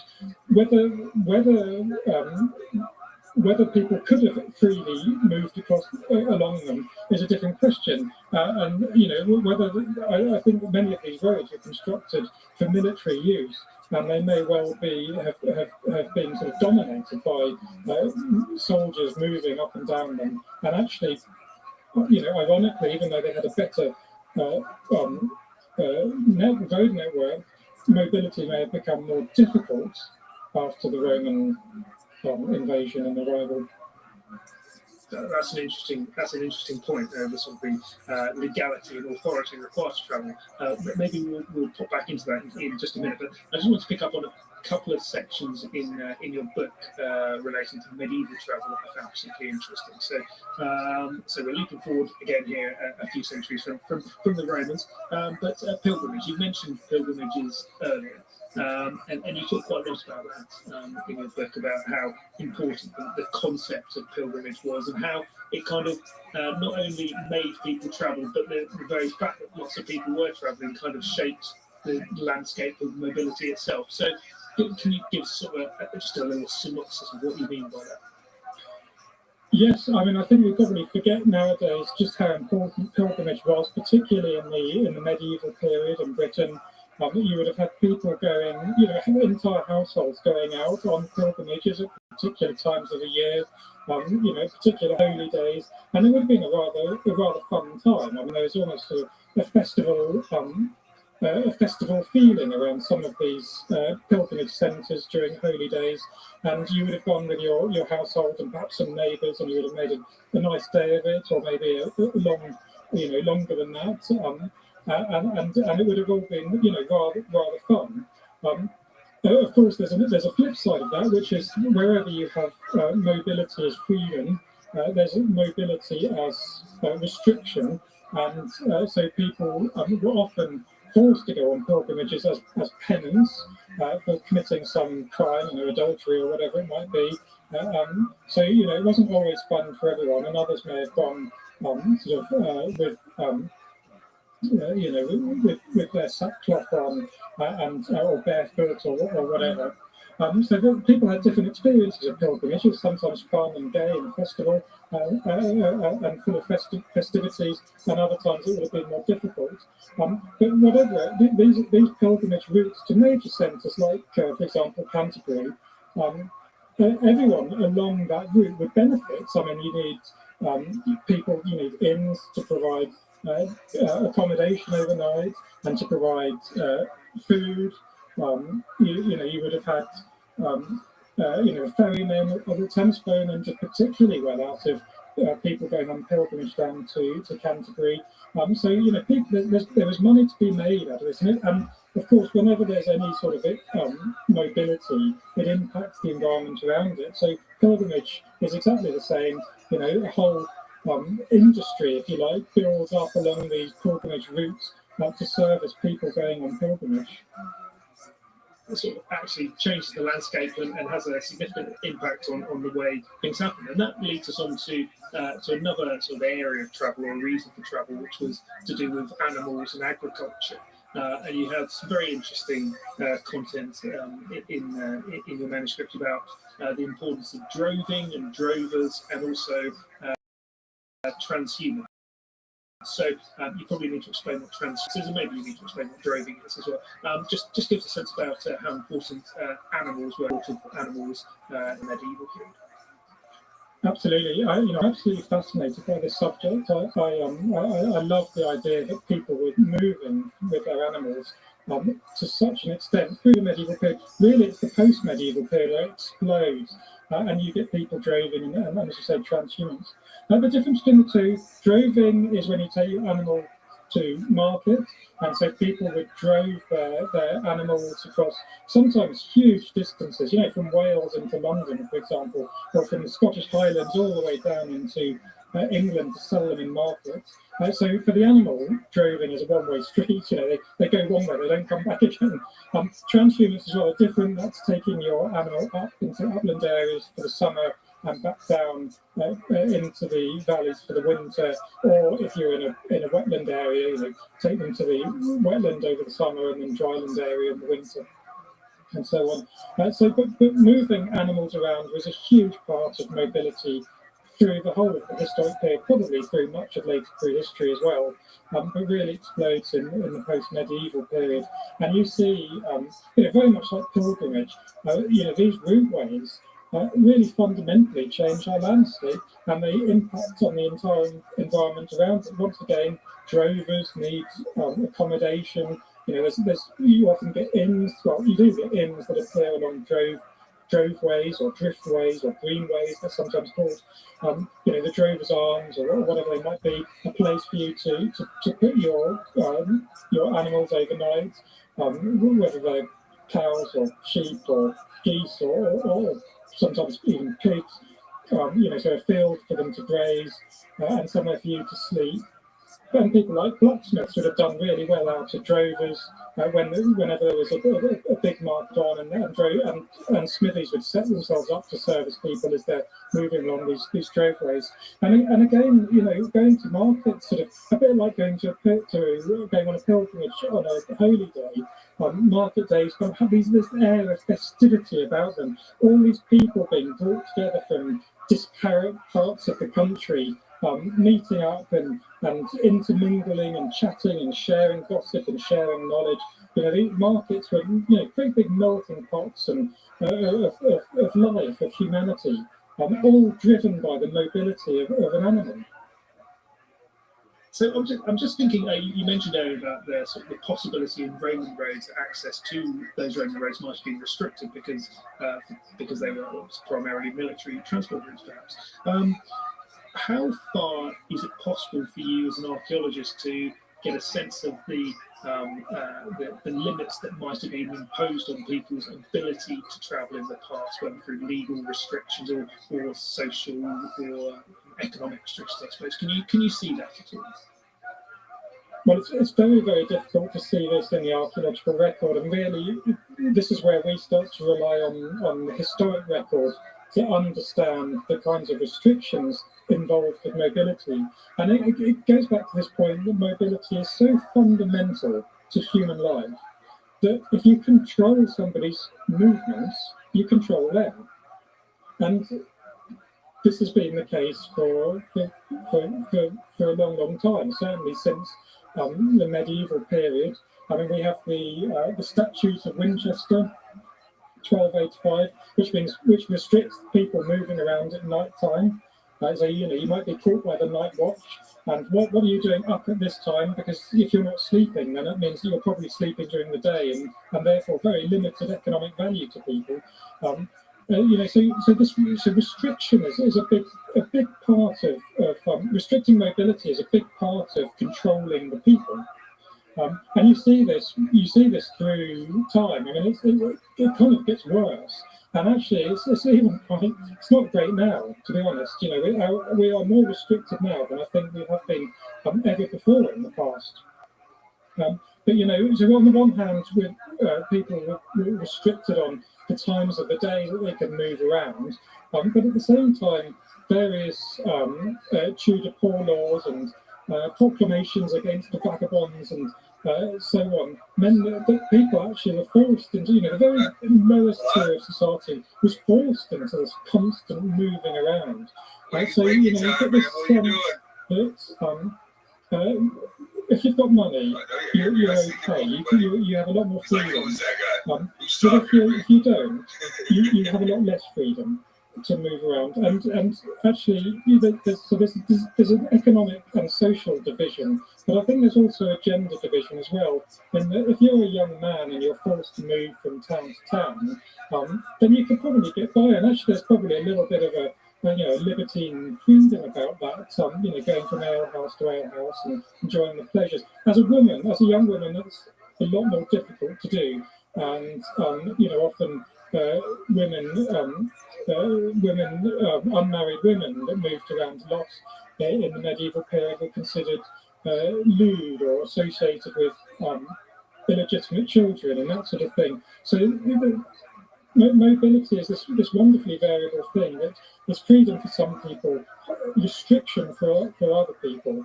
And you get this right the way through. It goes through to the first enclosures, where large tracts of the landscape are enclosed, and all of a sudden previous routeways have either gone completely or been rerouted into different areas, or the later enclosures, parliamentary enclosures of the 18th century. So restriction is something that's restricting people's movements has gone on and on and on. And we still have problems today. But where you get restriction, you always get resistance. And so, the flip side of the mobility coin to restriction is resistance to these restrictions.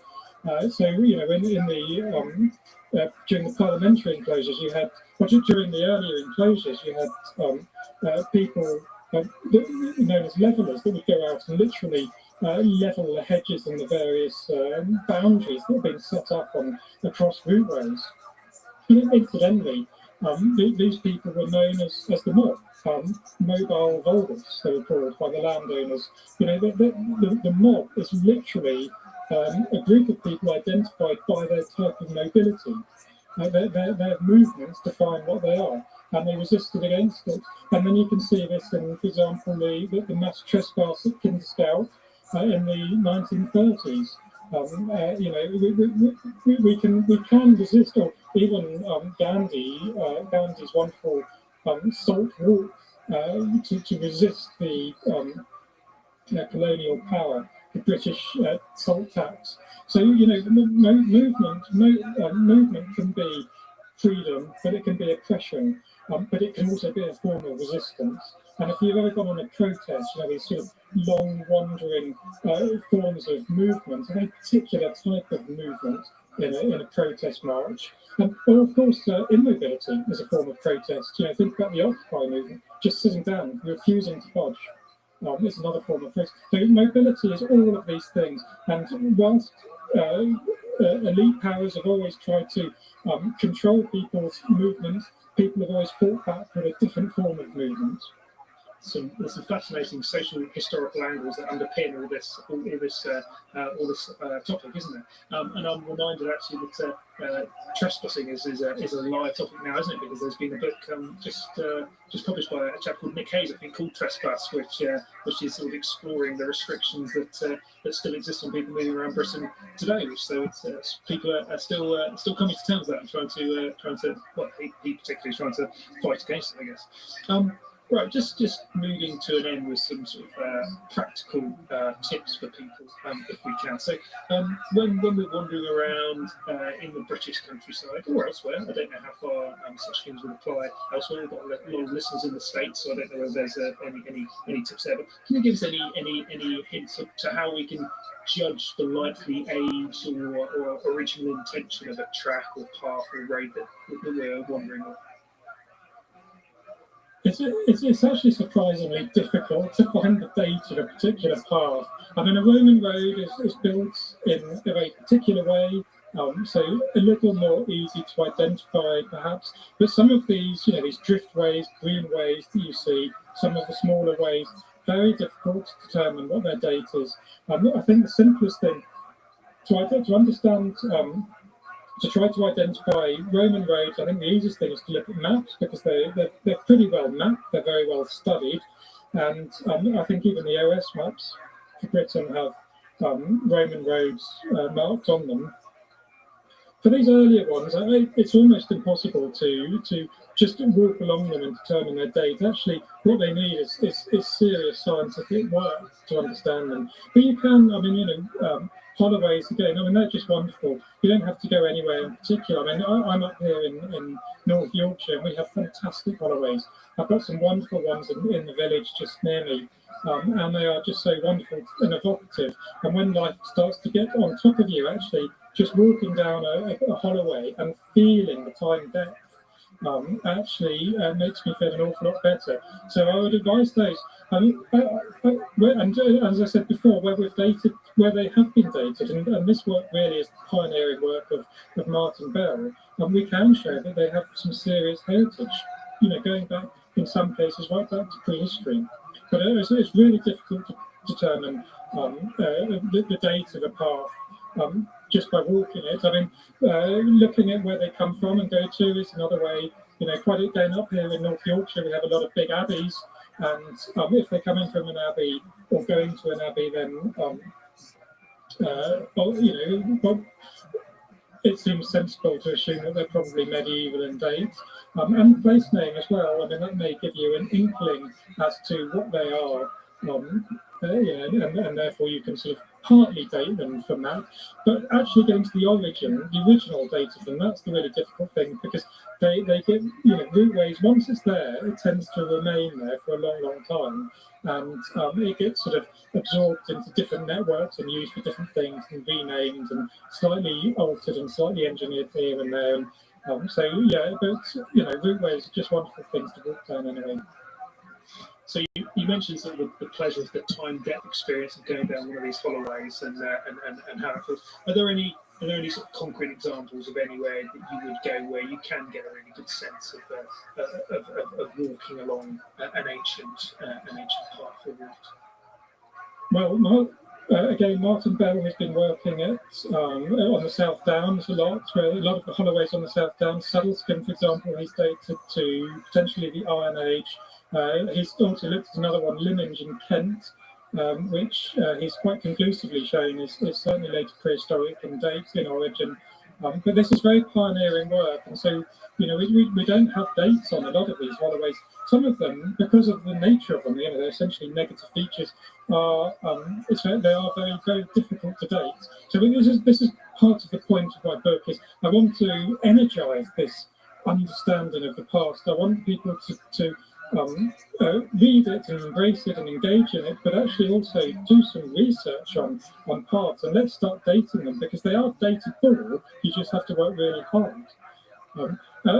In terms of concrete examples, come up to North Yorkshire and look at some of the amazing paths on the North York Moors, for example. I spend my weekends, I'm a man obsessed, and my family, thankfully, happily come along, but I think they've largely given up on me. Particularly the trods. Trods are wonderful things. They run across the North York Moors. You get them elsewhere. You get some in Cumbria and Yorkshire Dales, and these are made of sort of large flagstones, and they're laid out, and they're likely to be medieval in date, because some of them originate or go to some of the big abbeys. But I just love the name trod. If there's ever a word that defines exactly what it is a trod. You tread on a trod. much as you ride on a road. Absolutely, it's a very evocative word. It sounds quite Yorkshire as well, doesn't it? Sure, you can see how that would work in with the accent. Is there anything that I haven't asked you that maybe you might want to just bring to the attention of our listeners? Any areas that you think are particularly interesting that we haven't known?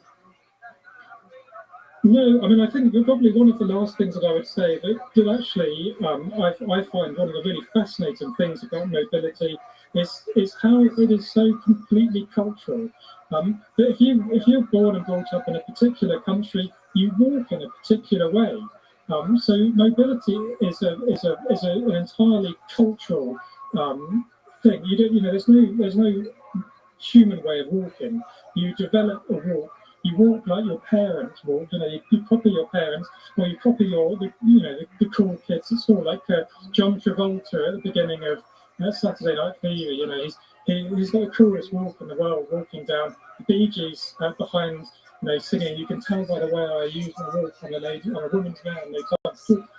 You can tell by the way he uses his walk. He's a cool guy. He walks in a cool way.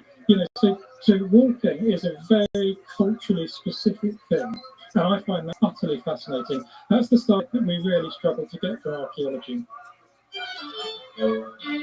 That was Dr. Jim Leary. Hopefully he'll find a publisher for his book Rome sometime soon so that you can read more about this subject. In the meantime, if you want to find out more about medieval pilgrimage, just go to historyextra.com and search for pilgrimage, and you should find some great material to read. Thanks for listening. This episode was produced by Ben Hewitt and Jack Clayton. Join us tomorrow for another lecture from our 2019 History Weekend.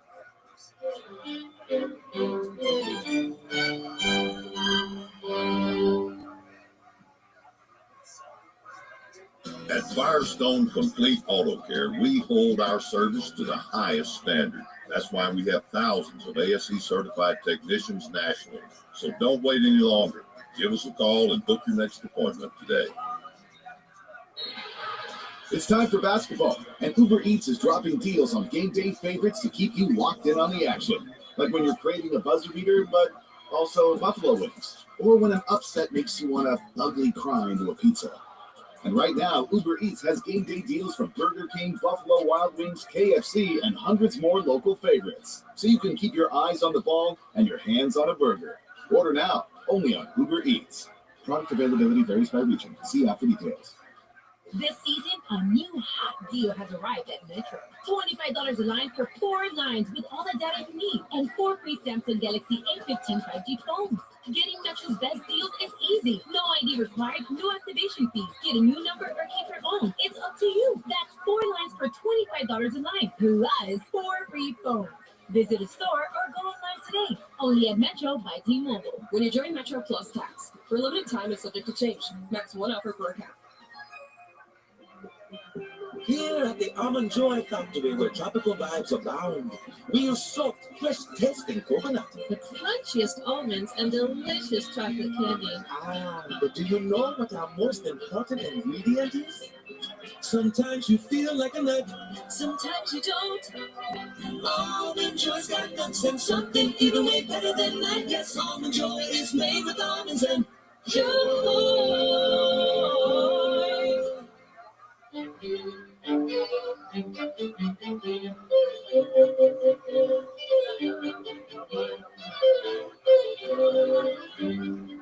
Hello and welcome to the History Extra podcast from BBC History Magazine, Britain's best-selling history magazine.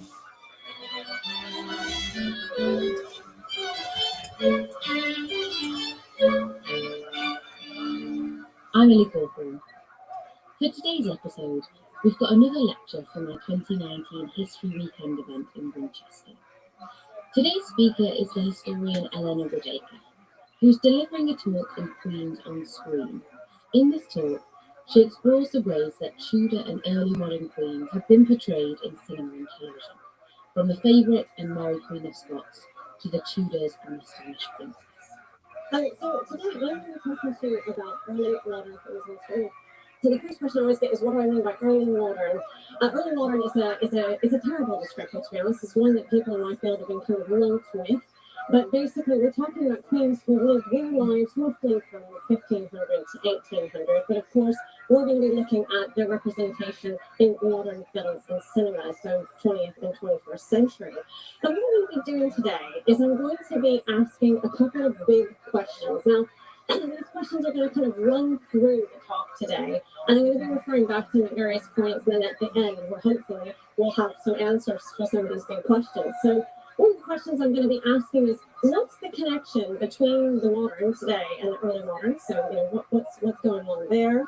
Why do we focus on particular queens? So at one point I'm going to talk about popularity states, and thinking about the particular queens that keep popping up on our screens over and over and over again, and why that is. So we're going to be thinking about that. We're going to be unpicking some of the stereotypes that tend to occur in the portrayal of these queens. There's kind of boxes that we tend to put them in. And we'll be kind of thinking about what are these boxes, why do they exist, and again, what does this tell us about not only these queens, but about us as well. And then finally, we're going to talk about the accuracy question. We're going to kind of round back up with that, because that's something that we always get. And I'm sure many of you, how many times have you guys watched a film or a TV series and gone, that doesn't happen, hang on a minute. Yeah, so we're going to have that discussion as well. So now I must admit, I'm going to have to watch my time here, because this is one of those topics I was just admitting before the talk started. I can get really excited about and wax enthusiastic, so I'm going to have to watch myself here that I don't kind of waffle on too much about the bits I'm excited about. So I'm going to start and think about the inspiration for film. So where are these films coming from? So obviously, there's a huge representation of queens in both fiction and film, and obviously there's a long-term fascination with queens and male figures, going right back, obviously, to Cleopatra, ancient pharaohs, Heshbon, all that kind of thing, right up to the present day. And even today, obviously, we're at the supermarket, and the newsstands are full of Majesty magazine, and Kate and Meghan, and all of that kind of thing. So we have this very interesting and fascination in the queens, royal so that's an enduring thing. Now, obviously, we have to acknowledge the fact that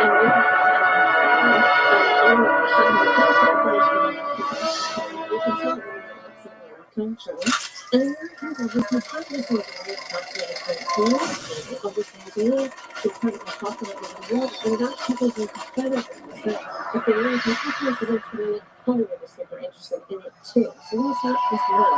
Now, what's really fascinating and interesting thing in China is why not just the interesting popular culture. Hey, this is Rabbi coming live from Kill Tony Mania 2! At Cobb's Comedy Club in San Francisco, give it up for Tony and his class! Yes, San Francisco, it's Kill Tony Mania Night 2, show up! This is a hot crowd. How long can this place get for the great Brian Red Band? Hey, 6.5 years of Kill Tony. This is Kill Tony Mania 2, which means there's a bunch of special treats here, like that guy right over there. It's Ryan J. Ebelt, the house artist, all the way from Los Angeles, California. He draws every episode. He drew a special poster for this weekend. He draws everything. Kill Tony the book available now on Amazon, Amazon Prime, all the good stuff. The brand new Kill Tony the book, the most updated version of it, and a lot of fun stuff happening. We are here, 2 sold-out shows tonight, and it has begun. Then we fly off to Australia this Wednesday. We're going to Brisbane, Australia, Melbourne, Australia, and Sydney, Australia this upcoming week. Then we go to Washington, D.C. for 2 shows with 4 stand-up shows, and then Columbus, Ohio, Pittsburgh, and Cleveland in the middle of December. Fun stuff. What do you get? The fuck are you guys laughing at? Cleveland in December.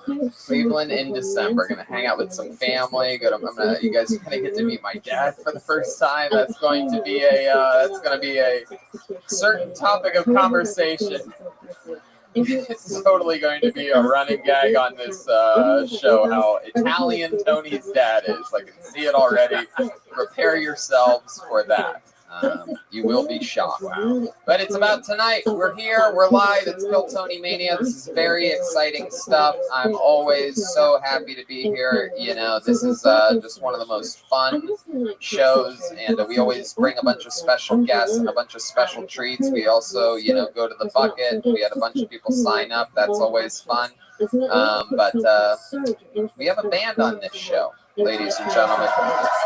They are one of my favorite things in all of comedy. It is my funniest friends. They every single episode they commit to being different characters. We never know what they're going to be. They had a farther different green room than we had tonight. So let's all find out what they are together. They stay in character throughout the show. Sometimes it's a brand new character for the first time ever. Last night we saw the Golden Girls for the first time ever. We also saw the return of the Cat Burglars during show 1. This is Saturday night. These are 2 sold-out shows. So let's see what they picked for this first show. Ladies and gentlemen, I present to you the best damn band in the land. It's the Kill Tony Band. Jeremiah Watkins, Chroma Chris, and Joelberg Joel Jimenez.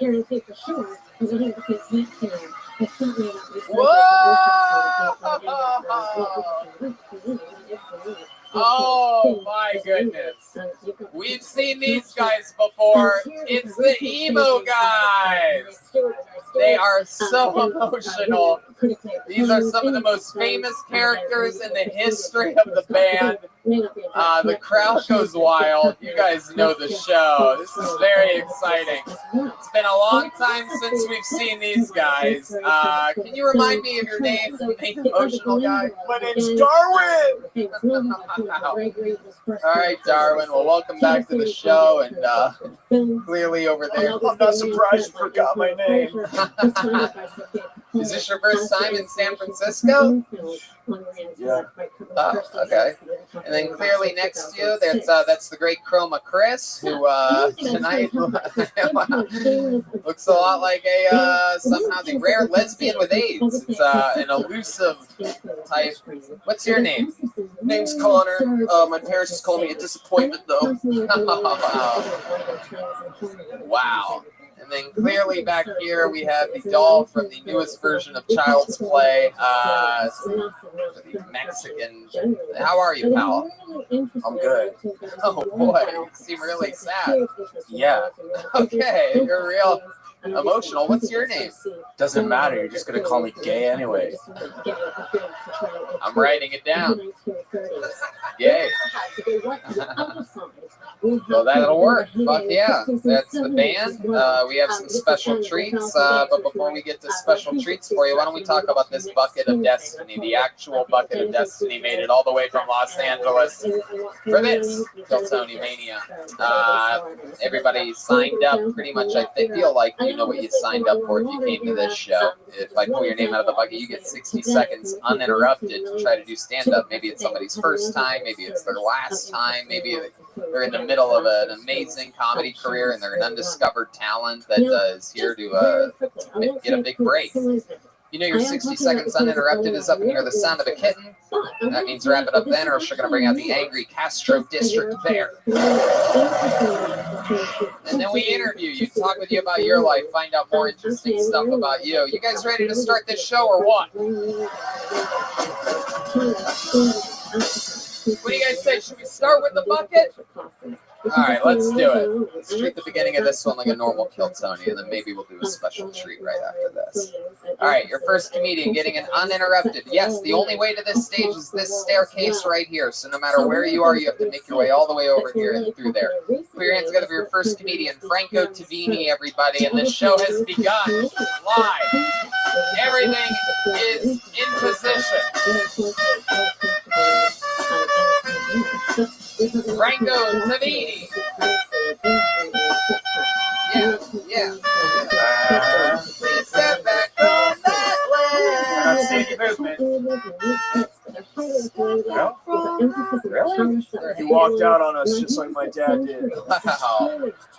My goodness. How does someone sign up first and not get, how's that humanly? Is that Franco Tavini? All right, Franco Tavini. Please step back on that way. Hey. Please step back on that way. One more time. For Franco Savini, everybody. Son of a bitch. Shit. How the fuck is everybody doing, cops? Yeah? So good, I guess. That's fucking good. That's awesome. Oh man, I've been having a really fucking good week, which is kind of uncharacteristic of me. I feel like I have maybe not anger issues, but I get upset at the smallest thing. Show of hands. Whoever here gets angry for seemingly no reason? Does anybody here? Show of hands. Okay. So I saw a few of you raise your hands. And just thank God you raised your hand. You know what I'm saying? Because if you didn't, I was gonna fucking lose it. I swear to God. Shit. Man, I just like, and I mean angry for seemingly no reason. Like, have you guys ever been enraged at an inanimate object for just obeying the laws of physics? Have you guys ever been there? You ever put a water bottle on top of your own car sideways, it rolls off, you pick it up, throw it to a tree, and call it cocksucker at the top of your lungs? Yeah, that's the kind of level I'm fucking with, for sure. Oh man, I just get really. That's the sound. No, that was that. It? Okay, very good. Hell yeah. Franco Savini. Hell yeah.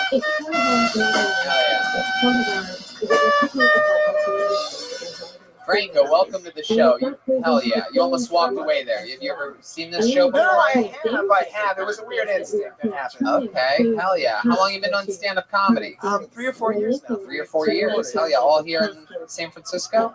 Yeah, mostly San Francisco, mostly the North Bay from Santa Rosa. North Bay, Santa Rosa. Fucking represent the North Bay. There's another redheaded guy with earrings in the back that is excited. Yeah, this guy rickrolled me a few years ago. True. That's so fun, Franco. What do you do for work? I work at a nursing center. It's all very boring. Is it? What do you do at the nursing center? I help the elderly, which it sure sounds very fulfilling, but so you're a butt wiper. Yeah. I mean, I'm not certified, but they let me do it sometimes. Yeah. You ever have any? Rebel with a cause. Oh yeah. Do you have any like sweet stories of like an elderly person who like did something cute or so like really likes you? No, but a lot of the old ladies like one of them grabbed my dick and balls one time. Oh, so dick and balls, the whole package.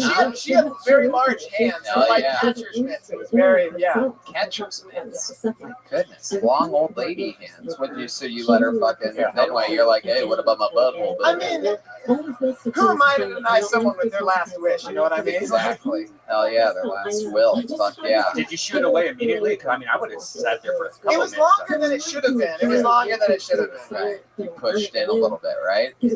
Well, Fuck yeah. What do you like to do for fun? You have any special skills or talents or anything? You're the rare red-headed guy with earrings named Franco Savini. That's my talent. I've been riding that for a long time. Your look doesn't really match your name at all. Like Franco Savini, this fucking guy. You know, the guy that looks like a real fucking fagot. You know what I mean?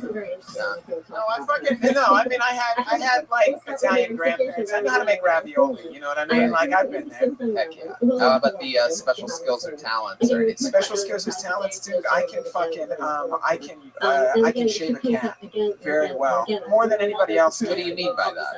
I'm good with the clippers. You know what I mean? It's not like I don't know what you mean. Yeah. I just mean like. I'm good with grilling animals. Why do I feel like that's the only pussy you've ever touched? Hey, Darwin. I'm sorry, I didn't mean to pull you.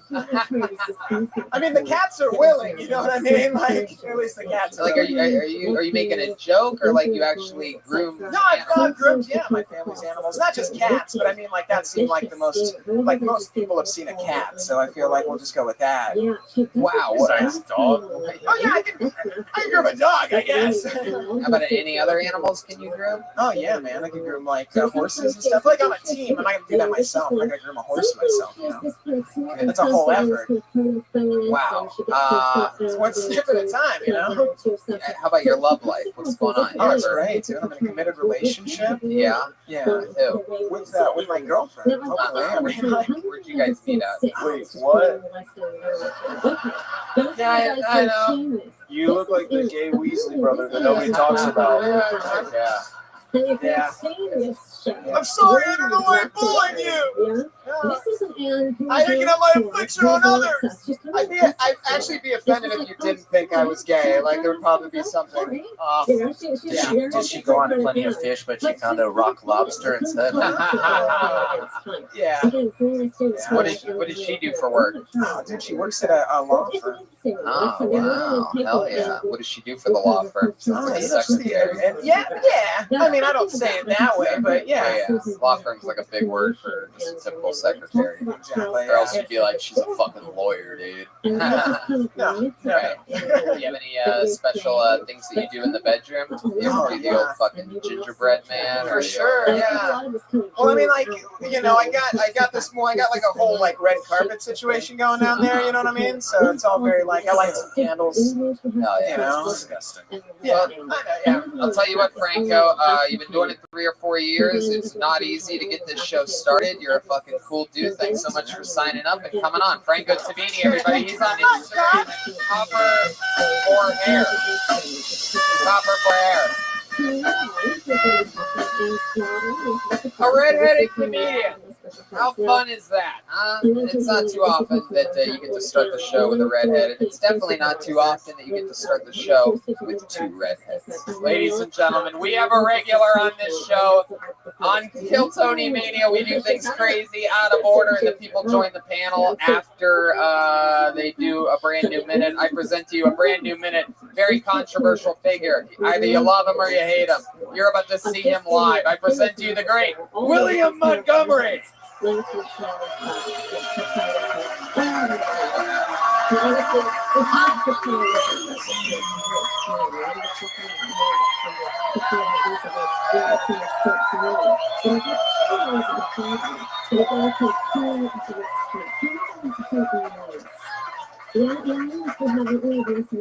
Let me hear y'all make some noise if you like 2 lips ago. In 2010, my daughter was born, but the only thing greater than that was The Giants winning the World Series. So that's a very different portrayal than it was now. Okay, so So- very challenging idea of having a thing. So I have a movie coming out. It's called Allah. Yeah, she's hilarious in Blackadder. In Alaska, it's about a Muslim man who falls in love with a lady dog sled racer from Anchorage. But their relationship is put to the test when Ramadan falls during the Iditarod. San Francisco, if I end up jumping off a bridge, It's gonna be from the Golden Gate Bridge. Okay, so now the kind of starts. Here's the other one that we can't stop talking about. The can't stop talking about. I used to homeschool my daughter. We fucked a lot.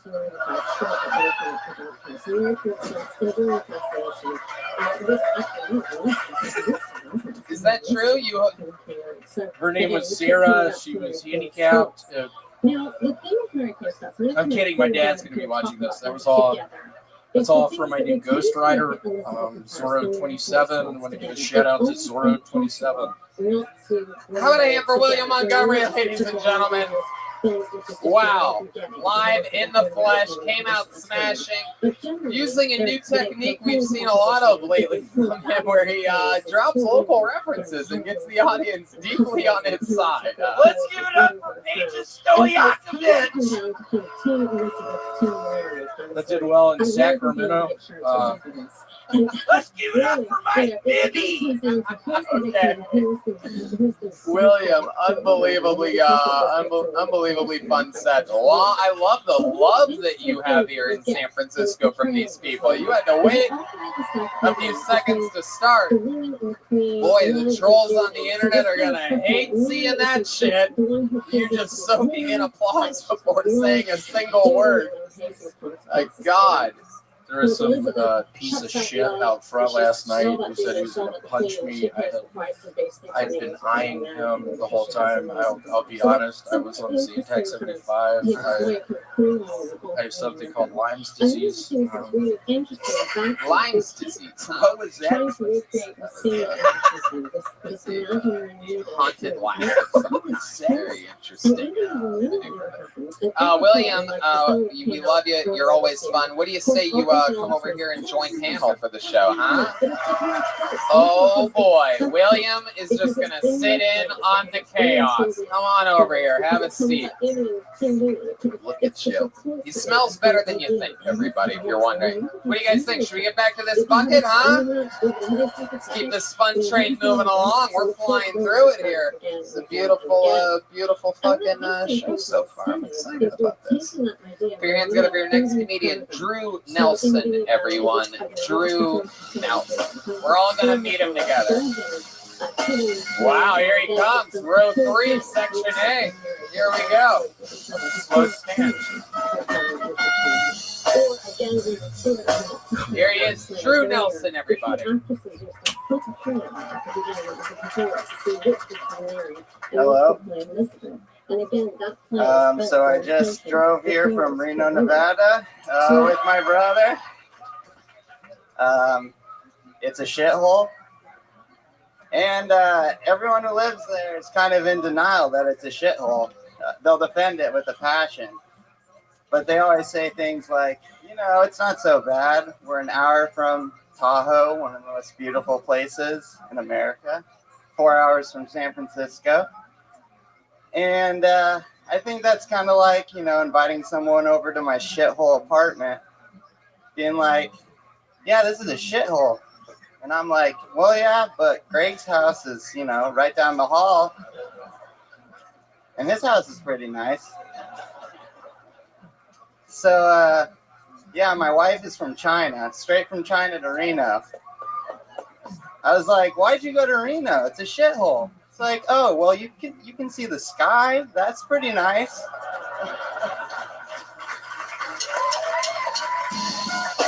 There you go. Drew Nelson.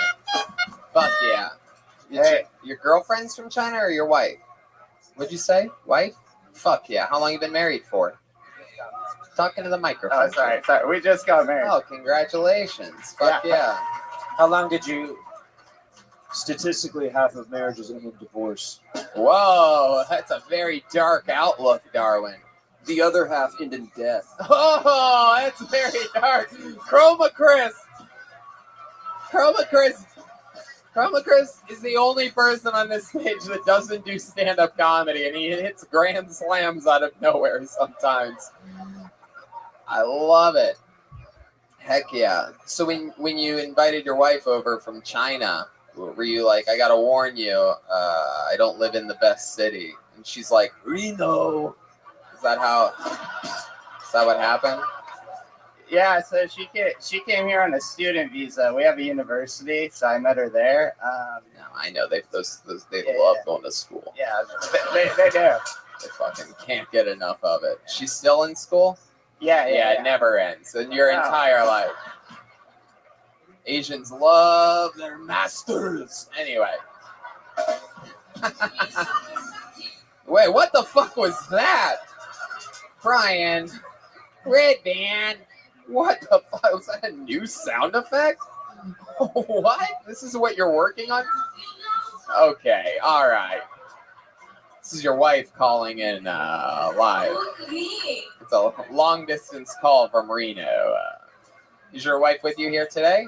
No, she is not. I came with my brother. Oh, wow. Very cool. Does he have an Asian wife as well? No. Okay. She's as white as, it gets. So. Oh, wow. What do you mean by that? Jesus. Is she whiter than William Montgomery? Look at this fucking guy. What are you talking about? Drew, how long have you been doing stand-up? This is my first time. Whoa, that's very good. Very good. Very fucking good. I would have guessed a little bit more than that. That's very impressive. Very fucking cool, man. You really get it. You're a fan of the art form? Oh, definitely, yeah. Hell it's yeah. gotten me through some tough times. So I love it. Yeah. Absolutely. Us too. How about your life in Reno? What are you doing for work? I'm a scientist at the State Health Lab. Wow, hell yeah. That's how you get that fucking Chinese pussy. Absolutely. Hell yeah. Get all up in her fucking little petri dish, you know what I'm saying? Fucking pull out your little microscope and have some scientist sex. You have any special moves in the bedroom that you do? You ever do the old fucking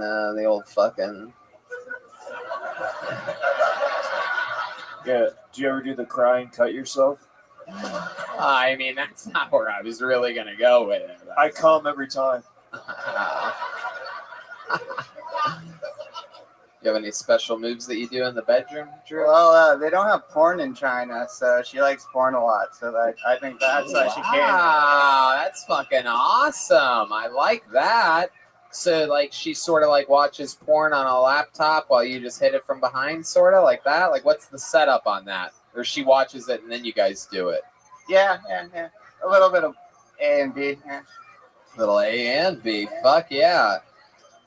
Let me ask you something. When you hit it doggy style, does she ever try to eat herself? It's a weird one.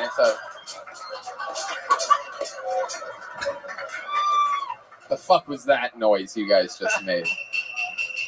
What is that? Jesus. Oh boy. Okie dokie. Haunted. A lot of random sounds coming over. Like what is that one, and how does that apply to that part? So your 10-second long sound effect of what? All right, yeah.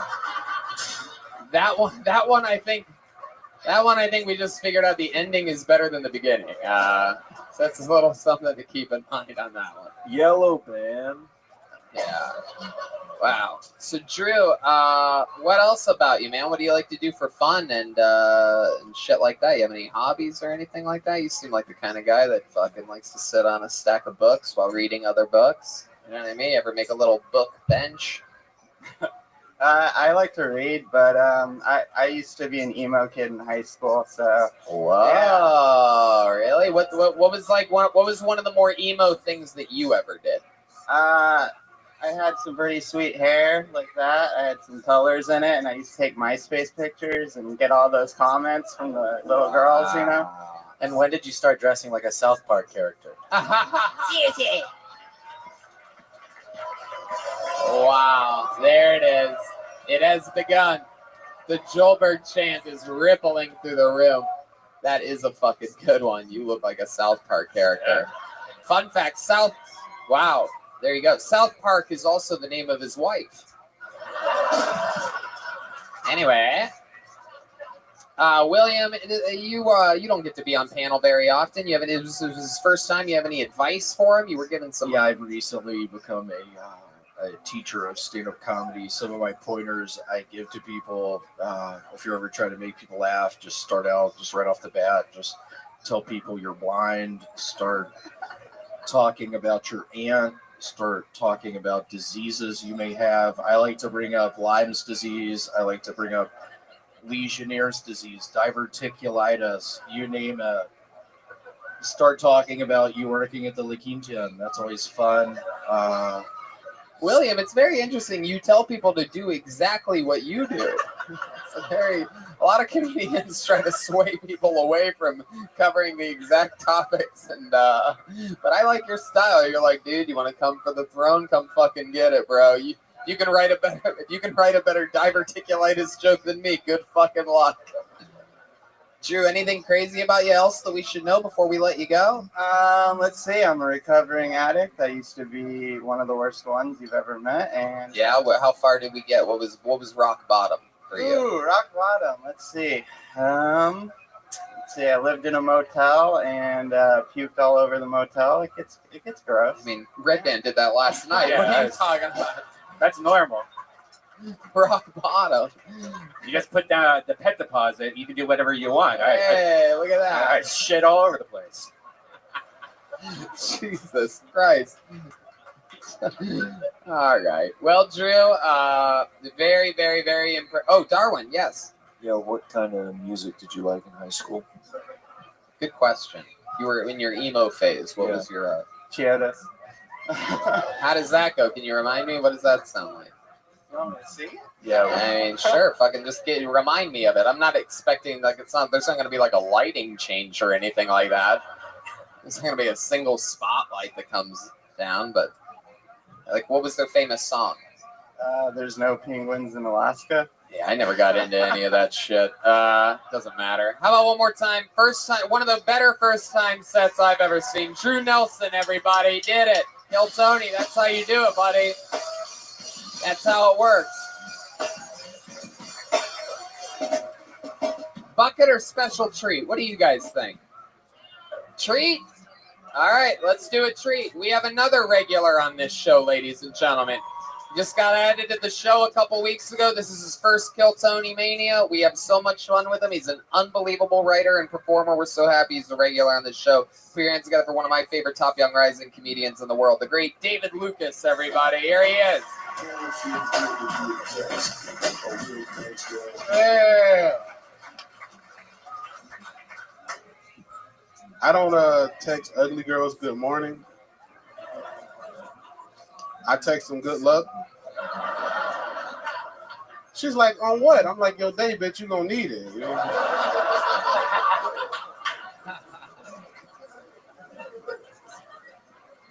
I hate when ugly girls got good pussy. You know what I'm saying? Like, bitch, I can't even fuck you at my house.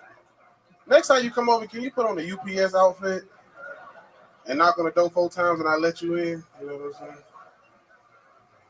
I fuck with a lot of lesbian chicks because I got titties.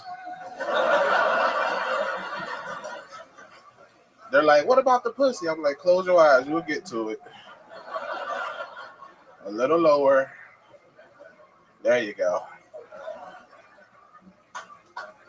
That just made me laugh. Oh, shit.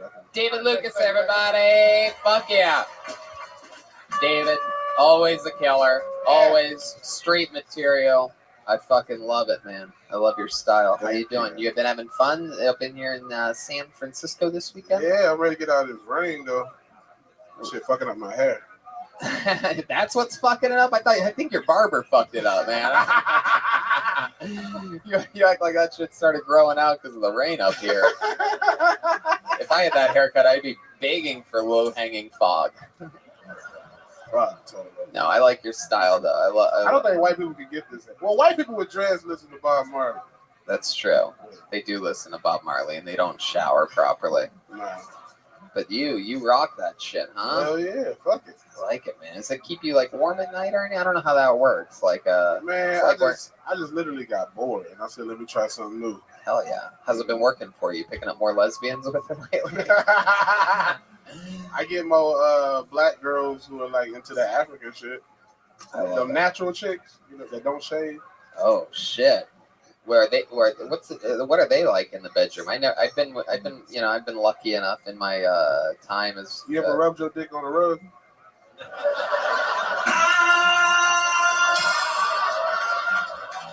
Actually, I have rubbed my dick on a rug. Well, there you go. When you fuck a chick that don't shave. Wow. All right. Well, there you go. David Lucas, you're unbelievable. I'm so happy you're here. What do you say, David Lucas joins panel? David Lucas joining panel for the show. Camouflaged out. Heck yeah. Ready for more bucket? Let's fucking go. Let's meet someone else. We already had a first timer. Let's see what happens here. Put your hands together for your next comedian, Eddie C. Eddie C. Hell yeah. Eddie C. The letter C. How about a hand for the band, huh, guys? Aren't they amazing tonight? Here's Eddie C. Yo. So I was talking to my boy's mom about black.com yesterday and was explaining her to what it was. You know, if you don't know what it is, it's usually a hot blonde chick going to some job for the first time with somebody important, football, basketball player, where the big black dude comes in, says, "We fucking?" Okay, it goes. She asked, "Well, do they have those for Latinos?" She's Mexican. You know, they have those for us. It's like, yeah, no, I don't think so. Because first of all, you have to get rid of the high heels. Because we're not tall enough to be, we're 5'6", 5'8". We don't hit 6 foot. So there's only so much you can do. And our jobs, I'm black, the stereotypical, black jobs. And stereotypical Mexican jobs are cleaning lawns and fucking cleaning houses. And how many times can you do that before it stops getting sexy? You know what I mean? Only so many times you can be like, oh, I didn't do good in junior college, so it's my first job cutting the lawn here. Parker, what do you need me to do? Yeah, that's it. Thank you. Oh yeah, Eddie C, everybody. Welcome to the show, Eddie. Thank you. Hell yeah. What ethnicity are you? Mexican? I bet we're deporting you right now. The first time in Kiltony history, instant deportation. I'm not one of them. Sorry. What? I was born here. It doesn't matter. We're deporting you anyway. I don't know if you heard who our president is. There's new rules. I say congrats. I've been a couple episodes behind. I didn't know you got bumped up. Hey, thanks, man. You kept looking at me like I was gonna help you with your shit. This motherfucker looked back like, David, tag, nigga, tag. Punchline, please. Somebody help me. I want to make sure your face didn't get mean or something. Like, what's you saying? Nah, you was on some bullshit, but. Oh my goodness! Wow. He looks like Joe Pesci and the taco truck owner had a kid. You look like one of the Pet Boys. Hey, you got a weed eater or what? You got a weed eater? Weed eater? Yeah. No. Okay. What's a weed eater? I need a new lineman. Oh Jesus! I'll bring it to LA. Like a weed whacker? Weed eater. Yeah, we call it weed eater in the South. Really? You call everything an eater. Okay, my bad. White people, weed whacker.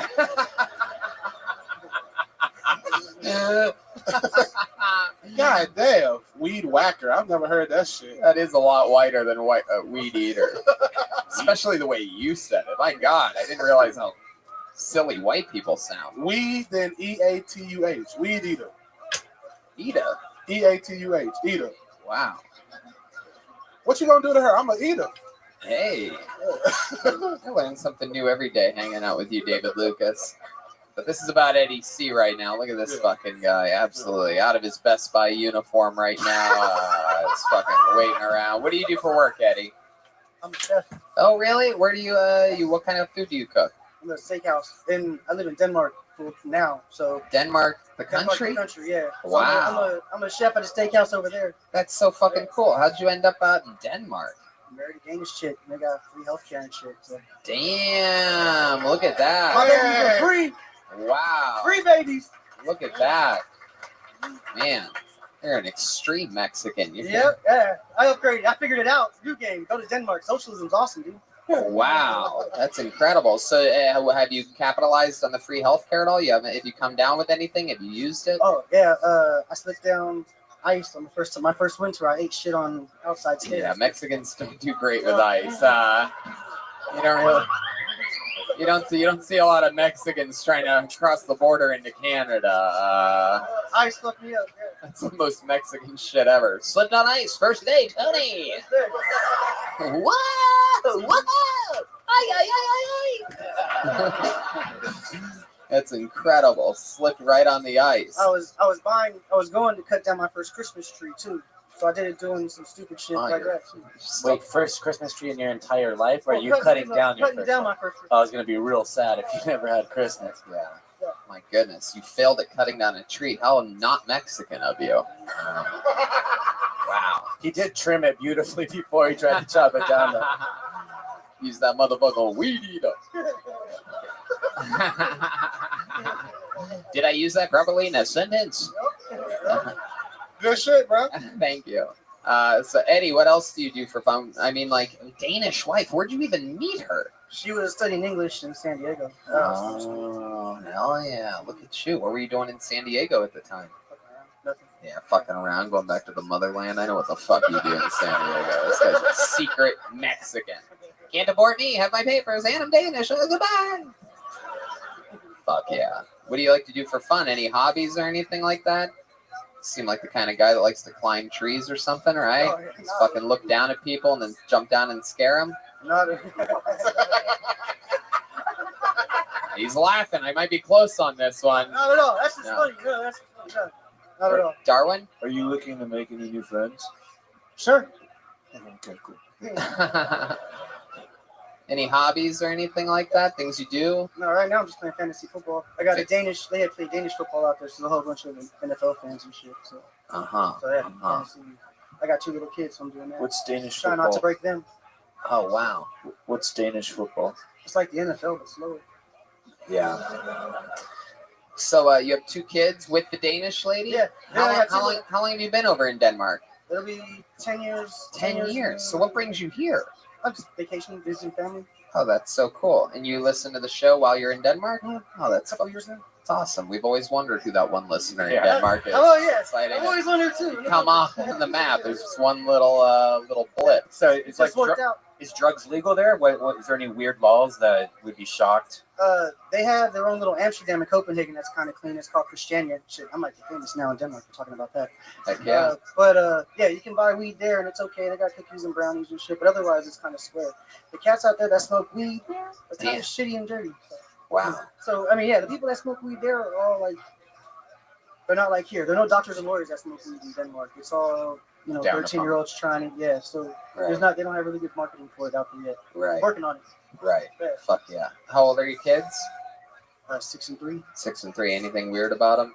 They're born 3 years apart exactly to the day. Whoa. 22nd, 23rd. Whatever that day is 9 months before that, you're blowing the fucking, that's the most Mexican part about you, huh? Just blowing those hot fucking baby making loads, huh? Just dropping off that horchata at the fucking Danish bakery, huh? Yes, sir. Just fucking baking a fucking little Danish with your little fucking tortilla down there. Last week of July. Yeah. The last week of July, absolutely. Well, I guess that's not summer in Denmark, but it's probably the middle of winter. You guys are just freezing your balls off. You have a sore back from slipping on ice all the time.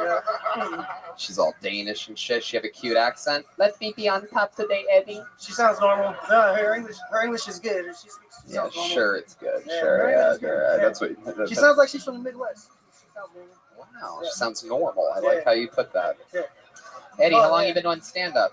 First time. Very good. Yes, I was hoping so. That's great. Good shit. I just assumed that. That was good. Is it something you think you're going to do more of? I mean, I thought about it, but there's no scene out there at all. Right, there's no scene. You could be the one to start it if it's something that you're interested in. You know what I mean? I'm sure with Netflix is so global that stand-up's getting bigger everywhere, especially with podcasts. I don't even know why I said Netflix first, but you know what I mean? Like, it's just becoming more popular globally at a fast rate. And the restaurant has a meeting space that they don't use, so it's meeting space. You'd be shocked to know that it just takes fucking, I guess, like fucking 6 pieces of wood to put a dumb stage together, a mic stand, 2 speakers, and you fucking got it. So maybe that's something you should start out there. Start a scene if there isn't one, right? Yeah, that'll work. Shit, Hell yeah. I'll use this as marketing. Thank you. That's a great way to get it going. Start your own show. There he goes, Eddie C, everybody. He's on a little vacation. Fuck yeah. Back to the bucket? What do you guys think? Back to the bucket? Let's fucking go. Back to the bucket we go. Okay. Make some noise for Andrew Loza. Andrew Loza. L-O-Z-A. Eddie C is on Twitter at Hella Stoney.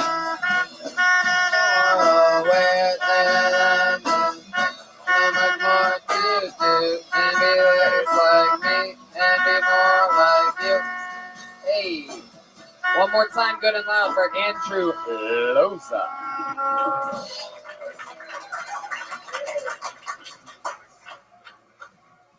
So I'm Mexican, and I have a large nose, which I think means if I knew how to play an instrument, I can be part of the band. I don't know.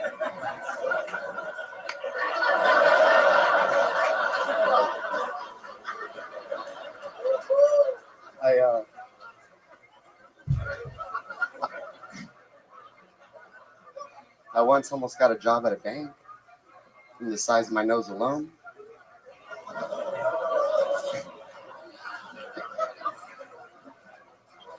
I'm born and raised here in San Francisco, the Bay Area. And I do pretty well for myself, you know. I make like $70,000 a year, and yeah, I'm homeless. So. Fuck yeah, Andrew Loza doing real stand-up comedy here, huh? Zoot. I have a quiz for you. Name four Apollo astronauts. Michael Gold, Paul Goldberg, Neil Armstrong.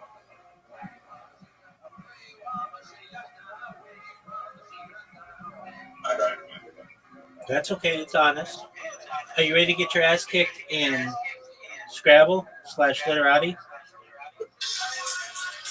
All right. Just for a moment.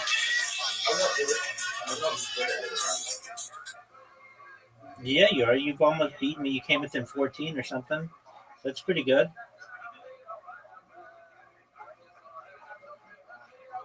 I've won 6 games of Literati and played 28 games. How many of those games have you beaten me?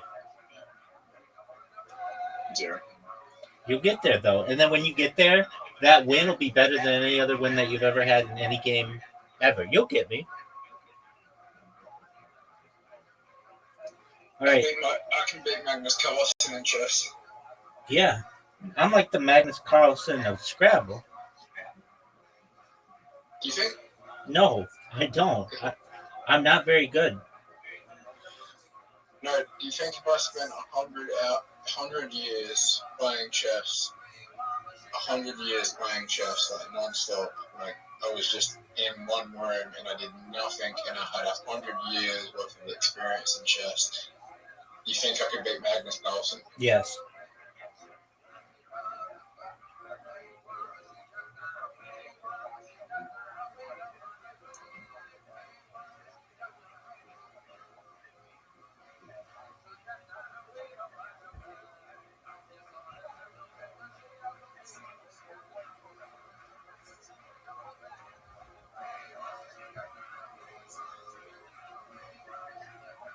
Isn't it scary that, like, in 500 to 1,000 years from now, that we could have, like, AI bots that have, like, 100 years of worth of experience where they're just trained to do nothing but just, like, learn battle combat and no human would ever be able to kill them?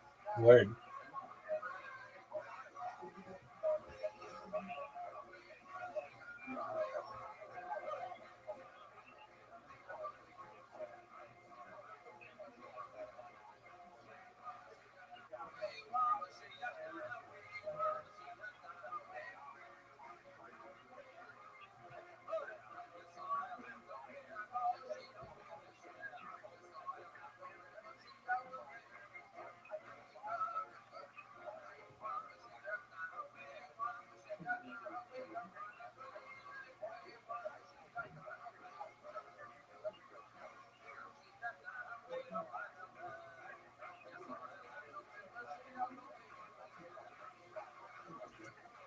Fuck yeah. Hey, what just happened over there, Darwin? What's going on? This guy's punking me. Wow, what did he do? What happened? That doesn't bother me. I have more humor. Andrew, so welcome. Look at that. Eddie C. Look what happens. If you keep doing it and you keep working it, you could end up like this Mexican guy one day. Look at that. That was a great set, dude. How long have you been doing stand-up? First time. What the fuck? Really? Kind of surprising first-timers here. Then again, I guess a lot of your laughs were sort of off of your realism and awkward timing, I guess, right? Also, he just said because he had a big nose, he could be in the band. He like really shot down my musical capability. It's like, well, yeah, welcome in. You have a big nose too. Hey, Andrew, can I give you one pointer? Yeah. Your next set, I would open up with, so I'm single, I'm holding out for a black or an oriental. Oh, that's actually a good. William just gives away jokes. It's very rare that guests just give away jokes. Very fun. Andrew, how long did it take you to drive here from Stockton this evening? Shout out to the 209. Our friends Our good friends, the Diaz brothers, couldn't make it here. We hung out with Nick last week at the Comedy Store. I'm going to Nate's fight next week, 2 weeks from now in New York City. Right on. Yeah. But where are you from? What part of town do you live in? Antioch. It's like 45 minutes away. 45 minutes away. Wow, some real Antioch fans over there. Look at that. You guys all come in the same caravan? Yeah. Big Mexican van. Hell yeah. I like that. How old are you? 26, 27 next month. 26. What do you do for work? I work for a public transit in Concord, California, which is like 30 minutes. 30 minutes. Okay, wow. Jesus. So one lady that likes the jelly. 42. Grape jelly. I meant to say. I fucked that one up. I just got it. You win, lady. You win that one. For David, it's purple jelly. Or red. Andrew, tell us more about you. What's interesting about your life? Any fun facts about you? I like riding motorcycles. I used to pick up dead people for a while. Oh, he picked up dead people. Fuck yeah. William still fucks dead people sometimes. Jesus Christ. Used to pick them up. You were the body remover guy. Yeah, We just had one of these on the show. We are big with the body removal industry. We're huge in that business. Everybody knows Kill Tony. They probably look anyway. How did you like? Was it easy to have that job, or did you just? So it was super random. First day's got to be pretty fucking awkward, right? Absolutely. Yeah. It was just like I had a buddy that had an uncle that ran the funeral home. So he's like, "Oh, are they hiring?" Keep going. No, the work's dead right now. Your buddy's uncle had a funeral home in. And he's just like, "Oh, do you want some part-time work picking up dead folks?" I'm like, all right. So that first day, what's that like? Did you go by yourself to this? You gotta have someone else, right? I was just going along, and it's just usually old folks. So like, if you had to guess, 10 plus 10 or minus 10, how many dead bodies you picked up? How many would you guess? Plus 10 for sure. Wow. No, I'm saying no. I'm saying give or take 10. How many bodies do you think you picked up? Like 20, 30, 40, 70? It was a while ago, but probably like 25. 25. Was there one that sort of stood out to you? Yeah, the first time I went on a drive alone. So like I went to Fairfield at like 3 a.m. because I was on call. Ooh, Fairfield sounds interesting. One guy in the room was just like, "Oh shit." Fairfield. We talking about the Inn and Suites? It's just a city up north. Yeah, I know. And yeah, it was the first time I went by myself. Like I already knew what to do. Signed some paperwork. It's usually old timers at hospices and stuff. Right. And then you go in, and what happens? Pick them up, start driving back. The van. And then all of a sudden, you look in your rearview mirror, and you just see. Very close. Very close. Yeah. No, they're like on a gurney in a bag, tied down, and I'm driving. The radio's off. It's 3 a.m. Can't hear shit. Shut the fuck up. I'm already frightened right now. You don't even have to finish the story, bro. You got me. Radio off? Who has a dead body in the back and doesn't have the radio off? It's broken. It was broken. Turn it around every now and then. I get a little bit. So that shit is broken. Wake me up before you go through. This is the worst day of my life. No, that's not what they would listen to, Darwin. All I heard was, oh shit! I almost crashed the van. I pulled over. I jumped out. I called my boss. I'm like, dude, what the fuck? Like, I think this guy's still alive. And he starts laughing. I'm like, fuck you. Like, this guy, I heard something. He's like, no, they might have some air in their lungs. And since it's depressed, you can hear it. I'm like, oh shit, I hit a bump. Yeah. I'm like, scared the shit out of me. This sounds like the world's worst Uber ride. A lot of people don't realize that dead people can make noises for up to 48 hours after they've been deceased. Wow. Yeah, I know things. Man, that is frightening. If it's any consolation, I slept in the same gigantic house as William Montgomery last night, and I believe he was 2 floors below me, and I could still hear him breathing in the middle of the night. I really do have a disease called sleep apnea. It's What do you take Yeah, for he's that? on the panel. What do I take for that? Yeah, a breath mint called Certs. These cinnamon Certs really seem to help my breathing pattern.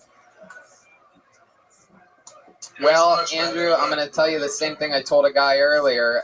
For a first-time set, very, very fun. You seem to have a real knack at being comfortable. You seem comfortable right now, right? I'm nervous as shit. Well, but what you seem comfortable, and that's what stand-up is. You're performing. I mean, nervousness in a way never goes away. If anything, I think I probably said this before, it increases. You know what I mean? All of a sudden, you're 3 specials in, and now people fucking whatever. You know what I mean? The pressure increases. So that never really goes away, but you seem cozy. Put your hands together one more time for Andrew Loza, everybody. He's on Instagram at Lozagor, Lozagorr.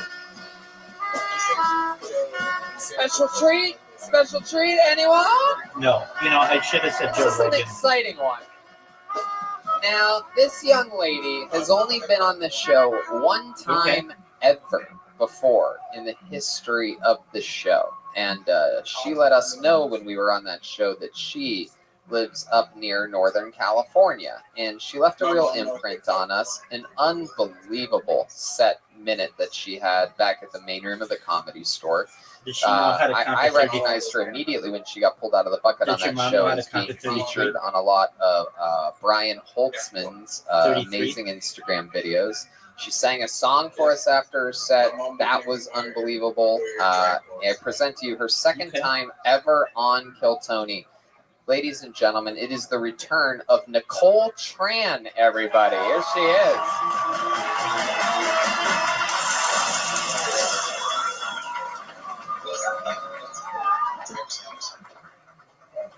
Okay.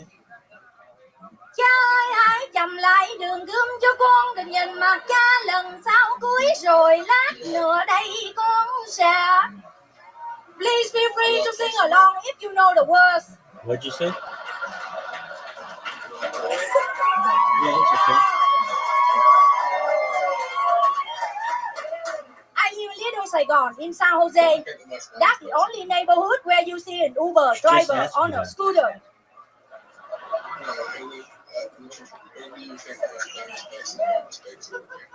I have a porcelain wind chime, sound like classical music.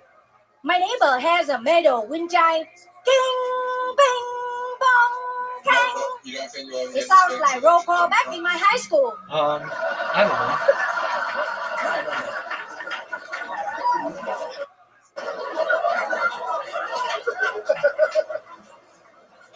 I like Halloween night. Like a plan, Last year, I dressed like Kim Kardashian.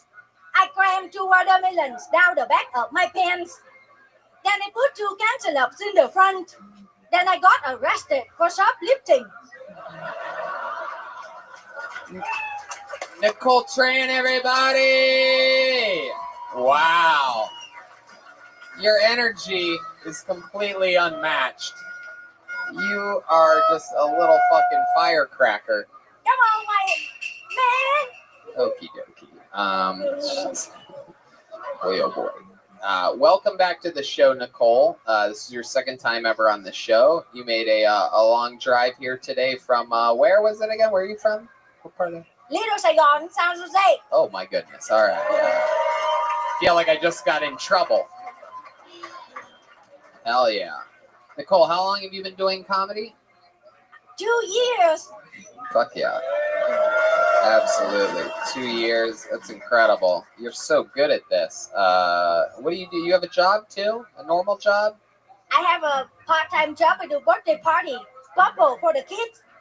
Wait, what do? You blow bubbles? Yeah. Oh, for wow. birthday party. Oh, damn. Out of your pussy?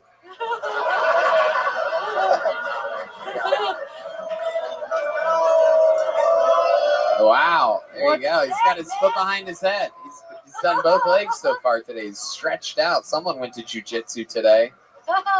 Speaking of jitsu, let's get back to the I don't know, man.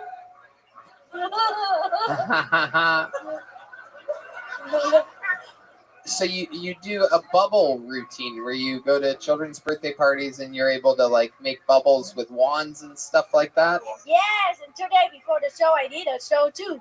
Hell I show yeah. how them to play it. Dun, dun, dun, dun, dun, dun, dun, dun, dun.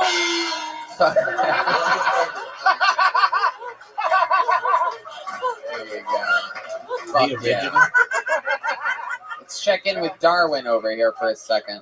Can I just say she looks like a sketch drawing of what a racist white guy would draw of an Asian person? Wow. Jesus. I like white guys, man, with blue eyes. Ooh. Oh, But they must have two of them. You are a sweet little thing. Is that what you've been with lately? Mostly white guys? Blue eyes, man. Wow, you just fuck the eyeballs. I like that. Chroma Chris over there has blue eyes. What do you think about that good-looking stud over there? A lot of people say Chroma Chris is one of the best-looking men in the world. Blue eye and blondie is the best for me. That's Whoa, shit. Chroma, what would you do to this? What would you do to this young lady if you had a chance with her? Ooh, he took the mic out of the mic stand. Oh, Chroma, what would be your move with Nicole Tran? I don't know because this is the first time anybody's ever said they liked me. Deep in character. Is it Amy your favorite? Fuck yeah. Nicole. No. Now, the last time you were on the show, you became an instant Kill Tony legend because you sang us a song that we all loved. We all fell in love with it. It was both beautiful and completely haunting at the same time. Would you mind singing it for us again? You know, can you do that? Would you guys like to hear Nicole Tran sing a song? Ladies and gentlemen, only at Kill Tony Mania, Nicole Tran, everybody. Jimmy, please say you wait for me. I grow up some days, you see. Saving all my kisses just for you. Say with love forever true.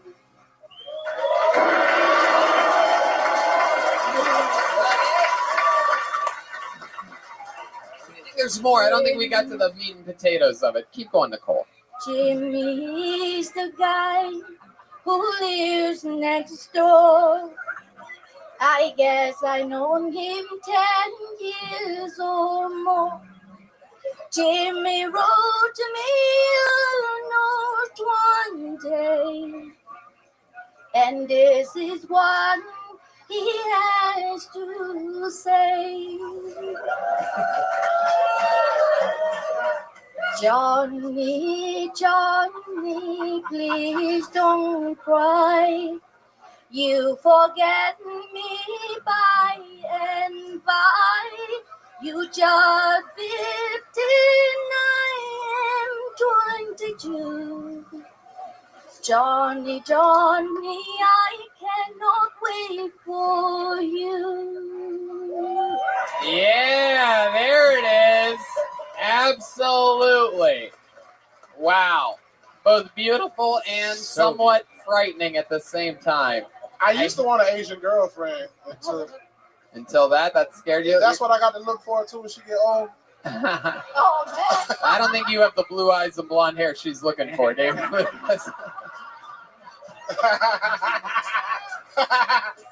Contact lens and the wig after Halloween. I got this fortune cookie for you. Wait, what'd you say to him? I'm interested to hear this. What'd you say? Contact lens, blue eye, contact lens. Oh shit! The wig, long wig after Halloween on sale clearance. You gotta get. So if I dye my dreads blonde and get blue contacts, we got a chance. All right. Oh shit! We just need to get you a pair of contact lens. She'll have her true Godzilla. Fuck yeah! Queen Kong. Darwin, Yeah, I don't know how, but that was way scarier than the dead body story that we just heard a little while ago.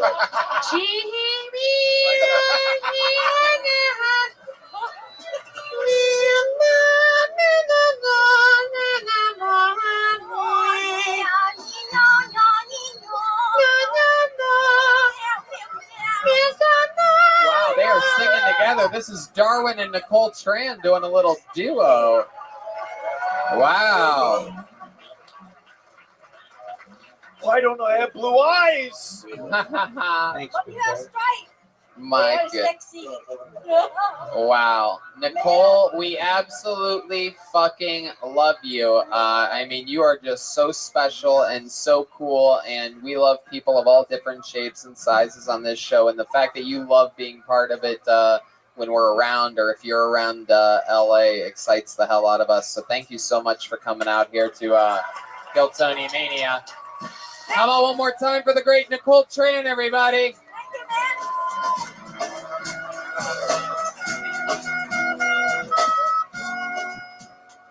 Fuck yeah, absolutely. Be careful on the roadways tonight, everybody. Nicole Tran is just out there, just doing fucking donuts trying to get around San Francisco. What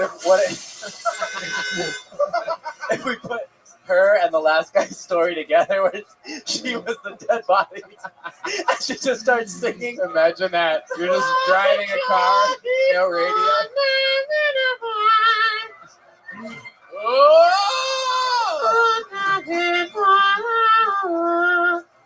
Even after death, getting in accidents. I'm not dead. You just see bubbles coming up into the front seat. Like, what the fuck? Okay. I pulled a name out of the bucket. Your next comedian. Anything can happen. Put your hands together for Zach Ordine. Zach Ordine. Ooh. I hear oohs and ahs coming from...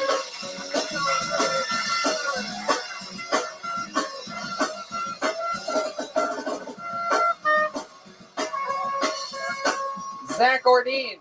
Here he is, everybody.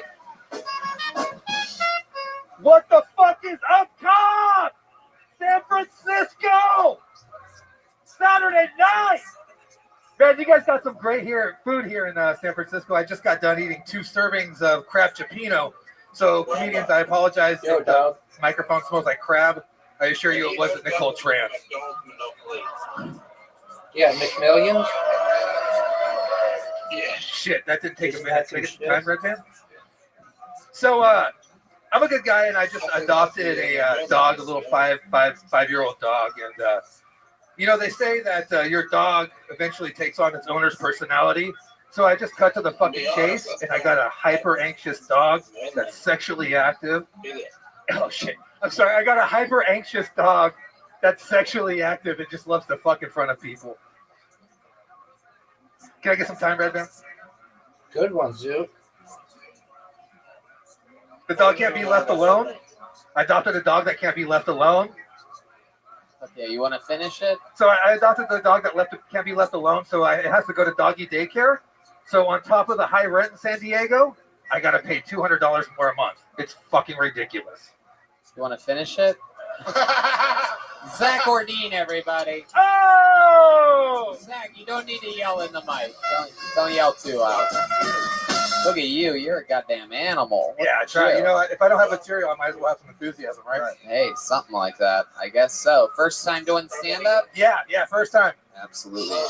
Fucking better be. Thanks, big Thank you. Hell yeah. Welcome. Now, this is interesting. You said a lot of stuff. Face the audience. Oh, I'm sorry. Stop pacing around like a fucking dirty meth head. Pull your pants up. Jesus Christ. Just relax for a second, Zach. Just relax. So let me get this right. You adopted a dog, so you're saying that you're anxious? Yeah. And sexually active? Yeah, hypersexual and have high anxiety. What do you mean by hypersexual? What do you mean by that? I enjoy sex. The dog enjoys sex in front of people, and I also enjoy a lot of sex. Do you have sex in front of people? Sometimes. So how long have you been down with the sickness? Oh. So when do you have sex? There it is. Very good. Full circle there. Never saw that one coming. So when have you had sex in front of people? I would say like was people... this on which episode of Mythbusters was this? 'Cause I didn't see it. It wasn't, I guess, not technically in front of people, but more of a webcam kind of thing. That was a previous relationship, though. We don't need to talk about that. No, yeah, let's talk about it. You brought it up, idiot. What are we going to talk about? Your future relationships? We're going to talk about the I hope sad end when it's just you fucking your dog from behind and no one's watching? Oh. So what do you mean? Why don't you want to talk about your past relationship? Oh, it was just, we need to look into the future. You know? What's the craziest thing you did on that webcam with her? Oh, that's I would say double penetration, maybe. You did? Wow. So you had one of your buddies come over? Oh no, it was a phallus. It was a dildo, yeah. Oh, you had a dildo double Yeah. penetration. That's interesting. Which hole did you pick? Anyone that was available. Well, which one did you pick in that video? Both of them? That thing that where you switch the dildo and the penis into different holes, like. But for me, pussy for you, dildo. In some videos, I guess, yeah. All right. I don't really know about that. Now, is that something like you have like a smaller than average penis? Because I would say it's average. Yeah, that's. Yeah. I don't have the two Coke cans like this. Yeah, I've never seen a big dick guy bring a dildo to the party. You know what I mean? Like, it's not really a thing where it's like, you think this is crazy? Look at it. And Tony's been to a lot of dildo parties, so he knows. Oh, I didn't say a dildo party. Oh, these people. Oh, you're gonna turn on me? Oh, okay. You said you've literally never seen a guy show up to a party You said dildo That's insinuating that you go to dildo parties. So, I've never been to it. Don't you dare. Hashtag dildo party. Oh, don't you dare. Don't you dare. Don't do it. No, don't do it. I love it.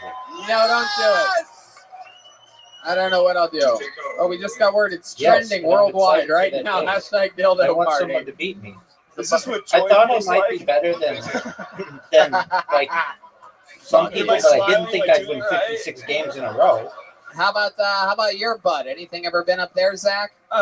Yeah, as of recently, yeah. We explored that area. What's the craziest thing you've ever put up there? What are we talking about? Oh, my mom's here, so we can't. No, just a finger. You put your mom up there? Your mom's actually here tonight? Yeah, I took her to Kill Tony Mania. Is that true? Yeah, fuck yeah, it's true. I wanted to see her, all this fucking madness that goes on, man. Your mom have a good sense of humor? Oh, absolutely. She's a cool person. How old is she? 62, 63. I might have some questions for her. Is there any chance we could get her up here, you think? Oh, yeah. Let's get Zach Ordine's mother up here right now. The place is bumping. The crowd goes crazy. Shit. Look at this. Holy shit. Look at that. Holy shit. Holy footage of this one. She's high-fiving people. Holy shit. Let her through. Holy Hello. shit. Wait, Holy Jesus shit. fucking Christ. What a debacle. Oh. Wow. Okay. Fuck yes. Mama Ordine. Absolutely. Welcome to the party. What's your name, sweetheart? My name is Laura.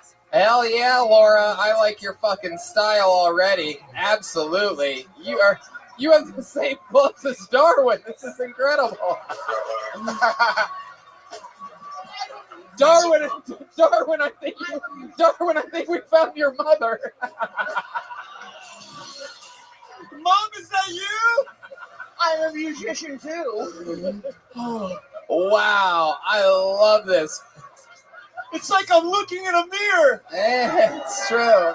This is incredible. That's the love you need.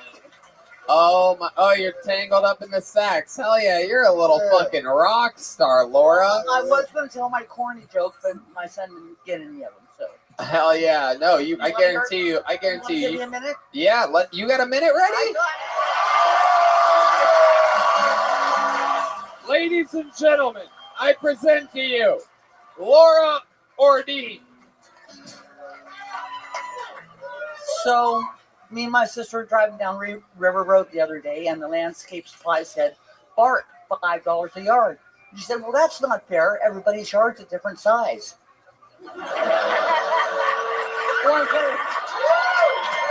You have another one?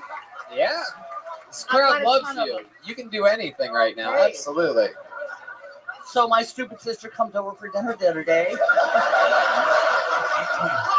And I was cutting up a pimento for the chicken a la king or whatever I was fixing. Oh, and she dude, said, you just is that a pimento? It's sizable. And she said, yeah. She said, well, how big was the olive? Oh my goodness. Ah. You are something. Don't boo my mom! Yeah. I just met her! How dare you? Who booed that? Where's this piece of shit at? You think you have a better minute, you motherfucker? I'm kidding. We just keep going. The whole thing never ends. Give my mom another chance! Laura Ordine, it's incredible how much funnier you are than your son. Where do you think you got it from? It's incredible. Normally it's a sad situation when a mother has to bury her own son, but here on Kill Tony it works beautifully. Hell yeah. You are so great at public speaking. It makes sense to me because for the listeners, she looks both like Elizabeth Warren and Bernie Sanders together. I mean, you would win the Democratic ticket in a fucking heartbeat. I guarantee. Okay, I'm all for that. I love it. What have you been doing your whole life? Any fun facts about you? Facts about You retired now? My mother was a hippie here in San Francisco when I was growing up, and I remember seeing Janis Joplin at the Old Family Dogs. She parked. And True story. She parked me in the back of the venue and said, "Stay here, and I'll come back for you." And this is in '67. Wow. My son took me to the Tank of the Bangers concert in San Diego last year or so. Parked me in the back and said, "Stay there. I'll be back to get you." How are you the funniest comedian we've had on stage tonight? How is this humanly possible? Getting a partial standing ovation out there, Laura. This is incredible. My fucking And he said, "You're not funny. Don't go up there." No. You a hater. I don't think I can put. She's kidding. She's I don't kidding. think I can She's put my. kidding. Oh, wait. I've always wanted to kill a brother. 57 straight wins. Wow, 2 Vs. I love it. That sucks. This my way way play golf? Laura, what did you think about your son admitting on stage that he's had stuff up his butt before? You know, he's a grown man. He's All right, celebrating then we'll 40 play in that a again. couple days here. And you know where My icon turned into a toaster. Yeah. Isn't it like that brave little toaster thing? Mom, you're embarrassing me! Laura has the distinction of being one of the only comedians that perfectly took a question that I had a set answer for and hit it out of the park. Most people overthink it and fucking don't go there, but Laura, you're a monster. Jesus Christ. You ever think about becoming a comedian in these later By years? monster means Eileen Warnos from Oh, come on. How dare you? Actually, I have thought about it. I mean, the deli work at Safeway is just so rewarding that I can't tear myself away. Well, you know what? How about we do something? Let's make a deal right here, right now. Next, we do Kill Tony Mania every year. How about next year's Kill Tony Mania? You're guaranteed another minute. How about that? You, sir, hit me up on social media. Find me somehow. Figure it out. Hit up the band. Follow up with everybody again and again until one of us responds. And we'll stay in communication. We'll throw you both on the guest list next year. And she'll do a minute. And you get to watch. You help your mom. What a twist in this story. What are you doing over there? What's that? What is that hand signal you're doing? Drum off. Wait a second. What? Yeah. The whole reason I wanted to get up here how do I feel like your mom's going to end up beating Joel at the end of all this? It would be an honor. My goodness. I mean, I don't know. You guys want to see a Mexican drum off? All right. Oh! This is a fucking Kill Tony Mania from hell right here. Everything's happening. How about one more time for the great? You stay up here. Stay up here. You stay up here. I want you to see your son get slaughtered up here right now. Now, let me ask you a question. There's a microphone right next to that stool there, Zach. How long have you been playing drums for? I started playing when I was 12. Wow. Okay, Mom says 2. That's basically 38 years. You're about to be 40. She let that fucking cat out the bag. So basically 38 years of experience. Okay. And you watch the show a lot. You know how it works, right? Oh, yeah. So it's about, overall drum solo performance. It's about comedic performance. Yep. It's about the energy that you put out. You can feel free to do anything you want, use the stage, anything you feel creatively to have an edge in your drum solo. Feel free to go for it. Now, I must warn you, Zach, Joel Jimenez is undefeated all time in Mexican drum-offs. However, if somehow you win, you will become the new drummer on Kill Tony. You'll have to move to Los Angeles. You'll be at the Comedy Store every single Monday, live streaming on YouTube at 8 p.m., and you're going to go to Australia with us later this week. I hope you don't have any plans. Don't try to sneak anything up your butt if you win. You're gonna have to make new calendars. Oh, he's talking about, of course, the band's new Big Gay calendar available for sale after the show. Joel, if you're listening up there, please beat this guy. I don't want him in the band. Heck yeah. They already have 2,000 unsold calendars with their own faces on it, so they'll be selling those and signing those after the show, everybody. But here we go. This is very interesting. So you ready for the challenge? 38 years of experience. This might be one of the toughest competitors he's ever had. Put your hands together. This is a Mexican drum off for Zach Ordine.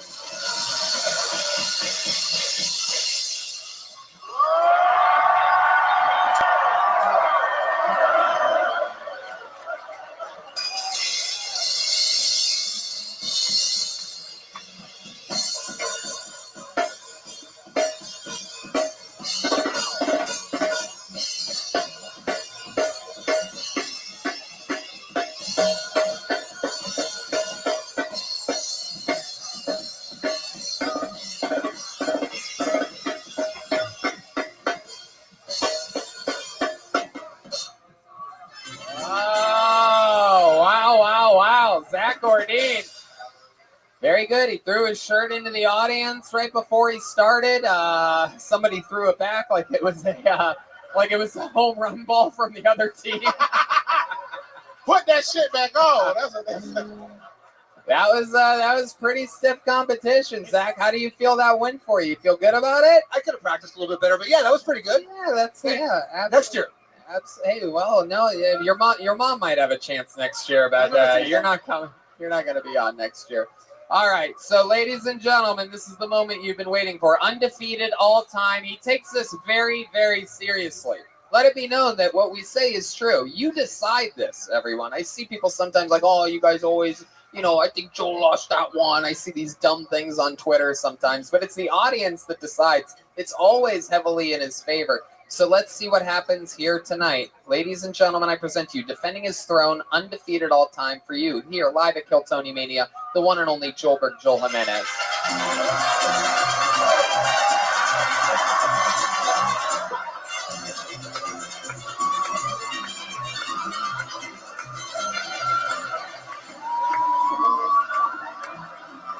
He pulled the dildo out with tongs. He's eating a salad. He's wearing only suspenders and very creepy underwear.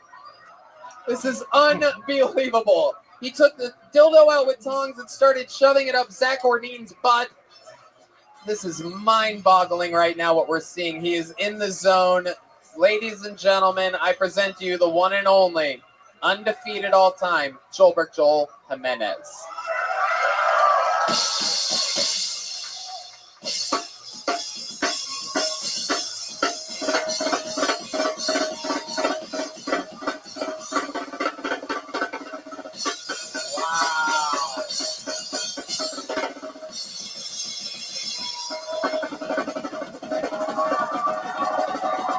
Wow! Holy shit!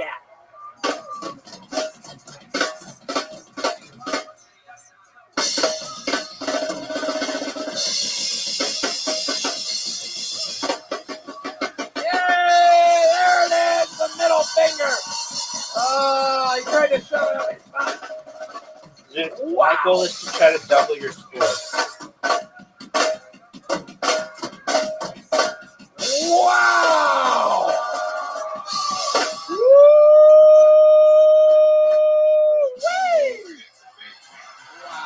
Okay. Unbelievable. No. He just kissed it. He kissed his mother. He kissed his mother. Standing ovation. The whole place is Yeah, on but it's their easy feet. for you to make a comeback. He's putting his foot behind his head on the stool. And the cartwheel. And he's spinning around. Oh my God. Oh my God. The entire room is on their feet. That might have been the best one ever, man. Relentless Joel Jimenez. The crowd is in chaos right now. Boo this man! Boo! Looks like he just took a fucking DP to the ass, loser. Wow, he's hitting it with a dildo. Oh my God! Oh my God!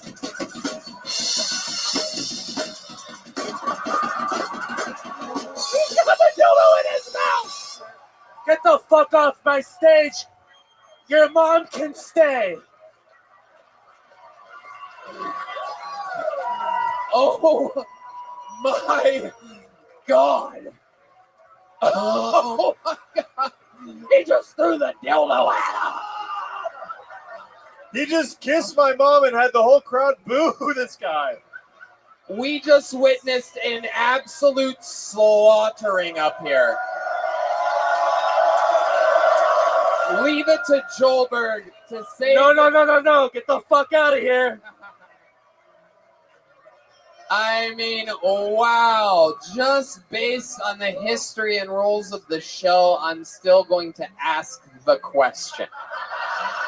How many of you have Zach or Dean winning that Mexican drama? How many of you have Joel Jimenez winning that? Oh my God! Oh my God, he's having sex with a table. He just did the worm. He's hanging out with his new girlfriend, Laura Ordean. Yeah, let me get those digits. I don't know who gave Joel steroids before the show, but we appreciate it. He's taking selfies. Oh my God. I'm sending it to your son later. Oh my God. He is unstoppable right now. He's eating salad with tongs. Eat your fucking greens, kids. Joelberg is for the children. He's writing new slogans. Oh my God. Wow. My mind is completely blown. Laura, step back up to this microphone one more time. So we know we're gonna. Zoom. I hate playing with you when you do that. One question for you before I let you go. What do you think about your new You didn't boyfriend's play anything, performance so it got here? canceled. I thought he rocked. Not as good as my son, but I'm also biased. Whoa. It's over! I love all my children equally. Heck yeah! Well, you're about to make one with Joelberg tonight, so there you go. don't How pay about one attention. more You have to time pay for Laura attention to what we're Ordean, doing. everybody? You can catch her next year doing a guaranteed minute live right here on Kill Tony. You have an invite. Unbelievable. Unbelievable, Joel Jimenez. Zoom, you have an invite. I mean, I have just never. You need to pay attention. I've never been. When you play with me, you need to more pay attention impressed with your fucking I don't want to skills play and because it's not talent. fair. I That was put one all of the this work greatest into Mexican it, drum offs and then I've you ever just sit seen. there and suck dick. It's definitely the greatest Mexican drum off I've ever seen in my life. I've never experienced that much excitement before. I'm telling you, it's crazy. Maybe at a black church. Yeah. God damn, I thought he had the Holy Ghost. I mean, you know, I remember when I first saw Joel on this show, and it was just such a perfect fit. And you know, I take great pride in betting on winners, and that's why I go to my bookie. It's Get fast, there. it's easy, Get and there. they say when you win. Let's face it. where you're betting is just as important as who you're betting Dude, I on. still I wouldn't beat be you on telling this you hole, guys to even bet though with them if they I weren't went the the water on my absolute first shot. best. Do the smart That's thing. If you're going to superior bet play. this football season, bet with MyBookie. Did you know you could bet on games after the kickoff? If by the second half it looks like your bet is going to lose, you can always just take the other side. If you're the kind of guy That was that a bad likes to shot, Zoo. bet a little and win a lot, try parlay. If 3 out of all your 10. picks come through, you'll multiply your winnings. And no matter how you bet, the NFL season is the That was best bad time as of well. the year. Absolutely. A lot of Hey, fun good things morning, to bet Miss on, Aquarius. How are especially you, girl? also with the UFC this time of the year. Good morning. How did you sleep? I slept wonderful. That's what we love to hear. Are you all refreshed? Yeah, I gotta get this music together. All right. Well, you take care of what you need to do, and we'll talk to you tonight, hopefully, and play some bowling, okay? All righty, see you tonight. Take care, Miss Aquarius. All right, you too. Bye-bye. Bye-bye.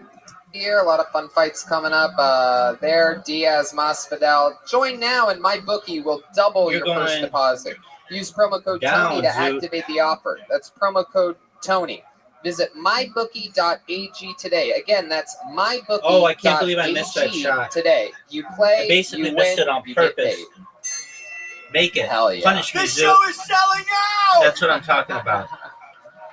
I deserve love to it. miss I that. love it. I love it. So, yep. Ladies and gentlemen, what I do you should guys say? Another deserve special to treat lose here, that huh? goal.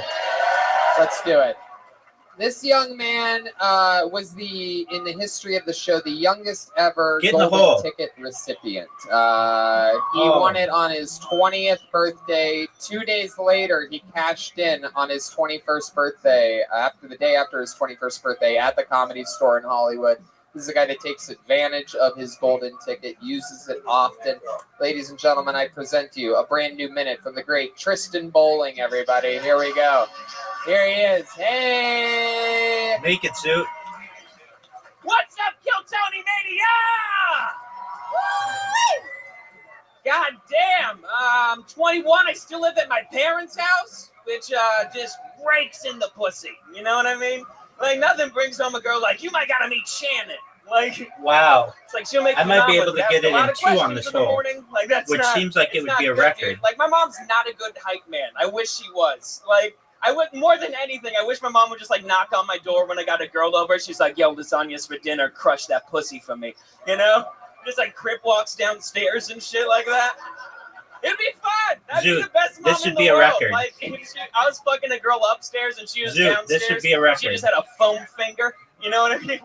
It just ruined me on, just like, fuck yeah, bro. Fuck Get yeah. there. Yeah. Get The there. man inside you Zoot, wants we to have a pull record. inside me. What's Do up? you recognize that you just witnessed perfection? What's up, bitch? What's up, huh? Yo, when he sucked on my titties, it meant something. How about that? Yes. Wow. Wow. We just saw it. Look at that, man. This is fucking Monsters Incorporated here tonight. Tristan Bowling, an absolute young assassin. Definitely on your, being that funny You at do. your age is sort of frightening. Does it seem overwhelming ever sometimes? Nah, not really. I did try to kill myself, so sometimes. You Is won't that hard make for you it. to I'll talk beat about? you Is on that something you're... Nah, it's fun. It doesn't matter. So how long ago did that That's happen? bad. It was a couple months ago? Yeah, like a month and a half, yeah. Yeah. That's And a what terrible happened there? shot. You were... I was just all like, do you know how, like, when you're like, I want to live, and then that stops? Oh, my finger slipped. My Were you finger on slipped, medicine dude. You for got a it? chance Did they put you to on medicine take for that? advantage of me. Yeah. Were you a few weeks into your medicine? Or? No. I was just like, yo, I'm freaking out really bad. And they're like, and then another bad thing You have a happened. chance to and take I was like, advantage of me. yeah, this is a good time to go. You know, like, I wasn't in the right mind. I'm here. Shut up. Like, Right. Yeah. So how'd you try? Is that- I tried to drive my car off a bridge, which, knowing Arizona, that's hard. Not many. Wow. Such a rookie move. I know. Did you do it? You drove a car off a bridge? I didn't. I'm Oh. here. What do you mean? Like, Well, I mean, you could have survived. I don't know. Yeah, You're dressed like a stuntman, so I don't Sure, know. that is true. Zoot, did you know that I beat you 1 game in a row? Did you know I that I don't love look that you like the can't Make-A-Wish stand kid that I for the call Blue it in a row? Jays. You know what I mean? No, which one is the flying guys? Blue Angels. yeah. Poopy. I'm from Blue Jays. Phoenix. Who cares? Did you try a different way, or is it? No, I tried to take like a bunch of pills, and then my dad was like, "SWAT." And then I was like, that works, I guess. And then I just was all like freaking out. And then my dad took me to the ER, and then I went to the psych ward, which I didn't go to a psych ward. I went to a rehabilitation and processing ward for prisoners, which was the things, imagine my dumb ass. The things that led to this. Well, what are we? Is it heartbreak? Yeah, heartbreak. Relationship. Yeah. Oh, Zoo, what a terrible it was a big shot. Goof on your boy, a big goof. I was. You got beat in Fortnite. Nah. You missed it. You were mad about the black hole thing. They took my skins. It's so funny. Nah. I just did a bad decision one night, and it all blew up in my face in a rather public manner. Your dad's a video game developer, right? Yeah. Was it because you thought you had more lives left? It's so funny. Want to test that shit out? You know? Let me tell you something, man. You're 21 years old, and I'm sure you know this, and I'm sure you were just going through a rough patch. But don't let any fucking woman, especially, fucking break your heart to the point to where you want to hurt yourself. These people all need laughter, and we need people like you, the next generation of comedians coming up. So just remember how, yes. Yeah. So keep taking care of yourself. We love you. Remind me, I don't have it written down here. Remind me of your Instagram and Twitter and everything. Tristan is a comedian Instagram. I don't go on Twitter. Beautiful. Tristan is a comedian on Instagram. Anything else you want to plug or promote or anything? I might be I'm putting out a new song soon. Dude. If you follow me on Instagram, I have a SoundCloud link to my first one. Here we go, baby. Yeah, I'm gonna do a cover of my favorite Eminem song, My Name. I love it. You guys want to see him rap? All right. Dude, let's see it. Let's see what you Here's got. a little acapella. You want to go acapella, or you have a background thing we want? Do you want to hit me with some? Let's go low, like 150, like slow. Yeah. Oh, okay, shit. Okay. It's Tristan Bowling. Tristan Bowling is a comedian on Instagram. Okay. Let's see if this is fun. Let's have fun. What up, Tim? All right.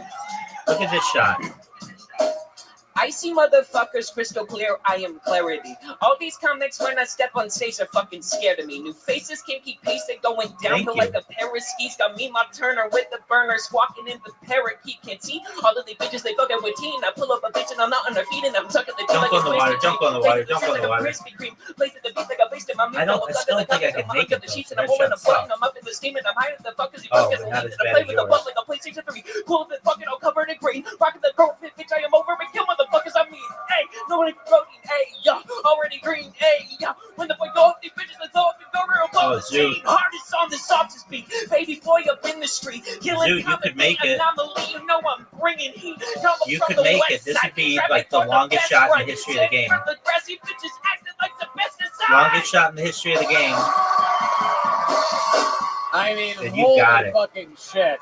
Count it. What a goddamn little bundle of Good job, talent Zoot. you are, dude. I mean, my fucking goodness. Well, yes, I'm at Darwin. a disadvantage going second. You look like Stephen Or going first. Walk. Wow. They call me Stephen Walking, bro. Hey, look at that. You know what, Tristan? Why don't you come join panel with us for the remainder of the show? How about one more time for the great William Montgomery, everybody? Fuck yeah. Tristan joining the panel. How exciting. What do you guys think? Back to the bucket? Why? We got a lot of momentum. I almost feel bad for whoever gets pulled next. Somebody's first time doing stand-up or some shit after That's following this incorrect. fucking... I mean, Jesus. Laura Ordine, my new favorite comedian in the world, still just sitting out there. God. All right. Put your hands together for your next comic, Scott Nevada. Scott Nevada. Let's see what happens here.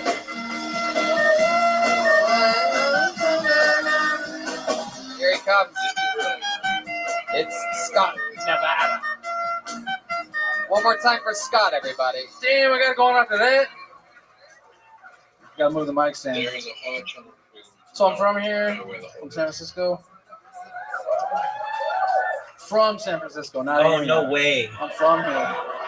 I'm from Bernal Heights. One thing that's different here, downtown, y'all was walking down the street, seen this lady. She's bent over. She's touching her toes. She had these yoga Yeah, pants but I on. gave you the hole. Turns out she's just in a deep heroin nod. You could hit that tree though. You did. I felt cheated about that. You're guaranteed a win. My girlfriend cheated on me one time with a guy who had no arms. He had hands, he just didn't have arms. She told me she felt bad that he never touched his dick, and he never will. She's really nice.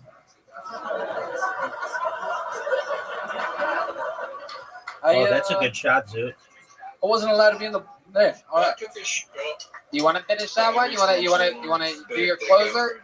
Go ahead, Scott Nevada. Come on. I wasn't allowed to be in the Boy Scouts when I was a kid.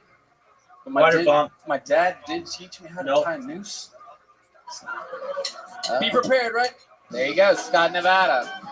All right, I'm gonna do some fact checking here. First of all, how long you been doing stand up? First time. Hey, first time, long time. First time, long time. Hell yeah! Welcome, Scott. Hey, big fan. This is super weird. Thank you. I love it. Well, you're in the middle of it. This guy. Oh, my finger slipped. I like shush. Let's fuck later. Fuck yeah. Me and my wife. Hell yeah. You have a wife? Where's your wife at? You have a hot wife? I feel like you have a she's so hot hot. wife. Where is she? I bet. You seem like the kind of guy that would have an unbelievably hot wife. Really? Like way out Thanks, of your Tony. league. You're way out of your league type of hot. For sure, she is. Yeah. Yeah. Can I just? Let's talk to Darwin first. Can I just say I like the news joke, but everything else needs work. I appreciate that. Hey. So let's I have some fact checking that I want to do here, Scott. So is that true about your girlfriend cheated with you? Yeah. That's just unrealized profits. He had hands So attached to his shoulders. Yeah. Get the fuck out of here. Like a dolphin? I saw him one time walking down the street, and she goes, "Hey, you see that guy?" I go, "Yeah." I go, she goes, "I fuck him sometimes." And you said, I gotta hand it to you. Oh my god. It's a good one. That's crazy. You must have hooked up with some real fucking freaks in your day, huh? Yeah. She was crazy. Wow. She fucked a guy that had no arms. She's super nice though. Like, I mean that. Like, she must not be into like. She really felt bad that he'd never touched his dick. Wow. My God. Ladies. All right. Okay, Scott, stick with me over here. Zoot, you're in a tough and position. the noose joke, that's because you're saying that your dad hung himself? No. I just one day came up to him and I was like, "Hey, Dad, do you know how to tie a noose?" Uh-huh. And he said he did. And he showed me. I'll tie a noose right now. I wish I had a dad like that. Wow. So did you know that I just made it? I love it. David, what do you think about this guy? What do you think when you look at a guy like that? He looks like Hanson grown up. Dude, that's right. That's right. What else? What do I look like? You're spot on. You guys are always spot on. What do I look like? I don't know. Vigo from Ghostbusters 2 in the painting? No, don't try to do what I do, young man. So look at this shot. First time, bro. Dude, I watch every episode. Very bad. I shouldn't do that. Very, You look very like a bad SoundCloud shot. rapper's dad. You look like the Olsen twin without the eating disorder. Hell yeah. Thanks, guys. It's fucking awesome. Yeah, you look like my old science teacher, Mrs. Buzzga. What did he say? What he did? No, I feel like I'm he's gonna substitute ask you teacher right or some now. shit. I shoot porn. Do you I really? shoot porn. I shoot a lot of porn. Are you serious? That's what you do for a living? I sure do. Wow. Do you specialize in any type of porn? Like the kinkiest fetish stuff, bondage, BDSM. What's something that you've shot in which even you're like, oh wow, this is fucking intense? Like, what are we talking about here? Kings.com. Kings.com. Yeah. Said That's that. the You fetish specialist. just missed Yeah. Brian, dude, I had this whole joke about squirting. Stick It with was that. dedicated to Yeah. Stick with the question I just asked you. What's the What was the question?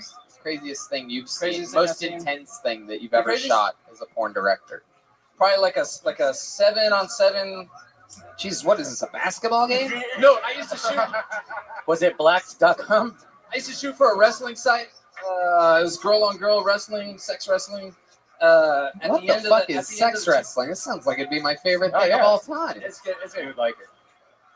Yeah, so Zoot, you're terrible at this it's one. like tournament style. So like at the end there'd be like 6-on-6, and whoever won, they'd all put on strap-ons and fuck the other 6. Oh, what? So then I'm on the mat and I'm broadcasting to the world live with my video camera this 6-on-6 girl orgy. For They the fourth live? round. Wait, you live stream it? We used to. Oh my goodness. What happened? The feed goes down for 5 minutes every episode? No, that's just not my job anymore. Make it. That was my job. I've shot a lot of porn, Dude, a I'm lot of gonna beat sites. you here. That was one of them. Heck yeah. What I don't get is like, how do you decide a winner?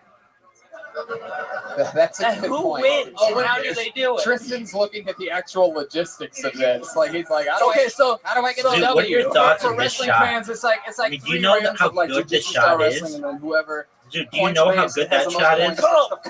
But dude, do you know how good this shot Wow. is? So do they all have What like about do this they all have one? like Dude, do you know how good? wrestler themed Come on, characters? baby. Like is it like Stone Cup That's Steve garbage. Austin or like what are we talking about here? Yeah, they give them cute names. It's I'm all in like agreement. these, performers from like LA and stuff. They Get just, there. They just I feel give like cute you names lying. for the site.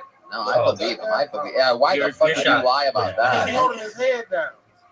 Oh wow, I'm Jay. not lying. I've been He doesn't shooting have porn for like confidence. 7 years. I just had my 7-year anniversary at King.com. Thank you.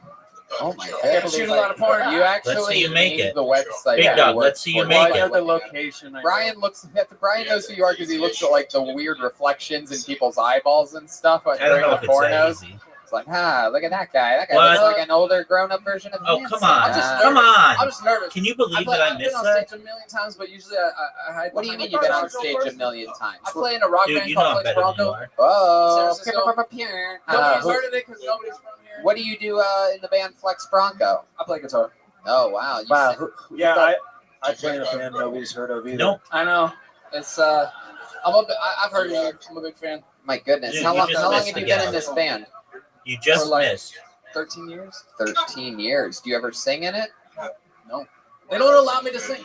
They don't allow me to even talk Dude, in the I mic just because I'll beat never say you. anything funny. It's a What are your rule in my thoughts? band. Wow, you I must. don't speak. You must Hey, suck. with your garbage talk. Who'd have thought Squints from the Sandlot would have grown up to have no confidence? That's right. Thank you. Thank you. He looks, Incorrect. Oh, I just beat you. he looks more like Wendy I am Peppercorn rich to me, in but, wins. I had a perfect game, I Zoo. like your style, pal. I like you, man. Yeah, Cong- he alright. yeah, congratulations. Your first time ever on stage. Very fun stuff. Scott, Nevada, everybody. Scott, motherfucking Nevada.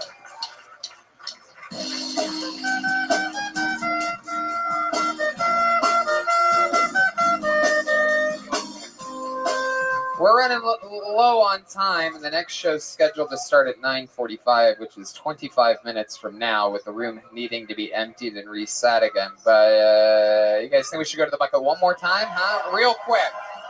We got to do it quick. All right, here we go. Back to the bucket we go. And your final comedian of the night here at this amazing, I loved this episode of Kill Tony, goes by the name of Artie Valenzuela. Artie Valenzuela will be your final comedian. Here we go. Let's see what happens here. Hell yeah. By the way, we're going to be doing a little meet and greet after this show, but if you're coming to keep playing, guys, it's all good. But if you're coming to both shows, go to the meet and greet for the second show. That's very important so that we can turn the room as fast as possible. One more time for Artie Valenzuela, everybody. Thank you. How's it going? I've been with my fiance 12 years. I'm getting married next year, guys. Thank you. Thank you. I don't know about any other long relationships that are out here, but I almost feel like I could talk to my lady without even saying a word, like telepathically. Does anybody else get that? I'll give you guys a scenario. So there was this one time I was at a community pool. So obviously there's just horrible kids around me, right? And there was this kid probably between me and you. I'm looking at you. So just fucking stay with me, okay? And he was eyeing me, right? And already I'm irritated because he had his goggles on above the water. Like, take the fucking goggles off, kid. You're in the regular world.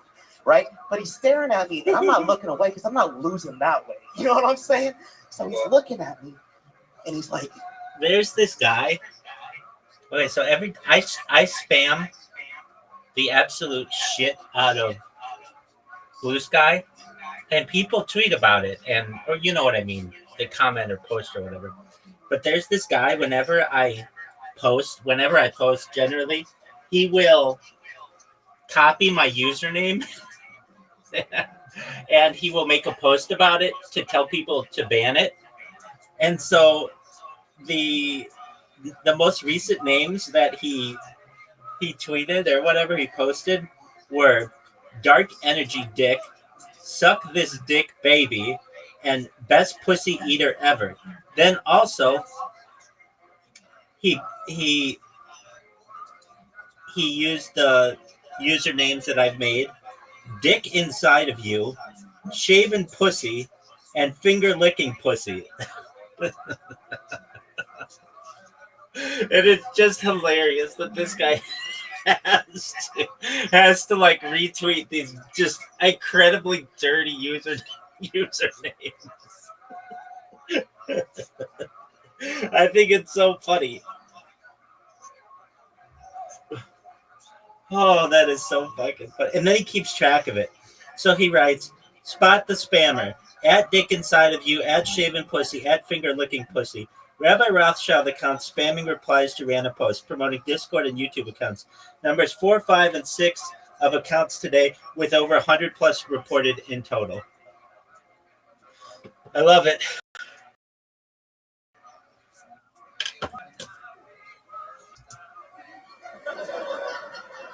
Are you a midget?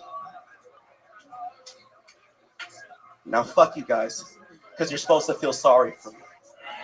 Now here's the thing, the story doesn't end there. May I? Thank you. Story doesn't end there, right? So I'm looking at him and I say, excuse me, which is adult code for what the fuck did you just say?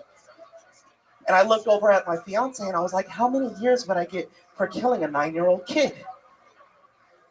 I got 20 more seconds. Can I do it? Jesus Fuck it. Christ, dude. It's so long. It's so long. How does it end? What the fuck happens? I mean, you know, the big punch is that he says it again, and then I say I want to adopt a 9-year-old kid to come fuck this kid up. Okie dokie. Artie Valenzuela. Jeez. I tried. Thanks. First time doing stand up? Oh fuck no, but thanks though. Okie dokie. You should have said yeah. I just started. I started in March. Oh, okay. Yeah, well, that's good enough. Fuck yeah. You're the funniest Down syndrome comedian we've ever had on this show, for sure. One of the top 4, at least. Yeah. I've never met a gopher that speaks so well. He put on his good shoes today. Hell yeah. Jury duty outfit. Yeah. What brand are those shoes? Groundhog? Heck yeah. You don't want to do any weed eating with those shoes on. Nah. What do you do for work, Artie? I work for the state of California. Boy, what workers' compensation. Fucking narc you are. Yeah. Hell yeah. What do you do for fun? For fun, this shit. Other than this. For fun, probably not ride roller coasters.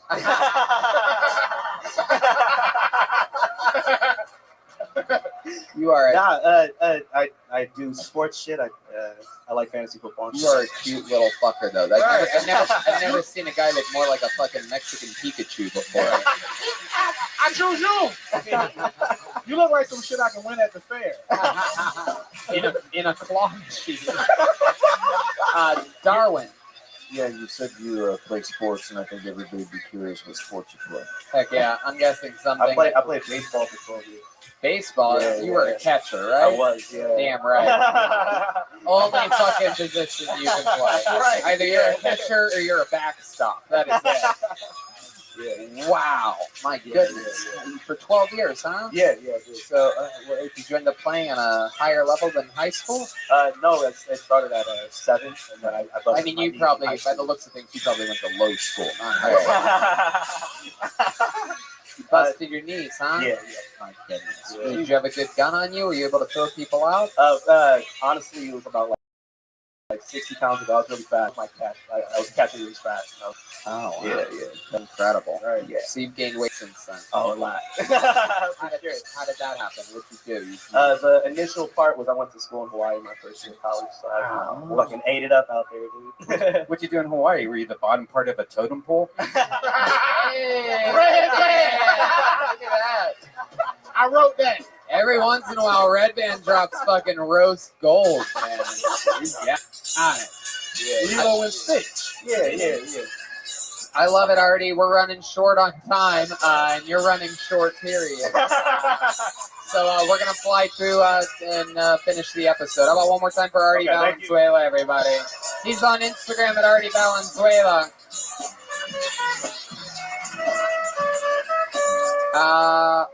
So, yeah, that's the main frame of the show. But before we end things, I just had so much fun here. Why don't we do one more super fucking special thing? I don't know. I don't know how closely you guys follow this show, but a few weeks ago, we were in Dallas, Texas, and something very controversial happened. There was the return of a young man who was lucky to get pulled out of the bucket a couple times that we absolutely love, and we had him on as a special treat. Of course, he is a Kung Fu world-class athlete, and during this episode in Dallas a few weeks ago, that bitch he wanted this tried dark to take an energy empty dick. water bottle off of Jeremiah's head. And Jeremiah ended up getting kicked in the head at full force. It went pretty, semi-viral on the internet, along with the hashtag dildo party. And, but believe it or not, all the way from Texas here tonight to do something special for us, make some noise for the return of Colt. Oh, shit. How many of you want to see this guy kick some fucking wood, huh? He is a world-class Kung Fu. He competes on the highest levels, even though the day he kicked Jeremiah in his head, the reason was because he was wearing skinny jeans. Tonight he's wearing actual sweatpants, and what better way to end the show? Oh my God, are you sure you can get that? It's pretty high. Kick both of them in the head. Like that? Hell yeah. This is very exciting stuff. There's no better way to end an unbelievable episode than with this shit. Showing you how to do it. Make sure you do. I want you guys to be safe. Heck yeah. Use the palm of your hand, not your fingers. Oh my God. This is. Are you guys excited about this or what? Ladies and gentlemen, I present to you Kill Tony Colt live. Kill Tony Mania. Oh! Whoa!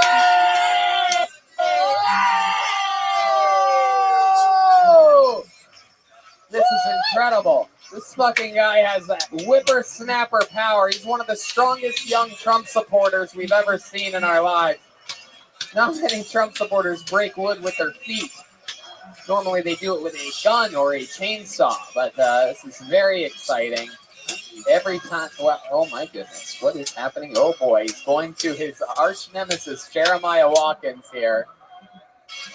Oh my God, wait a second, is that going to fly into the audience? Everybody near that, okay, all right. Welcome to Sue Tony, everybody.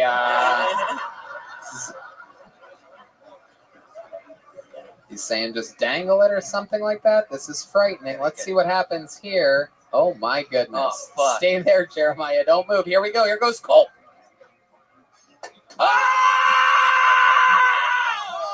Holy fucking shit! Wow. This is unbelievable. There's still a piece of wood left. What are we going to do with it? What's next? He's going to shove it up my ass. Oh, wow. Oh my goodness. Jeremiah is taking off a shoe and a sock, exposing the heel of his foot. You have got to be fucking kidding me. Kill Tony icon, Jeremiah Watkins, stretching it out.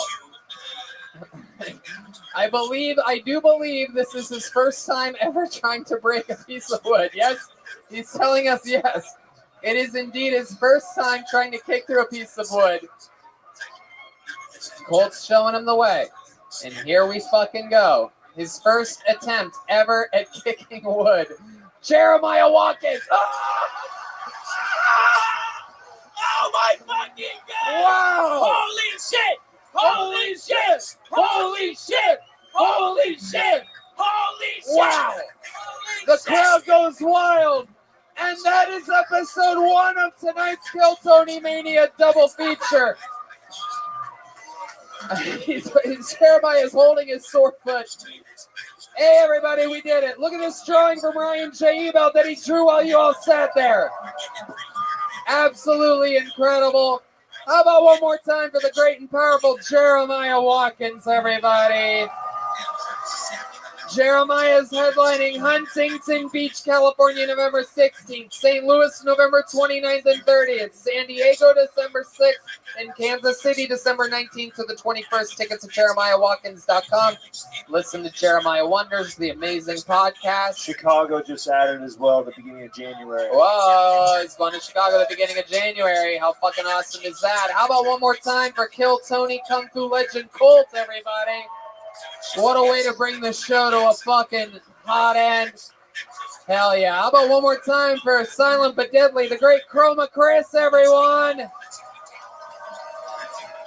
And come on, you guys know what to do here. It's the great and powerful Joel Jimenez, huh? I mean, wow. You got the full-blown standing ovation tonight. The greatest Mexican drum up in Kill Tony history. Joel's on social media mostly. Sorry. Joel, you had a little shout-out you wanted to give? Hey, I want to say what's up to Ian and Alan from 10 Planet San Mateo. Yeah, Planet Jiu-Jitsu. Yeah, if you need a school, go there and you live in the area. It's a great spot. One more time for William Montgomery, Nicole Tran, Tristan Bowling, and the great David Lucas. Such an unbelievable episode. So much fun. Remember, if you're coming to both shows, don't go to this meet and greet. Get your ass outside as fast as you can, and they'll get you back in. You want to get in line anyway to have a good seat for the next show. But if this is the only show you're coming to, then you're the only people that should be waiting in line. Quick pictures. We got to fly through it fast. We'll sign posters. There's the Big Gay calendar with the band for sale. There's Kill Tony pins. There's Death Squad shirts. The brand new Kill Tony shirt. And Tony Hinchcliffe pins as well. I'll draw a mustache on them if you get them. Ladies and gentlemen, we love you. Thank you so much. Thanks, Good night, guys. everybody. The great Brian Red Band. Good night.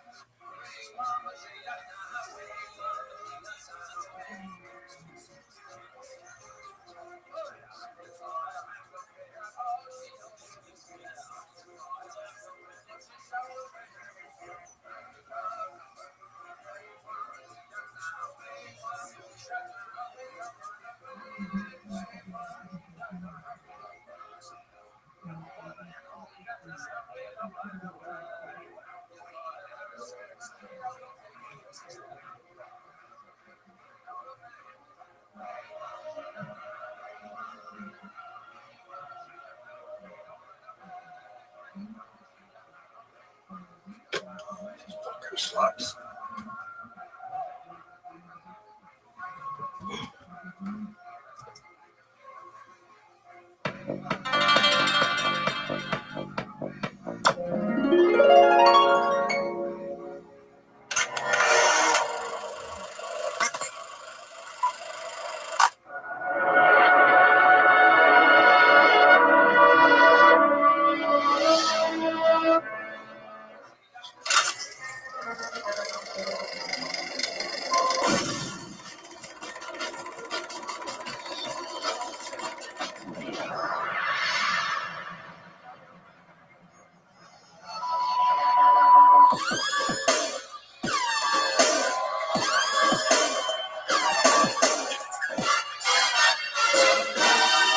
Hey, this is Rabbi coming to you live from Kill Tony Mania 2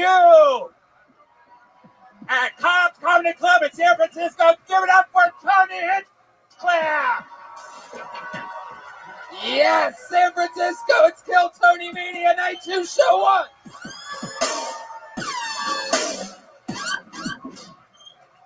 This is a hot crowd. How long can this place get for the great Brian Red Band? Hey, everybody?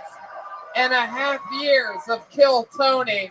This is Kill Tony Mania 2, which means there's a bunch of special treats here, like that guy right over there. It's Ryan J. Ebelt, the house artist, all the way from Los Angeles, California. He draws every episode. He drew a special poster for this weekend. He draws everything. Kill Tony the book, available now on Amazon, Amazon Prime, all the good stuff. The brand new Kill Tony the book, the most updated version of it, and a lot of fun stuff happening. We are here, 2 sold-out shows tonight, and it has begun. Then we fly off to Australia this Wednesday. We're going to Brisbane, Australia, Melbourne, Australia, and Sydney, Australia this upcoming week. Then we go to Washington, D.C. for 2 shows with 4 stand-up shows, and then Columbus, Ohio, Pittsburgh, and Cleveland in the middle of December. Fun stuff. What do you got? The fuck are you guys laughing at? Cleveland in December. Cleveland in December. Gonna hang out with some family. You guys gonna get to meet my dad for the first time. That's going to be a certain topic of conversation. It's totally going to be a running gag on this show. How Italian Tony's dad is. I can see it already. Prepare yourselves for that. You will be shocked. Wow. But it's about tonight. We're here. We're live. It's Kill Tony Mania. This is very exciting stuff. I'm always so happy to be here. You know, this is just one of the most fun shows, and we always bring a bunch of special guests and a bunch of special treats. We also, go to the bucket. We had a bunch of people sign up. That's always fun. But we have a band on this show, ladies and gentlemen. They are one of my favorite things in all of comedy. It is my funniest friends. They every single episode they commit to being different characters. We never know what they're going to be. They had a farther different green room than we had tonight. So let's all find out what they are together. They stay in character throughout the show. Sometimes it's a brand new character for the first time ever. Last night we saw the Golden Girls for the first time ever. We also saw the return of the Cat Burglars during show 1. This is Saturday night. These are 2 sold-out shows, so let's see what they picked for this first show. Ladies and gentlemen, I present to you the best damn band in the land. It's the Kill Tony Band. Jeremiah Watkins, Chroma Chris, and Joel Jimenez. Whoa! Oh, my goodness. We've seen these guys before. It's the emo guys. They are so emotional. These are some of the most famous characters in the history of the band. The crowd goes wild. You guys know the show. This is very exciting. It's been a long time since we've seen guys. Can you remind me of your main emotional guy? My name's Darwin. Wow. All right, Darwin. Well, welcome back to the show, and clearly over there. I'm not surprised you forgot my name. Is this your first time in San Francisco? Yeah. Oh, okay. And then clearly next to you, that's the great Chroma Chris, who tonight looks a lot like somehow the rare lesbian with AIDS. It's an elusive type. What's your name? Name's Connor. My parents just called me a disappointment, though. Wow. And then clearly back here we have the doll from the newest version of Child's Play. The Mexican. How are you, pal? I'm good. Oh boy, you seem really sad. Yeah. Okay, you're real emotional. What's your name? Doesn't matter. You're just gonna call me gay anyway. I'm writing it down. Gay. Well, that'll work. Fuck yeah. That's the band. We have some special treats. But before we get to special treats for you, why don't we talk about this bucket of destiny? The actual bucket of destiny made it all the way from Los Angeles for this Kill Tony Mania. Everybody signed up pretty much. I feel like you know what you signed up for if you came to this show. If I pull your name out of the bucket, you get 60 seconds uninterrupted to try to do stand-up. Maybe it's somebody's first time. Maybe it's their last time. Maybe they're in the middle of an amazing comedy career and they're an undiscovered talent that is here to get a big break. You know your 60 seconds uninterrupted is up and you hear the sound of a kitten. That means wrap it up then or else you're going to bring out the angry Castro District Bear. And then we interview you, talk with you about your life, find out more interesting stuff about you. You guys ready to start this show or what? What do you guys say? Should we start with the bucket? All right, let's do it. Let's treat the beginning of this one like a normal Kill Tony, and then maybe we'll do a special treat right after this. All right, your first comedian getting an uninterrupted. Yes, the only way to this stage is this staircase right here. So no matter where you are, you have to make your way all the way over here and through there. Put your hands together for your first comedian, Franco Tavini, everybody. And the show has begun live. Everything is in position. Franco Tavini. Yeah. Please step back from that way. I'm not seeing your movement. No? Really? You walked out on us just like my dad did. Wow. My goodness. How does someone sign up first and not get... How's that humanly... Is that Franco Tavini? All right, Franco Tavini. Please step back from that ledge. Hey. Please step back from that ledge. One more time for Franco Tavini, everybody. Oh, son of a bitch. Holy shit. How the fuck is everybody doing, cops? Yeah? So good, I guess. That's fucking good. That's awesome. Oh, man, I've been having a really fucking good week, which is kind of uncharacteristic of me. I feel like I have maybe not anger issues, but I get upset at the smallest thing. Show of hands. Whoever here gets angry for seemingly no reason? Does anybody here? Show of hands. Okay. Okay. So I saw a few of you raise your hands, and just thank God you raised your hand. You know what I'm saying? Because if you didn't, I was gonna fucking lose it. I swear to God. Ape shit. I swear. Man, I just like, and I mean angry for seemingly no reason. Like, have you guys ever been enraged at an inanimate object for just obeying the laws of physics? Have you guys ever been there? You ever put a water bottle on top of your own car sideways, it rolls off, you pick it up, throw it into a tree, and call it a cocksucker at the top of your lungs? Yeah, that's the kind of level I'm fucking with, for sure. Oh man, I just get really fucked. Yeah, go That's ahead. the sound. No, that was that. It? Okay, very good. Hell yeah, Franco Tavini. Hell yeah. Franco, welcome to the show. Hell yeah. You almost walked away there. Have you ever seen this show before? No, I have. It was a weird instinct that happened. Okay, hell yeah. How long you been doing stand-up comedy? 3 or 4 years now. 3 or 4 years. Hell yeah. All here in San Francisco?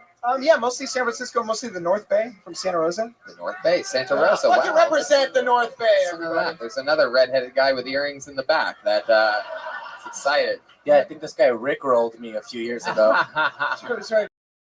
True. That's so fun, Franco. What do you do for work? I work at a nursing center. All very boring. Is it? What do you do at the nursing center? I help the elderly, which I am sure sounds very fulfilling, but so you're a butt wiper. Yeah. I mean, yeah, I'm not certified, but they let me do it sometimes. Yeah. You ever have any? Rebel with a cause. Oh yeah. You have any like sweet stories of like an elderly person who like did something cute or so like really likes you? No, but yeah, but a lot of the old ladies, like one of them grabbed my dick and balls one time. Whoa, so that dick and balls, the whole package. Yeah, she had very large hands. They were like catcher's mitts. It was very catcher's mitts. Yeah. My goodness, long old lady hands. What did you? So you let her fucking? Yeah, anyway, you're like, hey, what about my butthole, baby? I mean, who am I to deny someone with their last wish? You know what I mean? Exactly. Hell yeah, their last will. Fuck yeah. Did you shoot away immediately? Because I mean, I would have sat there for a couple minutes. It was longer than it should have been. It was longer than it should have been. Right. You pushed in a little bit, right? Well, yeah. Fuck yeah. What do you like to do for fun? You have any special skills or talents or anything? You're the rare redheaded guy with earrings named Franco Tavini. That's my talent, and I've been riding that for a long time. Your look doesn't really match your name at all. Like Franco Tavini, this fucking guy. You know, the guy that looks like a real fucking fagot. You know what I mean? I mean, I had like Italian grandparents. I know how to make ravioli. You know what I mean? Right. Like I've been there. Heck yeah. How about the special skills or talents or anything? Special skills or talents, dude. I can fucking I can shave a cat very well, more than anybody else can. What do you mean by that? I'm good with the clippers. You know what I mean? It's not like I don't know what you mean. Yeah. I just mean like I'm good with grooming animals. Why do I feel like that's the only pussy you've ever touched? Hey, Darwin. I'm sorry, I didn't mean to bully you. I mean, the cats are willing. You know what I mean? Like, at least the cats are. Like, willing. are you making a joke or like you actually groom? No, I've groomed. Yeah, my family's animals, not just cats, but I mean, like that seemed like the most. Like most people have seen a cat, so I feel like we'll just go with that. Wow. Besides dog? Oh yeah, I can groom a dog, I guess. How about any other animals can you groom? Oh yeah, man, I can groom like horses and stuff. Like on a team, I'm not gonna do that myself. I'm not gonna groom a horse myself, you know. Good. That's a whole effort. Wow. It's one step at a time, you know. Yeah, how about your love life? What's going on? It's great, dude. I'm in a committed relationship. Yeah. Yeah. With who? With my girlfriend. Hopefully. I mean, like. Where'd you guys meet at? Wait, what? Yeah, I know. You look like the gay Weasley brother that nobody talks about. Yeah. I'm sorry. I don't know why I'm bullying you. No. I'm taking out my affliction on others. I'd actually be offended if you didn't think I was gay. Like there would probably be something off. Did she go on Plenty of Fish, but she found a rock lobster instead? Yeah. So what does she do for work? Oh, dude, she works at a law firm. Oh, wow. Hell yeah. What does she do for the law firm? Sounds like a secretary. Yeah. I mean, I don't say it that way, but yeah. Law firm's like a big word for just a typical secretary. Exactly. Or else you'd be like, she's a fucking lawyer, dude. No. Okay. You have any special things that you do in the bedroom? You ever do the old fucking gingerbread man? For sure, yeah. Well, I mean, like, you know, I got like a whole like red carpet situation going down there. You know what I mean? So it's all very like I light some candles. Hell yeah, you know, that's disgusting. Yeah, Well, I know. Yeah, I'll tell you what, Franco. You've been doing it 3 or 4 years. It's not easy to get this show started. You're a fucking cool dude. Thanks so much for signing up and coming on, Franco Tabini. Everybody, he's on Instagram. Copper for hair. Copper for hair. A redheaded comedian. How fun is that, huh? It's not too often that you get to start the show with a redhead, and it's definitely not too often that you get to start the show with 2 redheads. Ladies and gentlemen, we have a regular on this show. On Kill Tony Mania, we do things crazy, out of order, and the people join the panel after they do a brand new minute. I present to you a brand new minute, very controversial figure. Either you love him or you hate him. You're about to see him live. I present to you the great William Montgomery.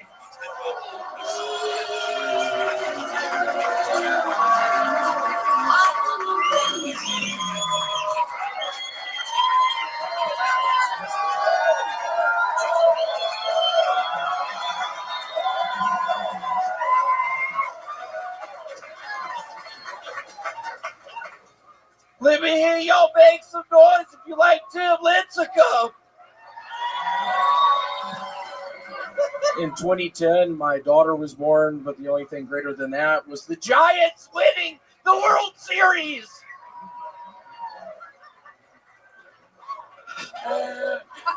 So I have a movie coming out. It's called Allah, and in Alaska, it's about a Muslim man who falls in love with a lady dog sled racer from Anchorage, but their relationship is put to the test when Ramadan falls during the Iditarod. San Francisco, if I end up jumping off a bridge, it's gonna be from the Golden Gate Bridge.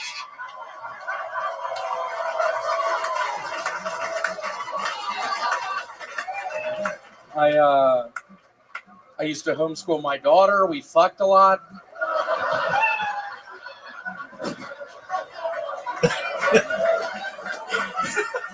Is that true? Her name was Sarah. She was handicapped. I'm kidding. My dad's going to be watching this. That's all for my new Ghost Rider, Zorro 27. I want to give a shout out to Zorro 27. How about a hand for William Montgomery, ladies and gentlemen? Wow. Live in the flesh, came out smashing, using a new technique we've seen a lot of lately from him, where he drops local references and gets the audience deeply on his side. Let's give it up for Paige Stoyakovich. That did well in Sacramento. Let's give it up for Mike Bibby. Okay. William, unbelievably fun set. Well, I love the love that you have here in San Francisco from these people. You had to wait a few seconds to start. Boy, the trolls on the internet are gonna hate seeing that shit. You just soaking in applause before saying a single word. My God. There was some piece of shit out front last night who said he was gonna punch me. I'd been eyeing him the whole time. I'll be honest. I was on Zantac 75. I have something called Lyme's disease. Lyme's disease. Huh? What was that? That was a haunted laugh of some kind. Very interesting maneuver there. William, we love you. You're always fun. What do you say you come over here and join panel for the show, huh? Oh boy, William is just gonna sit in on the chaos. Come on over here, have a seat. Look at you. He smells better than you think, everybody, if you're wondering. What do you guys think? Should we get back to this bucket, huh? Let's keep this fun train moving along. We're flying through it here. This is a beautiful fucking show so far. I'm excited about this. Put your hands together for your next comedian, Drew Nelson, everyone. Drew Nelson. We're all going to meet him together. Wow, here he comes. Row 3, section A. Here we go. That was a slow stand. Here he is, Drew Nelson, everybody. Hello. This athleticism. So I just drove here from Reno, Nevada, with my brother. It's a shithole.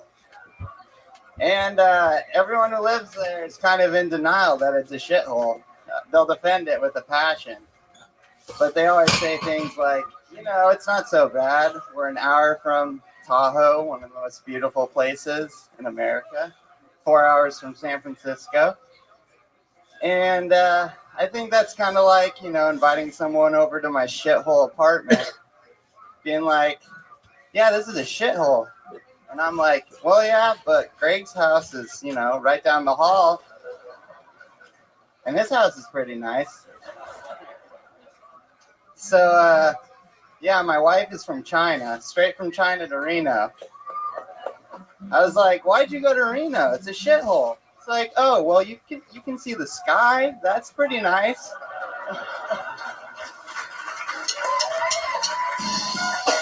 There you go.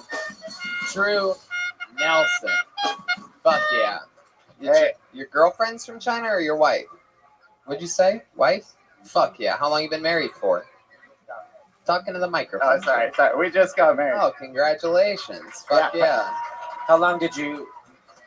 Statistically, half of marriages end in divorce.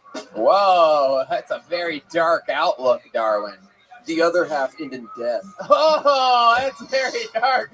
Chroma Chris is the only person on this stage that doesn't do stand-up comedy, and he hits grand slams out of nowhere sometimes. I love it. This is still not Heck yeah. So when you invited your wife over from China, were you like, I gotta warn you, I don't live in the best city? And she's like, Reno. Is that what happened? Look at this. Yeah, so she came here on a student visa. We have a university, so I met her there. No, I know they love going to school. Yeah, they do. They fucking can't get enough of it. She's still in school? Yeah. It never ends in your entire life. Asians love their masters. Anyway. Wait, what the fuck was that? Brian. Red Band. What the fuck? Was that a new sound effect? What? This is what you're working on? Okay, all right. This is your wife calling in live. It's a long-distance call from Reno. Is your wife with you here today? No, she is not. I came with my brother. Oh, wow. Very cool. Does he have an Asian wife as well? No. Okay. She's as white as it gets. So. Oh, wow. What do you mean by that? Jesus. She whiter than William Montgomery? Look at this fucking guy. What are you talking about? Drew, how long have you been doing stand-up? This is my first time. Whoa, that's very good. Very good. Very fucking good. I would have guessed a little bit more than that. That's very impressive. Very fucking cool, man. You really get it. You're a fan of the art form?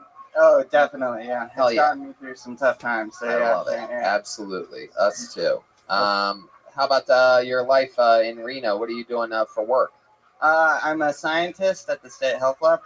Wow. Hell yeah. That's how you get that fucking Chinese pussy. Absolutely. Hell yeah.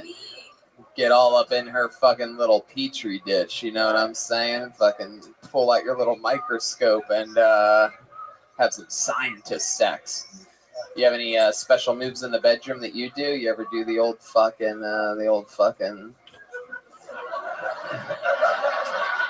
Yeah. Do you ever do the cry and cut yourself? I mean, that's not where I was really going to go with it. I come every time. You have any special moves that you do in the bedroom, Drew? Well, they don't have porn in China, so she likes porn a lot. So I think that's why she came. Wow, that's fucking awesome. I like that. So, like, she sort of, like, watches porn on a laptop while you just hit it from behind, sort of, like that? Like, what's the setup on that? or she watches it and then you guys do it? Yeah. A little bit of A and B. Yeah. Little A and B. Fuck yeah. Let me ask you something. When you hit it doggy style, does she ever try to eat herself? It's a weird one.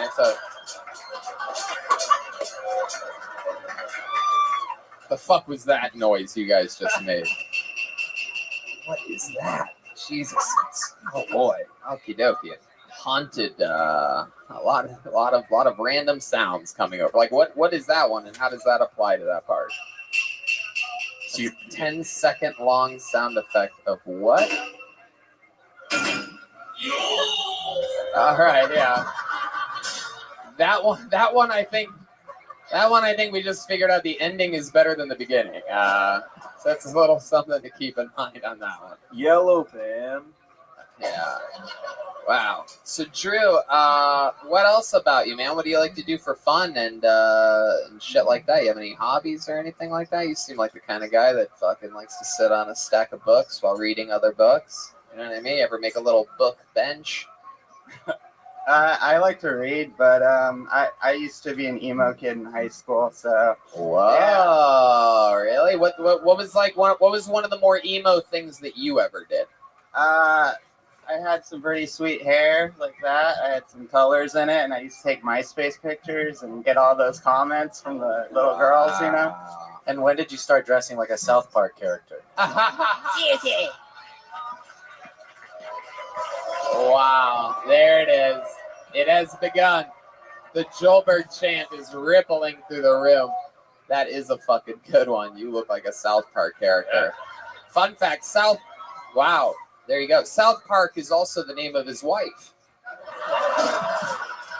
Anyway, William, you don't get to be on panel very often. You have it was his first time. You have any advice for him? You were given some. Yeah, I've recently become a teacher of stand-up comedy. Some of my pointers I give to people, if you're ever trying to make people laugh, just start out, just right off the bat, just tell people you're blind, start talking about your aunt, start talking about diseases you may have. I like to bring up Lyme's disease. I like to bring up Legionnaire's disease, diverticulitis, you name it. Start talking about you working at the La Quinta. That's always fun. William, it's very interesting. You tell people to do exactly what you do. A lot of comedians try to sway people away from covering the exact topics, and but I like your style. You're like, dude, you want to come for the throne? Come fucking get it, bro. You can write a better diverticulitis joke than me. Good fucking luck. Drew, anything crazy about you else that we should know before we let you go? Let's see. I'm a recovering addict. I used to be one of the worst ones you've ever met, and yeah. How far did we get? What was rock bottom for you? Ooh, rock bottom. Let's see. I lived in a motel and puked all over the motel. It gets gross. I mean, Red Band did that last night. Yeah, what are you talking about? That's normal. Rock bottom. You just put down the pet deposit. You can do whatever you want. Hey, look at that. I shit all over the place. Jesus Christ. All right. Well, Drew, very, very, very impressed. Oh, Darwin, yes. Yeah, what kind of music did you like in high school? Good question. You were in your emo phase. What was your... Chiodas. How does that go? Can you remind me? What does that sound like? You want me to see? Yeah, I mean, sure. Fucking just remind me of it. I'm not expecting, like, there's not going to be like a lighting change or anything like that. There's not going to be a single spotlight that comes down, but like, what was their famous song? There's no penguins in Alaska. Yeah, I never got into any of that shit. Doesn't matter. How about one more time? First time, one of the better first time sets I've ever seen. Drew Nelson, everybody, did it. Kill Tony, that's how you do it, buddy. That's how it works. Bucket or special treat? What do you guys think? Treat? All right, let's do a treat. We have another regular on this show, ladies and gentlemen. Just got added to the show a couple weeks ago. This is his first Kill Tony Mania. We have so much fun with him. He's an unbelievable writer and performer. We're so happy he's a regular on this show. Put your hands together for one of my favorite top young rising comedians in the world, the great David Lucas, everybody. Here he is. Yeah.